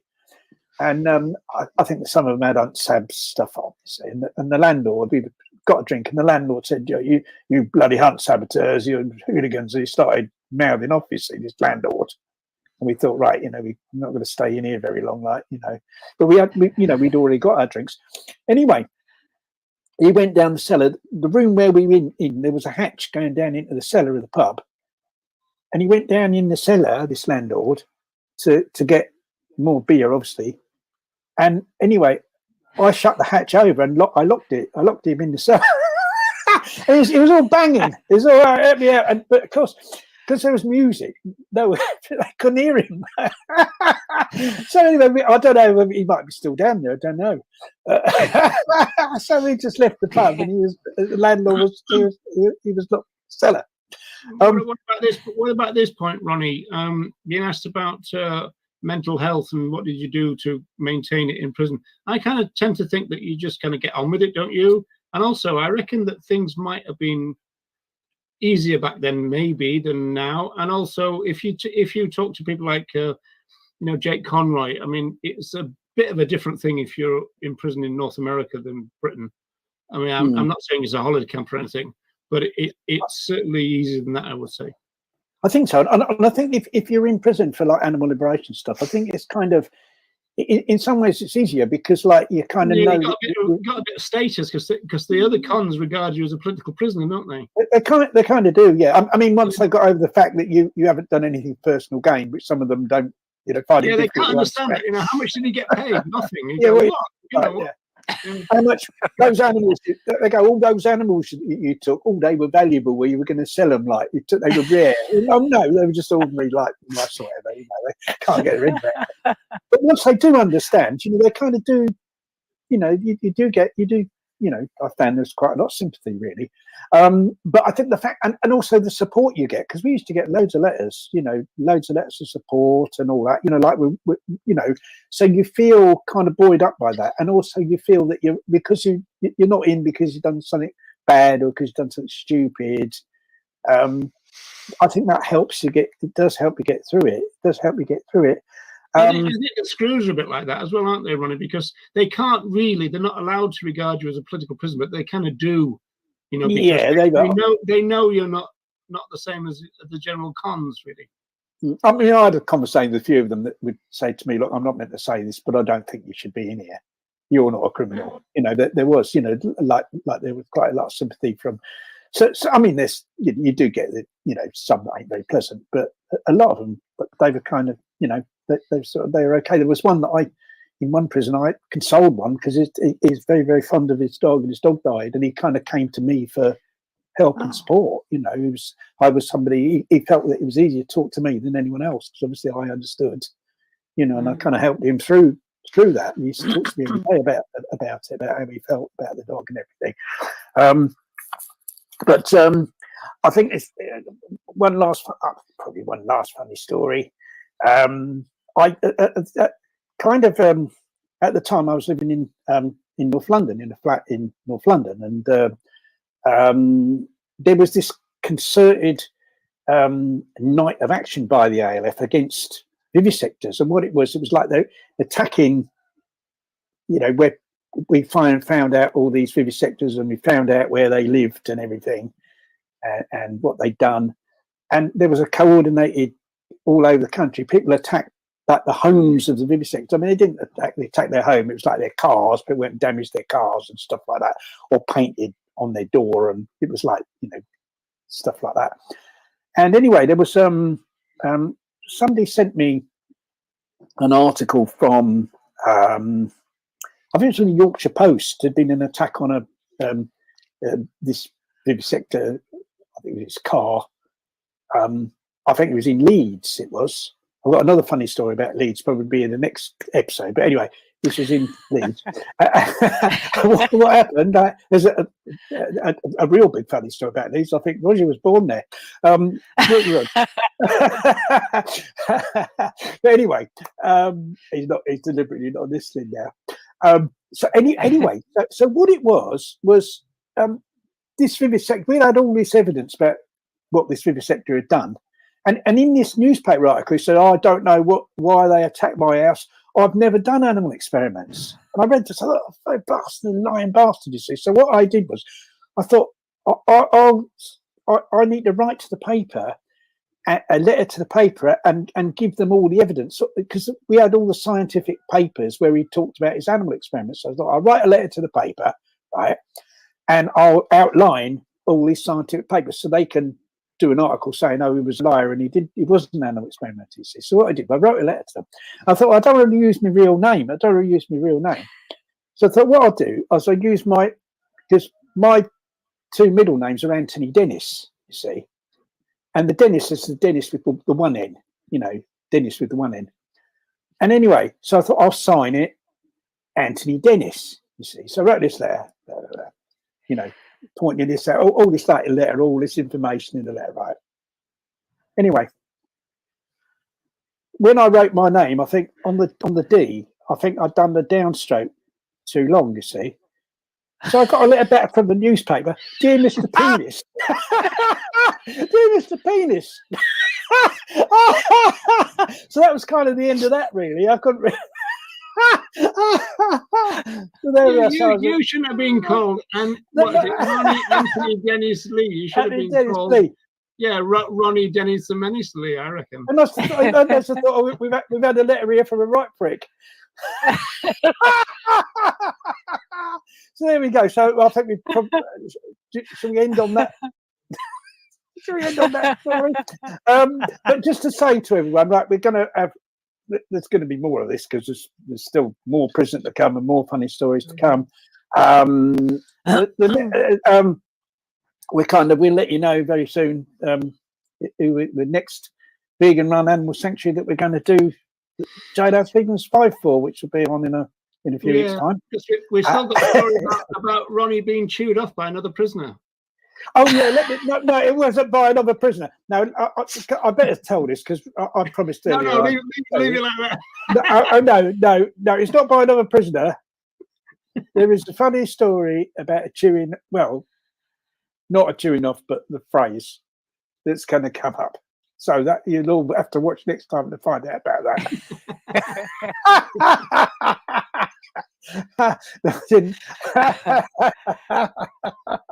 You have to make that noise from that Chewie guy in Star Wars, right, folks? So please give generously to Huglitz Wood, and also remember that sanctuaries everywhere need help and support. So everyone's got local animal sanctuaries. So please consider like supporting your local sanctuaries as well. They're all in need, and unfortunately we can only do these fundraisers for a limited number. I wish we could do it for all of them. So they all need help and support. But please give generously to Huglitz Wood, and you've just seen a small number of the animals there that are having a wonderful life that they deserve there. With thanks to Wenda and everyone there. So well done, Wenda, because it's hard work running a sanctuary. So very, very well done, and thank you. Yeah, let's hope you have some success in the future. Thank you. Smashing. All right, folks. We'll hopefully see you next time. Look out for the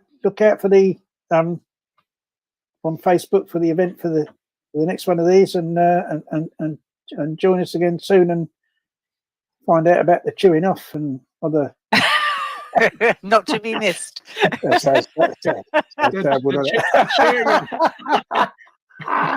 See you, folks. All right, bye. Your last two stories are about a penis and chewing off. So there you go. I know. Goodbye, everyone. Bye. Bye. Bye. So do animals have rights? I mean, I've been introduced as like an advocate of the rights of animals, and indeed I am.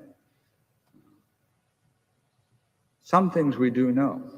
We're not going to find the answer to this question in the media, and I know there are people from the media here, and I'm grateful for them for being here. But whatever we're going to find in the media, to answer a difficult question like this is not going to be found in tomorrow morning's paper or tonight's evening news. And we're not going to find the answer in opinion polls. We'll find that what percent of the people in your country believe in animal rights. That's an interesting thing to know, but it doesn't answer the question, do they believe truly? Is what they believe true? Is what they believe well-founded? We're not going to find the answer to the question, do animals have rights, by just appealing to our unexamined traditions. In America, it was an unexamined tradition that we could own people. They were called slaves. We could trade them, bargain, barter them. We could beat them with impunity. It was very difficult to get convicted for killing a slave in the United States during slavery. The reasoning went like this, that if you killed a slave, then you were destroying your property, and no person in the right possession of their mind would destroy their valuable property. So anybody who killed a slave must have been temporarily out of their mind. And so therefore you were not guilty of murder. So it was very difficult to, unexamined traditions. Only by thinking independently, only by taking that muddler step, only by beginning the journey, saying, this is a serious question. This question affects every aspect of my life. From the moment that I wake up till I go to bed. It affects what I eat, it affects what I wear, it affects what I brush my teeth with, it affects every aspect of my life. In some ways, more than any other question you can think of, this question just trickles down into the details of one's life. And so we have to think independently. And that's what the invitation of philosophy is, as I come here as a philosopher. The invitation of philosophy invites us to think for ourselves, to muddle along, if you like, using logic, being factually informed, freeing ourselves from prejudice. And that's the purpose of my remarks, really. Not to try to convince anybody that animals have rights. I don't think anybody's going to have a Saul becomes Paul conversion experience here because of what I say. I don't think that's going to happen. But what I can do is encourage people, invite people to take the journey. When philosophers think about rights, we make a distinction between legal rights and moral rights. Legal rights are rights that we make. I mean, if you have a right to vote here, it's because the people in your country have decreed in the appropriate fashion that you have the right. If the appropriate people hadn't created the right, you wouldn't have it. Same would be the case in my case. And they differ from nation to nation. Not everybody has a right to vote depending on where they live. Not everybody has a right to freedom of religion wherever they live. Not everybody has a freedom of assembly, freedom of speech wherever they live. It depends on where you live and when you live there. So they're not universal, and they certainly are not equal, these legal rights. On the other hand, when we talk about moral rights, as in the United Nations Declaration of Human Rights for Human Beings, what we're saying is we don't make these. There isn't some legislature that can make a moral right or unmake a moral right. And they don't differ from nation to nation. If people have a fundamental right to bodily integrity, then they have their right no matter where they live, when they live, who they are. That doesn't mean that everybody respects it. Doesn't mean that their government respects it. On the contrary, we know all too well that the government doesn't always respect the fundamental rights of its citizens. But that doesn't mean that they lack that right. It just means that they lack having their right respected. Our moral rights as human beings are universal and they are equal. My right to life, my right to bodily integrity, my right to liberty is no higher or lower, no stronger, no weaker, no different than yours, or for that matter, for any other human being. Any serious advocate of human rights, and I include myself among those, and as an advocate of human rights, believes this. Human rights are universal, equal, and not made by us. Now, here's why I think rights are really important. There are two things about rights that make them very, very important in our moral thinking. The first is that our integrity must be respected. Our freedom, our liberty, our bodily integrity, our life must be respected. And it's like rights serve as the protection against the excessive freedom of others. The excessive freedom of others. And it's as if then these rights are like a no trespassing sign. Here's where my body begins and here's where your freedom ends. Here's where this is my life, not yours for the taking as you please. This is my freedom in my life, and so long as I don't violate anybody else's rights, leave me alone. And in particular, the government, leave me alone. Keep out of my life. That's what we mean that's why our rights are so important. It's the protection against the excessive freedom and intrusion and interference of others, including the government, not just other individuals, not just your neighbors, not just your enemies, but also the government. And the second thing about the importance of animal rights is that, or it should be individual rights, I think, is we cannot justify violating animal rights because we benefit. We cannot say, in this case, what we're saying is that rights are trump. And that's from the analogy in bridge. And if you know the game of bridge, as I'm sure some of you do, yes, still play bridge? If we imagine that we're playing a game of bridge and that the first person plays the queen of spades, second person plays the king of spades, third person plays the ace of spades, and you, the last player, you have no spades. Diamonds or trump. You do have the two of diamonds.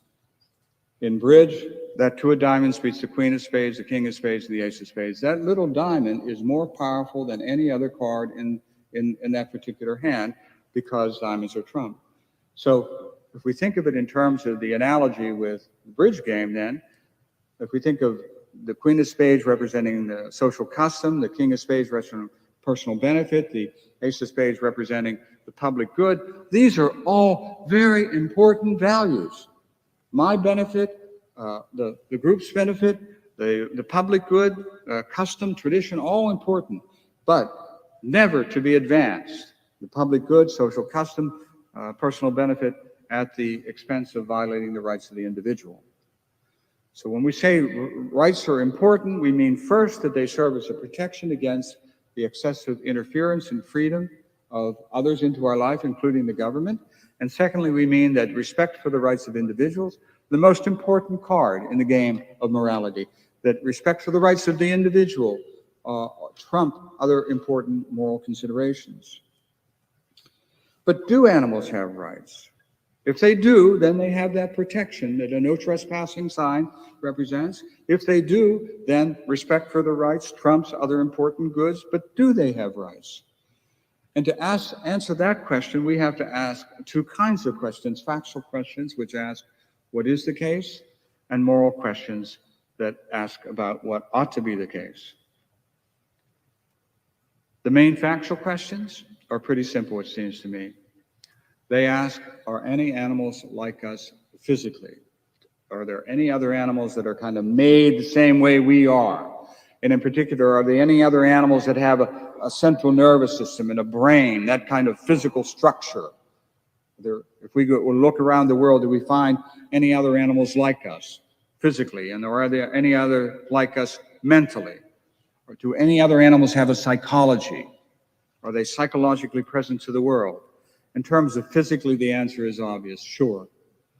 Do any other animals have sense organs? Do they have central nervous system? Do they have a brain? Yeah, mammals do, birds do. They're clear candidates. Do mollusks, do clams? I don't know. I don't think so. But I'm willing to kind of leave that question open. All I want to say, for our purposes, all we have to agree on is that there are some animals that really do resemble us physically. They have the structure that makes experience possible. They have the structure that makes experience possible. Fish too, perhaps. Are any other animals like us mentally?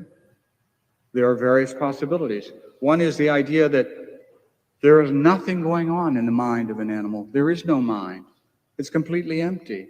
Nothing happens. There are no sensations. There are no desires. There are no emotions, no beliefs, nothing going on. Your cat, your dog, nothing going on behind those eyes. Another possibility is that while there's nothing going on, there's more than nothing going on, but what's going on is very little. Just a little bit going on, nominal in terms of sensations or desires or emotions or beliefs, just a tiny bit going on.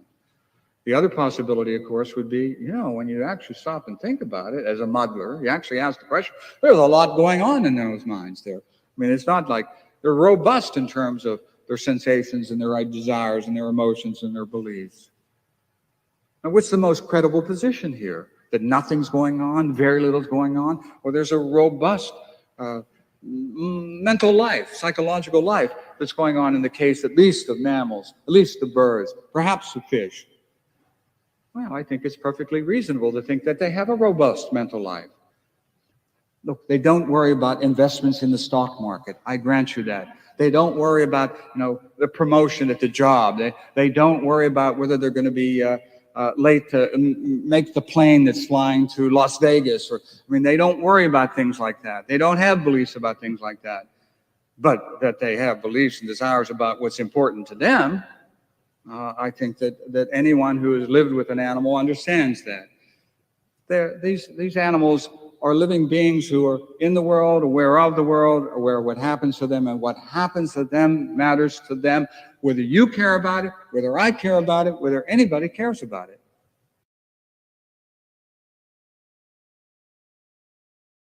This is where we got to before our interruption last time, I think. A little reference there to non-dairy section of the Vegetarian Society. This turned out to be a very crucial part of the story about the vegan social movement, in the sense that before the 1940s, there was efforts to try and get a non-dairy section in the Vegetarian Society. And the vegetarians essentially refused that. And they said, look, you vegans, or it wasn't even called that then, obviously, you non-dairy vegetarians, you ought to strike out on your own.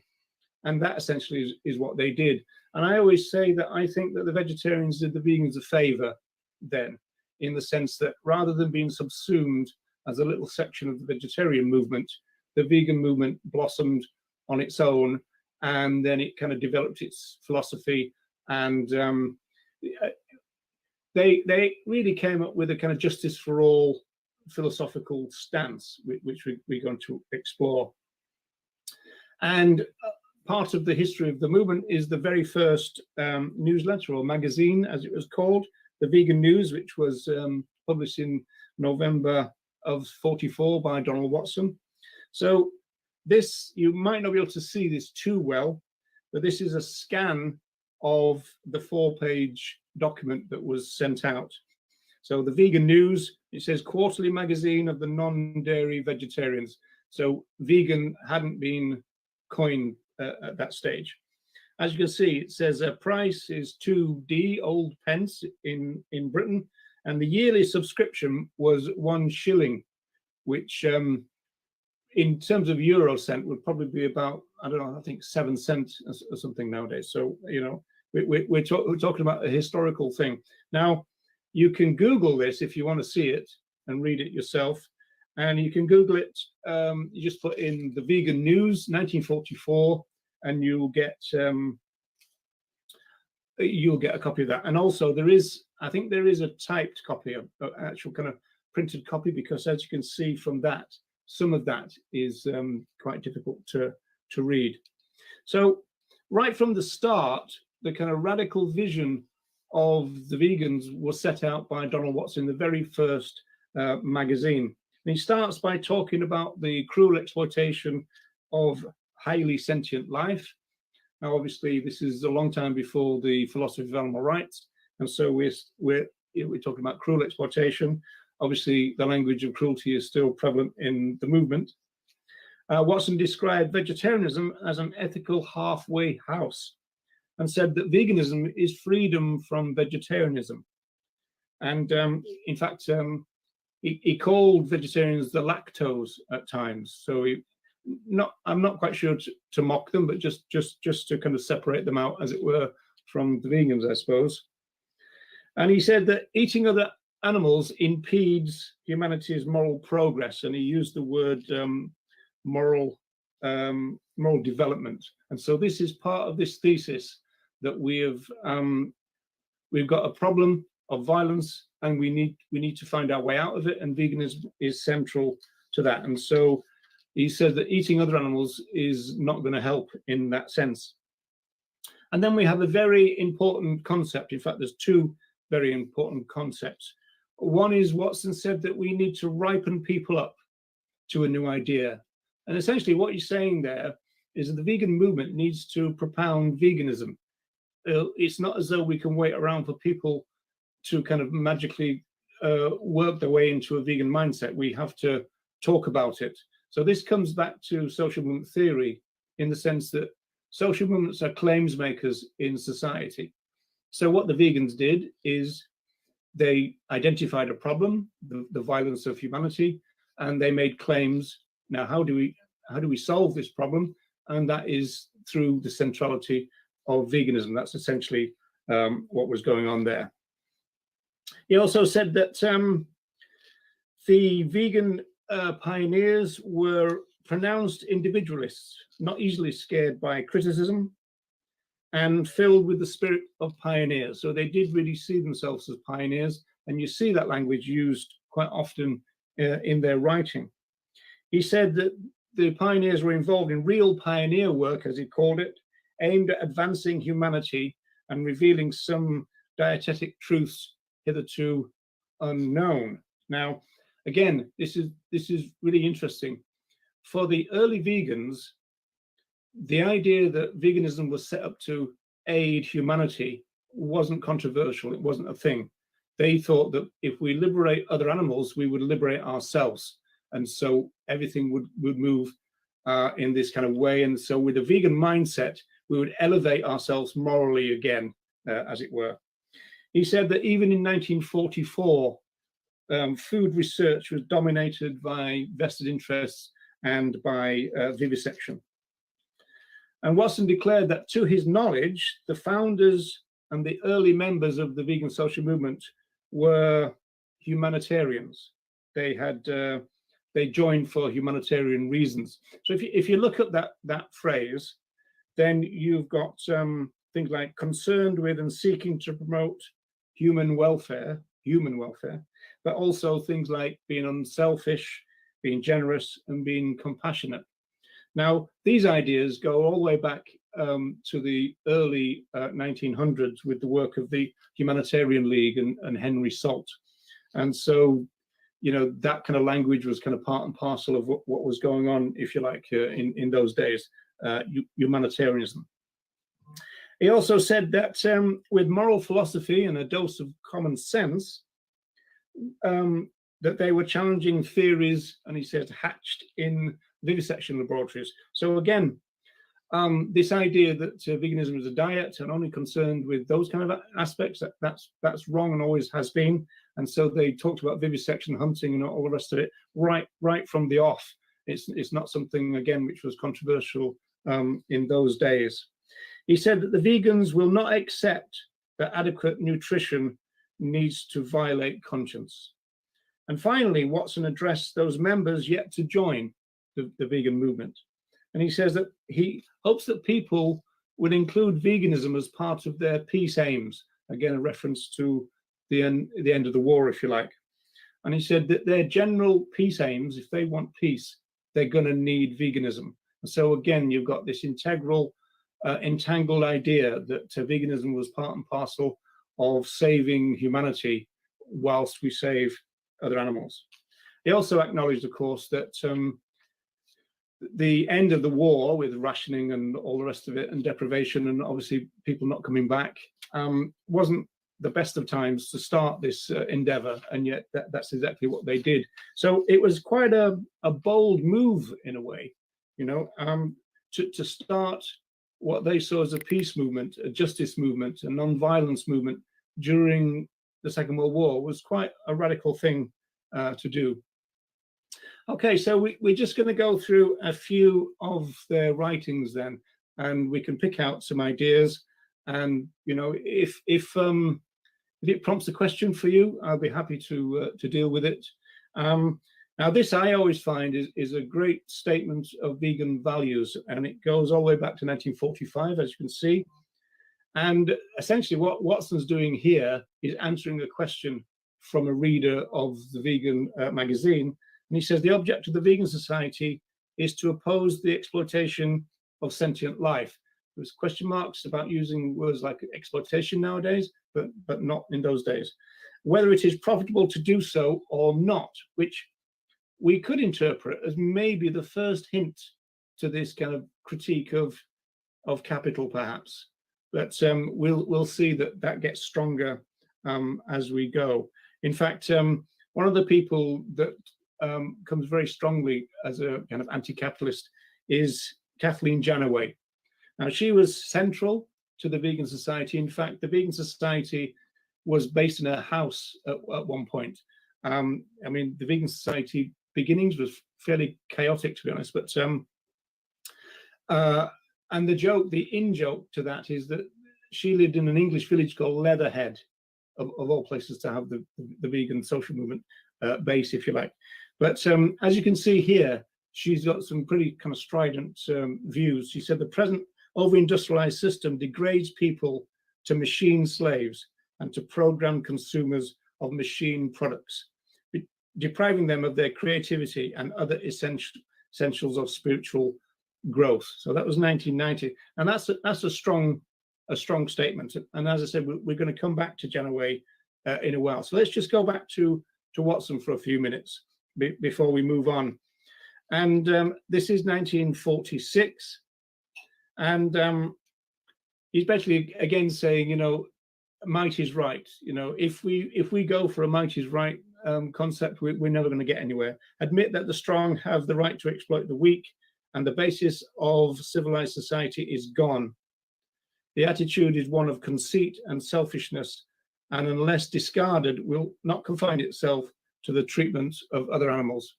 Again, in the sort of in the modern day, we might think, well, there's a debate between treatment and use of other animals, but we'll leave that for now. Interesting, though, he does use the phrase "other animals" all the way back in 1946. You know, there's a habit in this movement just to say, you know, animals rather than other animals or non-human animals, not to make the distinction. So that's pretty advanced writing in those days. Here's another one from Watson. The acceptance of a reformed relationship between humanity and other animals is imperative. The higher animals, that's an issue. In those days, they talked about higher and lower other animals, whereas we wouldn't do that now. The higher animals have feelings like ours, therefore they should have justice on equal terms with ourselves, or not bred into the world. So that's a very modern idea that's expressed there from 46.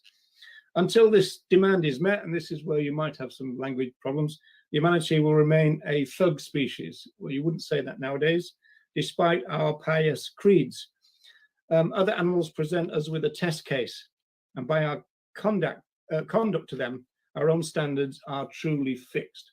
So again, you've got this entangled nature. If we exploit one, we're going to exploit the other, and vice versa. And so again, the liberation of other animals is tied up with the liberation of humans for the vegan pioneers. It's a very strong central theme, which is articulated and explored over and over again in their writings.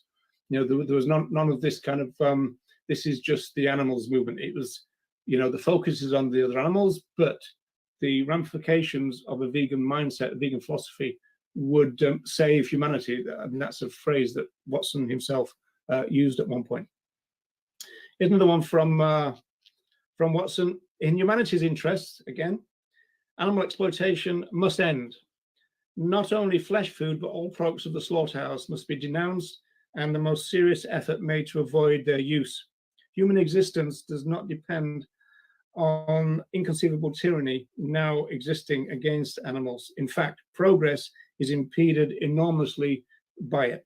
So as you can see, these themes are being rehearsed over and over again, trying to suggest that humanity has got itself into a moral mess, quagmire, and veganism is needed as a central part to get us out of it. This was not controversial in those days. It's central to what they talked about. Now this one, you won't really be able to read, so I'm just going to tell you what it basically says. He's really criticizing Henry Salt that I mentioned before, but then the middle section is where he says something very important. He says, is essentially talking about the oppression of other animals and says we can see what pressing human problems are related to the oppression of other animals, that they will be solved together or not at all, and veganism will be central to their solution. This is a very powerful statement of early vegan values, that we will liberate ourselves by liberating other animals, and it will all be kind of part and parcel. And if we, we can't just take one brick out of the wall, we've got to pull the wall down altogether, in a sense. And then the last bit is very interesting, because he talks about that the culture has been designed by orthodox people for orthodox people. And he's basically saying, again, you kind of need revolutionaries to bring about change. Orthodoxy is really kind of pandering to the system. And so again, a very kind of powerful statement, I feel, from Watson there. Okay, now this is Watson again. We're just getting to the end of the Watson section now. The vegan believes that if we are to be true emancipators of animals, we must renounce absolutely our tradition and conceited attitude that we have the right to use them to serve our needs. We must supply these needs by other means. If the vegan ideal of non-exploitation were generally adopted, it would be the greatest peaceful revolution ever known, abolishing vast industries and establishing new ones. Again, a very modern idea, isn't it? In the better interests of men and animals alike. Again, a product of their time, 1947. He talks about humanity and he says men, which is just common in those days.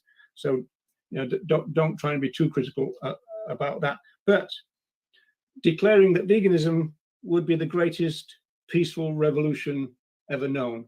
See, for the pioneers of our movement, veganism is a massive idea.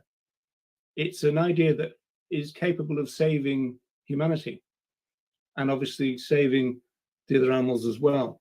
I mean, we're not talking about. It's interesting because they do use the word reform quite a lot, but they're talking more than that. They're talking big ideas, really. It's interesting that. Okay, now this is about Donald Watson. And again, now this is an interesting one in the sense that you could see this as fairly arrogant. And it's really kind of interesting to see this in modern day terms, because Watson argued that the vegan movement was the greatest movement that ever was. And he used this kind of Titanic analogy. He said that other movements, and he called them lesser movements, not as wide in scope, maybe more single issue focused, that kind of thing. Other movements were, as it were, rearranging the deck chairs on the Titanic, whereas the vegan movement, he said, was, looking at the iceberg, because they're looking at the whole. They said the iceberg's going to end the whole show. In other words, threaten humanity. And nowadays we would probably interpret that in a very kind of environmental way and talk about the threatening of humanity that way. But again, he's saying basically that the vegan movement is very central to what is needed to save humanity. It's a very kind of powerful statement.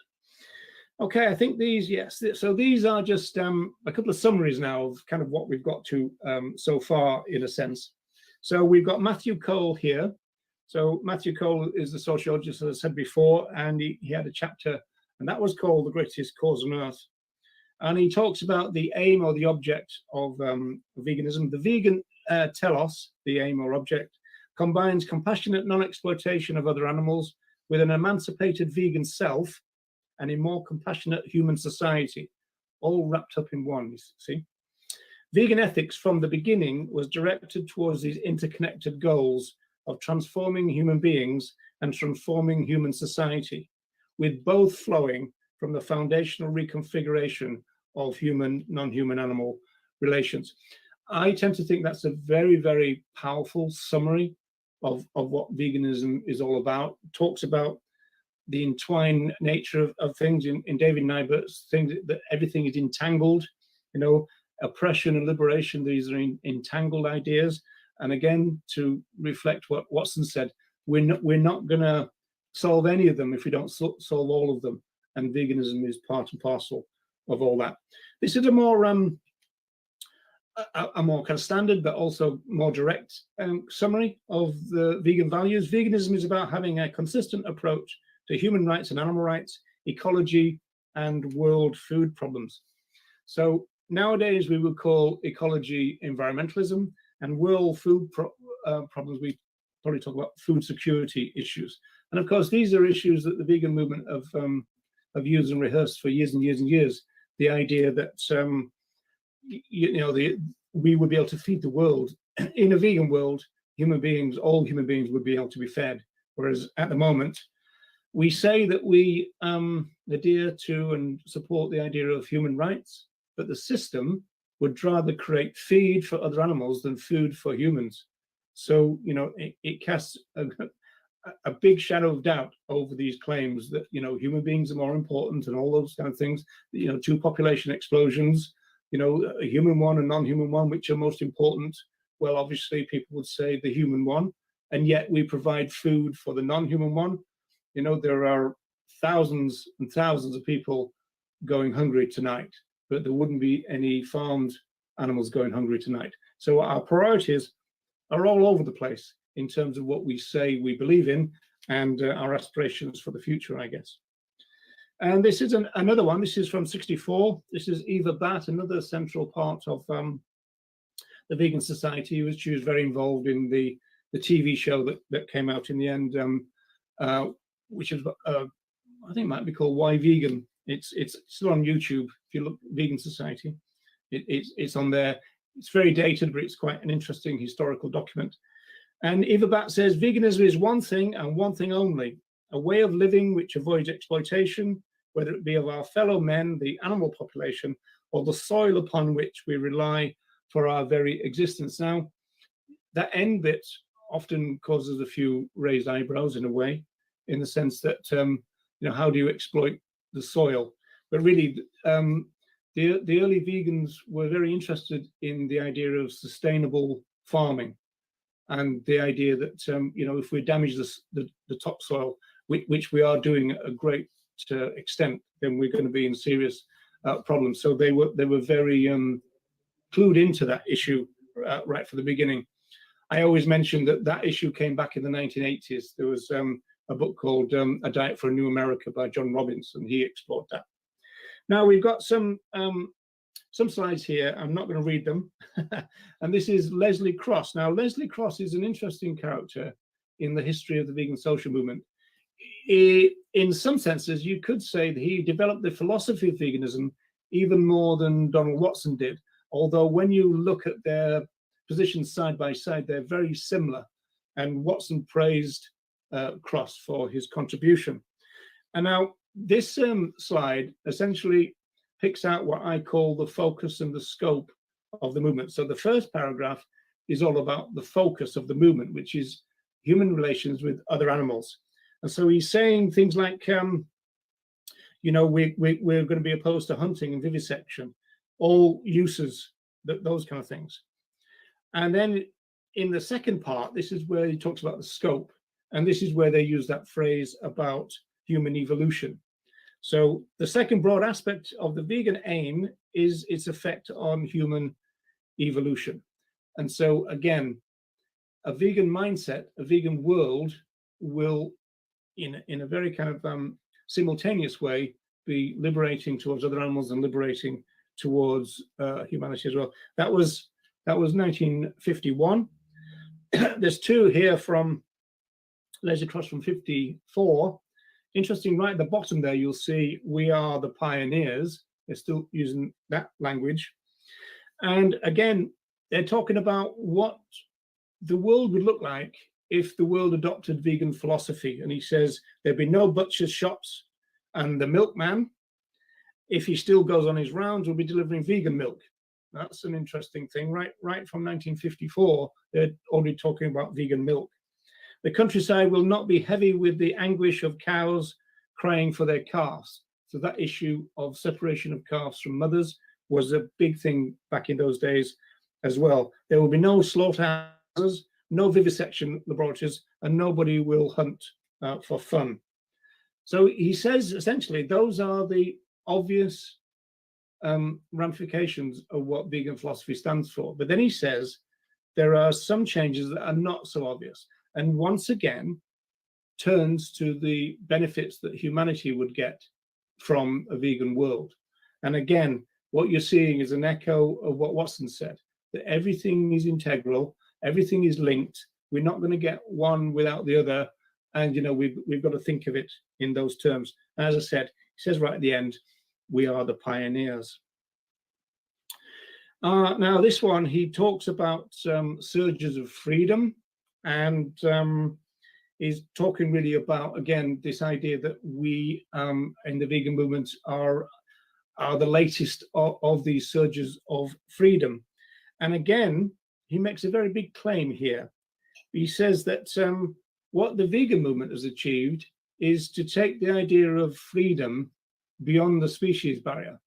And he says here, the concept of the free man. So humanity was always just the limit of ideas like freedom and liberation and all that until the vegan society. So, you know, we always say that Tom Reagan, who wrote The Case for Animal Rights, he managed to get the idea of rights across the species barrier. Well, the job of the vegan movement, in a sense, is to get the idea of justice, liberation, and freedom for ourselves and other animals over the species barrier. So again, a very big claim being made here, you know, and saying there, the granting of such a right would have upon the freedom of man himself. Now, this is interesting for me as a rights-based person, in the sense that this is a long time before the publication of The Case for Animal Rights, the philosophy of animal rights, if you like. And so he talks about granting rights to other animals. The modern day or the rights-based way of looking at that would be that other animals, through argument and, you know, rational thought, other animals have rights. So it's not a question that we grant them. It's not as though we see rights as gifts. It's that we see that other animals have rights in a limited sense. You know, it's a limited idea, animal rights. You know, it's based on negative rights, you know, protective rights. So it's not positive rights like the right to education, all those things that people, you know, jokingly say to us, you want the dog to have the right to vote and all that kind of stuff. It's not any of that, you know, but it is in itself. It's got some ramifications which are very widespread. So it's a modest idea, but with widespread ramifications. The crucial part is that we're looking for the respect of rights they have, moral rights, rather than saying we need to grant them. If you talk about granting rights, you're more in the area of legal rights rather than moral rights. So it's an important distinction that we need to make. Okay, moving on. Now this is if there's any doubt about what I've said so far, this comes from the Donald Watson archive. So this was a letter to Arthur Ling.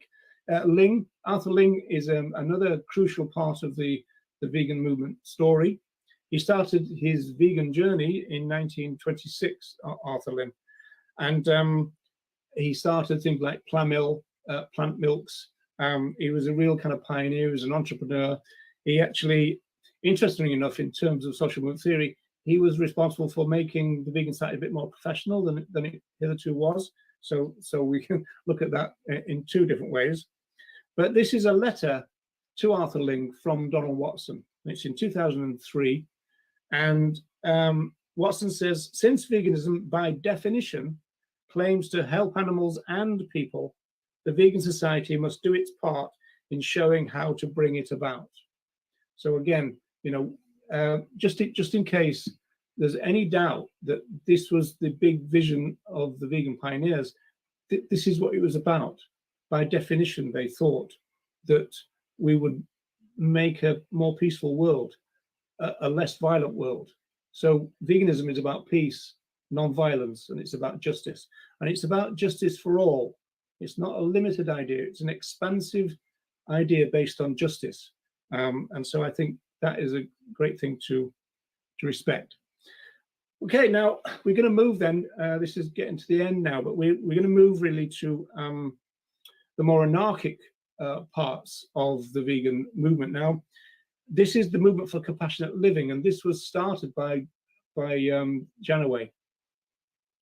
And so Kathleen Dunaway started this. Now, I don't really know the complete kind of story, the inside story to all this. For example, I don't know whether there was a split or whether this was a natural offshoot, whether this, because this is quite radical, whether Janaway perceived that the vegan site was moderating already. We're talking about the 1980s. So I don't really know that story, but what did happen was there was a division, and the Vegan Society went one way and Movement for Compassionate Living went another. And if you look at their aims, they say promote simple vegan living and self-reliance as a remedy against the exploitation of humans, animals, and the earth. The same pattern as again you see. Promote the use of trees and vegan organic farming, veganic farming, to meet the needs of society for food and natural resources. Promote a land-based society where as much of our food and resources as possible are produced locally. So there's interesting parts to all of that, but essentially what they're looking for is a kind of tree-based society. That was the vision of Kathleen Janaway. Now, this slide you're not going to be able to see, so I'm just going to give you a bit of a heads up to what it says, basically. Again, this is where the kind of anti-capitalist, kind of anarchic vision of the movement comes into play.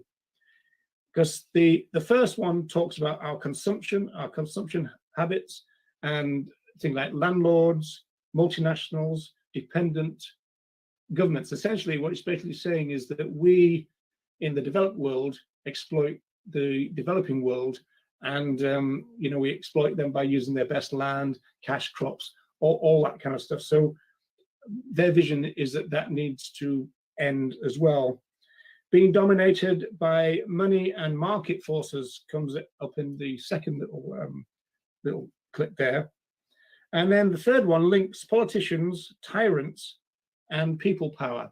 Essentially, they're saying that politicians and tyrants can't live if the people don't let them. They can't enjoy their power. They can't prolong their power if the people don't allow it. And the real problem is the fact that people are passive and that they do allow it. And so they're essentially calling for a kind of anti-capitalist revolution, really.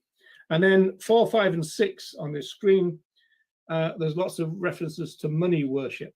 And so essentially, they are suggesting that you could have autonomous tree-based villages, which would then kind of barter amongst themselves.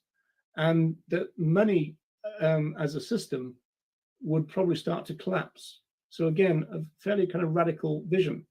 Now, one critique of all that is it sounds a bit primitivist. And they do talk about we need to live a simpler life.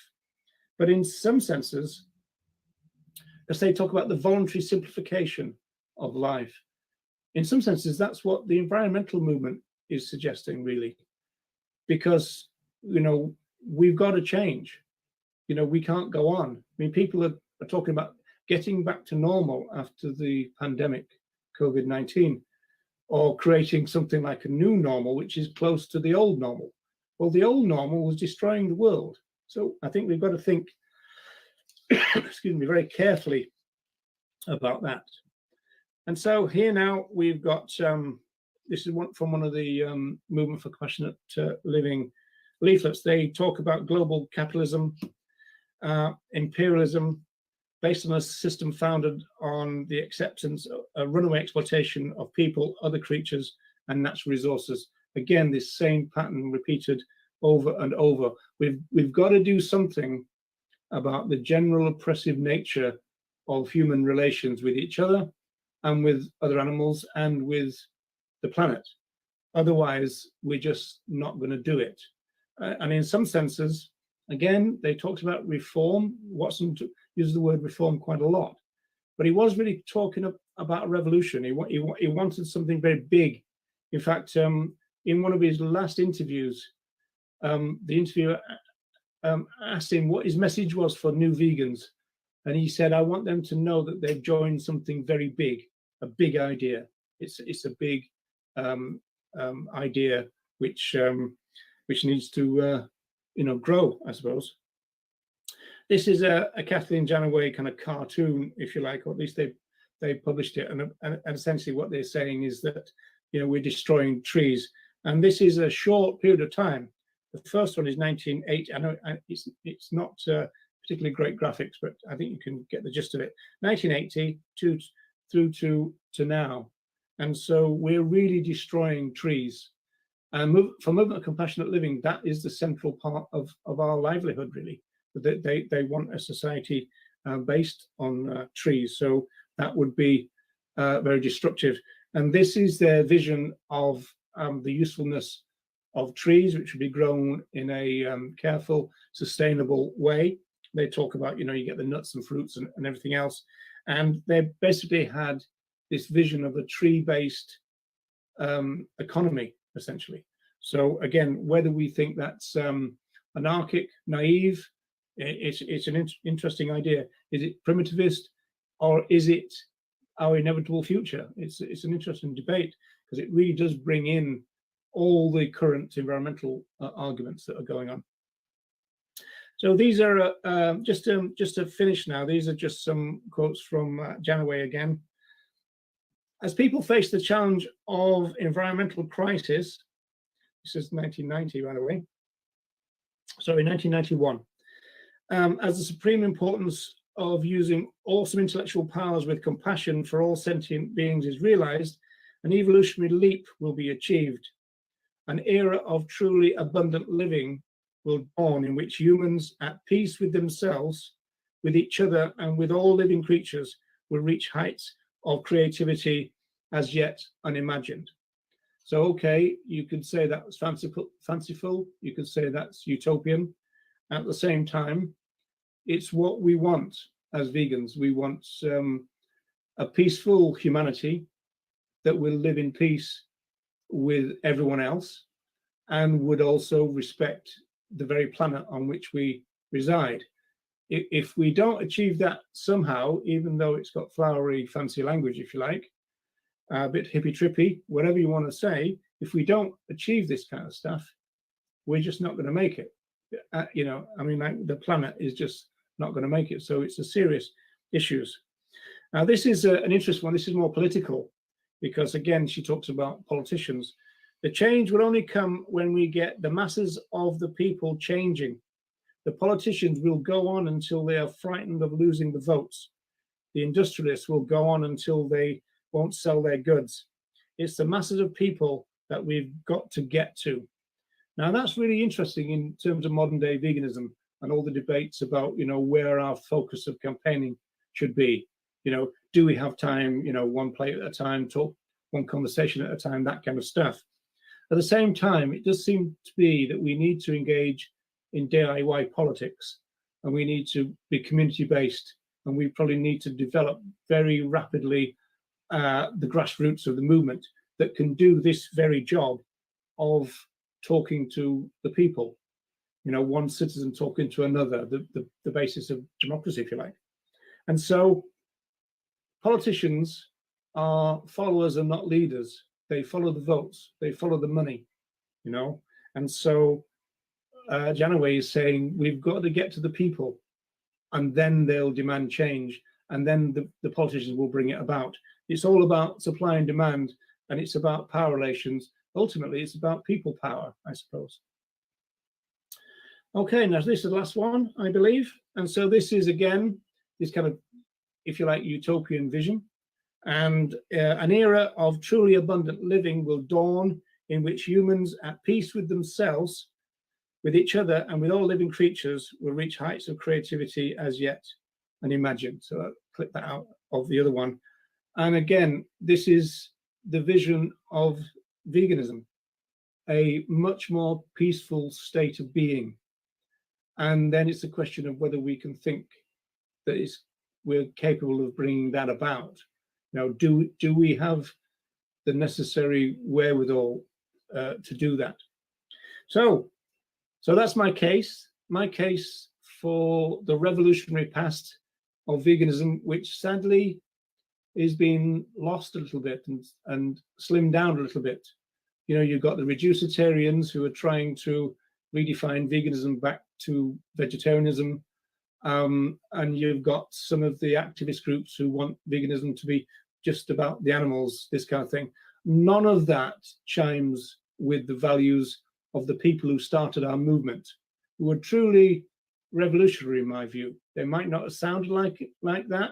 They might not have looked like revolutionaries, but in terms of their values, in terms of their aspirations, they were true revolutionaries. Okay, so thanks very much. And let's see if we can maybe do some Q&A in some way. I'm not quite sure how it's going to work after all that excitement from before, but we'll see.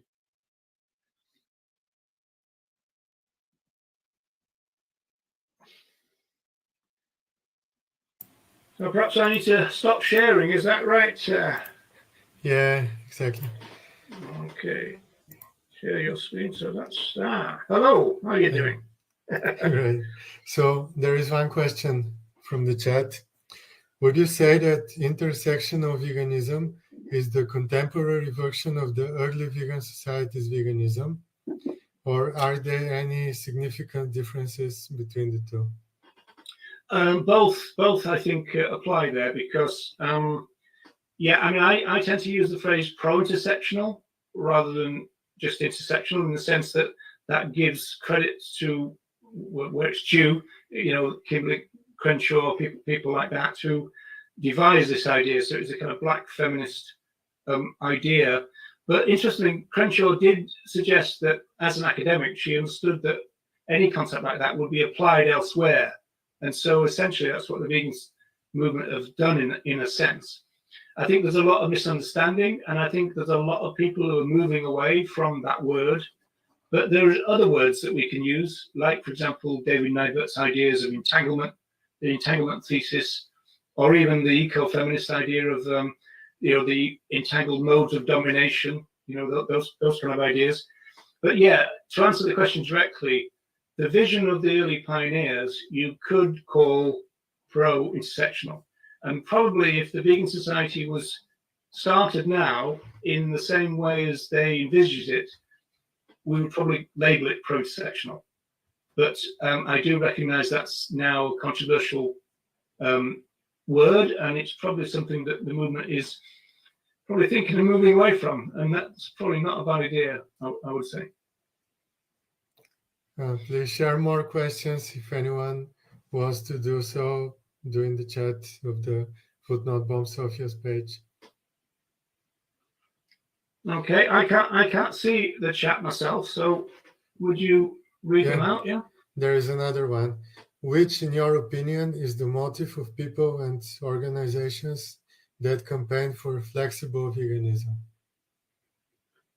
Can you say that last bit again? The flexible veganism. Oh yeah. Well, I mean, I think they claim that they're just taking into account, modern day realities, I suppose. Whereas, there's an issue of honesty, I think, in the movement that needs to be addressed in a way. Whether we're talking about the animal rights movement or the vegan animal rights movement or the vegan social movement, whatever we're talking about. But there are a group of people, and often, as in the chat before, they might be labeled abolitionists, or even extremists or hardliners, which really, purists even, these are code words for ethically consistent.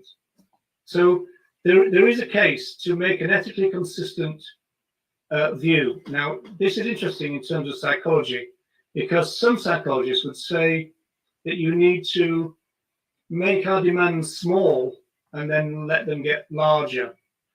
And yet there are other psychological research which suggests that we need to make our demands clear and demand what we're actually demanding right from the start and being honest with people. And that it's not as though that's going to scare people away too much. It's more the fact that they might take a little bit of time to get there. And so we're into ideas like vegan journeys or, kind of baby steps to those kind of ideas which have all got kind of argument points to it. But certainly I would favor the idea of telling the truth, telling people what we want, telling people in a very honest way what our values are, that other animals are rights bearers, that using them are a rights violation, that we need a vegan world, and without it, we're in deep doo-doo. And so seems to me that that is the best strategy. And there is, as I said, research that backs that up. The more kind of pragmatic side of things is probably latching into that kind of foot in the door type psychology, the kind of, you know, don't scare people away. In fact, if you look at the history of the animal rights movement now, so-called, the animal advocacy movement, it was only, there was moves about 5 years ago, but certainly, say, 3.5 years ago, a lot of the national groups, the big organizations, the big structures in the movement, they were still at that time, only 3.5 years ago, scared of the word vegan. So they would say, go veg, you know, veggie, all that kind of stuff, because they thought that veganism was a scare word, and they were told by their strategists that that's exactly what was true. I think that history will show that the grassroots have proven these people wrong, and that we've proven that veganism is not a scare word. People don't faint when you mention it. In fact, I tend to regard modern day people as vegan curious, and I think that's the reality that we're in. So I think it's a strategy to get us to veganism, but it's a question of are we kind of like a politician, or are we going to be honest? I prefer the latter myself. Yeah, I think you kind of answered the next question, which is, why do you think that vegans are so intent on reducing the original, like, revolutionary vision? Is it fear that it's just too big or too radical? That's a complicated one, in the sense that there's a lot of politics, and it goes back to something I said in my presentation, which is when social movements grow, they tend to moderate.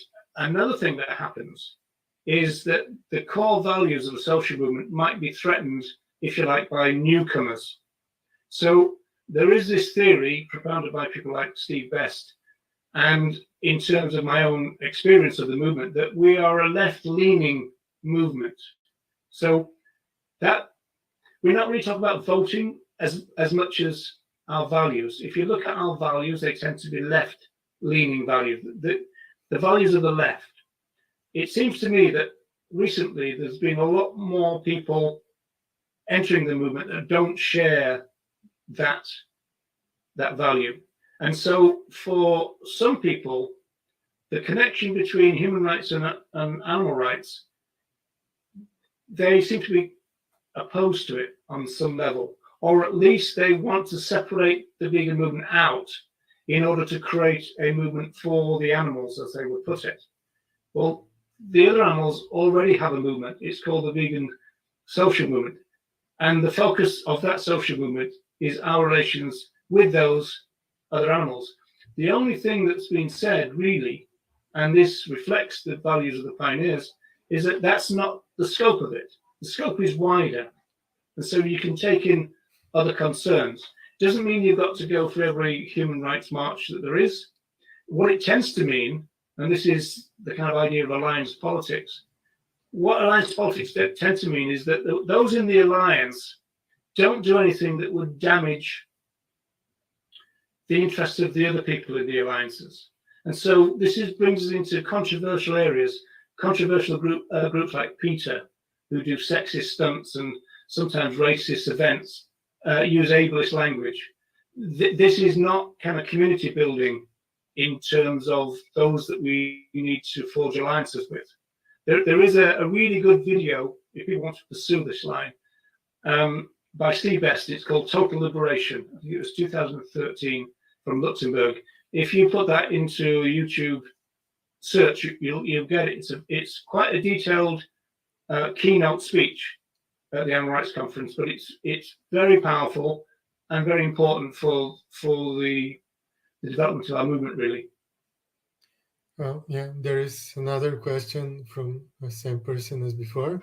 So as to follow up, to what extent should the social justice movements use kind of like marketing campaign techniques in the activism? In the sense, to what extent is still honest to do so? Yeah, well, again, there is quite a lot of sales psychology in the movement at the moment, and this dates back to a few years ago, probably 15 years ago, that started to creep into the movement. Again, your foot in the door kind of techniques, this kind of idea, and so I do have an issue about whether ethics can be sold to somebody. I think ethics can be told to people. I'm not sure about sold, and certainly not if you're going to be underhanded. And so I do return to this idea that direct honesty is best. I don't know. I think we can argue on a strategic level, but what I tend to say then is if there are a group of people who have the strategy that less than vegan campaigning will be beneficial, well, I say, well, let the less than vegans do that. Let the reducitarians, let the vegetarians do that.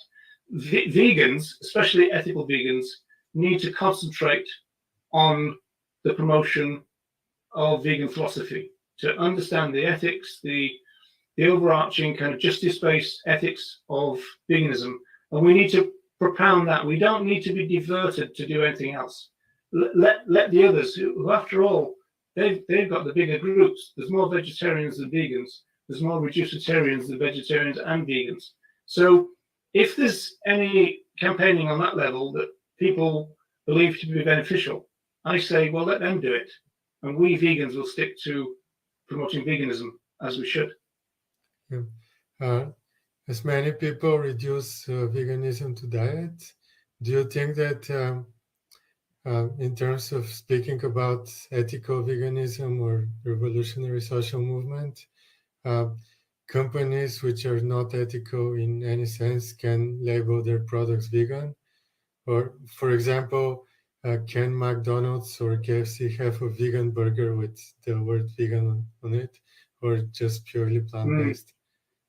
Well, that is a very big issue that's been brought up there.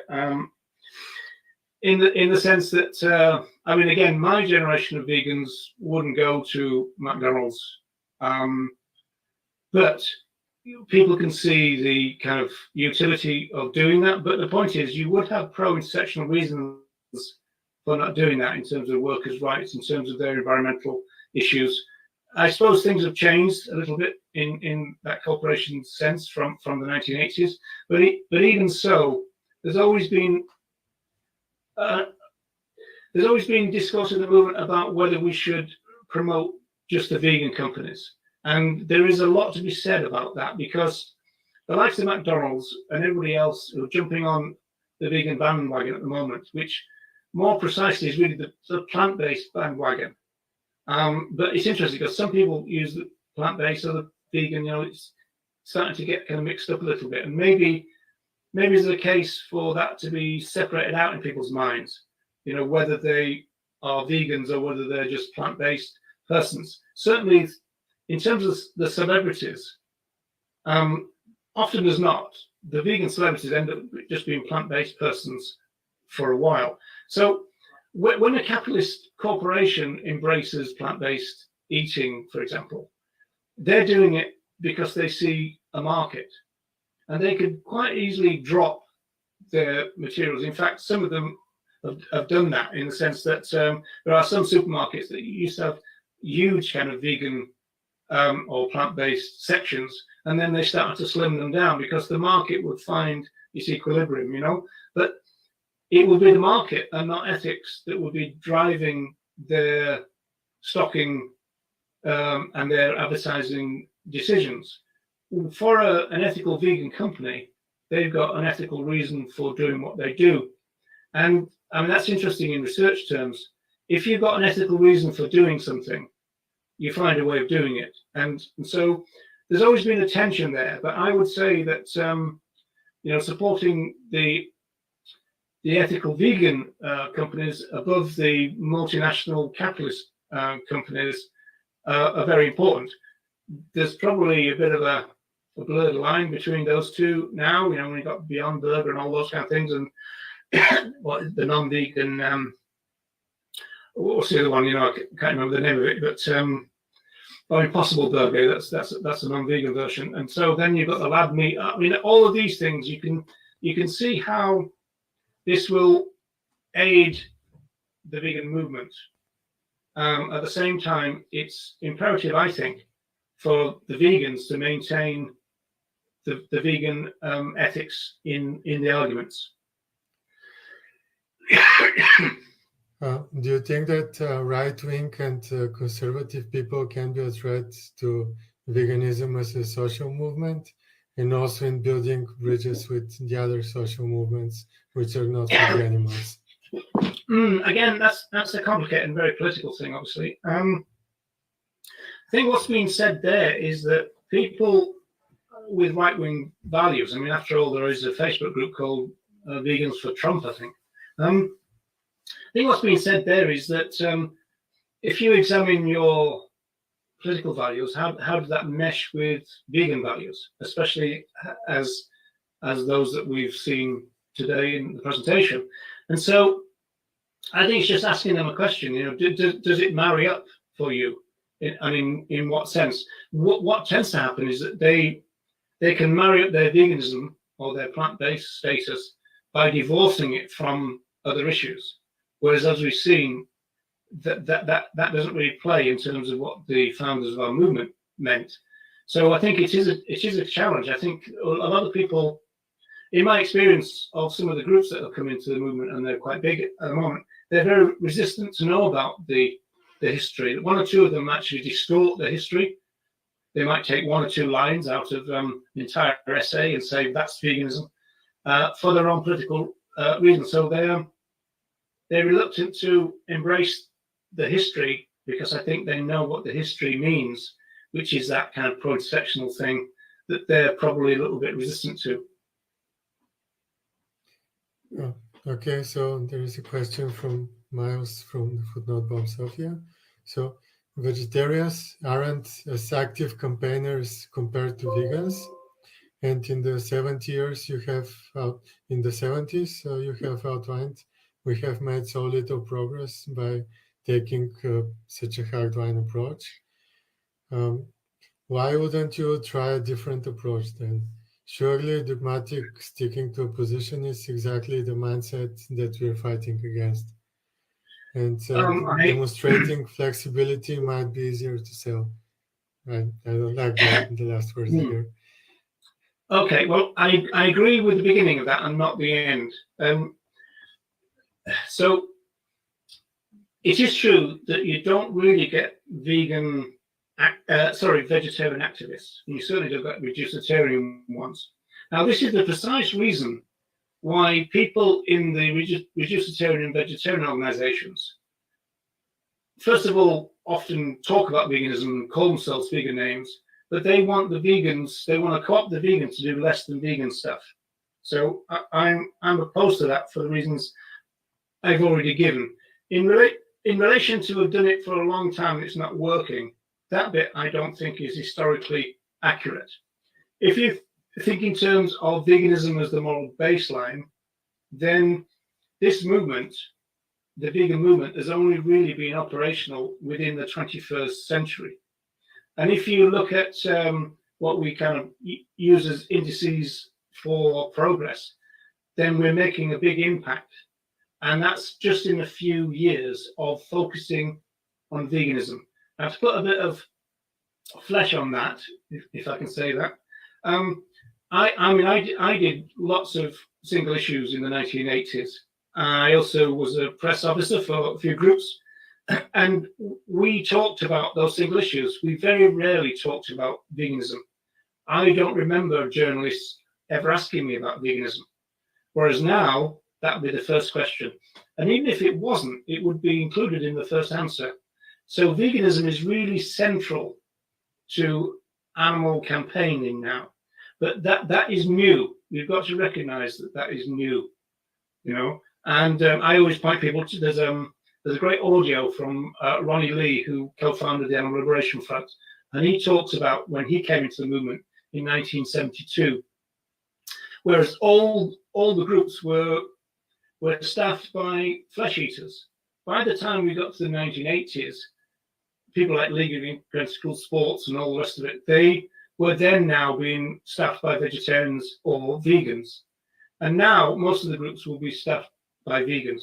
That doesn't necessarily mean that veganism is their kind of campaign focus. So obviously the League Against School Sports will still be talking about blood sports, for example. So the idea of veganism as a moral baseline and the central part of our claims making, that is new. So to reject it as a failure, I think is historically inaccurate thing to say. Do you think there is a kind of hierarchy of issues within the vegan movement? For example, like most of the vegans focus on meat and dairy and eggs, but for example, people rather not talk about honey and so on. And on another hand, do you think there is a differentiation between use and abuse? And is it all animal use actually abuse or not? Yeah, well, a whole series of questions there, but I do agree. There's a reluctance at the moment with the modern day movement to talk about vivisection, and that is that's really agitating some of the longer term campaigners who kind of say, you know, what happened to the big focus on vivisection in the 1980s, for example. So there is that. There's also, even within the vegan strand, if you like, we talk a lot about factory farming, we talk a lot about cruelty, we talk a lot about suffering, we even talk about being animal lovers. And this is all a movement away from a rights-based approach, which kind of bypasses all that and talks about other animals being rights holders and that their use is a rights violation. So the animal rights case, in my view, is much stronger than the welfare focus of the animal rights movement. And so that's a kind of structural problem that persists in the movement, sadly. And I'm not quite sure whether there's much of a resolution to it, in the sense that me being a sociologist, I understand socialization processes. So we're socialized into a deeply speciesist society. When people enter the animal rights movement, they are socialized into the norms and values of that movement, which essentially are welfare-based. The claims are welfarist. We talk about cruelty, don't be cruel, have mercy, you know, be an animal lover, these kind of things. These are not really animal rights claims. So there is this hierarchy. Within the, going to the honey question, that's always been a little bit tricky within the vegan social movement. In fact, during the 80s, I think it was, for about a decade, they left the consumption of honey up to individual conscience. And then after that, there was a firming up of the fact that the honey is not a vegan product. And I mean, that's quite interesting. I think it's probably because we've started to learn more about how it's produced. Because when you actually look at the system, you know, it's full of rights violations, you know. So I think that it was almost like seen as a kind of benign type of animal use. And of course, there are still types of that, or at least things that are claimed to be benign, that kind of get in the way of the animal rights position, I suppose. You know, people think about backyard hens, they think about guide dogs, seeing eye dogs, they think about isn't it okay to ride on the backs of horses, this kind of stuff. These are kind of grey areas for some vegans. Whereas, again, in my day, it would have been much more clear cut. We just opposed to that. So yeah, I mean, I do see hierarchies, you know, on several levels, and in some senses you're bound to get them because you're obviously trying to put a case, and you think, well, what's going to play and what's not. Again, I would rely on just being honest. So if people ask the question, I will answer it and then make the case for animal rights. Another question from the chat.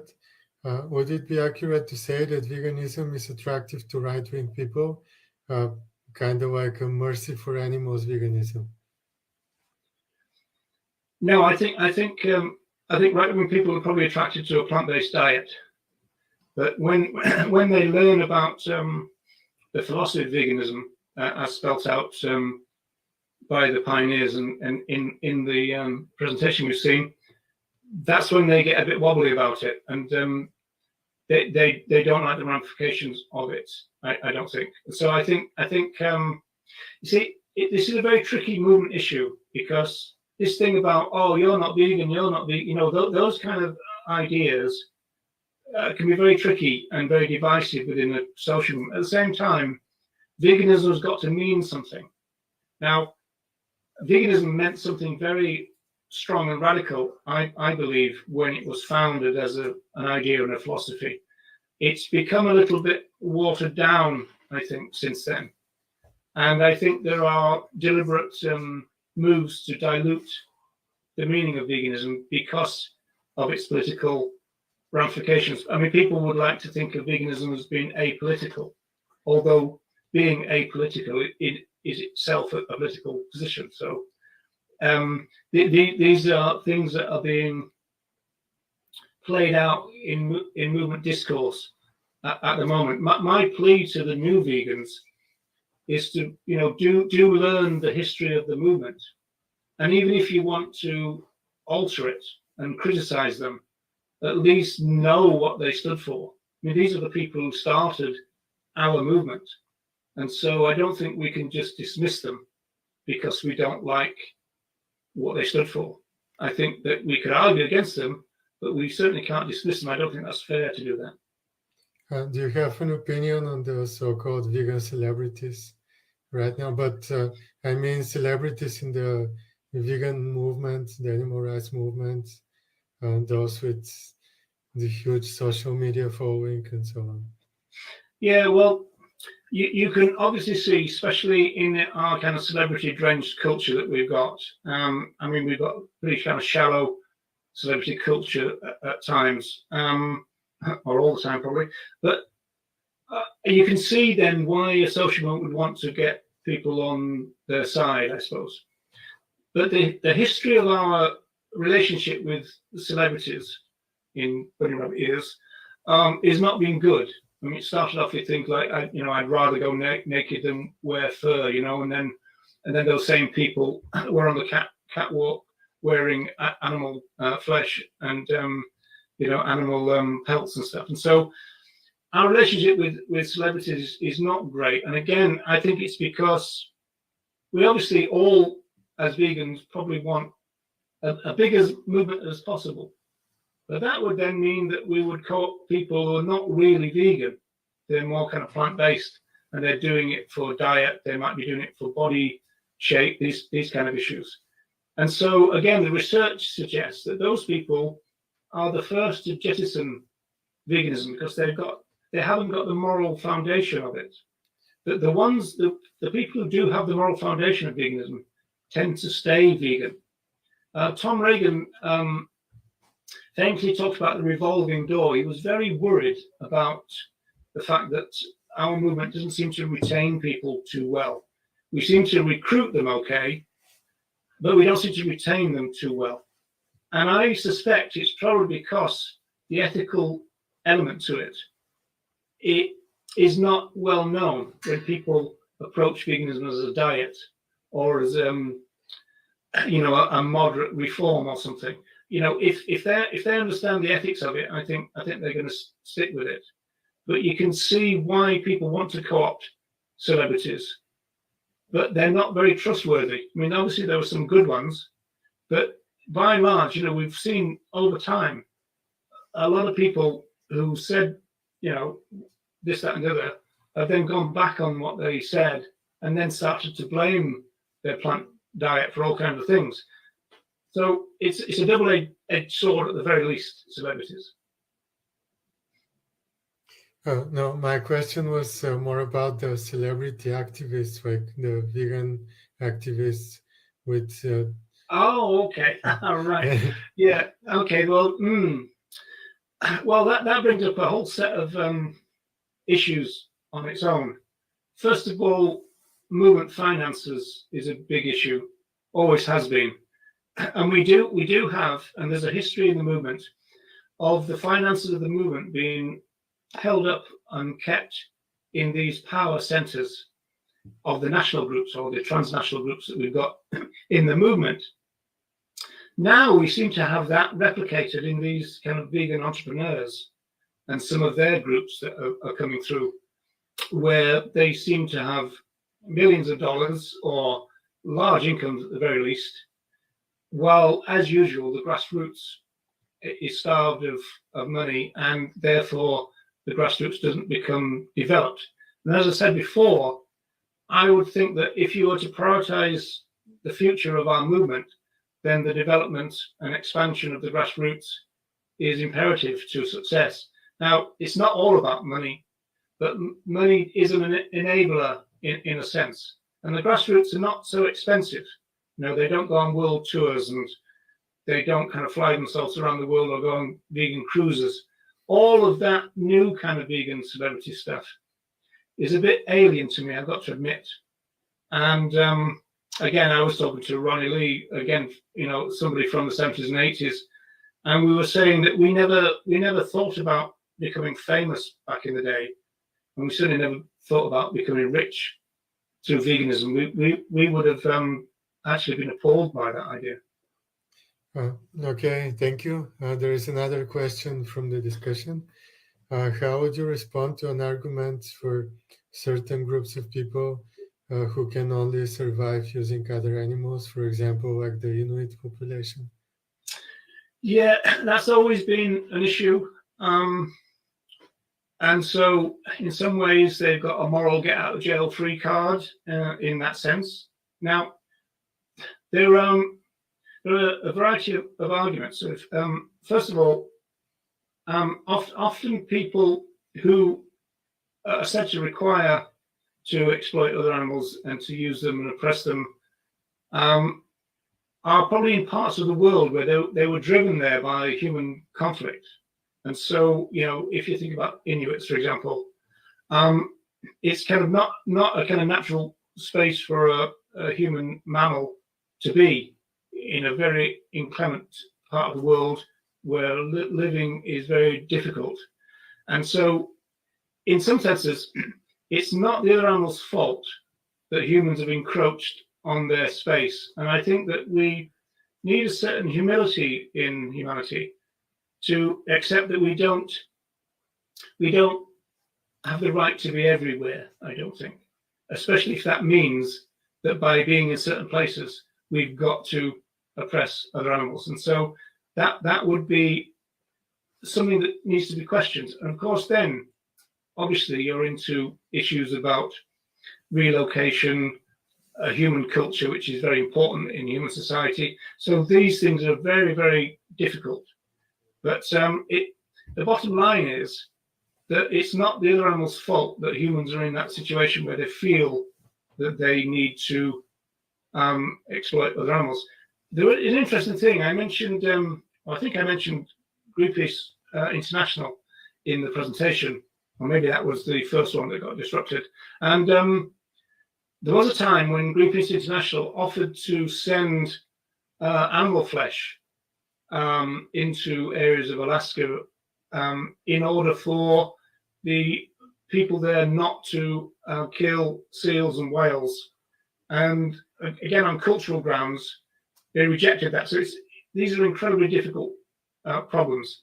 So in terms of whether they've got a moral get out of jail free card, they've certainly got a bigger one than anybody, you know, in the other areas of the world, let's say, you know, the developed nations, North and South, who have got no excuse whatsoever. So in some senses, it might be an issue that, you know, future vegans are going to have to kind of try to tackle. But as you can probably tell by my bit of a waffly answer, it's a very complicated social, cultural, moral issue, that one. Okay, it's not a question, it's a comment. That the delusion of any movement as it finds integration into the mainstream society, there isn't really dismissing the past while moving forward.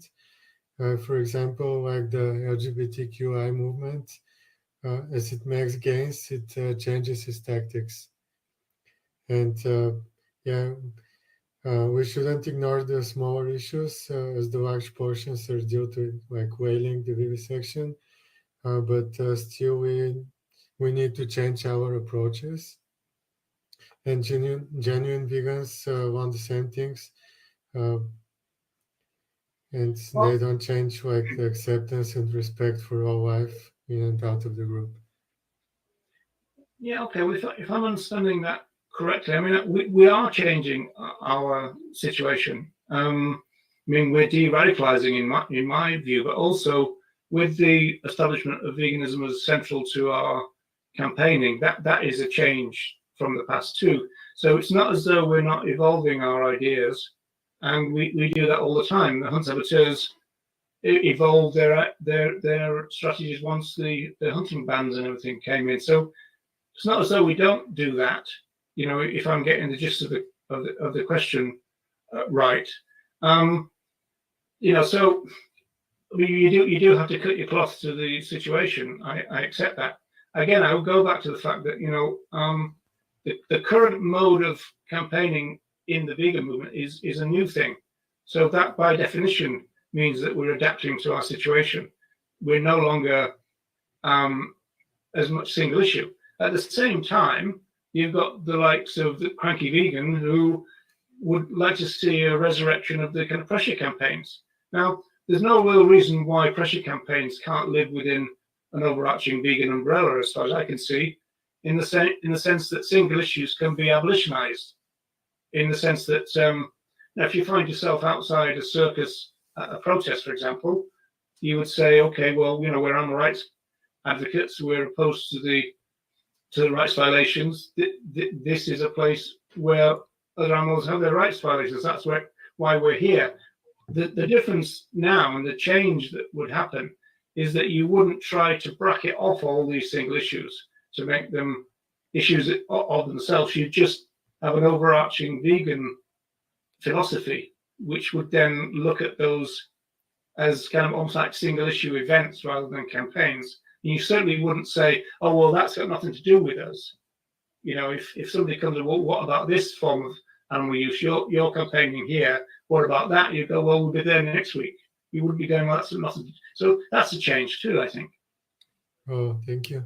There is a very interesting question here. Why is veganism considered a social rather than a political movement? If it's about freedom and liberation, aren't these political concepts after all? Well, again, the pioneers saw it as a political movement, and then they let the cross use phrases like "we're not so much welfare as freedom fighters," and he said they were on the side of the liberators. So that language has been used throughout the history of the animal advocacy movement. You know, Animal Liberation Front. I mean, so I don't really think that we've missed that. I think that some of the push of the big groups is to try and tamp that down a little bit in order to recruit as many people as possible and to try and depoliticize something which is a political issue. And so, yeah, veganism is political, and we shouldn't shy away from that. It's just the truth of it. Yeah, thank you. I think we're talking already too much. Maybe to wrap it up, if there are some more questions, please send them now in the comments. I always talk too much, so don't worry about that.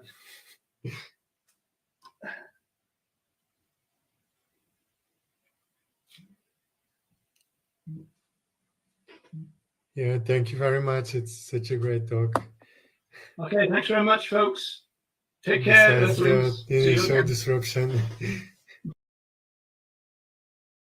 So, hi. So if you're watching this, it means that you're a participant of VegFest UK's Summerfest 2020. So welcome along indeed. My name is Dr. Roger Yates from the Vegan Information Project. So I have with me two remarkable vegans, Harold Brown and Declan Bowens. Harold runs an organization called FarmKind, and you can find that on farmkind.org on the net. And essentially, we're talking about transitioning farmers from animal-based farming to plant-based farming. Declan runs a group called VEGO, which stands for Vegan Education on the Go, and you can find that on veganstreetactivist.org on the net. He also, with his partner, runs the Back into Daylight Vegan Animal Sanctuary. I always think Back into Daylight is a great name for an animal sanctuary. So as I said then, both Harold and Declan are remarkable vegans in the sense that they were both born into the animal farming community. Harold in the United States and Declan in Ireland. So now Harold tends to say that veganism is a moral and ethical way of being in the world, and Declan is always keen to encourage people to go vegan when he does his street work every week in Dublin. So thanks a lot, guys, for coming and for giving your time to this. Now, I guess you could maybe call yourself rebels. I don't know, maybe even rebels as a child. But really, what I want to know first is, on the grounds that you'll probably still know people from the animal farming industry. So how do they view you now as a vegan activist? So Harold could go first, perhaps. The ones in this area, I live in New York now. I grew up in Michigan, but the ones in this area are pretty tolerant of me. They know who I am, where I come from. And we sometimes have some very interesting conversations because I think deep down their conscience is always biting them. So we talk once in a while. Back in Michigan, those people, mainly because geography, I don't see or talk to them. And of course, they don't reach out to me either. So. So with you, Declan, I think it's a similar story, isn't it? That you don't have a lot of contact, but just still with a couple of people. Is that right? Yes, well, I don't have much contact with any of the farmers really, but I'm surrounded by two big dairy farms. Each of them have about 300 cows on their farms. So, but when I was younger, though, I used to paddle with a couple of farmers. Like we used to play football and stuff together.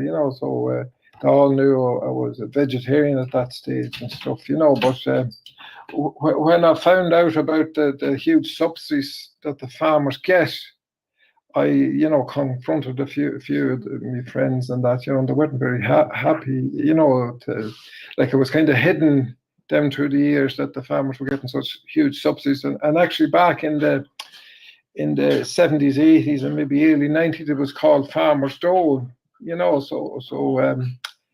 and then they changed it to subsidy to make it look better for the farmers, which is a very strange thing to do, like, taking them off the road and putting them on this subsidy. Like, I think, like, that's a huge problem and a huge thing we need to get across to people to see the subsidies to get. Rather than on the street with me, sometimes that's some farmers, they say 75% of their income is subsidies. I know there's nothing wrong with that if they're growing crops and stuff, but to giving it to farmers for killing animals and that is I think is ridiculous. When you put so much money and materials into meat and that, and then you get very little back. Whereas with the crops, the money you put in, you get thousands of times more food back.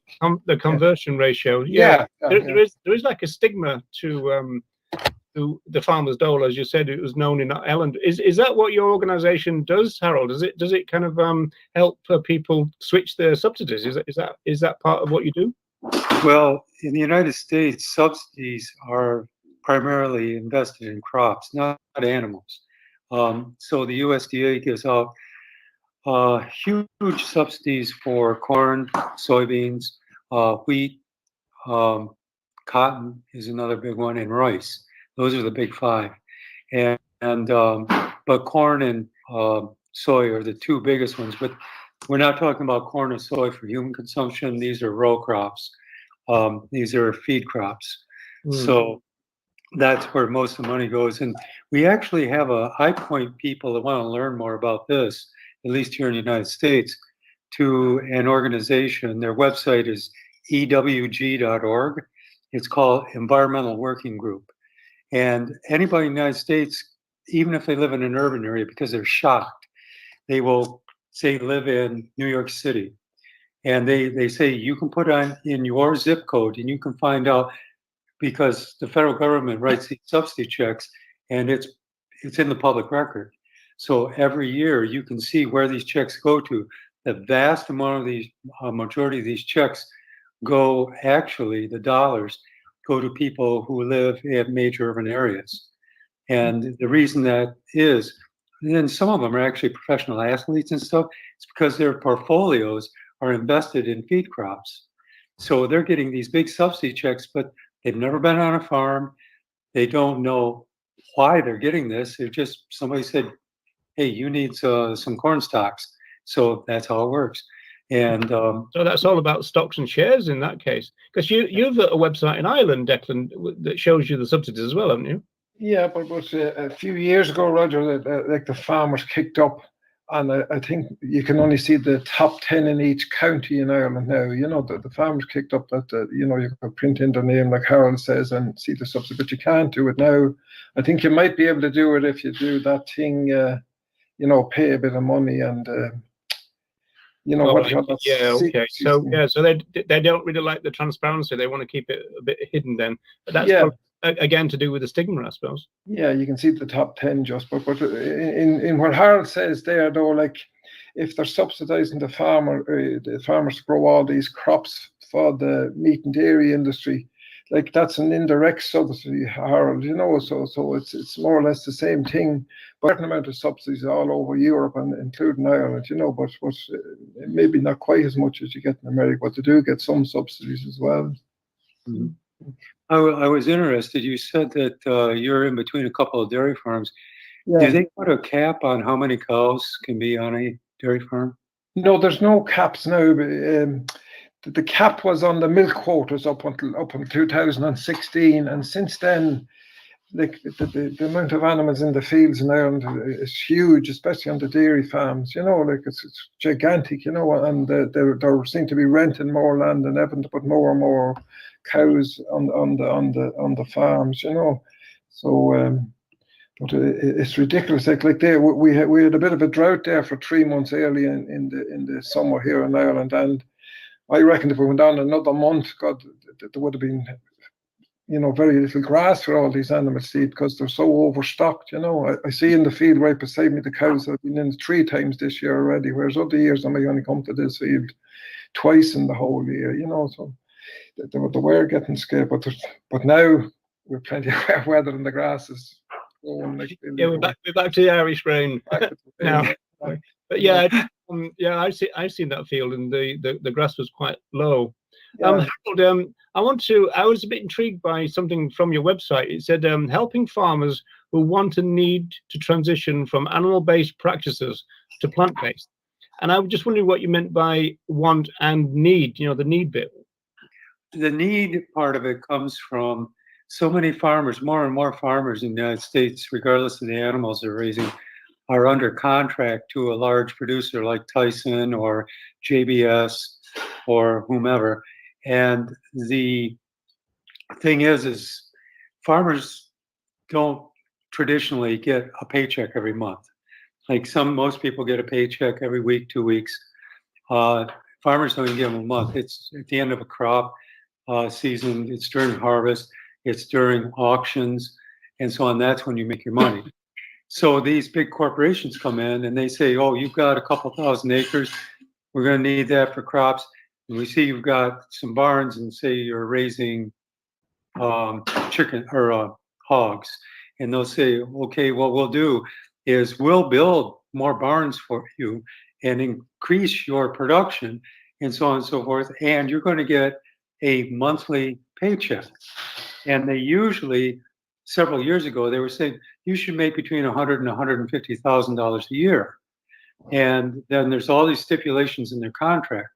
Over time, they find ways of screwing the farmer by saying, "Oh, you didn't meet production quotas.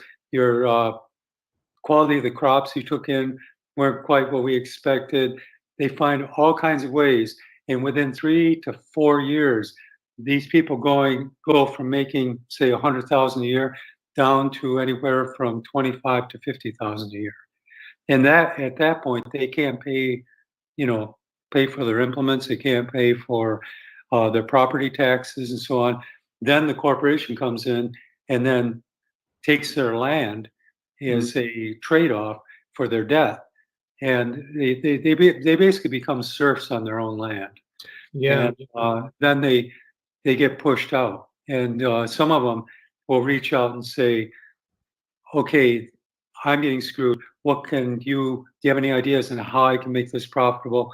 And I say, "Yeah, well, first off, you got to understand, it's the animal industry that's screwing you. You need to get away from them, and then find another way of making money." And they'll say, "But I don't know how to grow vegetables." Say, "Hey, you got seed drills, you got plows, you got everything you need. It's just you've got cooperative extension to work with. You can figure this out. It's easy." And there's actually some grants that can be had, and so on. Yeah, that's really interesting, because I always say that farmers don't really need to be scared of vegans. There might be more farmers on the land in a vegan world than there are now, but it's the mega farmers, the ones that are kind of, as you say, kind of exploiting the smaller farmers. They're probably the ones that are going to suffer from the vegan world. But so be it in that sense. Declan, you're back on the street now with this easing of the lockdown, and I see that you've got some new posters about COVID-19. And are you making that connection to animal use in general? And kind of, how's it going for you? Oh, yeah, we are making the connection, Roger, to animal use with the posters. Yeah, but I think it's an ideal opportunity to show people where all these diseases came from, and the abuse of the animals, and over stocking and everything like that, which is probably doing it, but I think it's a perfect opportunity to show people and make them think, because if people are a bit scared, which all of us were terribly scared probably at the start of all this, but we're getting more relaxed as time goes on, I suppose. But it makes people think it, that sort of way. And like even during the COVID in Ireland, like all the meat factory workers were getting COVID, and they kept the factories going. Whereas if that happened in an ordinary factory, the factory would have been closed down, or a big office. The offices would have been closed down, where these poor workers had to keep going, and they were in very close proximity, in the job that they do. Well, on the grounds that we're speaking to a couple of experts here. I've wondered why was it that the slaughterhouses and the meat plants were almost like epicenters of this virus? Is that because it's not that the virus is in the other animals who arrive, but it might be on them? And it could come from the farms into, the so-called processing plants. To begin with, meatpacking plants are put out in the middle of nowhere in poor communities, and most of the people who work there are people of color. And the surprising thing I learned recently is that they found that more and more poor people from Africa are taking jobs in meatpacking. And but traditionally, a lot of our workers come from Mexico, Central and South America, and they get paid, substandard wages by and large. They're not allowed to collectively bargain. And the thing is because of the living conditions they're in, the spread of COVID has been pretty bad. A good analogy would be the Native American population here in the United States. Per capita, they have had the highest infection and death rate from COVID of any group in the United States. So when you don't have access to clean water, access to healthcare, and so on, like many of these workers, and in meatpacking, especially in the processing end of it, these people are working shoulder to shoulder, and they're trying to find a way to ameliorate that, but to keep the line speeds going, they can't help but keep people working shoulder to shoulder. So the transmission rates are pretty high. Yeah, and I suppose that they're probably put up in a kind of hostile situation. The same with you, Declan, that the local slaughterhouse to you, it's almost like exclusively Brazilian workers, wasn't it? Oh, mostly it was Brazilian, Roger, working in that one, yeah. But there was a thing there about a fortnight ago. There was a meeting with the farming organisations and the workers in the slaughterhouses, because of the COVID, and the workers were saying that 60% of the workers in slaughterhouses are immigrants and, you know, foreign nationals. And the farmers were trying to say it was only 20%. But, you know, the workers were saying like all the stats are out there and they got the stats together to show, you know, I'd say it's even more. I'd say it's 80 or 90% of the workers are immigrants in the slaughterhouses, you know. So you know why they do that? They do the same thing here in the United States. It's because it's food. And Roger probably has a much better handle on this. But the sociology of food and how it ties into culture, it's like here in America, food has to be, you know, mom, apple pie, and the American flag. So if people think your food is being produced primarily by people of color, people that are, you know, illegal immigrants and stuff, people that are on temporary visas, that's a problem for some Americans. And that may be the You same. can even be racist about your food. Yeah.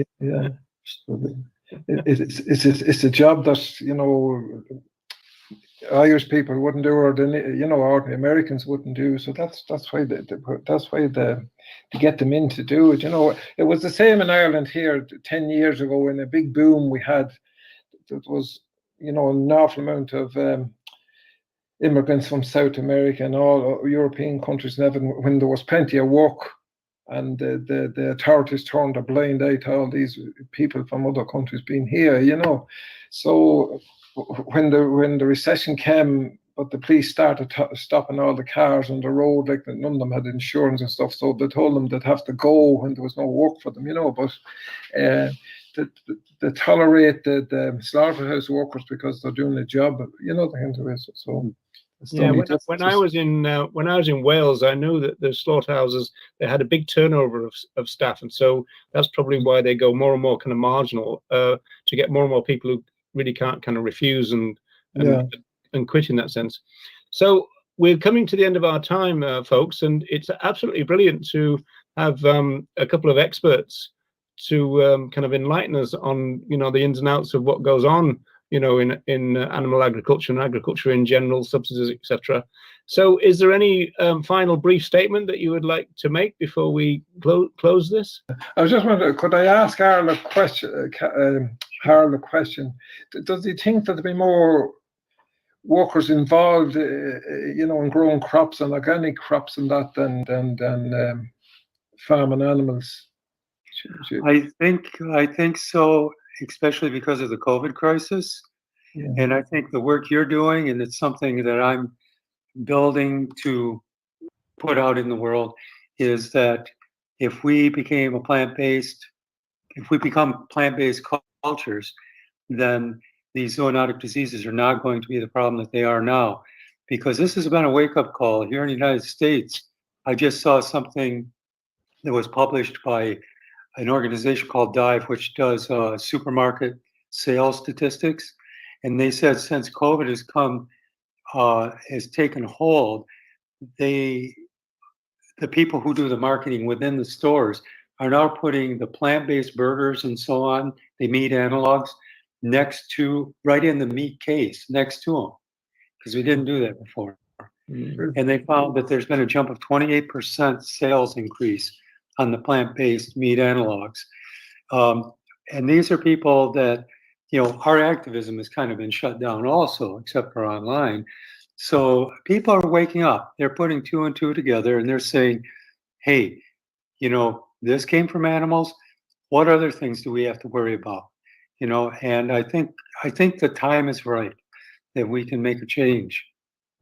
Yeah, brilliant. That's fantastic. I hope I hope it's true. And I want to thank you for spending time with us. And I hope people tuning in will enjoy the rest of Summerfest. And thanks again, folks, for being with me.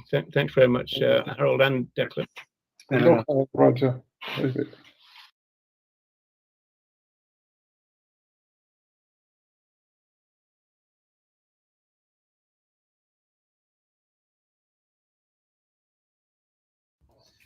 Hey, hello, Earthlings. How you doing? Welcome to Dublin. Welcome back to Dublin. It's a sunny day. So something to celebrate. And well, I haven't done one of these for a long time. Yet again, I'm here waiting for the Vegan Information Project Inc. And so I thought I'd do one of these YouTubey things. So this is Roger Yates and Neville, the Vegan Information Project van. Once again, going in for his test soon. So wish him luck. Neville has a personality. Yes, he does. So there's that. Now, I haven't done one of these for a long time, so I suppose I better introduce myself again. I've been a vegan since, because a YouTuber, very unkindly, I thought, called me a nobody a couple of weeks ago. So I better introduce myself as a nobody, a well-known has-been. So my name is Roger Yates. I've been a vegan since 1979. I've been involved in all kinds of campaigning ever since. I was part of a number of action groups in the 1980s, all single issue type things, involved with the Hunt Saboteurs, involved with the Sea Shepherd, did a Orkney campaign, Save the Seals, all that kind of stuff, grouse shooting, Waterloo Cup, Sahara coursing, all kinds of single issue stuff, vivisection, fur campaigns, all kinds of stuff. And then I went into academia, and my MA was about the British animal advocacy movement, and just looking at that, it's called The Sociology of Compromise, and that's online. I'll put a link down below for that. And then my PhD work was about the support pillars of cultural speciesism, which are theology, philosophy, and everyday social practice. So I'll put a link to that down below as well. Now, I'm currently writing a 10-part blog series for VegFest UK ahead of their London conference coming up. And you can find that all over social media. So look for VegFest, VegFest Express, VegFest London, and Tim Barford, his own personal page, or it will come up all over there. I think there's kind of 2 out at the moment. There's a third one ready, and we're doing a series of 10. So I really wanted to revisit some of the themes for that. Basically, I'm a long-term vegan, as I just said, and so it's irritating to me a little bit that you've got a lot of people who are relatively new to the movement, who are redefining what veganism means, and even to some extent what animal rights means. And this is quite frustrating for me. It is something that I've talked about before in a previous video when I was all baldy. So I thought I'd kind of do it again. And because I had an Instagram conversation with the co-founder of an international group, it was AV, and they were saying that veganism is and always has been just about the animals, meaning the other animals they meant. And of course, this is not true. And so I was trying to explain to them that the people who started the vegan social movement, our movement, had a much broader vision of veganism than that. And so I use the concept of focus and scope to explain this. The scope of the vegan movement has always been about our relations with other animals. That's always been the main focus of the movement, but the scope is much wider.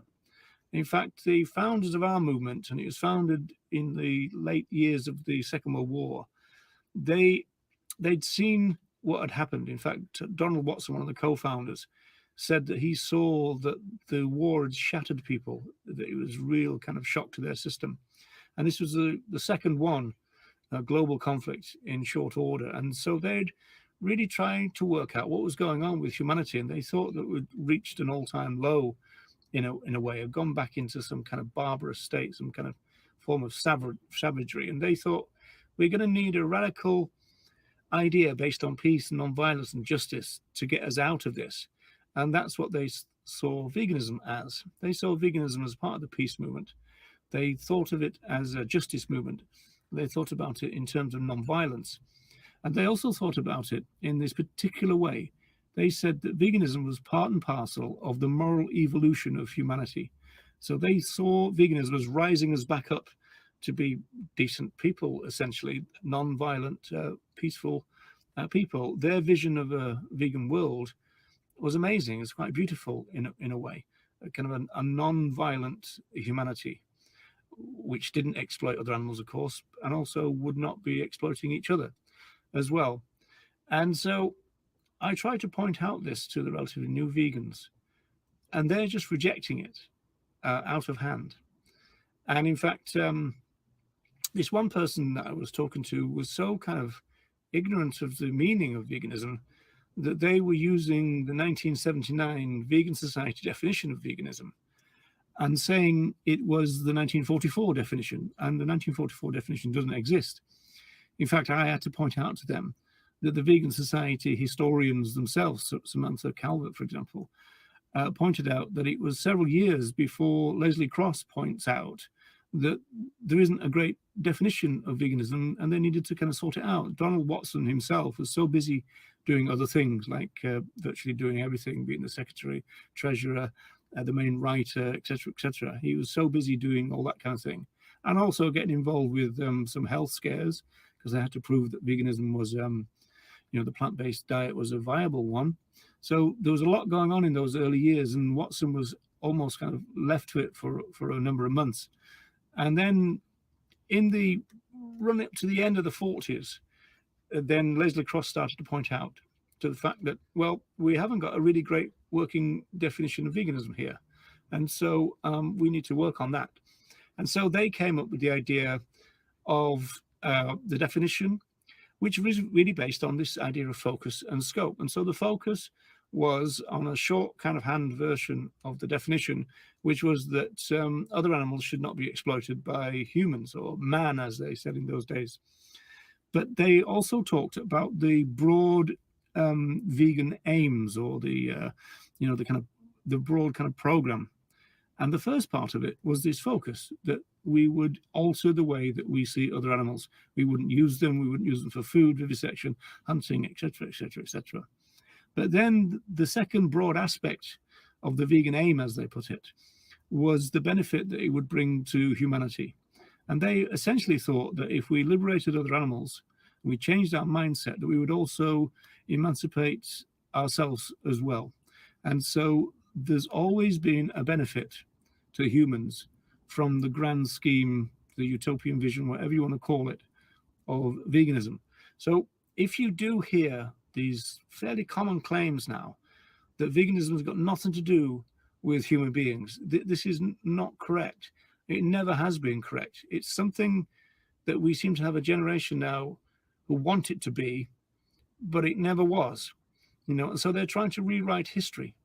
In the same way as, again, in this conversation, I was talking about the fact that Tom Reagan, who is the originator of abolitionist animal rights, he wrote The Case for Animal Rights in 1983. Now, he talked about how animal rights was a part of and not opposed to the human rights movement. And I was told that that was just bullshit, although it's there in The Case for Animal Rights, the actual groundbreaking foundational work of rights-based animal rights, And so, again, we seem to have this kind of deliberate, there's a generation now who are deliberately ignorant about the foundation of their own movement, whether we want to call it animal rights, whether we call it vegan animal rights, or call it the vegan movement. They seem ignorant of the values of the people who started these movements, or this movement. Now, to me, that's rather unacceptable. I'm kind of used to the idea that you join a movement and you find out about the movement you've joined, rather than joining a movement and then redefining what it is and just say, well, sod you, this is what this movement means to me, and that's it, kind of thing. And because they're influential people now in the 21st century, they are passing on their ignorance to a whole generation of activists who don't seem to know that the movement they've joined is far more radical than they think. The vegan movement is a very revolutionary idea. It was to transform, it was transformative of human beings through the liberation of other animals. So Cross says, we're not about welfare, we're about liberation. And we're also talking about rights of other animals. And in those terms, they talked about granting rights because, again, they were writing in the 1940s and 1950s. And that was well before Tom Reagan was writing. And Tom Reagan is a moral rights theorist. And so he's suggesting that other animals are rights bearers and that what we do to them are rights violations by using them. That wasn't part of their consciousness, so fair enough. The point is, all of that now is part of the vegan animal rights scene. So now we've got influential people in the movement who are deliberately cherry picking what vegan animal rights means. I find unacceptable, as I said, and also I'm not quite sure why. Why are they trying to make smaller a big idea? Why are they trying to slim down a revolutionary idea?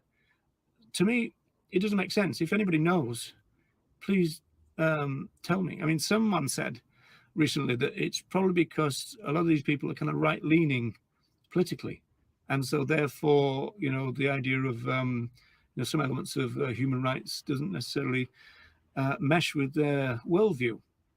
Well, if that's the case, then they have to acknowledge that they're out of step with the founders of our movement, be it the vegan movement or be it the animal rights movement.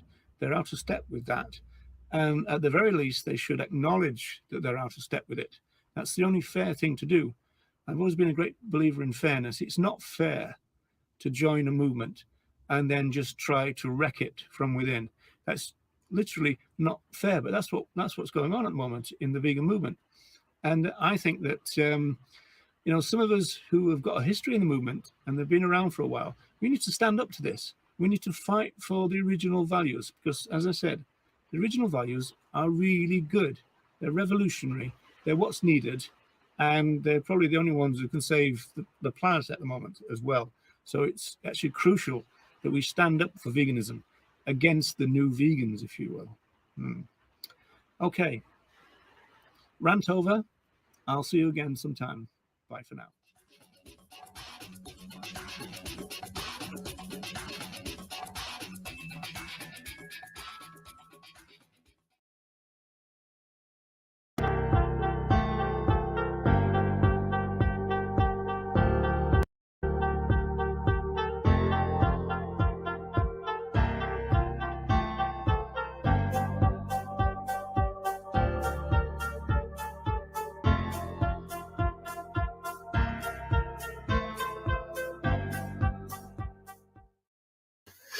Hello, everyone, and welcome along to episode 2 of the new vegan time tunnel. So today we're looking at this, which is the Animals film. That's the DVD version, 26 years after it first came out, I believe. So in terms of the series, the idea is for week on week, we're going to hopefully put together a kind of archive of some of the most significant things that have happened in the animal advocacy movement. And so it should build up week after week and then become, you know, an archive for people to, as it were, explore the history of our movement, which is obviously very important. Okay, without further ado then, let's go with the time tunnel.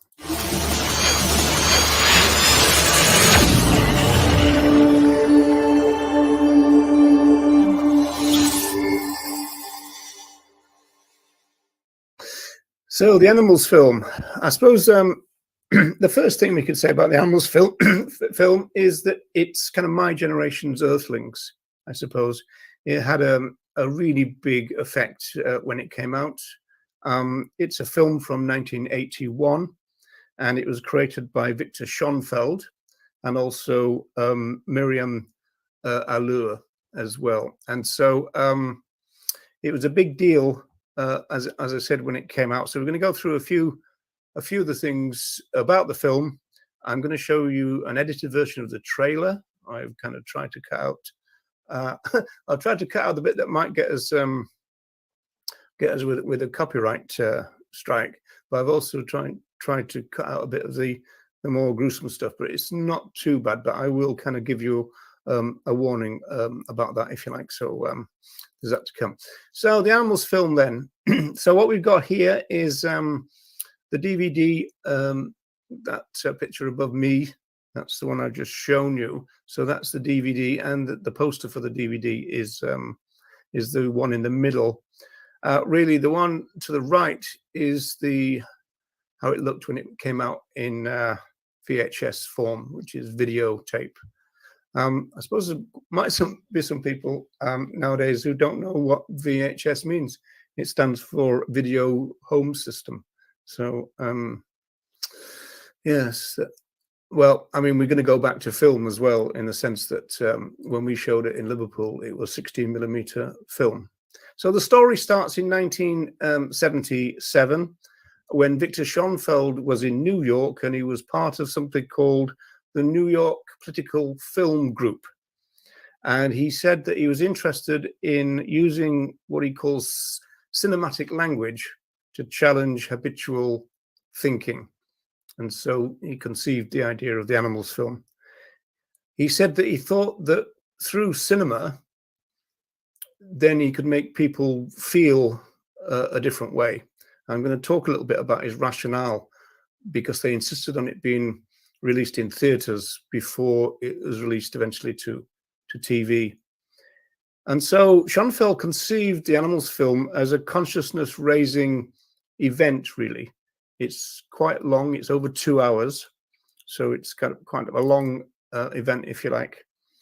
The music is by Robert Wyatt. In fact, I still have my original soundtrack LP, which runs, both sides runs to 28 minutes. So it's quite short in that sense. And then also the title song, which is the bit that's cut out of the trailer, which is why a lot of it is going to be silent, was by Talking Heads, and it was called Mind.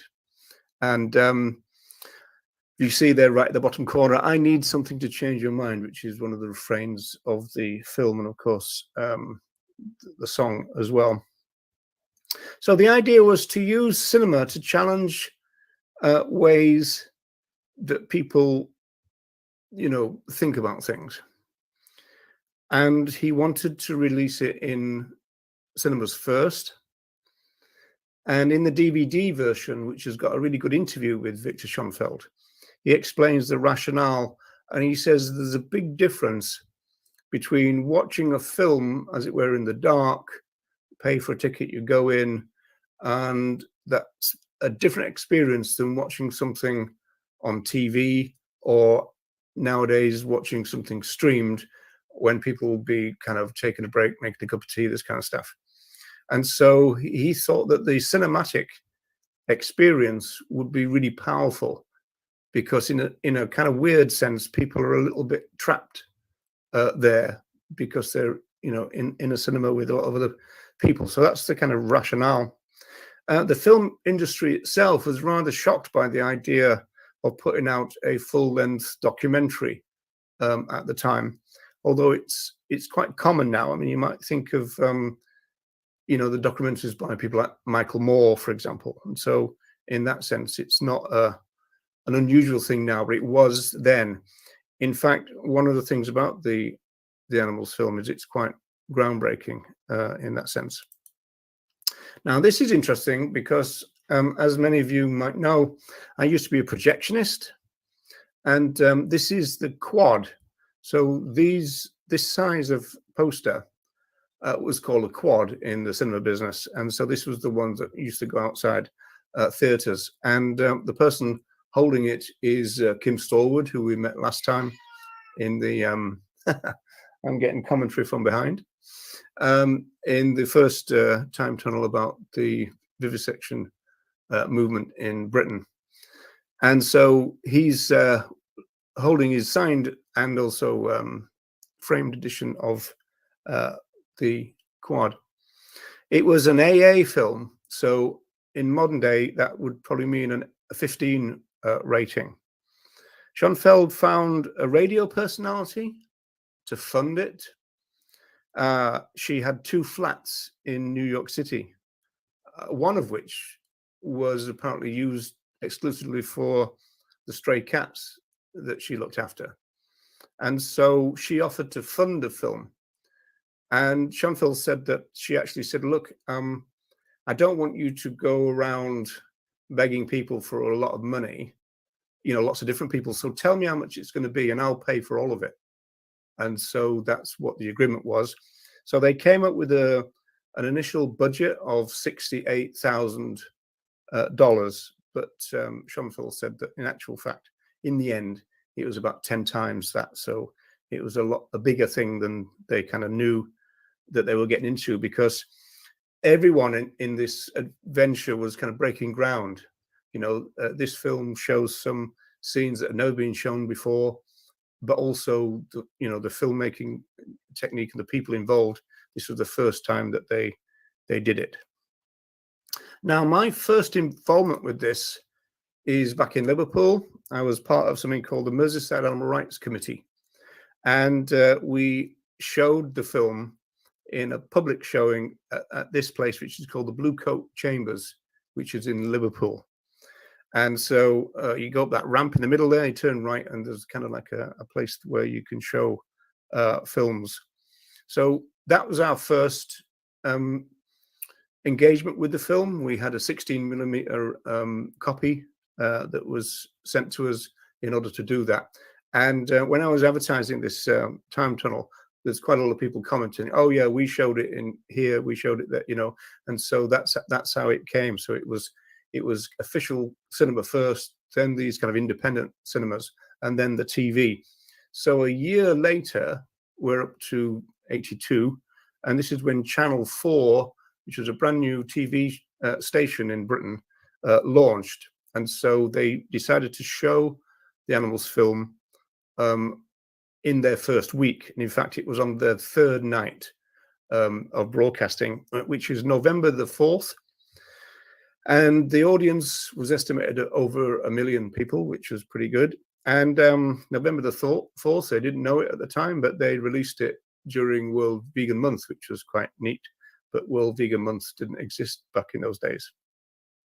So Jonathan Porritt, who was a very well-known environmentalist, I think he's a lord now, and also David Winner, who's an author, they write that with over 1 million viewers, the screening is regarded as, quote, an important moment in the growth of public awareness of animal exploitation.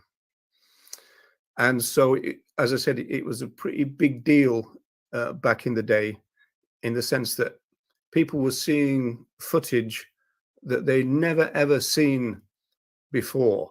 This was kind of groundbreaking in that sense. It was also shown again on Channel 4 during, 1991. And they had a series going back in their own history, and they called it Banned. And so the Animals film was reshown again. So the original film is 136 minutes long. And as I said, it was released in cinemas with the AA certificate. There was no cuts at all in terms of the one that went out to the theatres, because the British Board of Film Classification, which used to be called the British Board of Film Censors, gave it the AA signage, which meant that nobody young would see it, as it were. When it came to the TV, though, it was different. The Independent Broadcasting Authority were worried about some scenes, and so they called Schoenfeld in, and there was a negotiation about some scenes should be cut. Now, the scenes they wanted to cut, you would have thought would be the graphic things showing animal use, right? It wasn't that. It was they wanted to cut some scenes involving animal activists.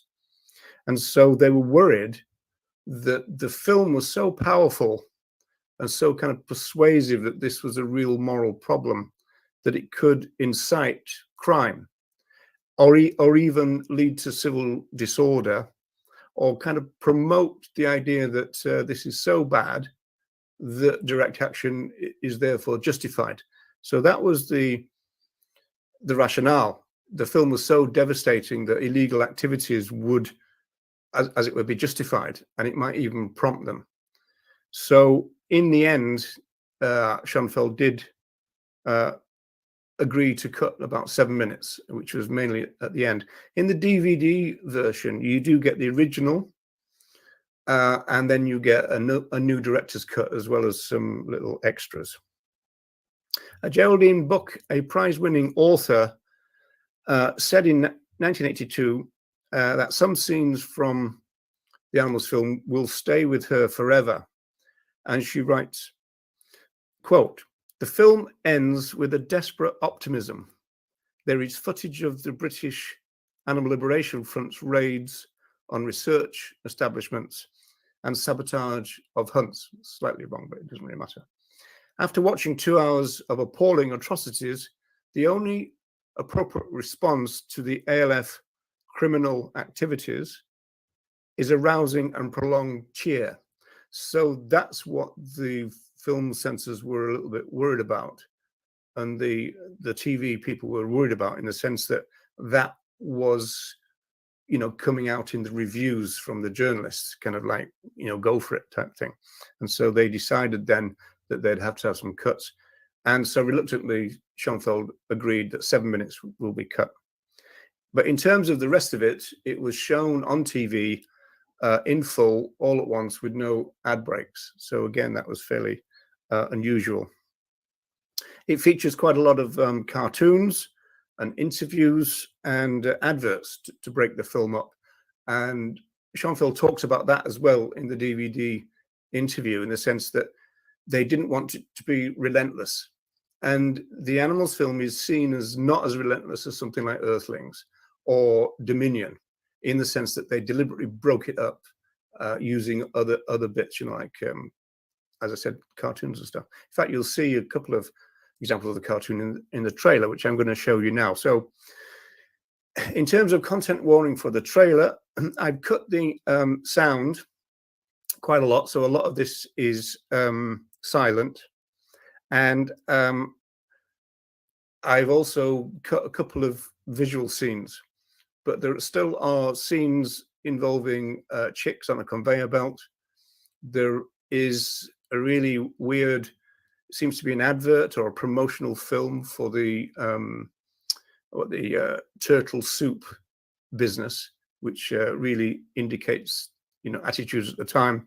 And you would think nowadays that you know, the industry would have known not to talk in those terms. And then right at the end, there's a little bit of footage of monkeys being experimented on, but it's not particularly graphic. But the interesting thing is what the narrator is saying. So let's see if we can put this on. So this is how the film starts, but the kind of talking heads music is on at this stage. This is the bit I've cut out because I thought we might get into some copyright problems. As I said, again, you've got to think that some of these, that's an example of the cartoon, some of these scenes had never really been seen before, you know, certainly not in cinemas, and then later in TV. Use this bat here for loading out boars.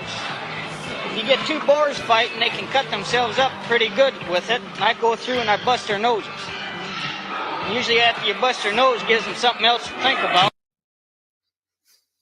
And you got a terrible view about fur now.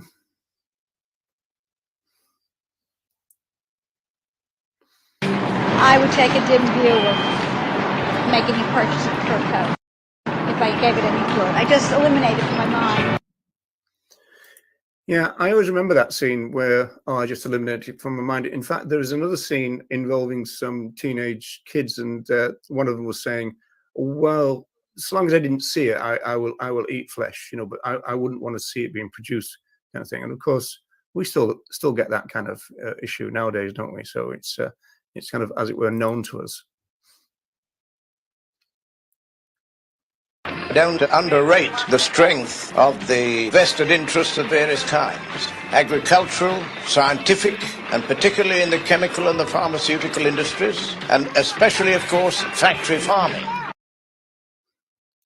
So that voice there was Lord Lord Houghton, who played a big role in trying to get animals into politics in the 1980s. And the actual scene, of course, was one of the McDonald's adverts, you know, the kind of hamburger patches and this kind of stuff, the idea that hamburgers grow like vegetables.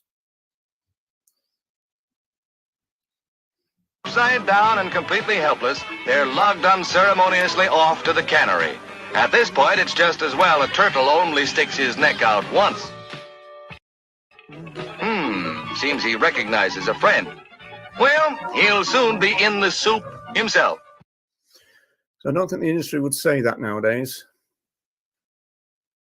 On a Saturday morning, they have nothing better to do but protest about animals, you know? 500 rads of gamma radiation, delivered at the rate of 50 rads per day, failed to degrade the performance of the test animals in either accuracy or reaction time, a definite advantage in civil defense, military, and spaceflight operations. And somehow, one gets the impression that the chimpanzee is proud of his contribution. And that's the end of the audio. And again, really interesting kind of attitudes being shown in that, being proud of their contribution, as though they've got anything to do with it. And then just at the end, there's just an advert for the DVD. So I thought I'd leave that in. Again, might stop me getting some kind of ban or some kind of copyright thing. So audio DVD people. I suppose that's what I've got to say. Right, let's switch back to this. So, as I said then, the Animals film is seen as not as graphic and as relentless as Earthlings or Dominion. But interesting, a lot of people will know Benny Malone, and he said that he found it the other way around. He found this one, this film was a bit more disturbing than those. Probably kind of the reverse of the reason, I suppose. So it features cartoons, as I said, and those interviews and all the adverts to break it up and that kind of stuff. Things that I remember about it is there's one scene which I've never forgotten, which is a veal farmer talking about his industry, and he stood there with the veal unit behind him, and he said, "This is really good, it's going really well, and we're very pleased with it. You know, the business is going fine. The only thing we don't like is the confining." So Schoenfeld said, "What do you mean by confining?" And he said, "Well, we have to be here, 7 days a week, twice a day to feed them and all this kind of stuff." So this veal farmer was complaining about confining, but he was complaining about his confinement rather than the other animals, which is, I suppose, pretty typical. And then the other bit that I remember is Schoenfeld is going around saying, do you eat animals? I think he just saying that as an opening kind of thing. And a woman said, "Well, yeah, I work in a meat packing plant." And Schoenfeld said, "So what do you feel about that?" And she suddenly gets quite defensive. And she goes, "Well, I've never really thought about it." And so Schoenfeld said, "Well, now that you're thinking about it," wouldn't let her off the hook, as it were. And then she's kind of looking around to see what she can do, and said, "Well, I wouldn't eat cats or dogs." And he says, "Why?" And well, they don't seem very tasty. And so it's really quite interesting, the fact that once she was questioned about what she was doing, it became, very kind of difficult for her, if you like. So as I said, a lot of groundbreaking stuff in there in terms of film. It was the first time that debeaking was filmed.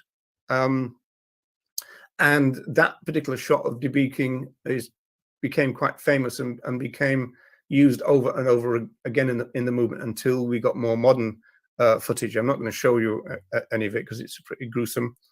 And also, again, content warning about language. The Animals film was the first time I ever heard the phrase rape rack. And it was in relation to pig breeding at the time. And I did a podcast with Harold Brown, who was a farmer and now is a vegan activist. And I said, "Do you think the farmers still use the phrase rape rack?" And he said, "They do, but they don't publicly anymore. So they might use that kind of phrase amongst themselves, but they know it's not a good PR thing, so they've dropped it publicly, if you like."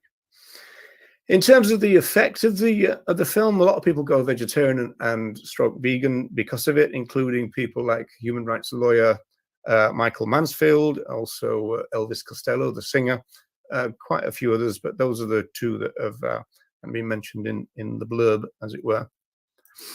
Okay, now we're moving forward now to the reaction, which is quite a few years later. This is 2009. And so the director of the animals film was asked to go on the BBC World Service, the radio, to do 2 shows about the animals film, looking back, as it were, 28 years later. And so these were 2 World Service specials, and you can get them by just Googling it. I think BBC One Planet, you'll find them. And his other remit was to report on what he thought was the progress of the animal movement in those 28 years.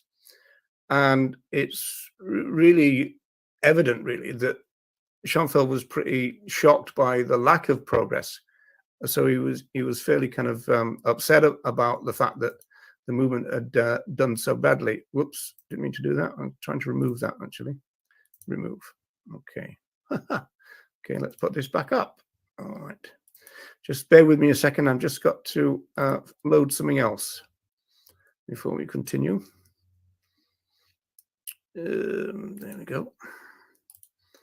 Right. Okay. Okay. So the One Planet specials. Schoenfeld interviews quite a lot of people, amongst them being food expert Professor Tim Lang. He was a big voice in Britain at one point. Ecofeminist Vandana Shiva, author Joan Denea, human rights lawyer Michael Mansfield, as I mentioned before. Also, the then head of the HSUS, Wayne Pacelli, law professor Gary Francione, and I was interviewed. I had to go down to a local Dublin radio station to do some taping, but my bit was cut, unfortunately. But never mind. It's very clear, though, in terms of these 2 programs. The first one is about farming. The second one is about vivisection. The first one is by far the more interesting from the movement point of view now, in the sense that he was really assessing the progress. And both Mansfield and Schoenfeld are clearly very disappointed about the movement's progress in 28 years. He expected those to be much better, much further ahead, if you like. For example, Schoenfeld said that the likes of the HSUS and PETA and the RSPCA all work with animal user industries to produce tiny reforms that leave the exploitation of other animals, as he puts it, intact. And when they do get these tiny victories, they then claim a victory. And he's very disappointed about this. So I'm going to play you this little clip from that, and you can see what I mean about that. Getting a little bit soft or co-opted in your high-profile role? I think all you need to do is look at the agriculture industry in the United States. They fear HSUS more than any other organization. The Humane Society, like the RSPCA and PETA, has heaped praise on businesses that profit from meat eating for making small adjustments in their purchasing policies. We've worked with corporations from Burger King to Denny's to Whole Burger Foods. King, the fast food chain, just saying no to animal cruelty. Margaret Brennan is on the money behind the decision. Burger King making a bold move today. The King moving to suppliers who do not confine their animals in crates or cages. This is going to get Burger King a lot of publicity, a lot of attention. We've worked to establish new standards for procurement policies. BK will start slowly. 2% of eggs will be cage-free. We are determined to charge ahead on all of these fronts. And the new regulations the Humane Society claims as signal victories leave intact the intensive systems of exploitation, cows, pigs, and chickens consigned to short lives, packed into windowless buildings, then slaughter. I put this point to Wayne Pacelli. I generally disagree with that line of thought. I don't think that it's a minor matter to remove 20 million laying hens in California from battery cages. But they are still confined indoors, aren't they? Well, they may be, or they may not be, but we've had decades of activism and no success until HSUS entered the fray. Right. So as you can see, there is a disagreement there between the parties on terms of how good we were doing. This was a time when it was the end of the ban the battery cage campaign, and I think that the industry kind of sidestepped the movement in a sense because they came up with the idea of the enriched battery cage, and I don't think anybody really foresaw that. And so then they had to launch campaigns against the enriched cages, and then it came up with the idea of cage-free, and cage-free then was translated to one big cage. And so this is always the kind of problem with that. I mean, Francione, obviously, you'd expect in terms of his contribution to the radio thing, that he was saying that, look, if all that effort in the last 28 years has been put into vegan education, we would have been a long way ahead of just kind of getting rid of the barren battery cages. And the idea of that some suppliers would have switched 2% of their eggs to cage-free. I mean, these are very kind of almost pitiful advances, really, but that's where we are in a sense. So both programs, but particularly the first one, as I said about farming, is a powerful critique of the animal movement. I can't help wondering what Schoenfeld would think of the movement right now, and I still don't think he'd be too impressed. In fact, we are working for him to be a guest on the Animal Rights Show. So if that comes forward, that would be a really kind of brilliant thing. And then finally, we have, again, this is 2009. I took part in an Animal Rights, the Abolitionist Approach commentary. Again, this is still online. You can find this if you go to the site and then look for commentaries. It might be under podcasts, I'm not quite sure. So Gary Francione was there. Elizabeth Collins from New Zealand was there, and I was there. And we kind of assessed the first part, really, of the the Schoenfeld radio thing.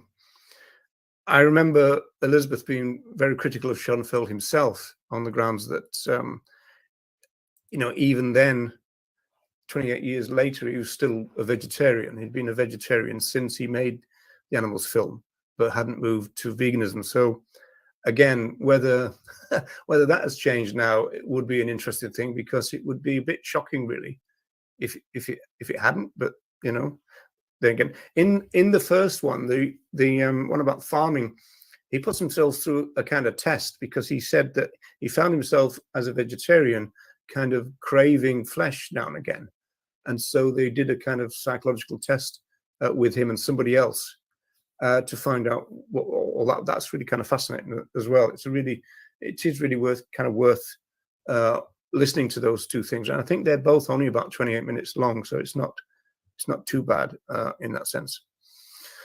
Right, so that's the Animals films, and as I said, I suppose I would still regard it as my generation's Earthlings, and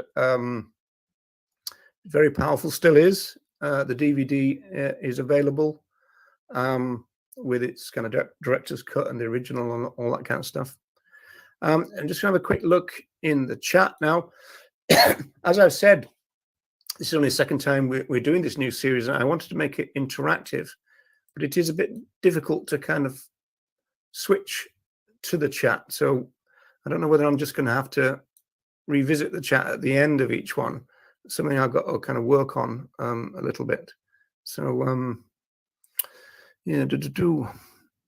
yeah, Spiritual Vegan wouldn't want to watch that. No. All right. Hello, Laura. How are you doing? I was lucky enough to catch a special screening of this film in New York City about 10 years ago. It's my favorite animal rights film to this day. It's really interesting, though, because of the time it was made. There's the narrator, which is Julie Christie, the actor, obviously reading a script, but other animals are called it in the film, which probably wouldn't happen now, which is interesting. So again, I suppose mark that down on the progress side of the movement, although there seems to be a bit of pushback at the moment with that. Other people now defending the idea of calling other animals it again, which is disappointing, to say the least. Possibly the most significant moment of the early 80s. Yeah, it was. It does kind of tie in really with what we were talking about last time, which was the growth of the anti-vivisection movement in Britain, because this was the time, the early 80s, when there was a big surge in activity, and it was a kind of a peak. And some people would claim it was the largest peak we've ever had in the movement. But then, of course, all social movements, they kind of experience peaks and troughs. And I suppose the last 5 years we're on the rise again. We need to revive that group and the concept of the power of the cinema. Yeah, it is interesting. I don't think I did it much justice really, but it is interesting, Schoenfeld's rationale for having it shown in cinemas. Because Philip Windiat, who is used to write for The Beast, and he was involved in the early days, he was part of the production of the Animals film, but he is the person who kind of interviews Schoenfeld in the DVD. But I think it was his first question: why did you want to watch one of these films? Why did you want to make one of these films? And also, what was the score about having it in the cinema as well? Colleen, that picture's I don't know which picture it is, but you're probably right. Okay. All art forms have the power to change the way people think about things, so we desperately need to reclaim that concept of art. Well, I guess people would say, well, films have carried on coming out all the time, and of course now it's just a question. See, I suppose in one weird way with the internet now, if the Animals film was released now, it would just be another film that would kind of people would talk about for a few days or a few weeks, and then there'd be Land of Hope and Glory 2 or something. And so it wouldn't have the same impact in the sense that that was the go-to film for ages, I mean years, in terms of the movement, and a lot of it prompted because of the things that it revealed. It prompted a lot of lines of inquiries by other films, which was really good as well. Yes, that's the pig handler. That's right. Yeah, the use of violence, of course. Obviously, this is the thing when we talk about animal rights violations, and we talk about systematic animal use, and you do start to. I mean, you can just go to someone like Gail Aisnitt's book Slaughterhouse to see the routinized kind of way that other animals are exploited and killed and have their rights violated. But also it becomes so routinized that if, for example, another animal falls off the kill line, the animal is blamed for slowing the process down and punished for not going to their death as quick as they should have done. Yeah, so that's how kind of corrupted these kind of industries can be. Yeah, Laura, you agree with Benny? Yeah. I was quite surprised when Benny told me that. I was quite surprised, but I can see the point for sure. And I suppose the cartoons and the vox pops and everything, because they break things up, I suppose maybe you're more receptive to the film and you're not kind of hiding away from it almost and kind of guarding yourself. So maybe you might remember more because of that. That would be an interesting social psychology thing as well. One of the things that affected me most in Dominion also wasn't graphic. It was a shot of cars calmly driving past the slaughterhouse, not even noticing or caring. Yeah, well, there's a lot to be said for that, because you do notice. I mean, if we're driving along, if you're driving along a motorway with a vegan, then we'll notice the slaughterhouse trucks, and we'll notice the so-called livestock transporters, and we'll notice the butchers' vans and everything. Nobody else seems to. Even if they've got, as it were, chickens looking out of the slots, and hay flying off the back of the van, it still, people seem to be oblivious of it. And I got that impression when in my early days, in the early 80s, when we used to go sabbing, I started to notice things like the farms and the vivisection laboratories, And again, you'd think, oh, only we would do that, you know, that everybody else is oblivious to it. And yet we're not responsible for these places because we're not their customers. And so the people who, as it were, oppose them know about them, and the people who buy from them, it's all oblivious to them. It's really weird. So, yeah, really powerful film. It is indeed. Now, have we got any more?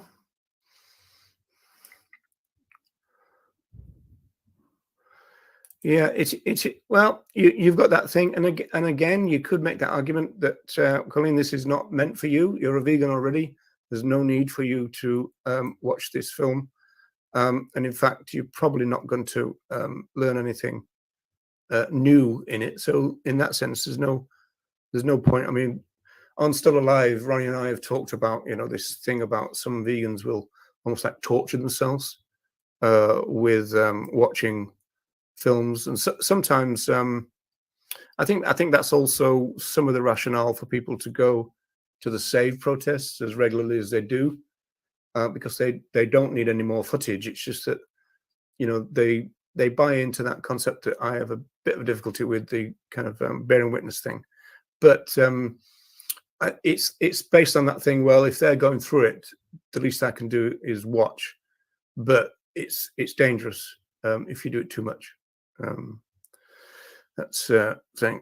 Yeah, Bernie says we're evolving our language.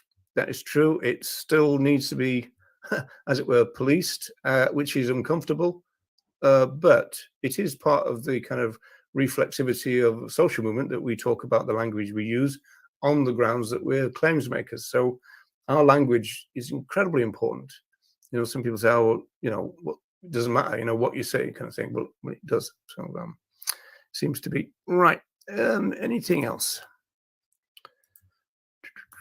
Very powerful film. Yeah. I thought somebody said habits. It was Colleen saying habits. Okay. Yeah, language is important. Yeah, that's our takeaway. Idea for today then. Okay, so as you can see then, this is only the second one of this new series, and we're still evolving it, and I need to do better with the, you know, with the chat somehow, but I'm not quite sure how to do it, in the sense of kind of going through it fairly concisely without stopping too much, but we'll see. Anyway, people, thanks so much for joining us, and we are at the beginning of starting our archive, so that's quite exciting in itself. And with that, I shall say goodbye and see you next week.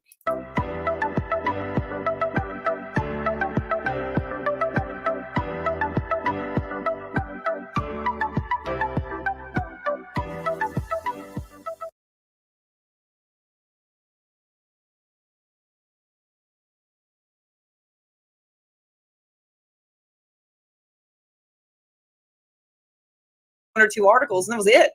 It's like nobody else had done anything from a vegan anti-speciesist perspective.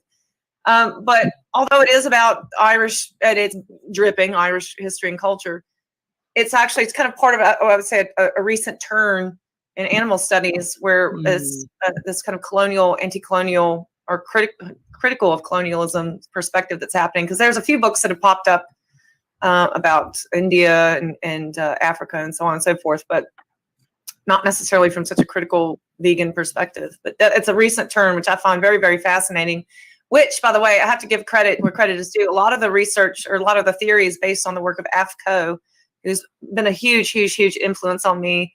Af started writing with me, oh gosh, back in 2013 or something like that. We met each other through feminist blogging, and then she started blogging with me on Vegan Feminist Network, and the stuff that she comes out with, I'm assuming a lot of people listening to this will know who AFCO is, but if you don't, you simply must check her out. What a genius that woman is.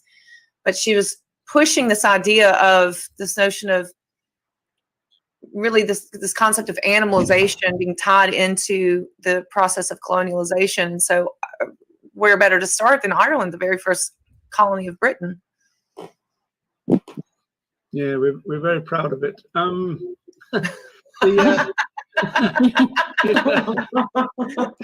just to some extent, it's interesting because, you know, as Nella said, it's kind of, the book covers a wider scope than not, well, it's kind of that focus of scope in a way, but you kind of situate Ireland kind of geographically, but also morally and in terms of the movement in between North America and Britain, right? So it's a wide interest in that sense. Right. Before we move on, you mentioned language already. I wanted, just as a general point, to ask you about, you always use the term non-human animal rights movement, and there's not many people, some do, but not many people who use that term. So is there a reason, I mean, like, we struggle in the movement to get people to not just say animals, yeah, you know, humans and animals. So where did that come from? Was it an evolution of ideas, or? I can't say that I'm 100% on any of the words I use about that, because I think, like myself, like you, David Nybert as well, we've kind of fumbled with this language. To use non-human animals still centers humans, right? But one of the things I do, and is it actually done in this book, but one of the things I've been fighting editors for a few years now is to actually capitalize non-human animals. Is, you know, like when I'm writing about race, human race, I won't capitalize white, but I'll capitalize black. And so that's what I started doing with non-human animals, and editors hate that. But it's a political gesture to do that, and it's just like one small thing, because the language is never going to be perfect. But what do you call it, Roger, if you don't call it the non-human animal rights movement? Some people use an acronym, which I find annoying. Like acronyms. Well, obviously, there's a famous one from Cthulhu, isn't there? You know, the kind of what is it? Other animals. Oh, I can't even remember it now. So it's like other than human. Yeah. Other than human. But still centering human. Yeah, That's right. It does. There's no perfect. I just have to pick one and go with it. That's all I can say. There's not too much. Well, I mean, we often say other animals. Jeremy the Ape in the chat talks about fellow animals, and that's the language you use. Oh, that's a good one. I actually never heard that one before. Yeah, I think it comes from there's actually a book, isn't there? Is it Christine? Is it Carsgaard, or I can't remember the name exactly? Yes, I think it's from that book, Our Fellow Animals. Yeah. But I've seen that phrase in Henry Salt's work actually as well. So there you go. So really, they were all breaking boundaries in those times, because I mean, in those days, people were referring to other animals as beasts, brutes, and you know, lower animals and this kind of stuff, and all that, the hierarchical stuff. Anyway, so since you mentioned the vegan feminist network, I think this is a page everyone should check. The articles there are amazing and about a multitude of topics. So there is really great content in that page. Highly recommended. Yeah, and that's not the Corey Wren show. That I created that website back in 2013, because back then, oh gosh, it's like, now we kind of take it for granted, but back then we had, when you talk about feminism, everybody says Carol Adams, Carol Adams, Carol Adams. Well, Carol Adams didn't at that time have a major web presence, and she was writing books that would go into university libraries. But we'd entered a new wave, a new wave of internet culture and activist culture.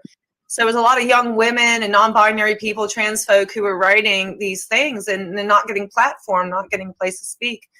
And so that's basically where it was coming from. So I created that website so everybody could do. And like, now that I'm a full-time academic, I don't have time to blog very much at all, but still get people who submit stuff, who don't get platform elsewhere. And that's the joy I find in it, is giving people a space to write who don't get to speak anywhere else. And I hope we might come back a little bit to some of the vegan feminism if we get time after we've spoke about Corey's book as well. Yes. Well, I kind of slung this PowerPoint together this morning, really, as a bit of an intro, in the sense that apart from ideas about our relations with other animals, you've also got, it's a kind of history book as well, in a sense. And so we'll just kind of probably just shoot through this kind of timeline that you provided in the book, just maybe take a little bit out of it. We're not going to talk about it particularly much, but it's quite interesting in the sense that I mean, Irish people in the end have played a really big role in our movement, haven't they? huge, Yeah. and not celebrated at all. Not celebrated at all. Yeah, it's interesting. I mean, I was involved with the BYV, and of course you got is it Frances Power Cobb? Is that the right? Yeah. Yeah. Power's the She was right word. a big player in the anti-vivisection movement, wasn't she? Yeah, she wasn't vegetarian. Yeah. She was actually anti-vegetarian. But the work that woman put in to fight that her whole life fighting vivisection at a time when this was happening, and that was a time where she could have turned the tide. But unfortunately, and actually I think it's very interesting about her is because this abolitionist welfare debate that we've been dealing with for the past 20, 30 years actually goes all the way back to her time. And that was when I learned about her and her history, it's one of the most powerful things is actually they called themselves abolitionists. Yeah. What happened? She got this law passed because vivisection was taking off. Of course, there's a lot of class politics to it because now you have people who didn't come from money, who could get into the middle classes and become a doctor and become powerful. And she was, of course, from money. But the point was that this is a new thing that was happening right in front of her, and then she was able to dedicate all this work to it. And then they created these organizations. Okay, well, let's regulate it. We'll put a law. What they hoped that act would do was put so much red tape that would make it very difficult for people. At the time, I mean, anybody could just go do anything they wanted to animals in the name of science. So that was their idea. We'll make it difficult to do it. Unfortunately, what happened is when that act passed, it basically gave a green light and said, well, we're meeting the stipulations. We've got the regulations in law, and and it just streamlined vivisection. And so after that point, she was like, no more of this. I'm abolitionist 100%. We're getting rid of it completely. We're not trying to regulate it. And that alienated her from a lot of people. So she ended up starting a whole new organization, which is still around today. Yeah. Well, that's an interesting issue, though, because, I mean, I think really the BYV came from the NAVs. So it was a kind of, well, this is all reformism. And so really, I suppose she really kind of was one of the first articulations of abolitionism within our movement. They literally called themselves abolitionists. Yeah. Yeah. And so then you ended up with the British Union for the Abolition of Vivisection. And, Ronnie in the chat will know a lot about that, having kind of camped there for a while. I was on the executive committee in the early 80s there. And then suddenly, again, a movement thing, and, you know all about this, Corey, that as they kind of like think about their jobs and they think about their claims making, they start to think, oh, maybe our stuff is a bit too radical. So they started to move away. So one of their slogans was against all animal experiments. So they changed that to against animal experiments. And then they just got rid of the name abolition completely by changing the name to, was it Cruelty Free International? Cruelty Free International. Yeah. Some beige stuff. Yeah. Which is almost on the par with Mercy for Animals as a bad name, I think. Well, now Compassion Over Killing has recently changed their name to Animal Outlook. Right, okay. Well, you've written a lot about that particular group because it was kind of anarchic, that group at one point, wasn't it? And then a what? What were they? When you say it was anarchic, I mean certainly it was very kind of anarchic. Okay. Sorry. Yeah. Oh yeah. Oh, well, that's one of my favorite examples, is because they started out as a student group in DC, super radical. They would put on the front of their newsletter, which was hand typed, and you could tell it did it in a copy machine themselves, and it was called The Abolitionists. And they would proudly display on the cover of this pictures of them getting arrested by the police. And they'd have an insert in the middle, in the beginning of it, with saying that we are against it all. We don't want to reform it. We don't want to make the cages bigger. We want to empty the cages, all that stuff. And then they professionalized, and now they got grant money coming in. And so now it turned into like Compassionate News or something like that. But more recently, after this, and for people who are interested, this is in my second book, Piecemeal Protest. But after that book published, then they changed their name to Animal Outlook. So it's not even the name has anything to do with this radical stuff anymore. This is a really kind of important movement issue that people need to understand in a way. I mean, like if you think about vegan outreach, and the co-founder Matt Ball said on an AI Zone podcast that I cited in the book. Oh, it was a gem, Roger. Oh, that gem that you got out of here, and that made the book. They regret having vegan in the title. They regret because it's not good for their fundraising. Oh, was it that? Oh, mwah, it's one of my favorite quotes I got to put in that book. It's ridiculous. And now the guy is saying eat chickens and not cows, I think is what he's saying. Oh, yeah. Because you know, it's, one step for animals. I mean, these are movement issues, which is, you know, I mean, movement issues fascinate me, I know, but yeah, I mean, these are important in terms of our movement, really. Corey, I was going to ask you on this whole professionalization thing, because I know you talk a lot about it in, you just mentioned piecemeal protests, but also in A Rational Approach to Animal Rights, and I think you've written articles on it as well. Do you think that as sort of organizations try to maybe survive within a capitalist system, and it's that sense of, right, we have to raise money in order to function? I mean, you described, and I maybe won't name names, I don't know if we're going to name names today, but you described one organization as being battle worn, and despite having a small kind of radical start to their kind of organization, they become sort of characterized by non-confrontational moves because they're trying to gradually infiltrate consumer culture. And I just wonder, is that always inevitable, do you think, when organizations grow? And then also another question is there a place for that? Is there, as long as we have the radical side alongside that, is there still a place for that kind of gradual infiltration, do you think, or is it just problematic? That's the hegemony.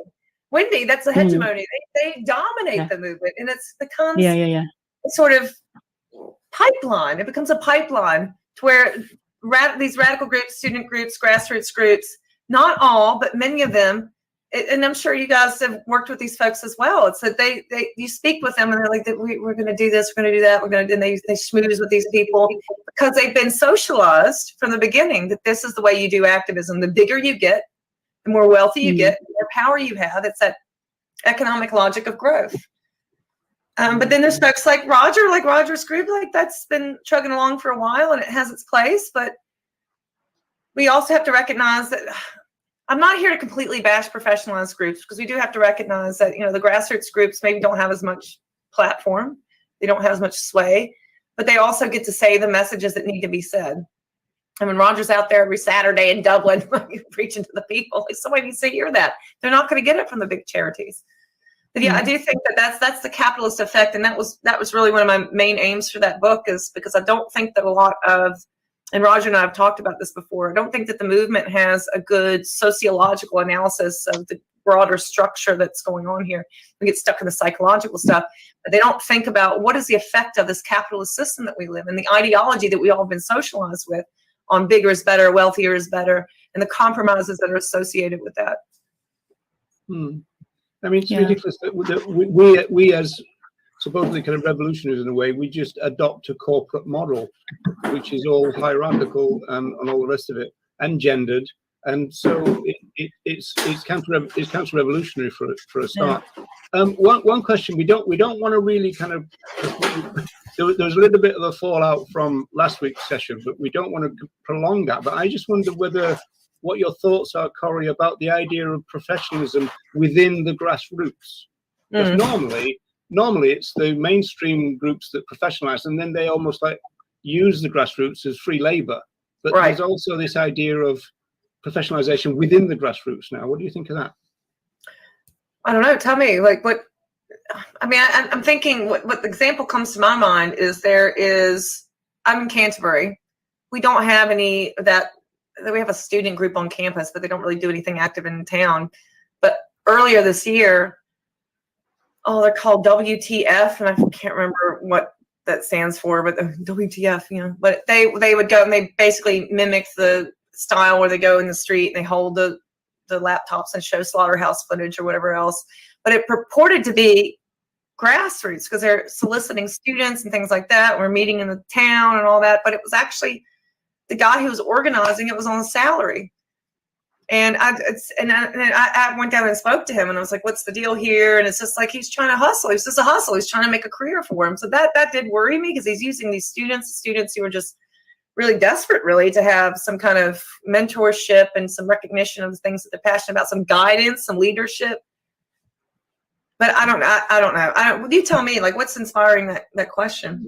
Well, I think my own idea about this is that people are confusing the word organized with professional. Yeah. Because a lot of people say, you know, we can do this better and kind of organize it in a more kind of maybe a structured way, but also make it look better. And I think they then think that therefore means professional. I think it's just a kind of misuse of language in a sense. But I mean, like, if you do look at the definition of professional, it does kind of have that smell about it, but it really talks about, well, it's the people who get paid to do stuff. And then, of course, you've got the kind of entrepreneur type, influencer type element of the movement now. And I don't know whether they're seen as professionals, but they're certainly seen as paid and they're making a career out of it. So it's a little bit fuzzy, I think, the idea, but it gets thrown around, you know.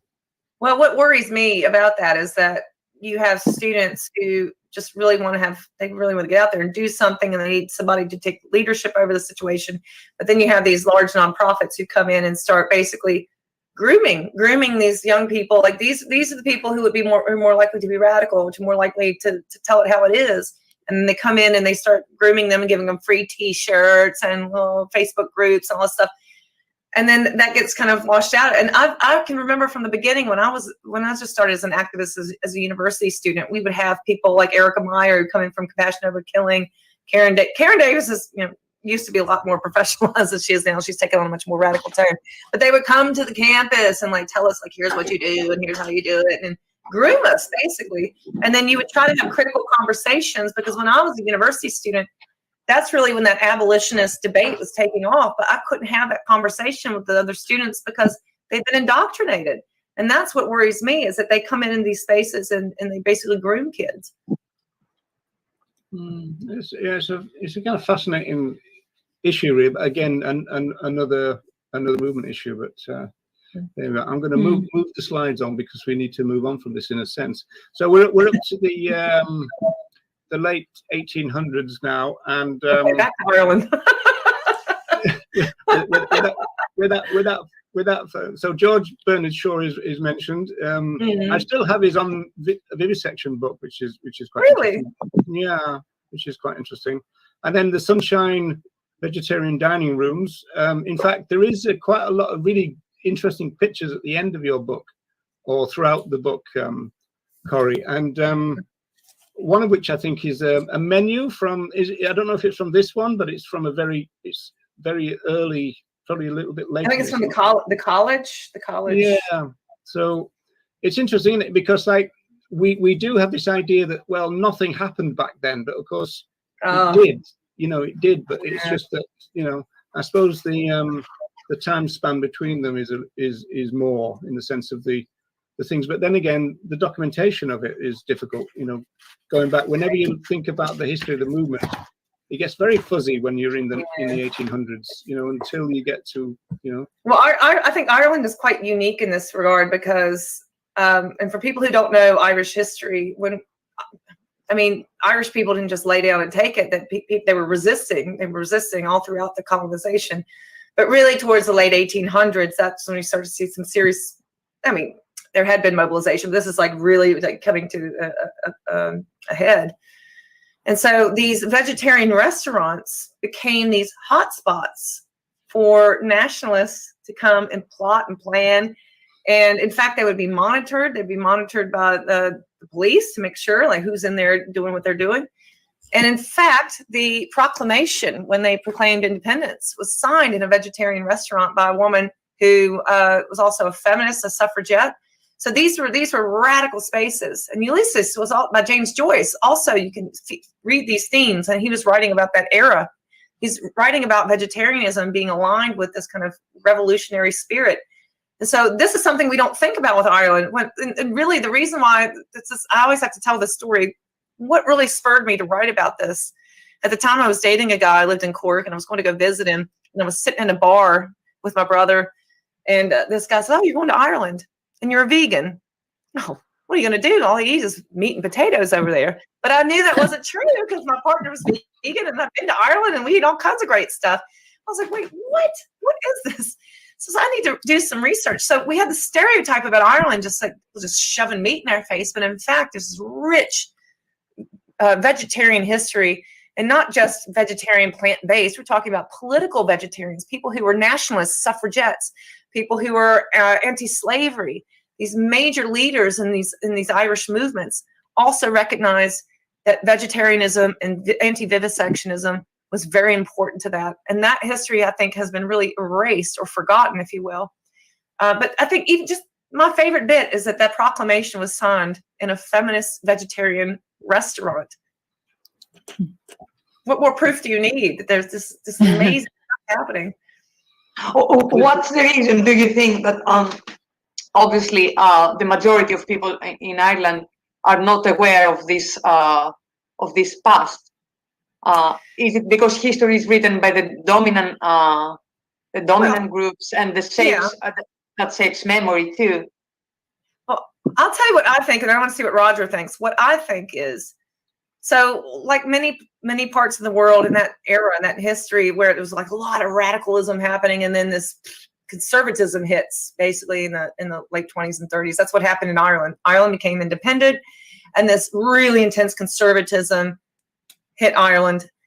And what I think, really based on the work of AFCO and other anti-colonialist researchers, is that for so many centuries, Ireland had been oppressed based on them as the humans being animalized, and also based on animal agriculture. That was the main reason that Ireland was colonized, because of animal agriculture.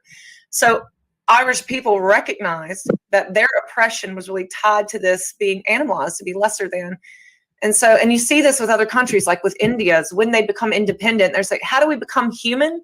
We separate ourselves from animals. We take our place in the hierarchy. We become dominant to other animals.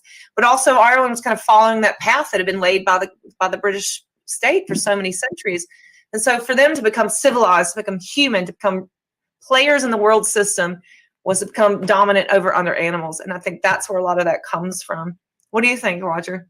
Yeah, I agree with that, and that chimes very well with the work of Frank Armstrong, who you quote in the book. And so he's an Irish vegan journalist and independent now, I believe. But he gave a talk for the VIP when we were doing our free weekly kind of we call it a mini course, and he gave a talk about that. You know, well, he was basically arguing that the English wanted really to try to create Ireland as a farm, really, for England, and so that meant that a lot of humans had to be, got rid of. So they ended up being, kind of part of the slave trade. And so I think a lot of that, in terms of, people understanding the kind of, oppression, and therefore, I think there's that, and I think there's I thought of some modern day issues that are relevant to that, but it slipped my mind now. But I definitely think that that's kind of really a big part of the story of Ireland, certainly. It's interesting actually, because sorry, Cora, go ahead. No, go. I was only just going to make the comparison in what we were just talking about before, the professionalization within the movement, and then even this kind of because I know in the book you said that Ireland could have gone one of two ways, and they chose to go down the way of the dominant paradigm and the following that hierarchical and structure and oppression of other animals. And it seems like it's the same problem, in that you get kind of a situation where you could have resistance and a radical faction and kind of take yourself off into a different path and fight against the dominant system. But actually, in both those cases, with Ireland and within the movement, professionalizing, it seems to be going down that same route. We're following the normative paradigm and the hierarchical structures as well. Seems no, that's what like I was going to say. Very good point. Yeah, but also got to take it easy on Ireland. It's a small country and had been under colonial rule for so many hundreds of years. But there were nationalist agitators, and when people were trying to decide, they're literally deciding, what will Ireland be? What will free Ireland be? The Republic be? There were people who were consciously aware that one of the reasons Ireland was so downtrodden was because of animal agriculture, because of the mass kicking people off of their land, because, as Roger said, dumping them off into the slave trade. And so, and not only that, but there's also people who are food reformers who recognize that this British food system that had been imposed on Ireland was also really doing serious damage to people's health. There's malnutrition and so on and so forth. So yeah, they were people who were really, they were recognizing this is really detrimental. But they're, of course, you know, in the bigger scheme of things, as a small country, they've been really oppressed for so long. They went with the path of least resistance, unfortunately. And now here we are, where Ireland is like beating all the greenhouse gas emission limits, and, you know, it's not able to get it under control, trying to continuously increase the amount of animal products that they're creating. The Board BS Food 2025 plan is outrageously out of touch with the reality of climate change, outrageously so. But the other point I wanted to bring up is that when we talk about Ireland being a land of meat and potatoes, that's not Ireland. In fact, the food history of Ireland has been surprisingly vegetarian and vegan friendly. And the Irish people, the indigenous food of Ireland has been very, very much so plant-based. But we have this stereotype that we impose on them. And I think also that's part of that colonial legacy, to say, oh, these backward Irish people who just sit around and suck on meat and potatoes all day. I think that's the other reason why I think that they've been forgotten from the animal rights history, is that there's these barbaric people over there in Ireland, these slower people down in Ireland. It just shows you how difficult it is to kind of swim against the tide, doesn't it? The influences around us in the environment, politically, socially, are so powerful that we sometimes get pulled along. But one thing that struck me from the book, something you said, was that perfect conditions are not necessary before meaningful efforts for social justice can begin, and activists need only recognise and mobilise pre-existing values and traditions which already align with their goals. And that really struck me as something that that's one of the aims of this book. Yeah, Wendy, like right now, veganism, I mean, I lived in Ireland, it's been a few years now, but even then it was like really becoming a thing. There was vegan restaurants in Cork. I mean, not Dublin, but Cork. You could go anywhere in the country and get vegan stuff. It's like, wow, this is happening. As the book was being published, TripAdvisor said that Dublin was the most vegan-friendly city in the whole country. I mean, the whole world, sorry. So this is happening. But my fear is that this is going to be seen as, because Ireland is like a multicultural place where everybody comes to, it's going to be seen as an outsider thing. That's not at all what this is. In fact, this is Ireland's history, this plant-based history. And I think that if that can be remembered and acknowledged, that this is something that's indigenous to Ireland, I think that's where we need to go, and move away from this old colonial BS of this making more and more animal products and doing all this horrible stuff to animals. Yeah, I remembered my. Go ahead, Roger. No, I remembered my modern day things, but I know you've been dying to get in now, so carry on. Something you mentioned in the book is that as colonialism happens, there is also this civilizing process that happens, and because of this process, people are seen as other, as lesser, and they are also feminized and animalized. So what's the relationship between colonialism, human oppression, and other animals' oppression? Yeah, so this is something that Carol Adams has written a little bit about stereotypes about plant-based cultures and how they're feeble and they should be ruled, and they're unable to rule themselves, and they're weak, or the rice eaters of India, the potato eaters of Ireland. So this is an age-old thing that colonizers have used. But the other bit comes from AFCO, and it's one of the best things. When I pulled this from her.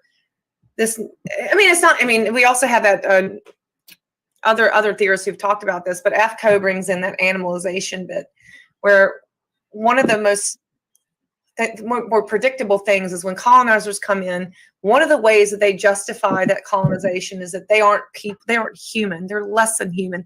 And in fact, with Irish people, it's like unfathomable today, because we stereotype Irish people as being like white, really pale and freckly, and I'm partially Irish heritage, so I can make fun of that. But that's white and freckly and very, very pale. But back then, they were literally seen as not white. They were literally seen as people of color. They were literally seen as, in fact, I've seen one source where they were seen as the missing link, so not even fully human. And even further back into the Tudor times, they were seen as the barbarous like savages over in this wilderness, because Ireland was not always this kind of rolling landscape. It was fully forested, and it was all knocked down for animal agriculture. So it was seen as this barbarous place these savages lived, and they needed to be civilized.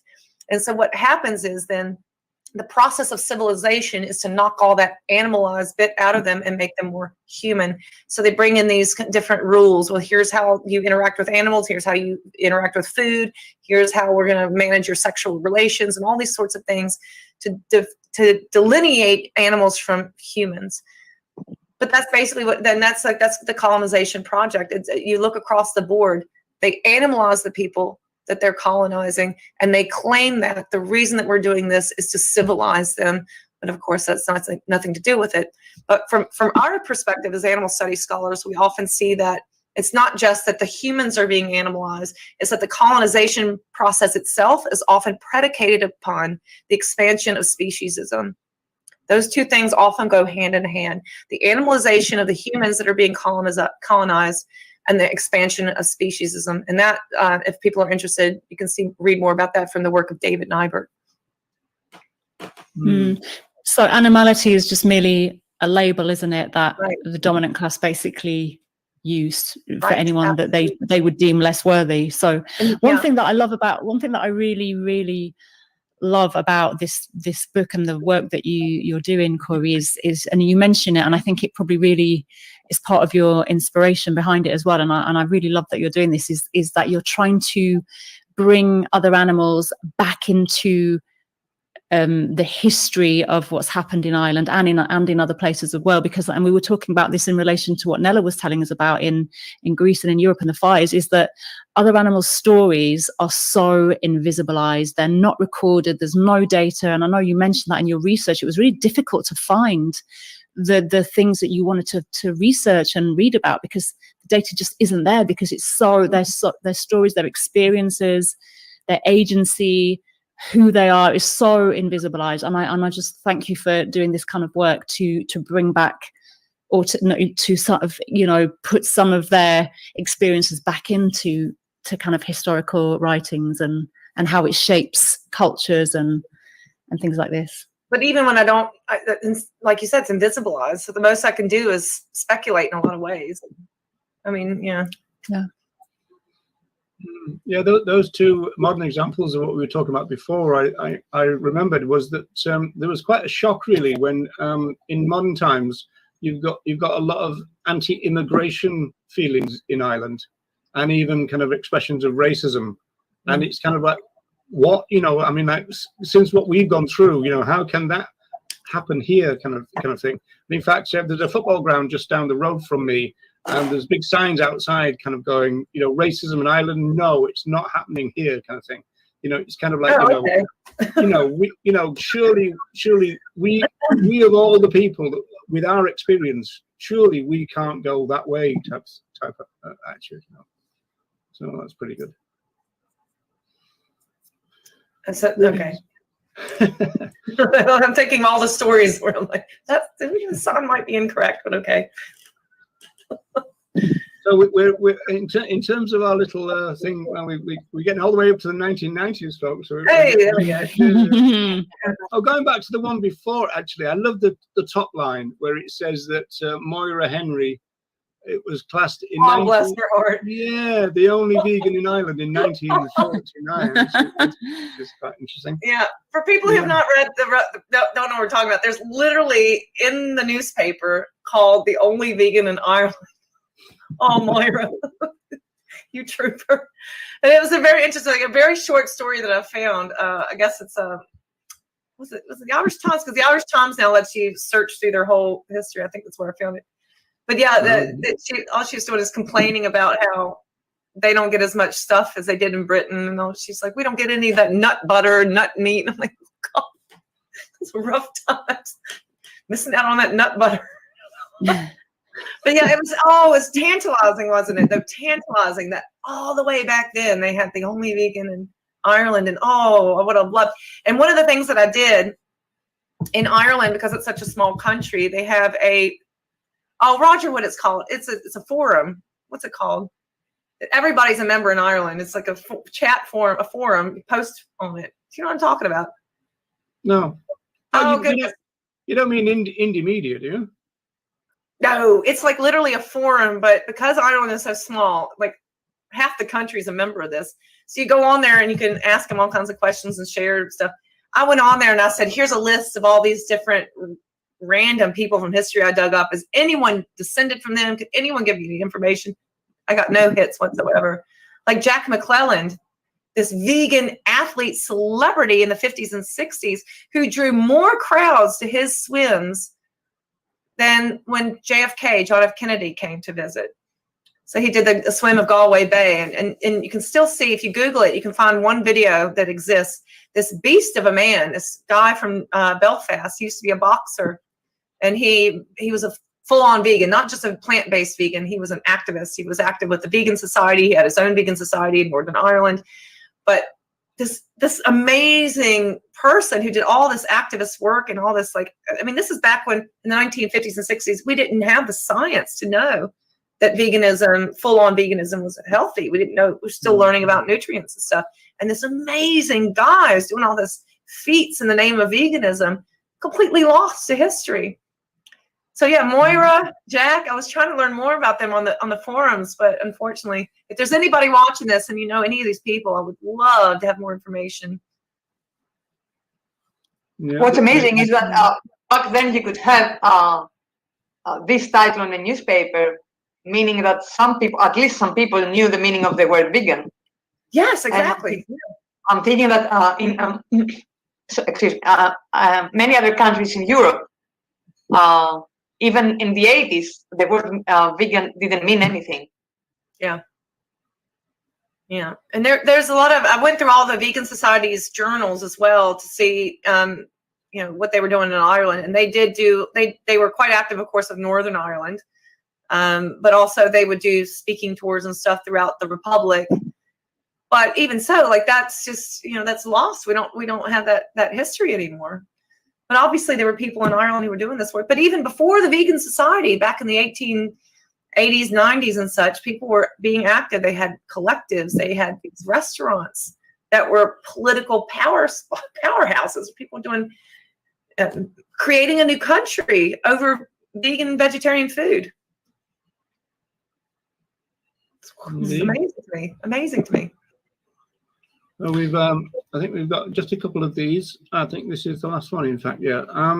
Okay. So Irish-based Go Vegan World launches. I mean, you were making some interesting kind of movement points there. You know, you were talking about professionalization and big groups and all that, and essentially the way they kind of muscle in, because they really did kind of try to not so much take over the Go Vegan World, but they certainly were kind of trying to kind of get them to work with them, and they wanted to put their logos on all their mooching off their success. Because this is the thing about grassroots groups, is they're not beholden to some funders or whatever, so they can say what they need to say. They're going to speak on behalf of animals. So Sandra Higgins with Go Vegan World says it like it is, and she doesn't hold back. And lo and behold, it works because people need to hear the truth. And so now you have other organizations in Britain or whatever that are so, when that gets big in the news and they start kind of latching onto it, which is kind of cruddy, I think. But maybe I think Roger, it'd be interesting for you to share your bit on why the Nationals have not really taken off in Ireland like they have elsewhere, like in the US or the UK. I think they tried to, and I don't think it's anything to do particularly with resistance from the grassroots or anything to some extent. I think it could be that what they were trying to do is kind of send people over from the English groups and have like an English branch, you know. That's ripe for new research, isn't it? Yeah. So the NAVs tried that, for example, and there was, you know, they tried to kind of really kind of extend out and send a couple of kind of, you know, wage people over. But I think it was thought that maybe the Irish population wasn't big enough to kind of fund and support, you know. When I first came to Ireland, funny enough, one of the first things I did as an academic is I went round all the prime movers in the movement that I knew. and spoke to them, and there was only one group, which was the one that you mentioned here in 2015, Aaron, and their prime mover there, he wanted to be paid, and he wanted to be kind of the leader of the movement in Ireland, and he thought that everybody should kind of pay him. None of the other groups that I spoke to was thinking in those terms. They wanted to stay grassroots, they wanted to stay in a kind of network type thing, and they didn't really want a leadership kind of situation. So Aaron became like it was really a kind of a Peter kind of model thing, you know, and sometimes interchangeable with Peter. So they went for all the kind of I'd rather be naked type stuff, and so they became very controversial within Ireland itself. They met a lot of resistance in the end from the grassroots. So I think that it just kind of doesn't really fly. The kind of professionalization, careerism in Ireland doesn't really kind of fly. And I think another interesting thing is kind of the image of that. I took part in a debate with Bruce Friedrich, and he was working for Peter at the time. I took part in a debate with him when we were both. I was lecturing at UCD, and he came as the kind of star of this debate type thing. And he really went down badly because if you've ever seen pictures of Irish politicians, but they don't look like North American politicians, and yet Friedrich looked exactly like that, not a hair out of place, tan, teeth that would blind you and this kind of stuff. And he was just very kind of shiny and kind of professional. And he was very, but he sank like a stone because the Irish don't kind of really associate that with authenticity. They think, right, well, interesting. We want a real person, who's this plastic person on the stage kind of thing. Oh, you want a Michael Higgins. Yeah, that's right. Yeah. Hair and all that. So it's never seen a brush in his life. Interesting. So before we close this down, I just want to point out that the most important part of this is this thing. If you can see my cursor moving, the Vegan Information Project forms in Dublin. So thank you for. Oh, that's important. Thanks for it was writing the book just for that. I'm here to verify the most important part of the timeline. Right, so we can get rid of that. Deb's got a question for Corey. Was Northern Ireland as a political geographic entity different from the rest of Ireland in regard to animal rights? Yeah, I would say so. So I was mentioning earlier, Northern Ireland had a lot of activity from the Vegan Society, for instance. So yeah, basically a branch of England. So there was a lot going on there from the 1800s and on. Whereas in the Republic, like the Moira story, she was from the Republic, and there's a little bit more vague. There was some stuff happening in Dublin. But obviously in the Republic, there was a lot more, there was an intersection between nationalist politics, feminist politics, and anti-speciesist. So yeah, there's a little bit, certainly a little bit different there. But both of them were highly, highly active, both spaces. I think we should comment on this, people. I didn't see this until just now.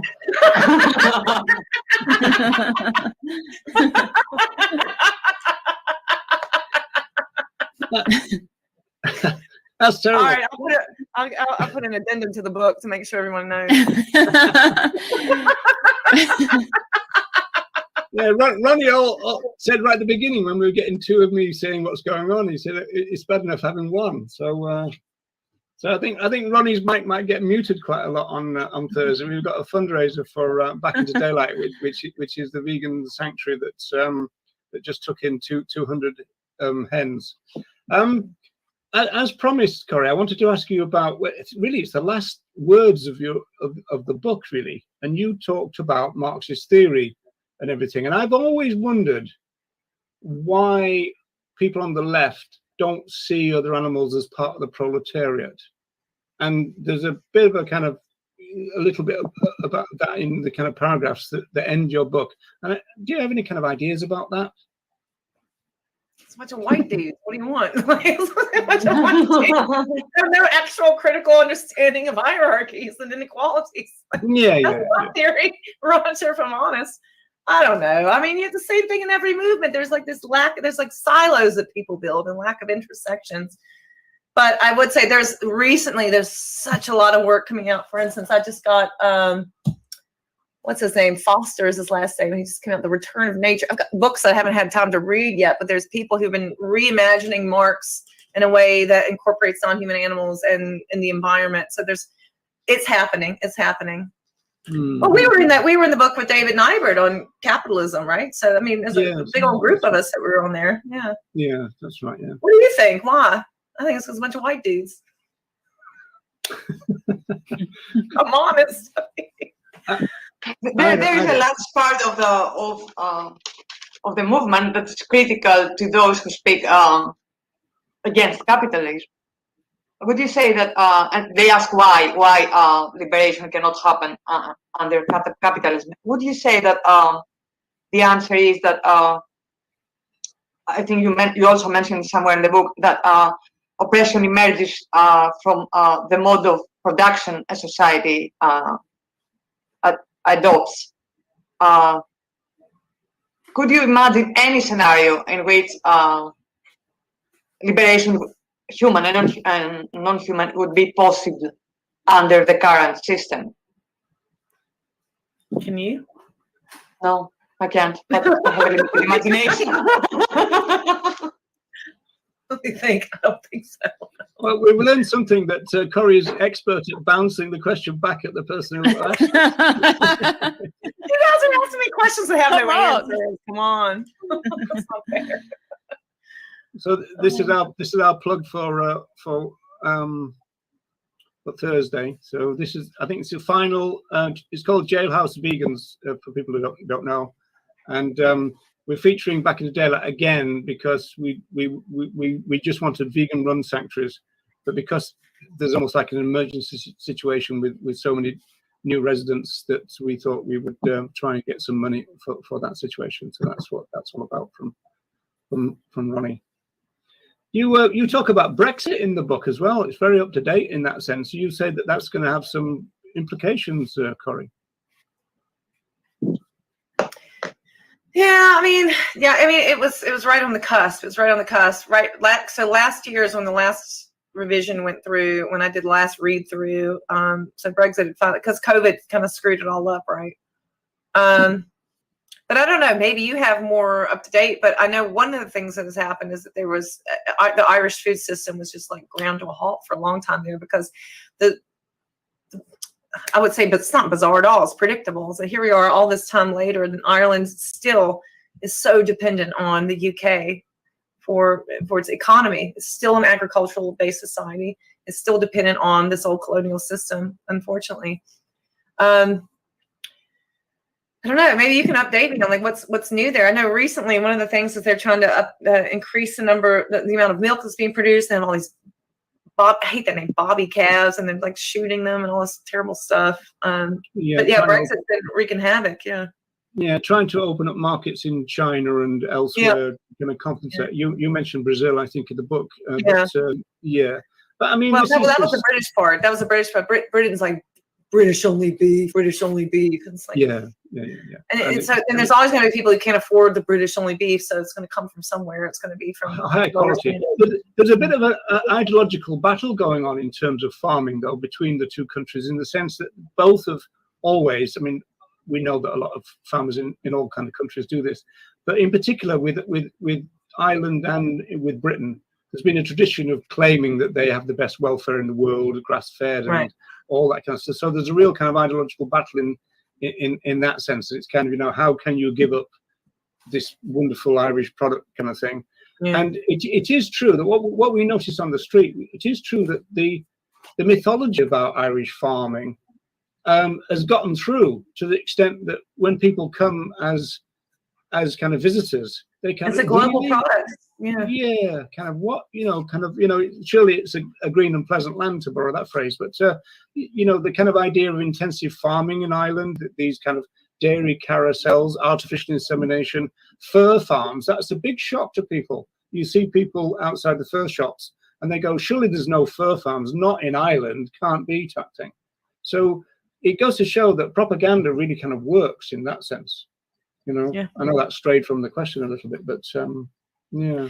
Well, I mean, that reminds me of Aldi's used to do this, like, the whole Buy Irish, Love Ireland campaign. Still do. Blew up. It was so successful. And they've done surveys now that shows that consumers in Ireland actively look for the Buy Irish, Love Ireland kind of campaign, the labeling. And it's just a marketing ploy. And if you actually look at the I don't know, the store documents or whatever, they're saying in there, oh, we've been able, because of Aldi and all these other stores, we've been able to increase the number of cows we purchase, increase the number of employees, expand our farms. It's like, this isn't doing anything to liberate other animals. It's only selling them alive so we can expand it further. And it's horrific. When I first came to Ireland, that was one of the things that struck me. Yeah, but you go into any Irish Aldi, there's these massive pictures on yes. Yeah, you know, and like I mean, Declan from back in the day, like, will know that the guy there proudly holding a chicken, you know, and a couple of eggs, you know, just lives down the road, and you know, there's a kind of, well, what is the reality behind these pictures kind of thing? It's total propaganda, you know, but then, you know, what advertising isn't, I suppose. So, But can I give a shout to the other side of this? One of the things that has always impressed me about Ireland, and I reckon this is unique to Irish culture, but also the fact it's a smaller country, is that you would just be driving along, you'd turn the radio on, there'd be an animal rights debate. They'd be on mainstream radio debating circuses or something like that, or dogfighting or whatever, and it's out there. It's in the conversation. I'd be walking down some side street in Cork, like side street, not even a main street, and you see one of Sandra Higgins' big posters. This is unheard of anywhere else. I've never seen anything like that in the U.S. Never heard anything like that in the UK, where it's just like the animal rights debate is out there. I think that is very unique to Ireland. Do you think so?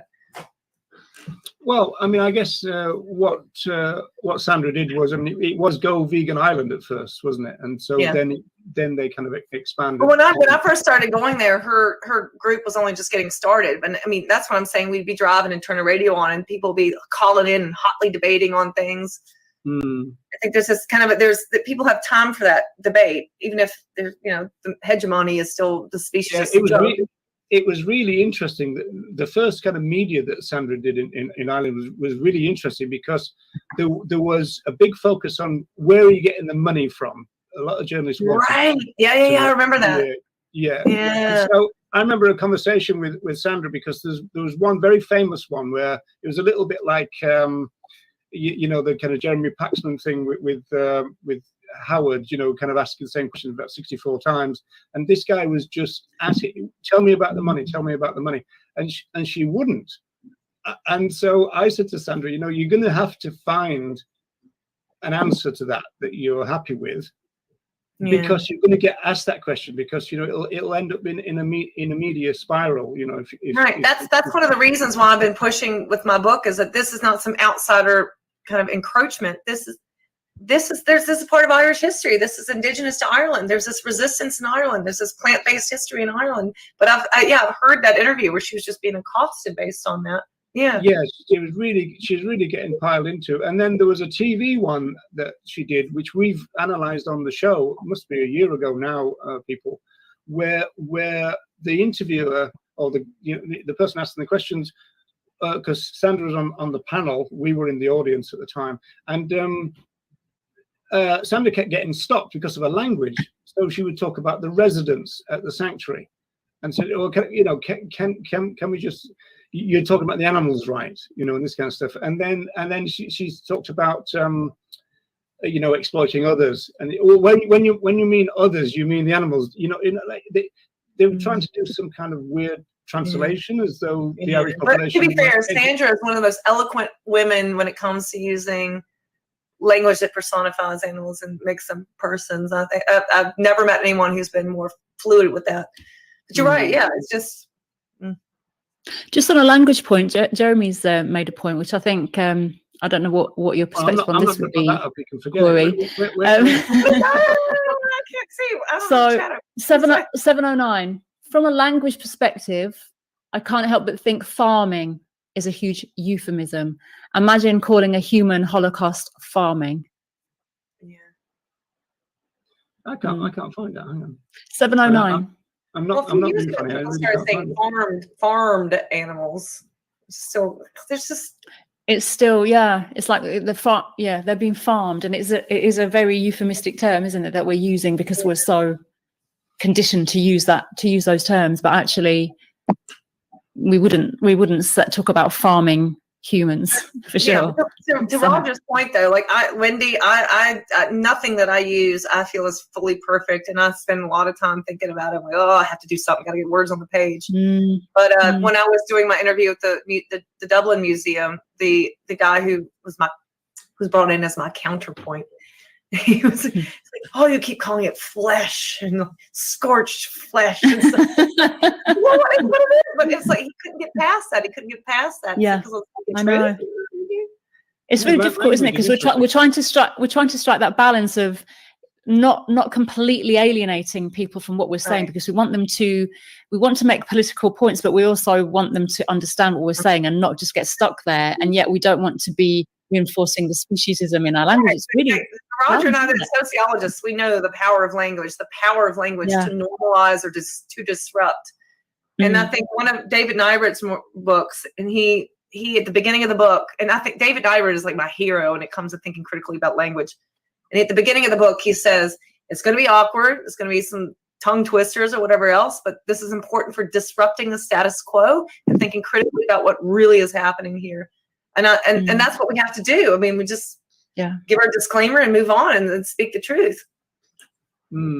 Yeah, but because I remember when we were doing the chapters for the book, Corey, that he wanted a particular style and make sure that words like meat were put in inverted commas and this kind of which stuff. I still do because of that. Yeah, he's taught me a lot of. Yeah, oh, he's a genius. Well, when I was doing my PhD, I struggled with the word pet because it was the time when there was a move in the movement. Well, in the early 80s, there was a move to bring in the idea of companion animal, and then later there was the idea of companion animal is kind of giving them a job. Whereas animal companion would be better to say. And in the end, I went back to calling them pets because of the fact that their property status, the fact that we can kill them. And there was a big debates going on in the vegan movement. Oh, I'm a cat mum, but they're not my slaves, I'm their slaves and everything. And I was thinking, well, it's interesting, that the slave can take the master down to the vet and get them killed. There's not many, so it's kind of, I mean, language is really kind of powerful in that sense, but it can be difficult and it shifts over time, as you say, and it can get you in hot water when you think, we were saying, weren't we, Wendy, that, you look back at things you wrote 10 years ago and you think, oh dear. So yeah, I think even less, even like a few months or a year or Roger, you definitely changed the name of your blog at one point, didn't you? I did what? You changed the name of your blog at one point. Yes, I did. Yeah, that's right. And then rather than, I was getting a lot of flack about the non-human bit, I think. And so I put other sentient beings. And I think somebody's criticized me for that as well. And so you can't kind of win. But I'm a bit like you, actually, Corey. I don't really have time to do my blog anymore, to be honest. So, I even forget about it. Those were the days. Yeah, when blogging was the thing. Yeah, the blogging was the thing. Well, we're 17 minutes past. So, do we want to have any final questions, comments, observations? Yes, please. Actually, Wendy and I had one, and I'll leave it to Wendy to phrase the question about the women in the movement and some tactics that have been adopted, and would like to have the feminist critique on that. So, Wendy, would you like to ask that one? So I think it comes. Thanks, Nella. It comes up a lot. And even last week we were talking about it on the show in terms of what might be looked at as sexist strategies in the movement. So we're talking about like the Go Naked campaigns, and it might not be with say empowered if they do those. They're empowered. Yeah, that's it. That's what I was going to ask you. Do you? Because obviously some women will still using these Skinny tactics. white ladies are empowered. Come on. Yeah, and I saw and there were two women, stockings and suspenders, and the whole shebang with, you know, whatever, I can't remember what they were even protesting or something like that. But they will say, it's my body, my choice. This is empowering. I just want to hear your perspectives on this. Shut up. Well, let's think about this. I'm actually, one of the first blogs I put on Vegan Feminist Network 8,000 years ago was about that. And one of PETA's reps came on there and said, oh, my body, my choice. Well, but empowerment. Listen, fair enough. But let's look at the data here. Let's look at the sample of all the stuff y'all have produced. It's thin, white, young, able-bodied ladies. And that's what we got. It's not a diversity of people. They've also said men too. A couple of men thrown in there who have their shorts on or whatever. It's BS. What I think is happening, what I really think is happening is that you have a movement where you have a group of women, first off, socialized as women to be deeply empathetic and caring and nurturing and da-da-da-da. But young women, right? Not trying to be ageist here, but it's a little more impressionable, right? You're younger. And you enter this movement where this is the role that's put out for you. Your job, your expected role in this movement is to do this. So you have to think about this when they're sitting around the table, and I don't know, PETA HQ, used to be Norfolk, wherever they are in DC, they're sitting around the table and think, we're going to do our next naked campaign. Who will we get? What will we do? They don't just kind of randomly pick somebody around the table and like, all right, what lovely little 20-year-old girls can we get out there to go take your clothes off? That's what it is. Mm. And then you have women who are growing up in a society where you can either be sexualized or be invisibilized. And when you're 19, 20, 21 years old, do you want to be invisible? No, these are people, when you're younger, like, it's all about being accepted and being part of something. So they're taking advantage. It's just like the porn industry. It's why the porn industry goes off after these young girls who either are going to be sexualized or be invisibilized. And who are younger, the brains aren't fully formed yet, and they're going to be easily groomed into this. That's what I think about it. I think it's BS that they think this is empowerment. If this is empowerment, I would see a whole diversity of people who would be engaged in these campaigns, which I do not. And they can trot up whatever they find, but I've been following them for 20 years. It's the same old thing. It's the same idealized body type. Off my soapbox. And it goes back to what you were saying about the lack of sociology in the movement and the lack of structural analysis. But I've actually got an Irish example of exactly what you just said, in the sense that when I was doing that research that I mentioned right at the beginning when I came to Ireland, the deal was that I kind of joined a demonstration for this group, and then I got to You're naked. Interview the leader, but they'd done something on Grafton Street, and I remember one of the comments in the papers. It said, "Well, you know, if we're going to get naked women on the street because I ate a burger, I'm going to eat two." And and I was thinking, well, it's kind of not really engaging with the ethics of what's going on. And then on this march that I had to go on to get the interview, they were trying to get the same young woman to do it again. And she was saying how uncomfortable that she felt doing it. And yet it was kind of a lot of pressure. It was kind of, well, it's for the animals and all this kind of stuff. So you do get this idea about, volunteering. But, what's volunteering within patriarchy from a young woman's point of view, right? Absolutely. And so it was very painful to watch this process of kind of coercion going on. And I'd never forgotten that. And I was thinking, this is just like cruel and terrible, because it was kind of like, well, it's for the animals, so you've got to do it, kind of thing. And if you criticize it, why don't you put the animals first? The animals have to come first. Oh, that classic, like taking advantage of women always putting others first. So don't you dare criticize it. Yeah. And also, what other social justice? Ronnie, I don't even believe that. Do you? Apart from it being a what? No. Ronnie would do anything. He's always talking about going naked, aren't you, Ronnie? Yeah, but what other social justice movement would you be required to go naked for and be taken seriously as well? That's one thing that really concerns me about that whole thing as well. Yeah. So, and may I cite a study that was done a few years ago. It was done in Australia, but it's a social psychology study where they went and engaged the people who were watching it. It was the classic Go Naked campaign, PETA style stuff. And it turns out that the men who were seeing that recognized that this was objectification. They were so turned off by that, and props to them. They were so turned off by that. They didn't even understand what the message was. So when they were kind of queried on what's the message that was trying to get across, they didn't even get the animal rights message. All they knew was these women are out here being exploited. So it doesn't even work. There's not even science to back up that this works. But if you ask PETA, what does PETA say? Sex sells. What does it really sell? This is like they can put in their glossy little fundraising or end of year annual report so they can garner more whatever. I mean, that's all it is. It's not based on research. Although there is a comment which is interesting here, because I've noticed a bit of a shift with PETA of recent times. They're not doing so many of the outrageous things that they were kind of famous for. And I think that well, maybe because Me Too happened and they realized they can't get away with it anymore.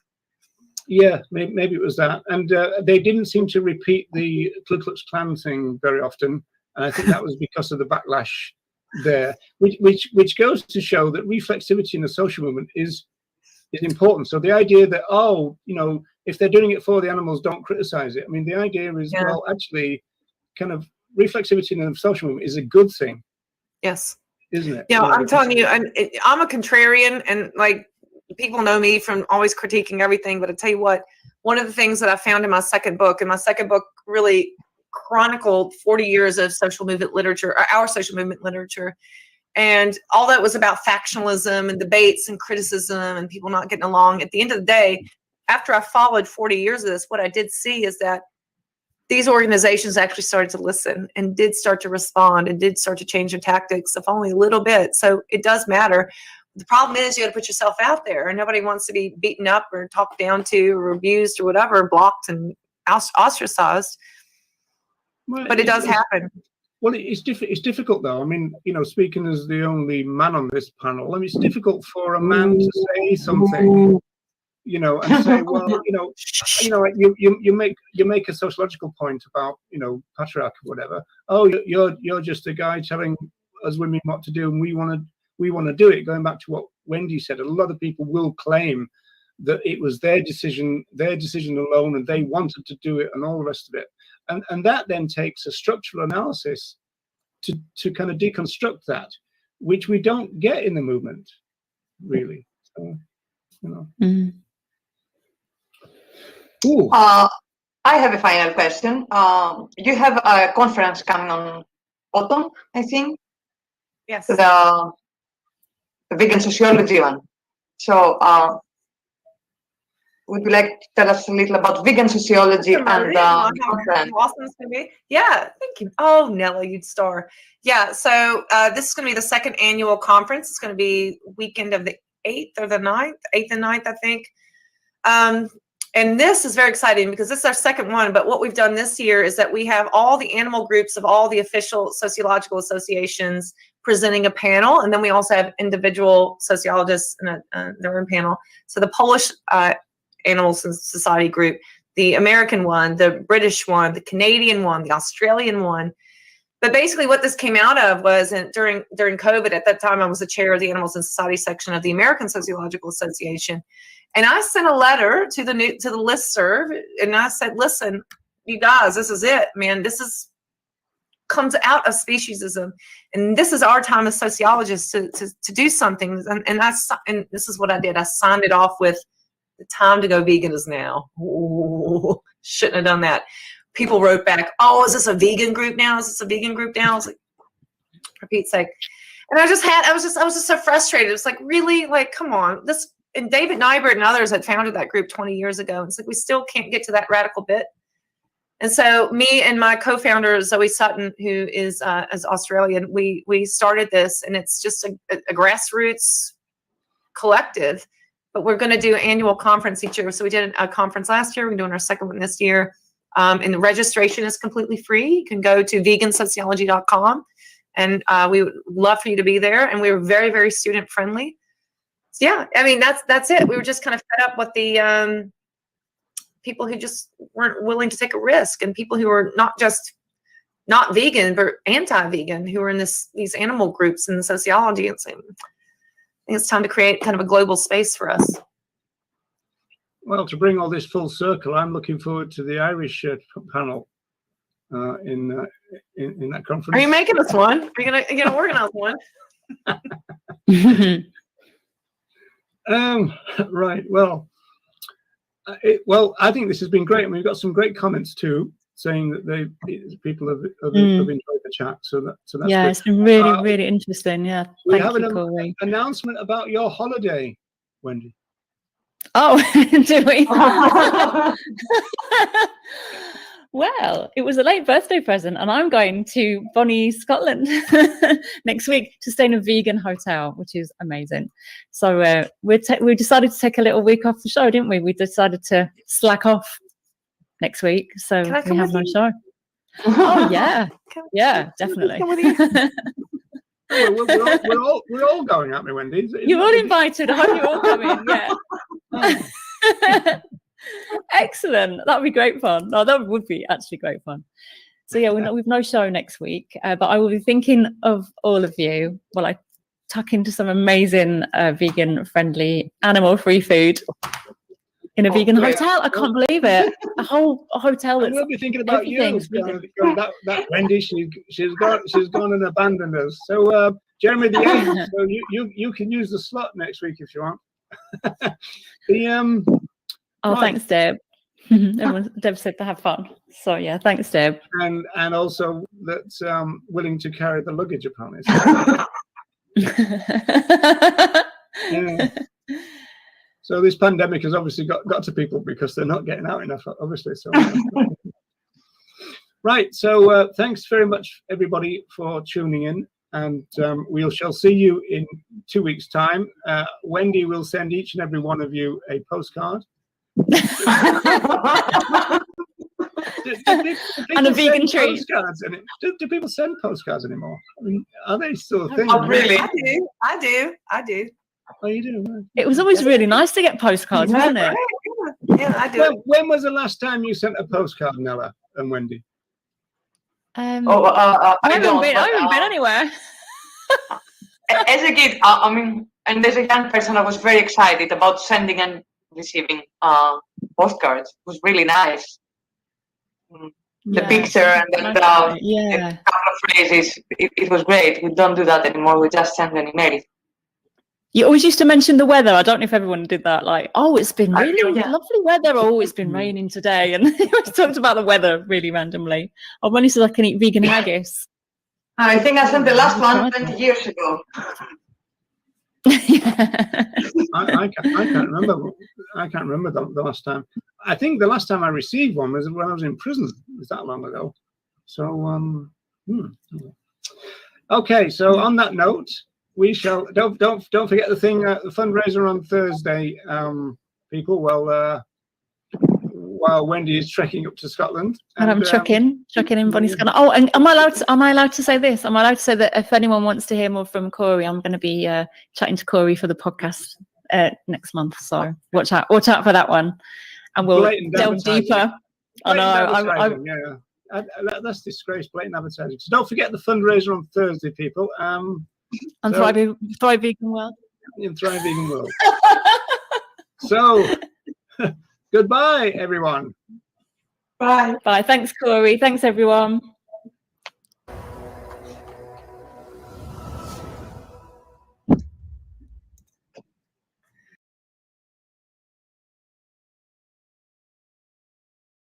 You do. Then there are the rest of us who are animal rights advocates. And I call the rest of us muddlers. Muddlers are people who just are muddling along, getting on with life. You know, they don't know where they're going. You know, they're just kind of moving along. And there's nothing in the genes. It's not like Leonardo, like, oh, from an early age I understood animals and I stopped eating them and I wouldn't wear them. And nothing like that. And it's not like there's something dramatic. Mothers are just getting through life, walking along, and they are on a journey whose destination is unknown. When you're on the journey, you don't know where you're going. You know you're moving. You know that there are questions to ask. There are things to think about. There's so much to learn. about animals, who they are, what they are, how complicated and fascinating and mysterious and wonderful they are. There's so much to learn about animals and what goes on behind the doors of the laboratory that are locked and we can't get in, we can't get the records. And then at the same time, there is this experience too, this coming to know animals through the heart. I'll bet 90% of you have had a cat or dog in your life, and have lost a cat or dog in your life. And I know that that's the death in the family. Our heart is so hurt when we lose an animal with whom we shared our life. So our heart has a place for animals. It's just a question of whether that heart stays narrow and confined and stingy, or whether it opens up and embraces animals that are like unto those friends we have in our home, but live someplace else.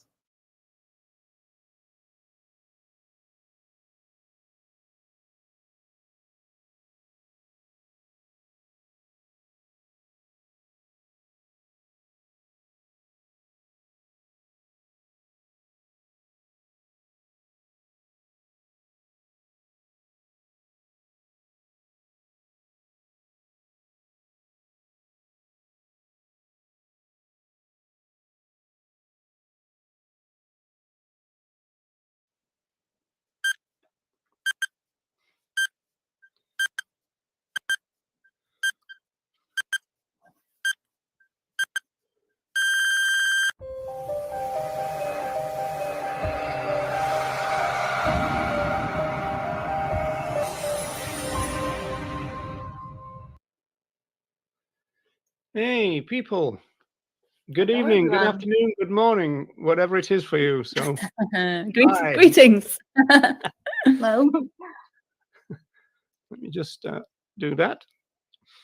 So, here we are with our third. Is this our third monthly one? It's a bit weird doing it once a month, isn't it? So Yes, it's because kind of like, we forget how to do it. yeah, we forget how to do it, especially me Yeah. with all this this stuff going on. But I know. Go ahead, Lella. Sorry.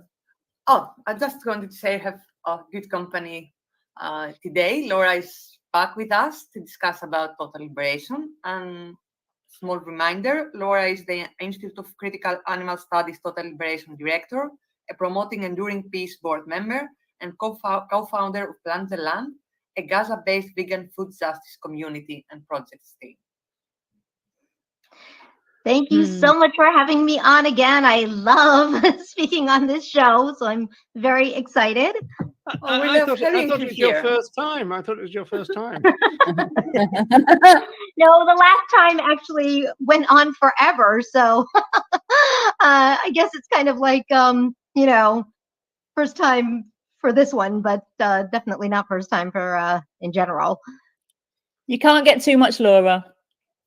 Oh, thank you. I appreciate it. Oh, thank you so much for coming back. A new topic as well. Exciting. Yes, definitely. Yeah, so we're going to be looking at exploring total liberation. Should we which, start with oh, sorry, go ahead, go ahead, Roger. Let me just get rid of that. With Laura, now there's a couple of questions that we've got in advance. Laura, do you want to bring them up first, or should we do that? Yeah, let's take a look at them. Otherwise, Should we just I do might should we do our hellos first? I could do, yeah. You like Or doing do we that? do that don't you, after? I forgot. Yeah, we forgot how this works now. I flashed them on Just the the same screen way. instead. This is the first time for all of us. None of us have ever done this show before. It seems so.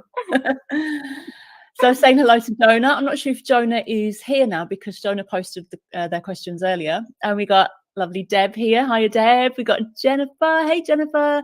And we got Anne, Vegan Rebel 98. Amber Vegan Girl. Philip's here from New York. I like to say my New York. Terrible accent.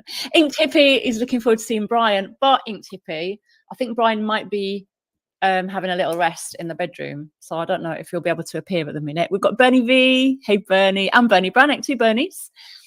And I think that's everyone so far, but do say hello if you're here. Nice to see everyone. Right, so there's two of these, so you could take them one at a time if you like, Laura. So both from Jonah and the Whale, or Jonah Whale.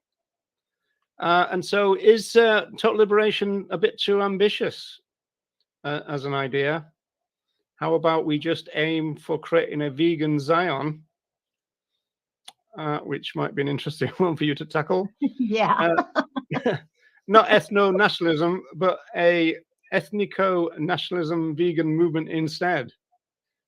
Oh, ethico-nationalism. I see what you're saying. So basically, Get the dictionary out. Hang on, everyone. Right. So a nation based on an ethical principle, right? Yeah. So definitely an interesting question. I guess I would start off by saying, you know, if you're talking about it in terms of vegan Zion, that's already going to obviously alienate a lot of people who have been very harmed by political Zionism. So, you know, even if you don't mean it that way, which you obviously don't, you explicitly said that in the question, right off the bat, you're going to be making people feel very uncomfortable and, you know, like they don't want to be a part of any movement that is attached to something that has caused so much pain for them.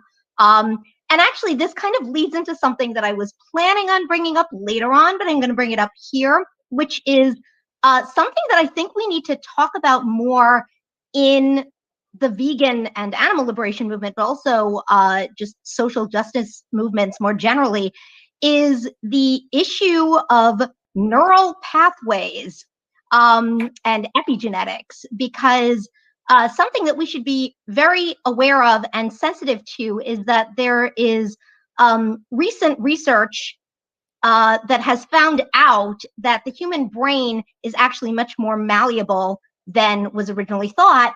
And it actually makes pathways between different ideas. So you can actually see physical neural pathways forming in the brain between different associations. And so therefore, if you have an idea that connects to another idea, that there's a pathway that forms to an idea that's positive, that's going to give people a more positive feeling about what you're talking about. But if it connects to something negative, they're going to have a very visceral negative reaction to what you're talking about, even if the thing that you're talking about, they might really believe in and feel positively about otherwise. So, for example, if you're speaking to a Palestinian and you say, oh, we want to create a vegan Zion movement, even if they would have believed in and supported veganism otherwise, and even if you don't mean Zion in the sense of political Zionism, that's going to connect for them to a very, very painful, distressing place. And, you know, most likely they're not going to want to hear anything more that you have to say about that, because their brain is going in this direction where, you know, their mind is saying, warning, warning, danger, you know, this is something that is going to cause you pain. So I think this is a really important thing for all social justice. Yeah, so words matter. Yeah, absolutely. They very much matter. And, you know, whether somebody has a positive association with what you're talking about or not, really can have an enormous effect on whether they are receptive to hearing more and wanting to get involved, or whether, you know, they just really kind of like want to pull back because their subconscious mind is screaming at them to get away from this thing because it's going to hurt them. So that's the first thing I would say about that. The second thing is this question of total liberation being too ambitious. So, you know, this is based on the idea that you can actually have liberation for one group in isolation. And that's really kind of at the crux of what total liberation is all about, is this idea that you really can't do that. if you try to liberate one group, what's going to happen is that either because you're still in an oppressive system, right? So either another group is going to then be oppressed to replace the one that was removed from that, and or the oppressive system will just find another way of oppressing the original group. But it's not like you can extract one group out of an oppressive system and say, oh, you're never going to be, you're free now, but we have to work on all these other ones separately. That's not how that works. These are all, all forms of oppression are basically different parts of the whole, and they're different manifestations of the same systems of hierarchy and domination. So, I would very much argue that that is not possible. And the third, we thought we were going to get that. We thought we might get to that a little later, but there's something you might not have seen, Laura, that I wanted to share with you about that that last point you made. In the other two points are really interesting sociologically. This idea of the malleable brain. So that points to the power of socialization, early childhood socialization fits a real kind of pattern, and then you've got a major problem trying to rejig the pathways, if you like. So that, yeah. And then the language thing, of course, is that we are claims makers, and so language is always incredibly important. So as you were saying, Zion is a trigger word for some people, and that would, and we've talked about other trigger words. We all know what they are in the movement, and it's not about whether they're accurate or not. It's to do with whether it's a good idea to use them or not, in a sense. But I wanted to show you this. Now, you might not be able to see this too easy. This is from 1989, and this is Donald Watson talking. First of all, he's complaining about Henry Salt. Henry Salt is seen as first wave animal rights, okay, but he was a vegetarian, and he actually criticized veganism in a way, because he said that some people try the consistency trick against vegetarians, and they say, well, what about the eggs and what about the milk? And his position was, first of all, it was a cock and bull argument, he called it, which is an interesting thing for somebody to say in the first place. But he also, let me just drop that out for a minute so we can see this more. He also said that vegetarianism is the main thing to do, because it was more excusable to kill a calf than a full-grown cow. And yeah, so this is in that, you see the logic of vegetarianism there. That's like a book, and there's chapters in it. That's actually online. It's quite interesting. And so so Watson points out that this view was greeted with silence by the vegetarian movement, a silence that prevailed until we broke it. We, the vegans, broke it in 1944. And then he says, now, nearly half a century later, with our increased knowledge and experience, we can see what pressing human problems are related, that they will be solved together or not at all, and veganism will be central to their solution. And that kind of really encapsulates how the people who formed the vegan social movement thought about it, that veganism was central part of the entire solution for everyone, And then the final thing is, in a world planned by the Orthodox for the Orthodox, there are difficulties. And I think that's another really interesting point, that we're obviously dealing with a society deeply speciesist, through its culture, and we've got to try and get our reforms or our arguments through that kind of web, if you like, And so all the way back to the 1980s, what you were just saying there was articulated by Donald Watson. I don't know if you've ever seen that one before, Laura, but it's interesting, isn't it? Very interesting. I have never seen this piece before, and that is astonishing that the argument was being made that it would be more justifiable to kill a calf than a full-grown cow. I mean, that's like, but again, I mean, this is like why sort of compartmentalized logic doesn't work. If it's wrong to kill, you have to take like an expansive view of that. You know, because obviously, you know, as vegans, we would not agree with that. And we would say, oh, you know, if it's wrong to kill a cow, it's wrong to kill a cow of any age, right? But total liberation just really kind of expands that logic to say, well, you know, if it's wrong to kill a human, then it's wrong to kill a non-human unnecessarily. And if it's wrong to kill a certain type of non-human, then it's, you know, wrong to kill all of them unnecessarily. I mean, it's just, you know, it's just extending the logic, but it's the same foundational logic across the board. Let's just bring this one up.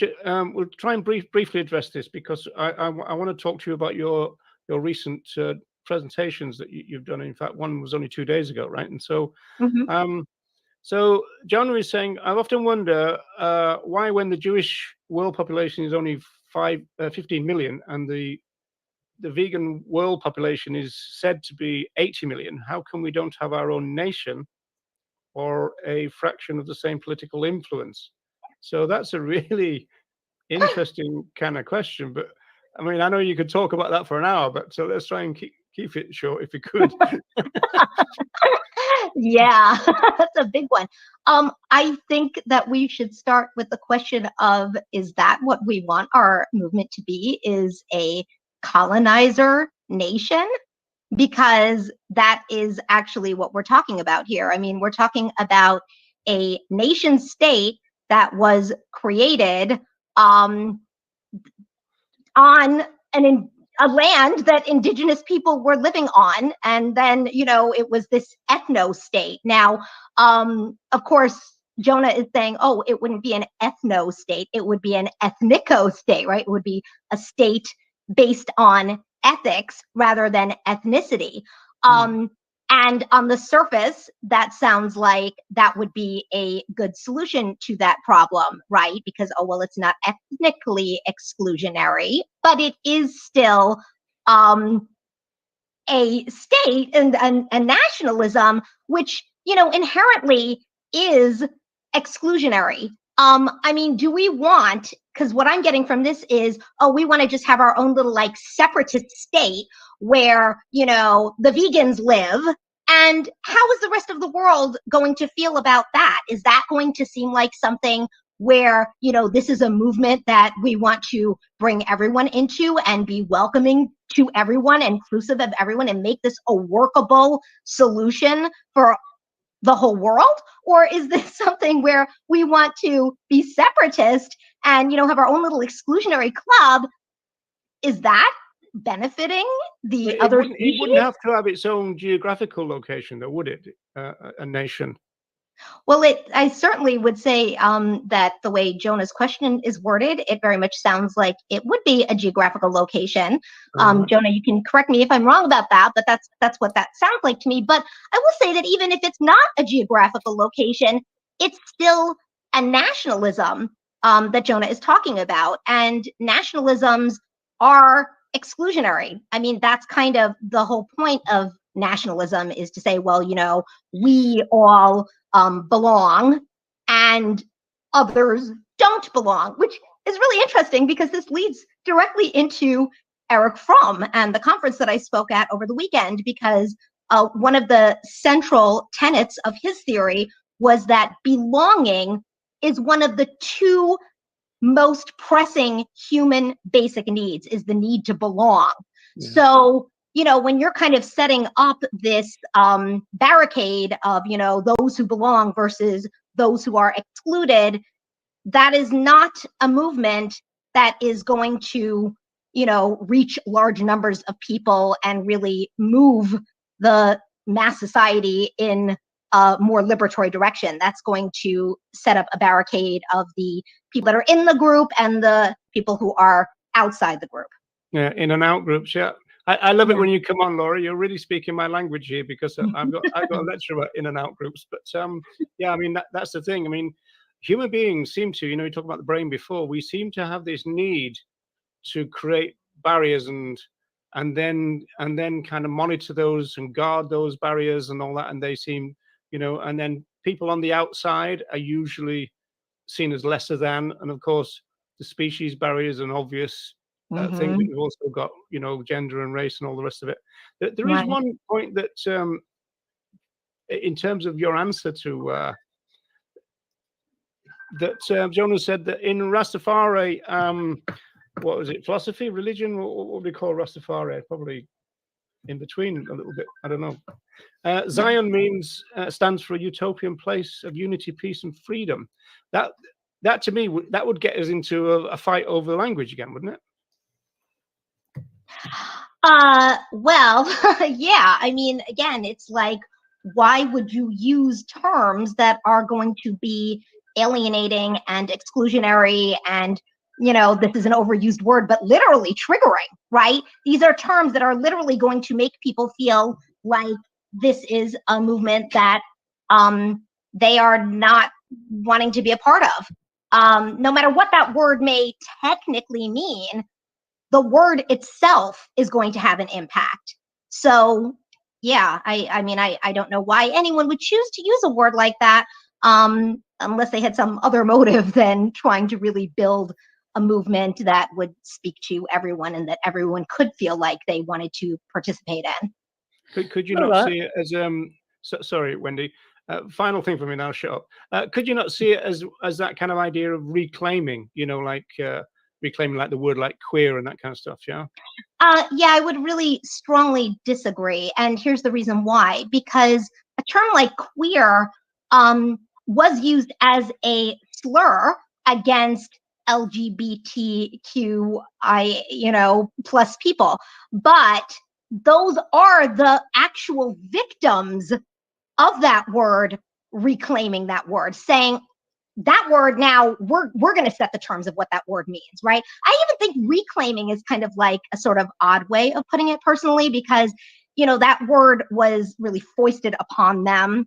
So it wasn't like, you know, they were using it originally, it was foisted upon them, but they're saying this is our word now. We're going to define the terms of how this word is used, and in doing so, we are going to. Let's call it rebranding, as all capitalists. Yeah, rebranding. Yeah, rebranding is a better way of putting it. I like that term for this. Yeah, but you know, it's like, and in doing so, they defang that word's ability to harm them. Zion is very different because it's not. I mean, who would be reclaiming or rebranding it? You know, it's not the victims in this case, right? It would be either, you know, the victimizers or people who are just kind of not directly victimizing or victimizer, but or being victimized. But you know, it's not like it was used as a slur against a persecuted group. Instead, it's a term that has been used to persecute a group. So I think this is changing tack a little bit. It's kind of on the topic of the language that we use, and it's kind of coming back to maybe starting back at explaining a little bit, if you don't mind, Laura, what total liberation actually means. Because what I found really interesting the other day when we had our chat before the show, like on the planning meeting, is you made a very clear distinction between total liberation and intersectionality, which I think sometimes those two terms get conflated or maybe are used interchangeably, and I would love for you to maybe just make that distinction for us. And what is total liberation? How does intersectionality fit with that, etc.? And also, if I can add something before you answer, what does it mean in terms of advocating or in terms of activism? Does this mean that we just adopt a different approach, that we accept the interlocking of oppressions, or does it mean something else? That we strike on multiple levels. Right. So to answer Wendy's question first, so yeah, intersectionality was being used in this movement, and to a certain extent still is being used kind of interchangeably with total liberation. And I myself did not really understand the difference between the terms. And the best piece of writing that I've ever seen on this subject is by our good friend, one of my favorite humans, Christopher Sebastian McJetters, who wrote an amazing piece, Yay to Intersectionality, Boo to Intersectional Vegans. And, you know, what he really meant by that, and Christopher, if you're listening and, you know, I'm not explaining this the right way, please do feel free to correct me on this. But basically, as I understand it, what he's saying is that intersectionality was something that was created as a tool for understanding multiple layers of oppression within a person's identity, multiple identities that are marginalized and oppressed, and how they intersect with each other, specifically by a Black feminist legal scholar, Kimberly Crenshaw. And she created that originally for Black women to understand, and for everyone else to understand, that the way that a Black woman experiences sexism is different to the way that a white woman experiences it, because she has to deal with not just sexism, but also racism.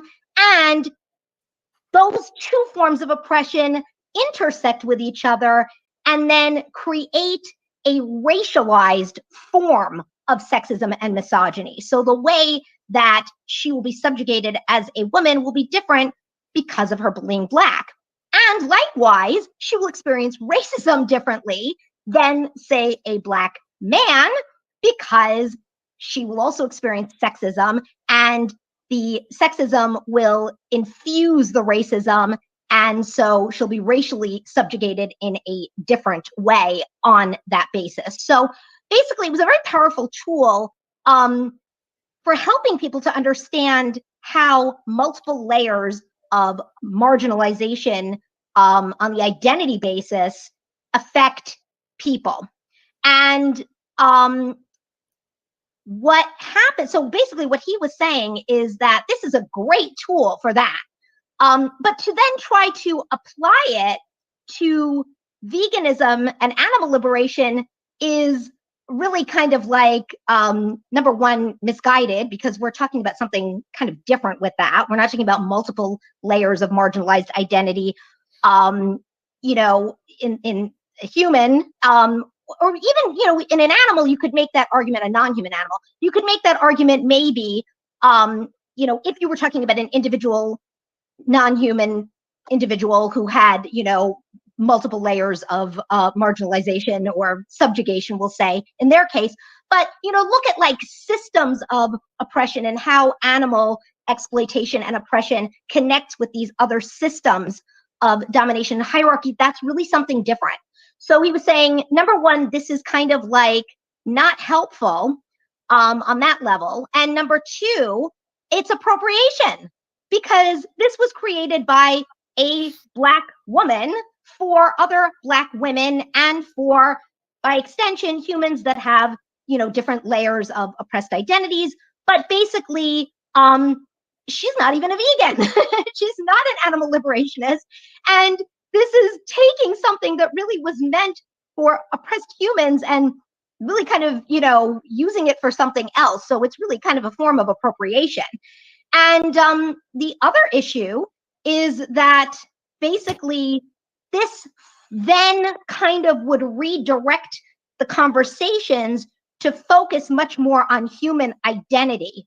And while I would say that there is value to that, of looking at, well, you know, to be a vegan, we have to look at like all the factors of what might impact that, right? So if you are, let's say, someone living in Gaza, that's going to be a lot harder for you to be a vegan, because you are having a hard time accessing food at all than it is for somebody, let's say, in suburbia in the US, right? So so that is important, and that is helpful.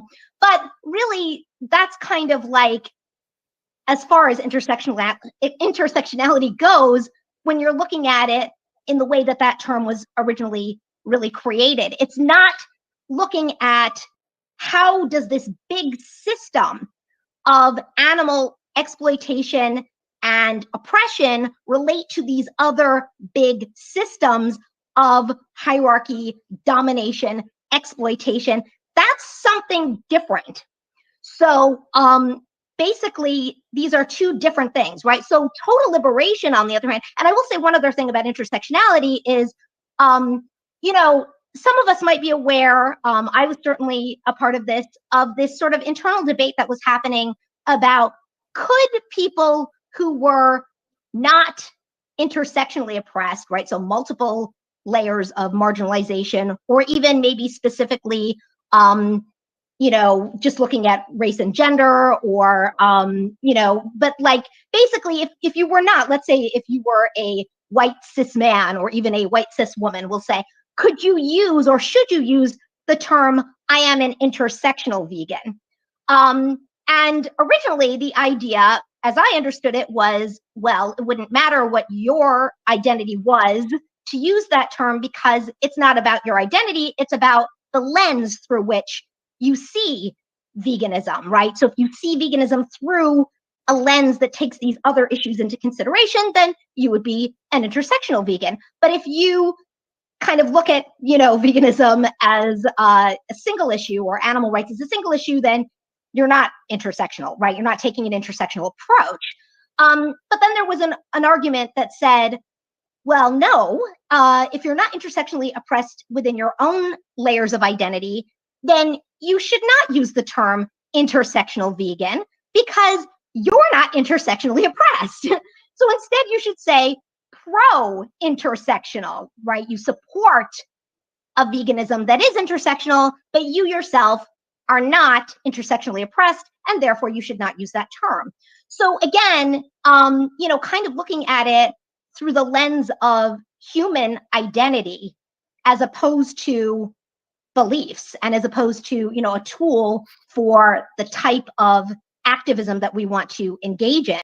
So basically, these, as I understand them, were Christopher Sebastian's arguments against trying to apply intersectionality, which was never meant to be something that had anything to do with animal liberation or veganism. Trying to apply that term to this movement was just really misguided. Now, total liberation, on the other hand, does originate as a term that specifically is from this movement. So this was a term that came about around the turn of the millennium, and it was actually created by some of the founders of the total liberation movement, include a scholar named Dave Pello, who wrote a book that was the title of it, was Total Liberation Now. You had Steve Best was very involved with this. You had Anthony Nocella. These are the people who also founded the Institute for Critical Animal Studies that I am the Total Liberation Director for. And so total liberation as an idea was this idea that human, animal, non-human animal, and earth liberation movements were intricately interconnected. David Niebert, another scholar who was involved with the founding of this movement, right?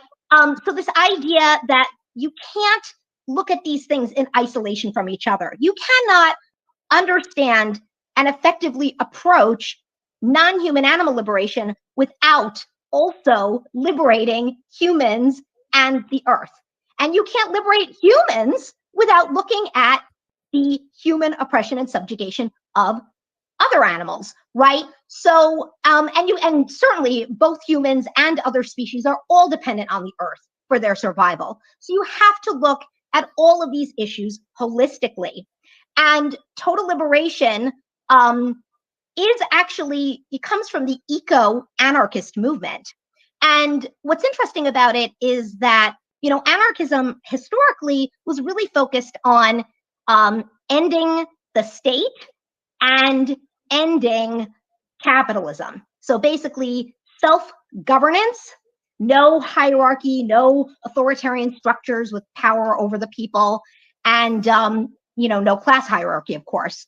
So that was anarchism's two focuses. But in the 60s, anarchism started to really kind of like expand from that, and I'm talking about Western anarchism now. There are other anarchist philosophies, but basically in the Western culture, anarchism started to really kind of take more of an expansive approach where it was ending all forms of hierarchy. So obviously that would then involve things like ending white supremacy, ending patriarchy, ending ableism, ending all forms of hierarchy and discrimination and exploitation and et cetera, all systems of domination.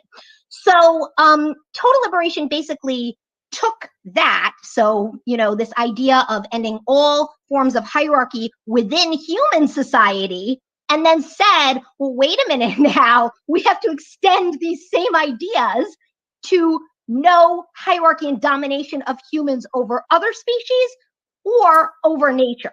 I should say, and over nature. So basically, these are two very, really different ideas. And so when you use them interchangeably, it creates a lot of confusion because intersectionality has a very different meaning. Now, it will to total liberation. Now, last thing I want to say about this is that total liberation is inherently pro-intersectional. It does look at things through the lens of intersectionality, as in looking at multiple layers of oppressed identities and how they intersect with each other and how they compound and influence and inform each other. But it also looks at a lot of other things as well. So it is a very comprehensive approach to looking at liberation. And it really takes that stance, again, of in order to liberate one, we must liberate all. There is no compartmentalized liberation. There is no, this one gets liberated and the rest don't. It's total liberation or it's no liberation. We have to approach these issues holistically and look at the bigger picture of how they all inform each other and connect with each other.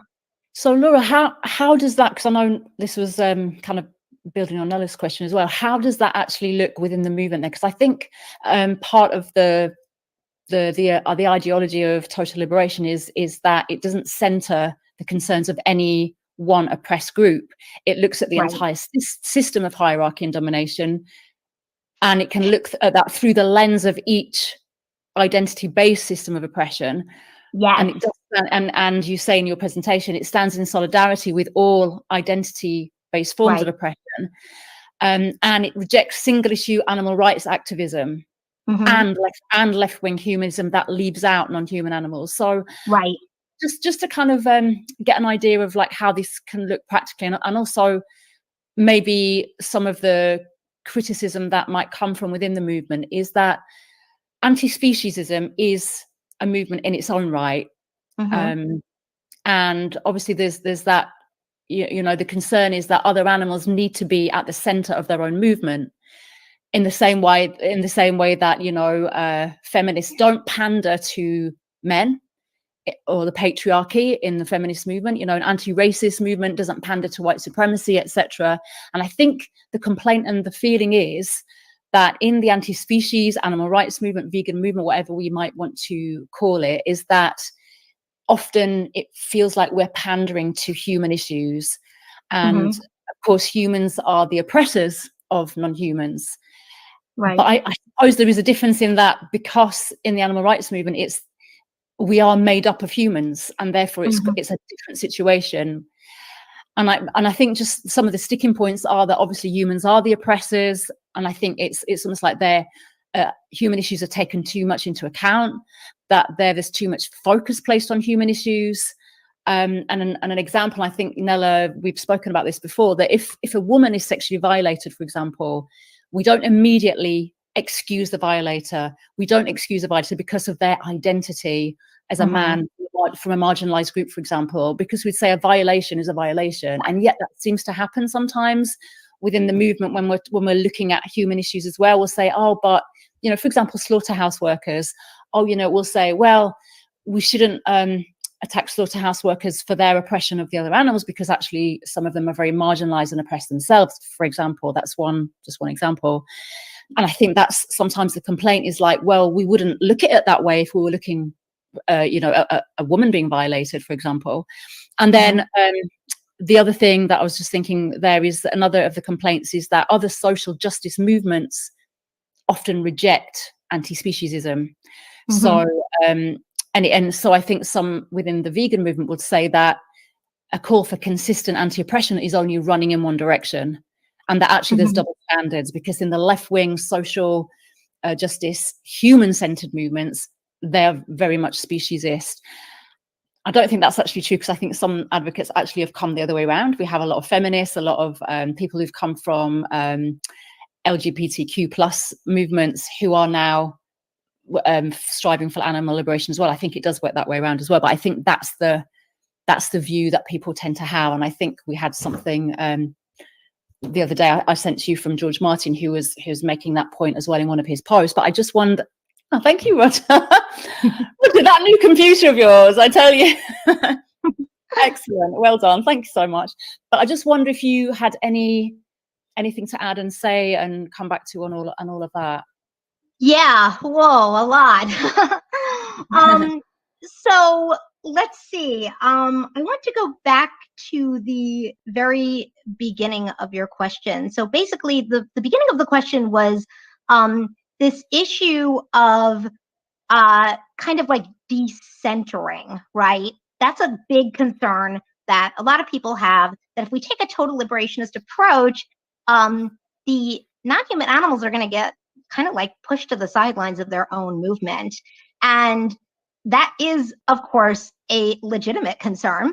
What I would like to say about that is that when you are building a mass movement, not everybody is going to have the same function within that mass movement, right? So, let's say we have like a wide, we have many, many different individuals within the animal liberation movement, right? Some people might be more focused on actually building a big movement for total liberation. So they believe in animal liberation, but they're very focused on also other types of liberatory movements. And their focus is on building solidarity between those movements and really raising awareness of how the subjugation of non-human animals affects humans and harms humans, and also, of course, the earth, which also affects and harms both humans and non-human animals if we don't have a livable planet, right? So some people, that's going to be their focus. But building a total liberationist movement doesn't mean that every single person within that movement has to make that be their main focus, because some people are going to be focused more directly on the interests of non-human animals. That is a good thing. We want that, right? We want some people who their main focus is going to be on rescuing non-human animals. We want some people whose main focus is going to be on creating and running sanctuaries. We want a lot of different, there's many other examples, right? But some people are going to maybe be focusing more on, just specific aspects of this big issue. So it doesn't mean that every single person has to make that building solidarity between movements be their main focus. But having a total liberationist mindset across the board is going to help us with all of those goals. Because this is my feeling on it, is what it's going to do is that it's going to make people in other movements and also just people in general. We're trying to reach like everyone here, right? And it's going to make people more receptive to hearing what we have to say about non-human animals if they know that our movement is a movement for liberation for everyone, that we care about them too, that it's not exclusionary, that it's not just focused on the animals, right? And also the work that the people who are focused more directly on the interests of the non-human animals can really inform and empower the work that is being done by the people who are focused more on building cross-movement solidarity. So for example, I feel that I am a far more effective activist for total liberation when I really listen to people who are doing more work directly with non-human animals, because that makes their interests and their lives, you know, much more vivid for me, that I can then talk about how that connects with these other issues. So it's really about building a wide tent movement where you're going to have a lot of different people with different functions within that movement, with different areas of focus within that movement. That's exactly what we want. We don't want everybody having the same focus, but it's about building a mindset across the board of everything that we're doing, whether it's focusing on non-human animals directly or whether it's focusing on building cross-movement solidarity. All of it is that ultimate goal of we want a liberated world for everyone, not just for some, but for everyone. So that's the first thing I'm going to say. And thank you to whoever commented saying that was helpful. I saw that flash up.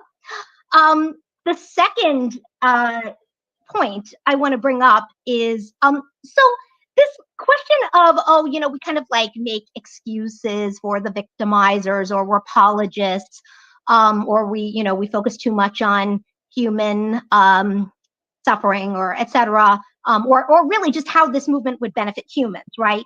Too much on, oh, you know, if we free non-human animals, that's almost like instrumental. That's almost like en route to the real goal, which is freeing humans from oppression, right?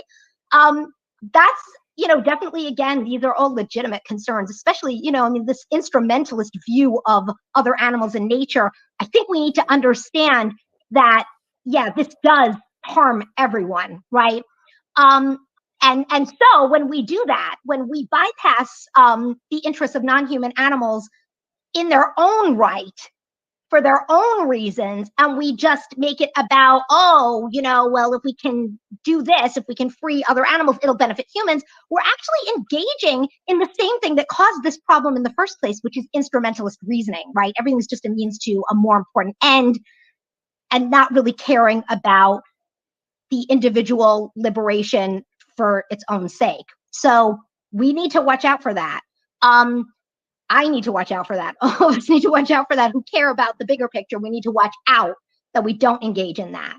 But having said that, I will also say that, you know, for people out there who are familiar with the feminist, Black feminist scholar Bell Hooks, who recently passed away at a tragically too early age, but she was very famous for actually kind of a big tent approach to feminism.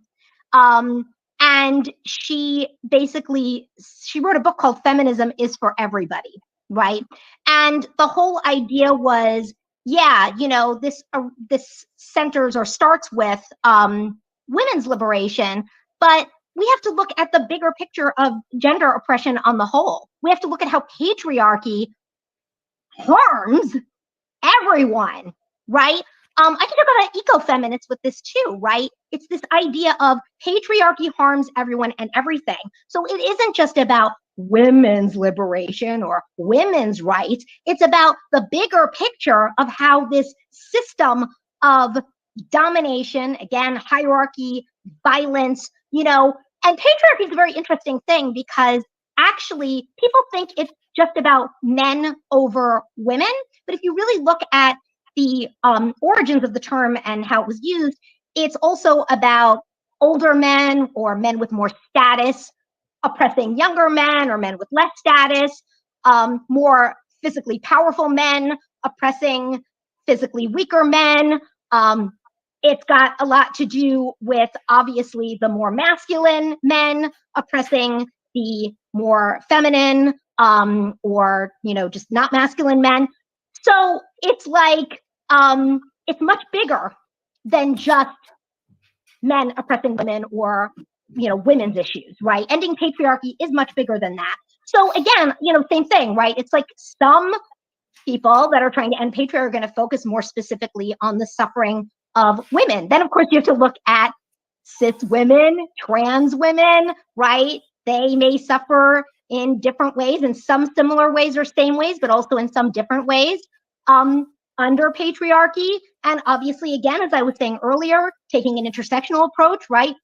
Black women are going to suffer differently under white patriarchy, you know, white supremacist patriarchy, but then they also have to deal with patriarchy, you know, within their own culture or their own community, you know, or women of different ethnicities, they're going to have to deal differently with that. You know, there's different layers of things. So, I mean, this is much, much more complex, whether you're looking at patriarchy or whether you're looking at animal exploitation and oppression, or, you know, whatever issue it is. I mean, that's really kind of what total liberation is about as well, is kind of looking at the bigger picture. Yes, the original group, but kind of like taking that wide angle lens. And the idea that when you take that wider angle lens, you not only understand all of these other forms that that type of oppression can take and other harms, but you also more deeply understand the origin group, right? Or the centered group, the thing that people think should be centered, and the oppression of them and why that happens. I mean, I understand the oppression of women a billion times better for the fact that I have been looking at how patriarchy manifests in other ways and harms other groups. And same thing with non-human animals. I understand why they are oppressed and what forms that takes and the whole underlying ideology behind it when I look at it from this bigger, wider angle lens. So, you know, there's a lot of things I could say. I guess the third thing I'm going to address is this question of the double standard, right? In the the non-vegan social justice movements, and this idea that, oh, you know, they demand our solidarity, but we, you know, don't demand that they should go vegan and they should stand for animal rights. And so there's like this double standard there. So, you know, I think that there's a lot to be said about that. But basically, I would start by saying that we kind of need to look at our own double standard in a way, because what we're saying is that you should do the right thing because it's the right thing to do. You should care about the oppression of others because it's the right thing to do. Yet, that's what we're saying to them, right? But yet, when they want our solidarity, then the attitude is, oh, well, you know, you have to support our issue before we're going to support yours. So it's kind of like this, again, sort of like an instrumentalist logic. And it comes from this very sort of like, I mean, I would say really in a lot of ways, it's a very capitalist logic. It's a, you know, well, what are we going to get for that? And it's not even us, of course, because we're not the direct victims in this case. We're actually advocating for another group. So it's this, you know, conditional solidarity, which is no solidarity. Solidarity is unconditional in the sense of regardless of anything else, right? I stand for your rights, that you should not be oppressed, right? So I could say, oh, there's some human group, or not even group, I'm going to say an individual, right? So let's say it's a politician and they are a person from a marginalized group, and I don't agree with their politics. In fact, maybe their politics are really horrible. Maybe they're a warmonger, right? So let's say maybe they are gay, and they're a warmonger. Am I going to not support their rights as a gay person because they're a warmonger? No, I'm going to say, I don't like what you're doing, but as a gay person, I still support your liberation, that you should not be oppressed, right? I mean, that would be ludicrous for me to say, well, then if you get, you know, attacked by, you know, in a homophobic attack, or, you know, there's a law that takes away your rights, that's okay because you're a warmonger, so you were disqualified. That's just like ridiculous. So it's like, if we're gonna, support the idea that this is something that you do because it's the right thing to do, then we have to live by that standard ourselves and not have a double standard ourselves. So I mean, there's like a lot of other stuff I could say. Oh, I see a comment coming up. Yeah. This ties. Sorry, Wendy. We That's all right. We clicked on it at the same time, so we cancelled each other out. What you said there brings up what Simon is saying. Simple Simon says, because Simon said on my wall today, I think, that if you're an oppressor, that kind of you forfeit your own rights or your own situation to be defended from your oppression if you are an oppressor. So, I mean, I can understand that point. What would you say to that? And then I also want maybe consider going back to the Black Lives Matter thing and the famous pig thing. Yeah, I was just thinking that exact thought. Do you think now that the heat has gone a little bit from that, although that subject is still a massive problem, we know that. But did we handle that right? You know, the way that Well, it depends on your definition of we. I meant the arguments within the, if you like, the vegan community, and the kind of almost like this is not the time to call someone out for doing something horrible. Yeah. Because that kind of I would absolutely 1,000,000% agree that it's not the time to call someone out in that way. First of all, that's really ludicrous, because as horrendous as it is, for a pig to be victimized, pigs are being victimized all the time, all over the place. So why would we hyper focus on that one incident that just so happened to be connected to a Black liberation movement and protest? Why would we single that incident out when pig bodies are on display and being literally consumed all over the place? You really have to question what the motives for that would be, because it just doesn't make any sense why we would focus on that when it's such a pervasive problem throughout the society. Another thing is that I think that it's really important that we do consider these colonial dynamics, these dynamics under white supremacy of white people, that when white people criticize Black people, or even when non-Black people criticize Black people, there's always going to be this element of Black people at the bottom of these racial hierarchies that were constructed by white European colonizers centuries ago, that there is a long history of this. And again, it's that wound, right? You're not going to have somebody who's been oppressed looking at someone who's been in the oppressor position, or even just in the more privileged position, maybe not a direct oppressor, but just more privileged. But that person criticizing them is going to, especially even more so in the context, I would say, now I'm not Black, so, I can't speak for any Black person, and obviously any Black person can contradict me on this and say that I'm wrong.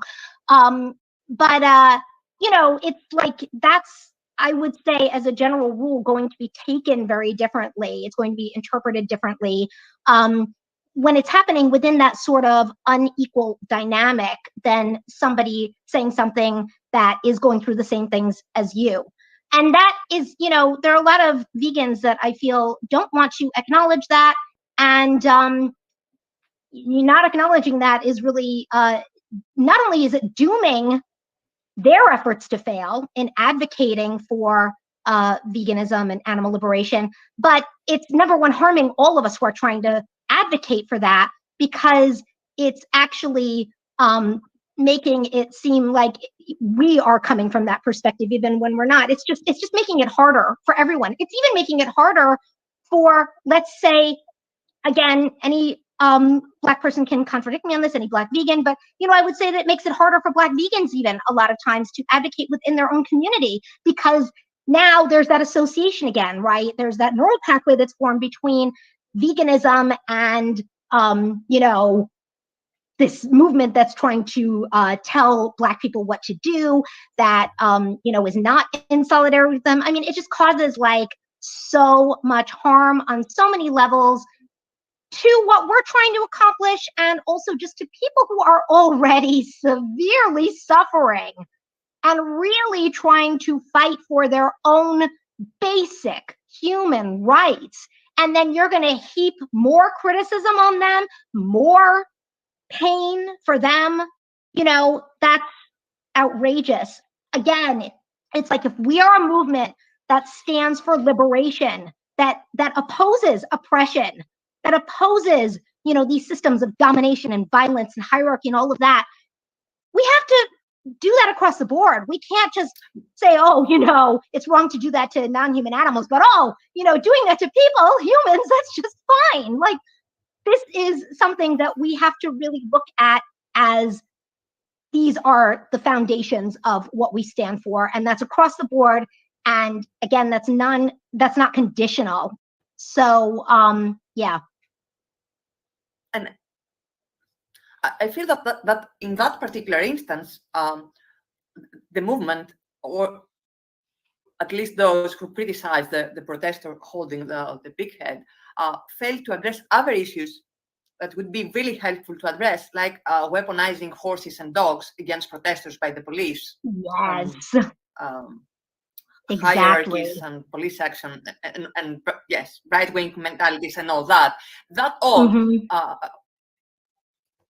this huge thing was not commented upon. There was room exactly to address animal rights violations. Yeah, and I mean, it's really telling, that they're choosing to focus on the oppressed group with this one incident of a pig, which again, there are pigs being violated and killed and consumed and tortured and all the rest of it everywhere in the society, right? So the fact that they chose to hyper focus on that by one individual or small group of individuals in a massive movement of oppressed people, and then completely overlook the oppressor group's subjugation of non-human animals with the goal of weaponizing them against the oppressed human group is very telling. And, of course, I would say that people in the oppressed group that are fighting for their own liberation are going to see that. That's going to read that way to them, and rightfully so, because, again, double standards, right? So Big Laura, double standards there. in that moment, if you're at that protest as a vegan, as a white vegan, for example, and you're standing next to this man who is holding the pig's head aloft, do you feel in that situation then we should suck it up? Even though obviously I know that if I had been next to this man, I would have felt uncomfortable no matter who was holding that pig's head. Do you know what I mean? It's something that I would find very difficult, because I know, and they're probably people walking around consuming pigs that day, wearing other animals, consuming other animals. And I suppose it's because it's a very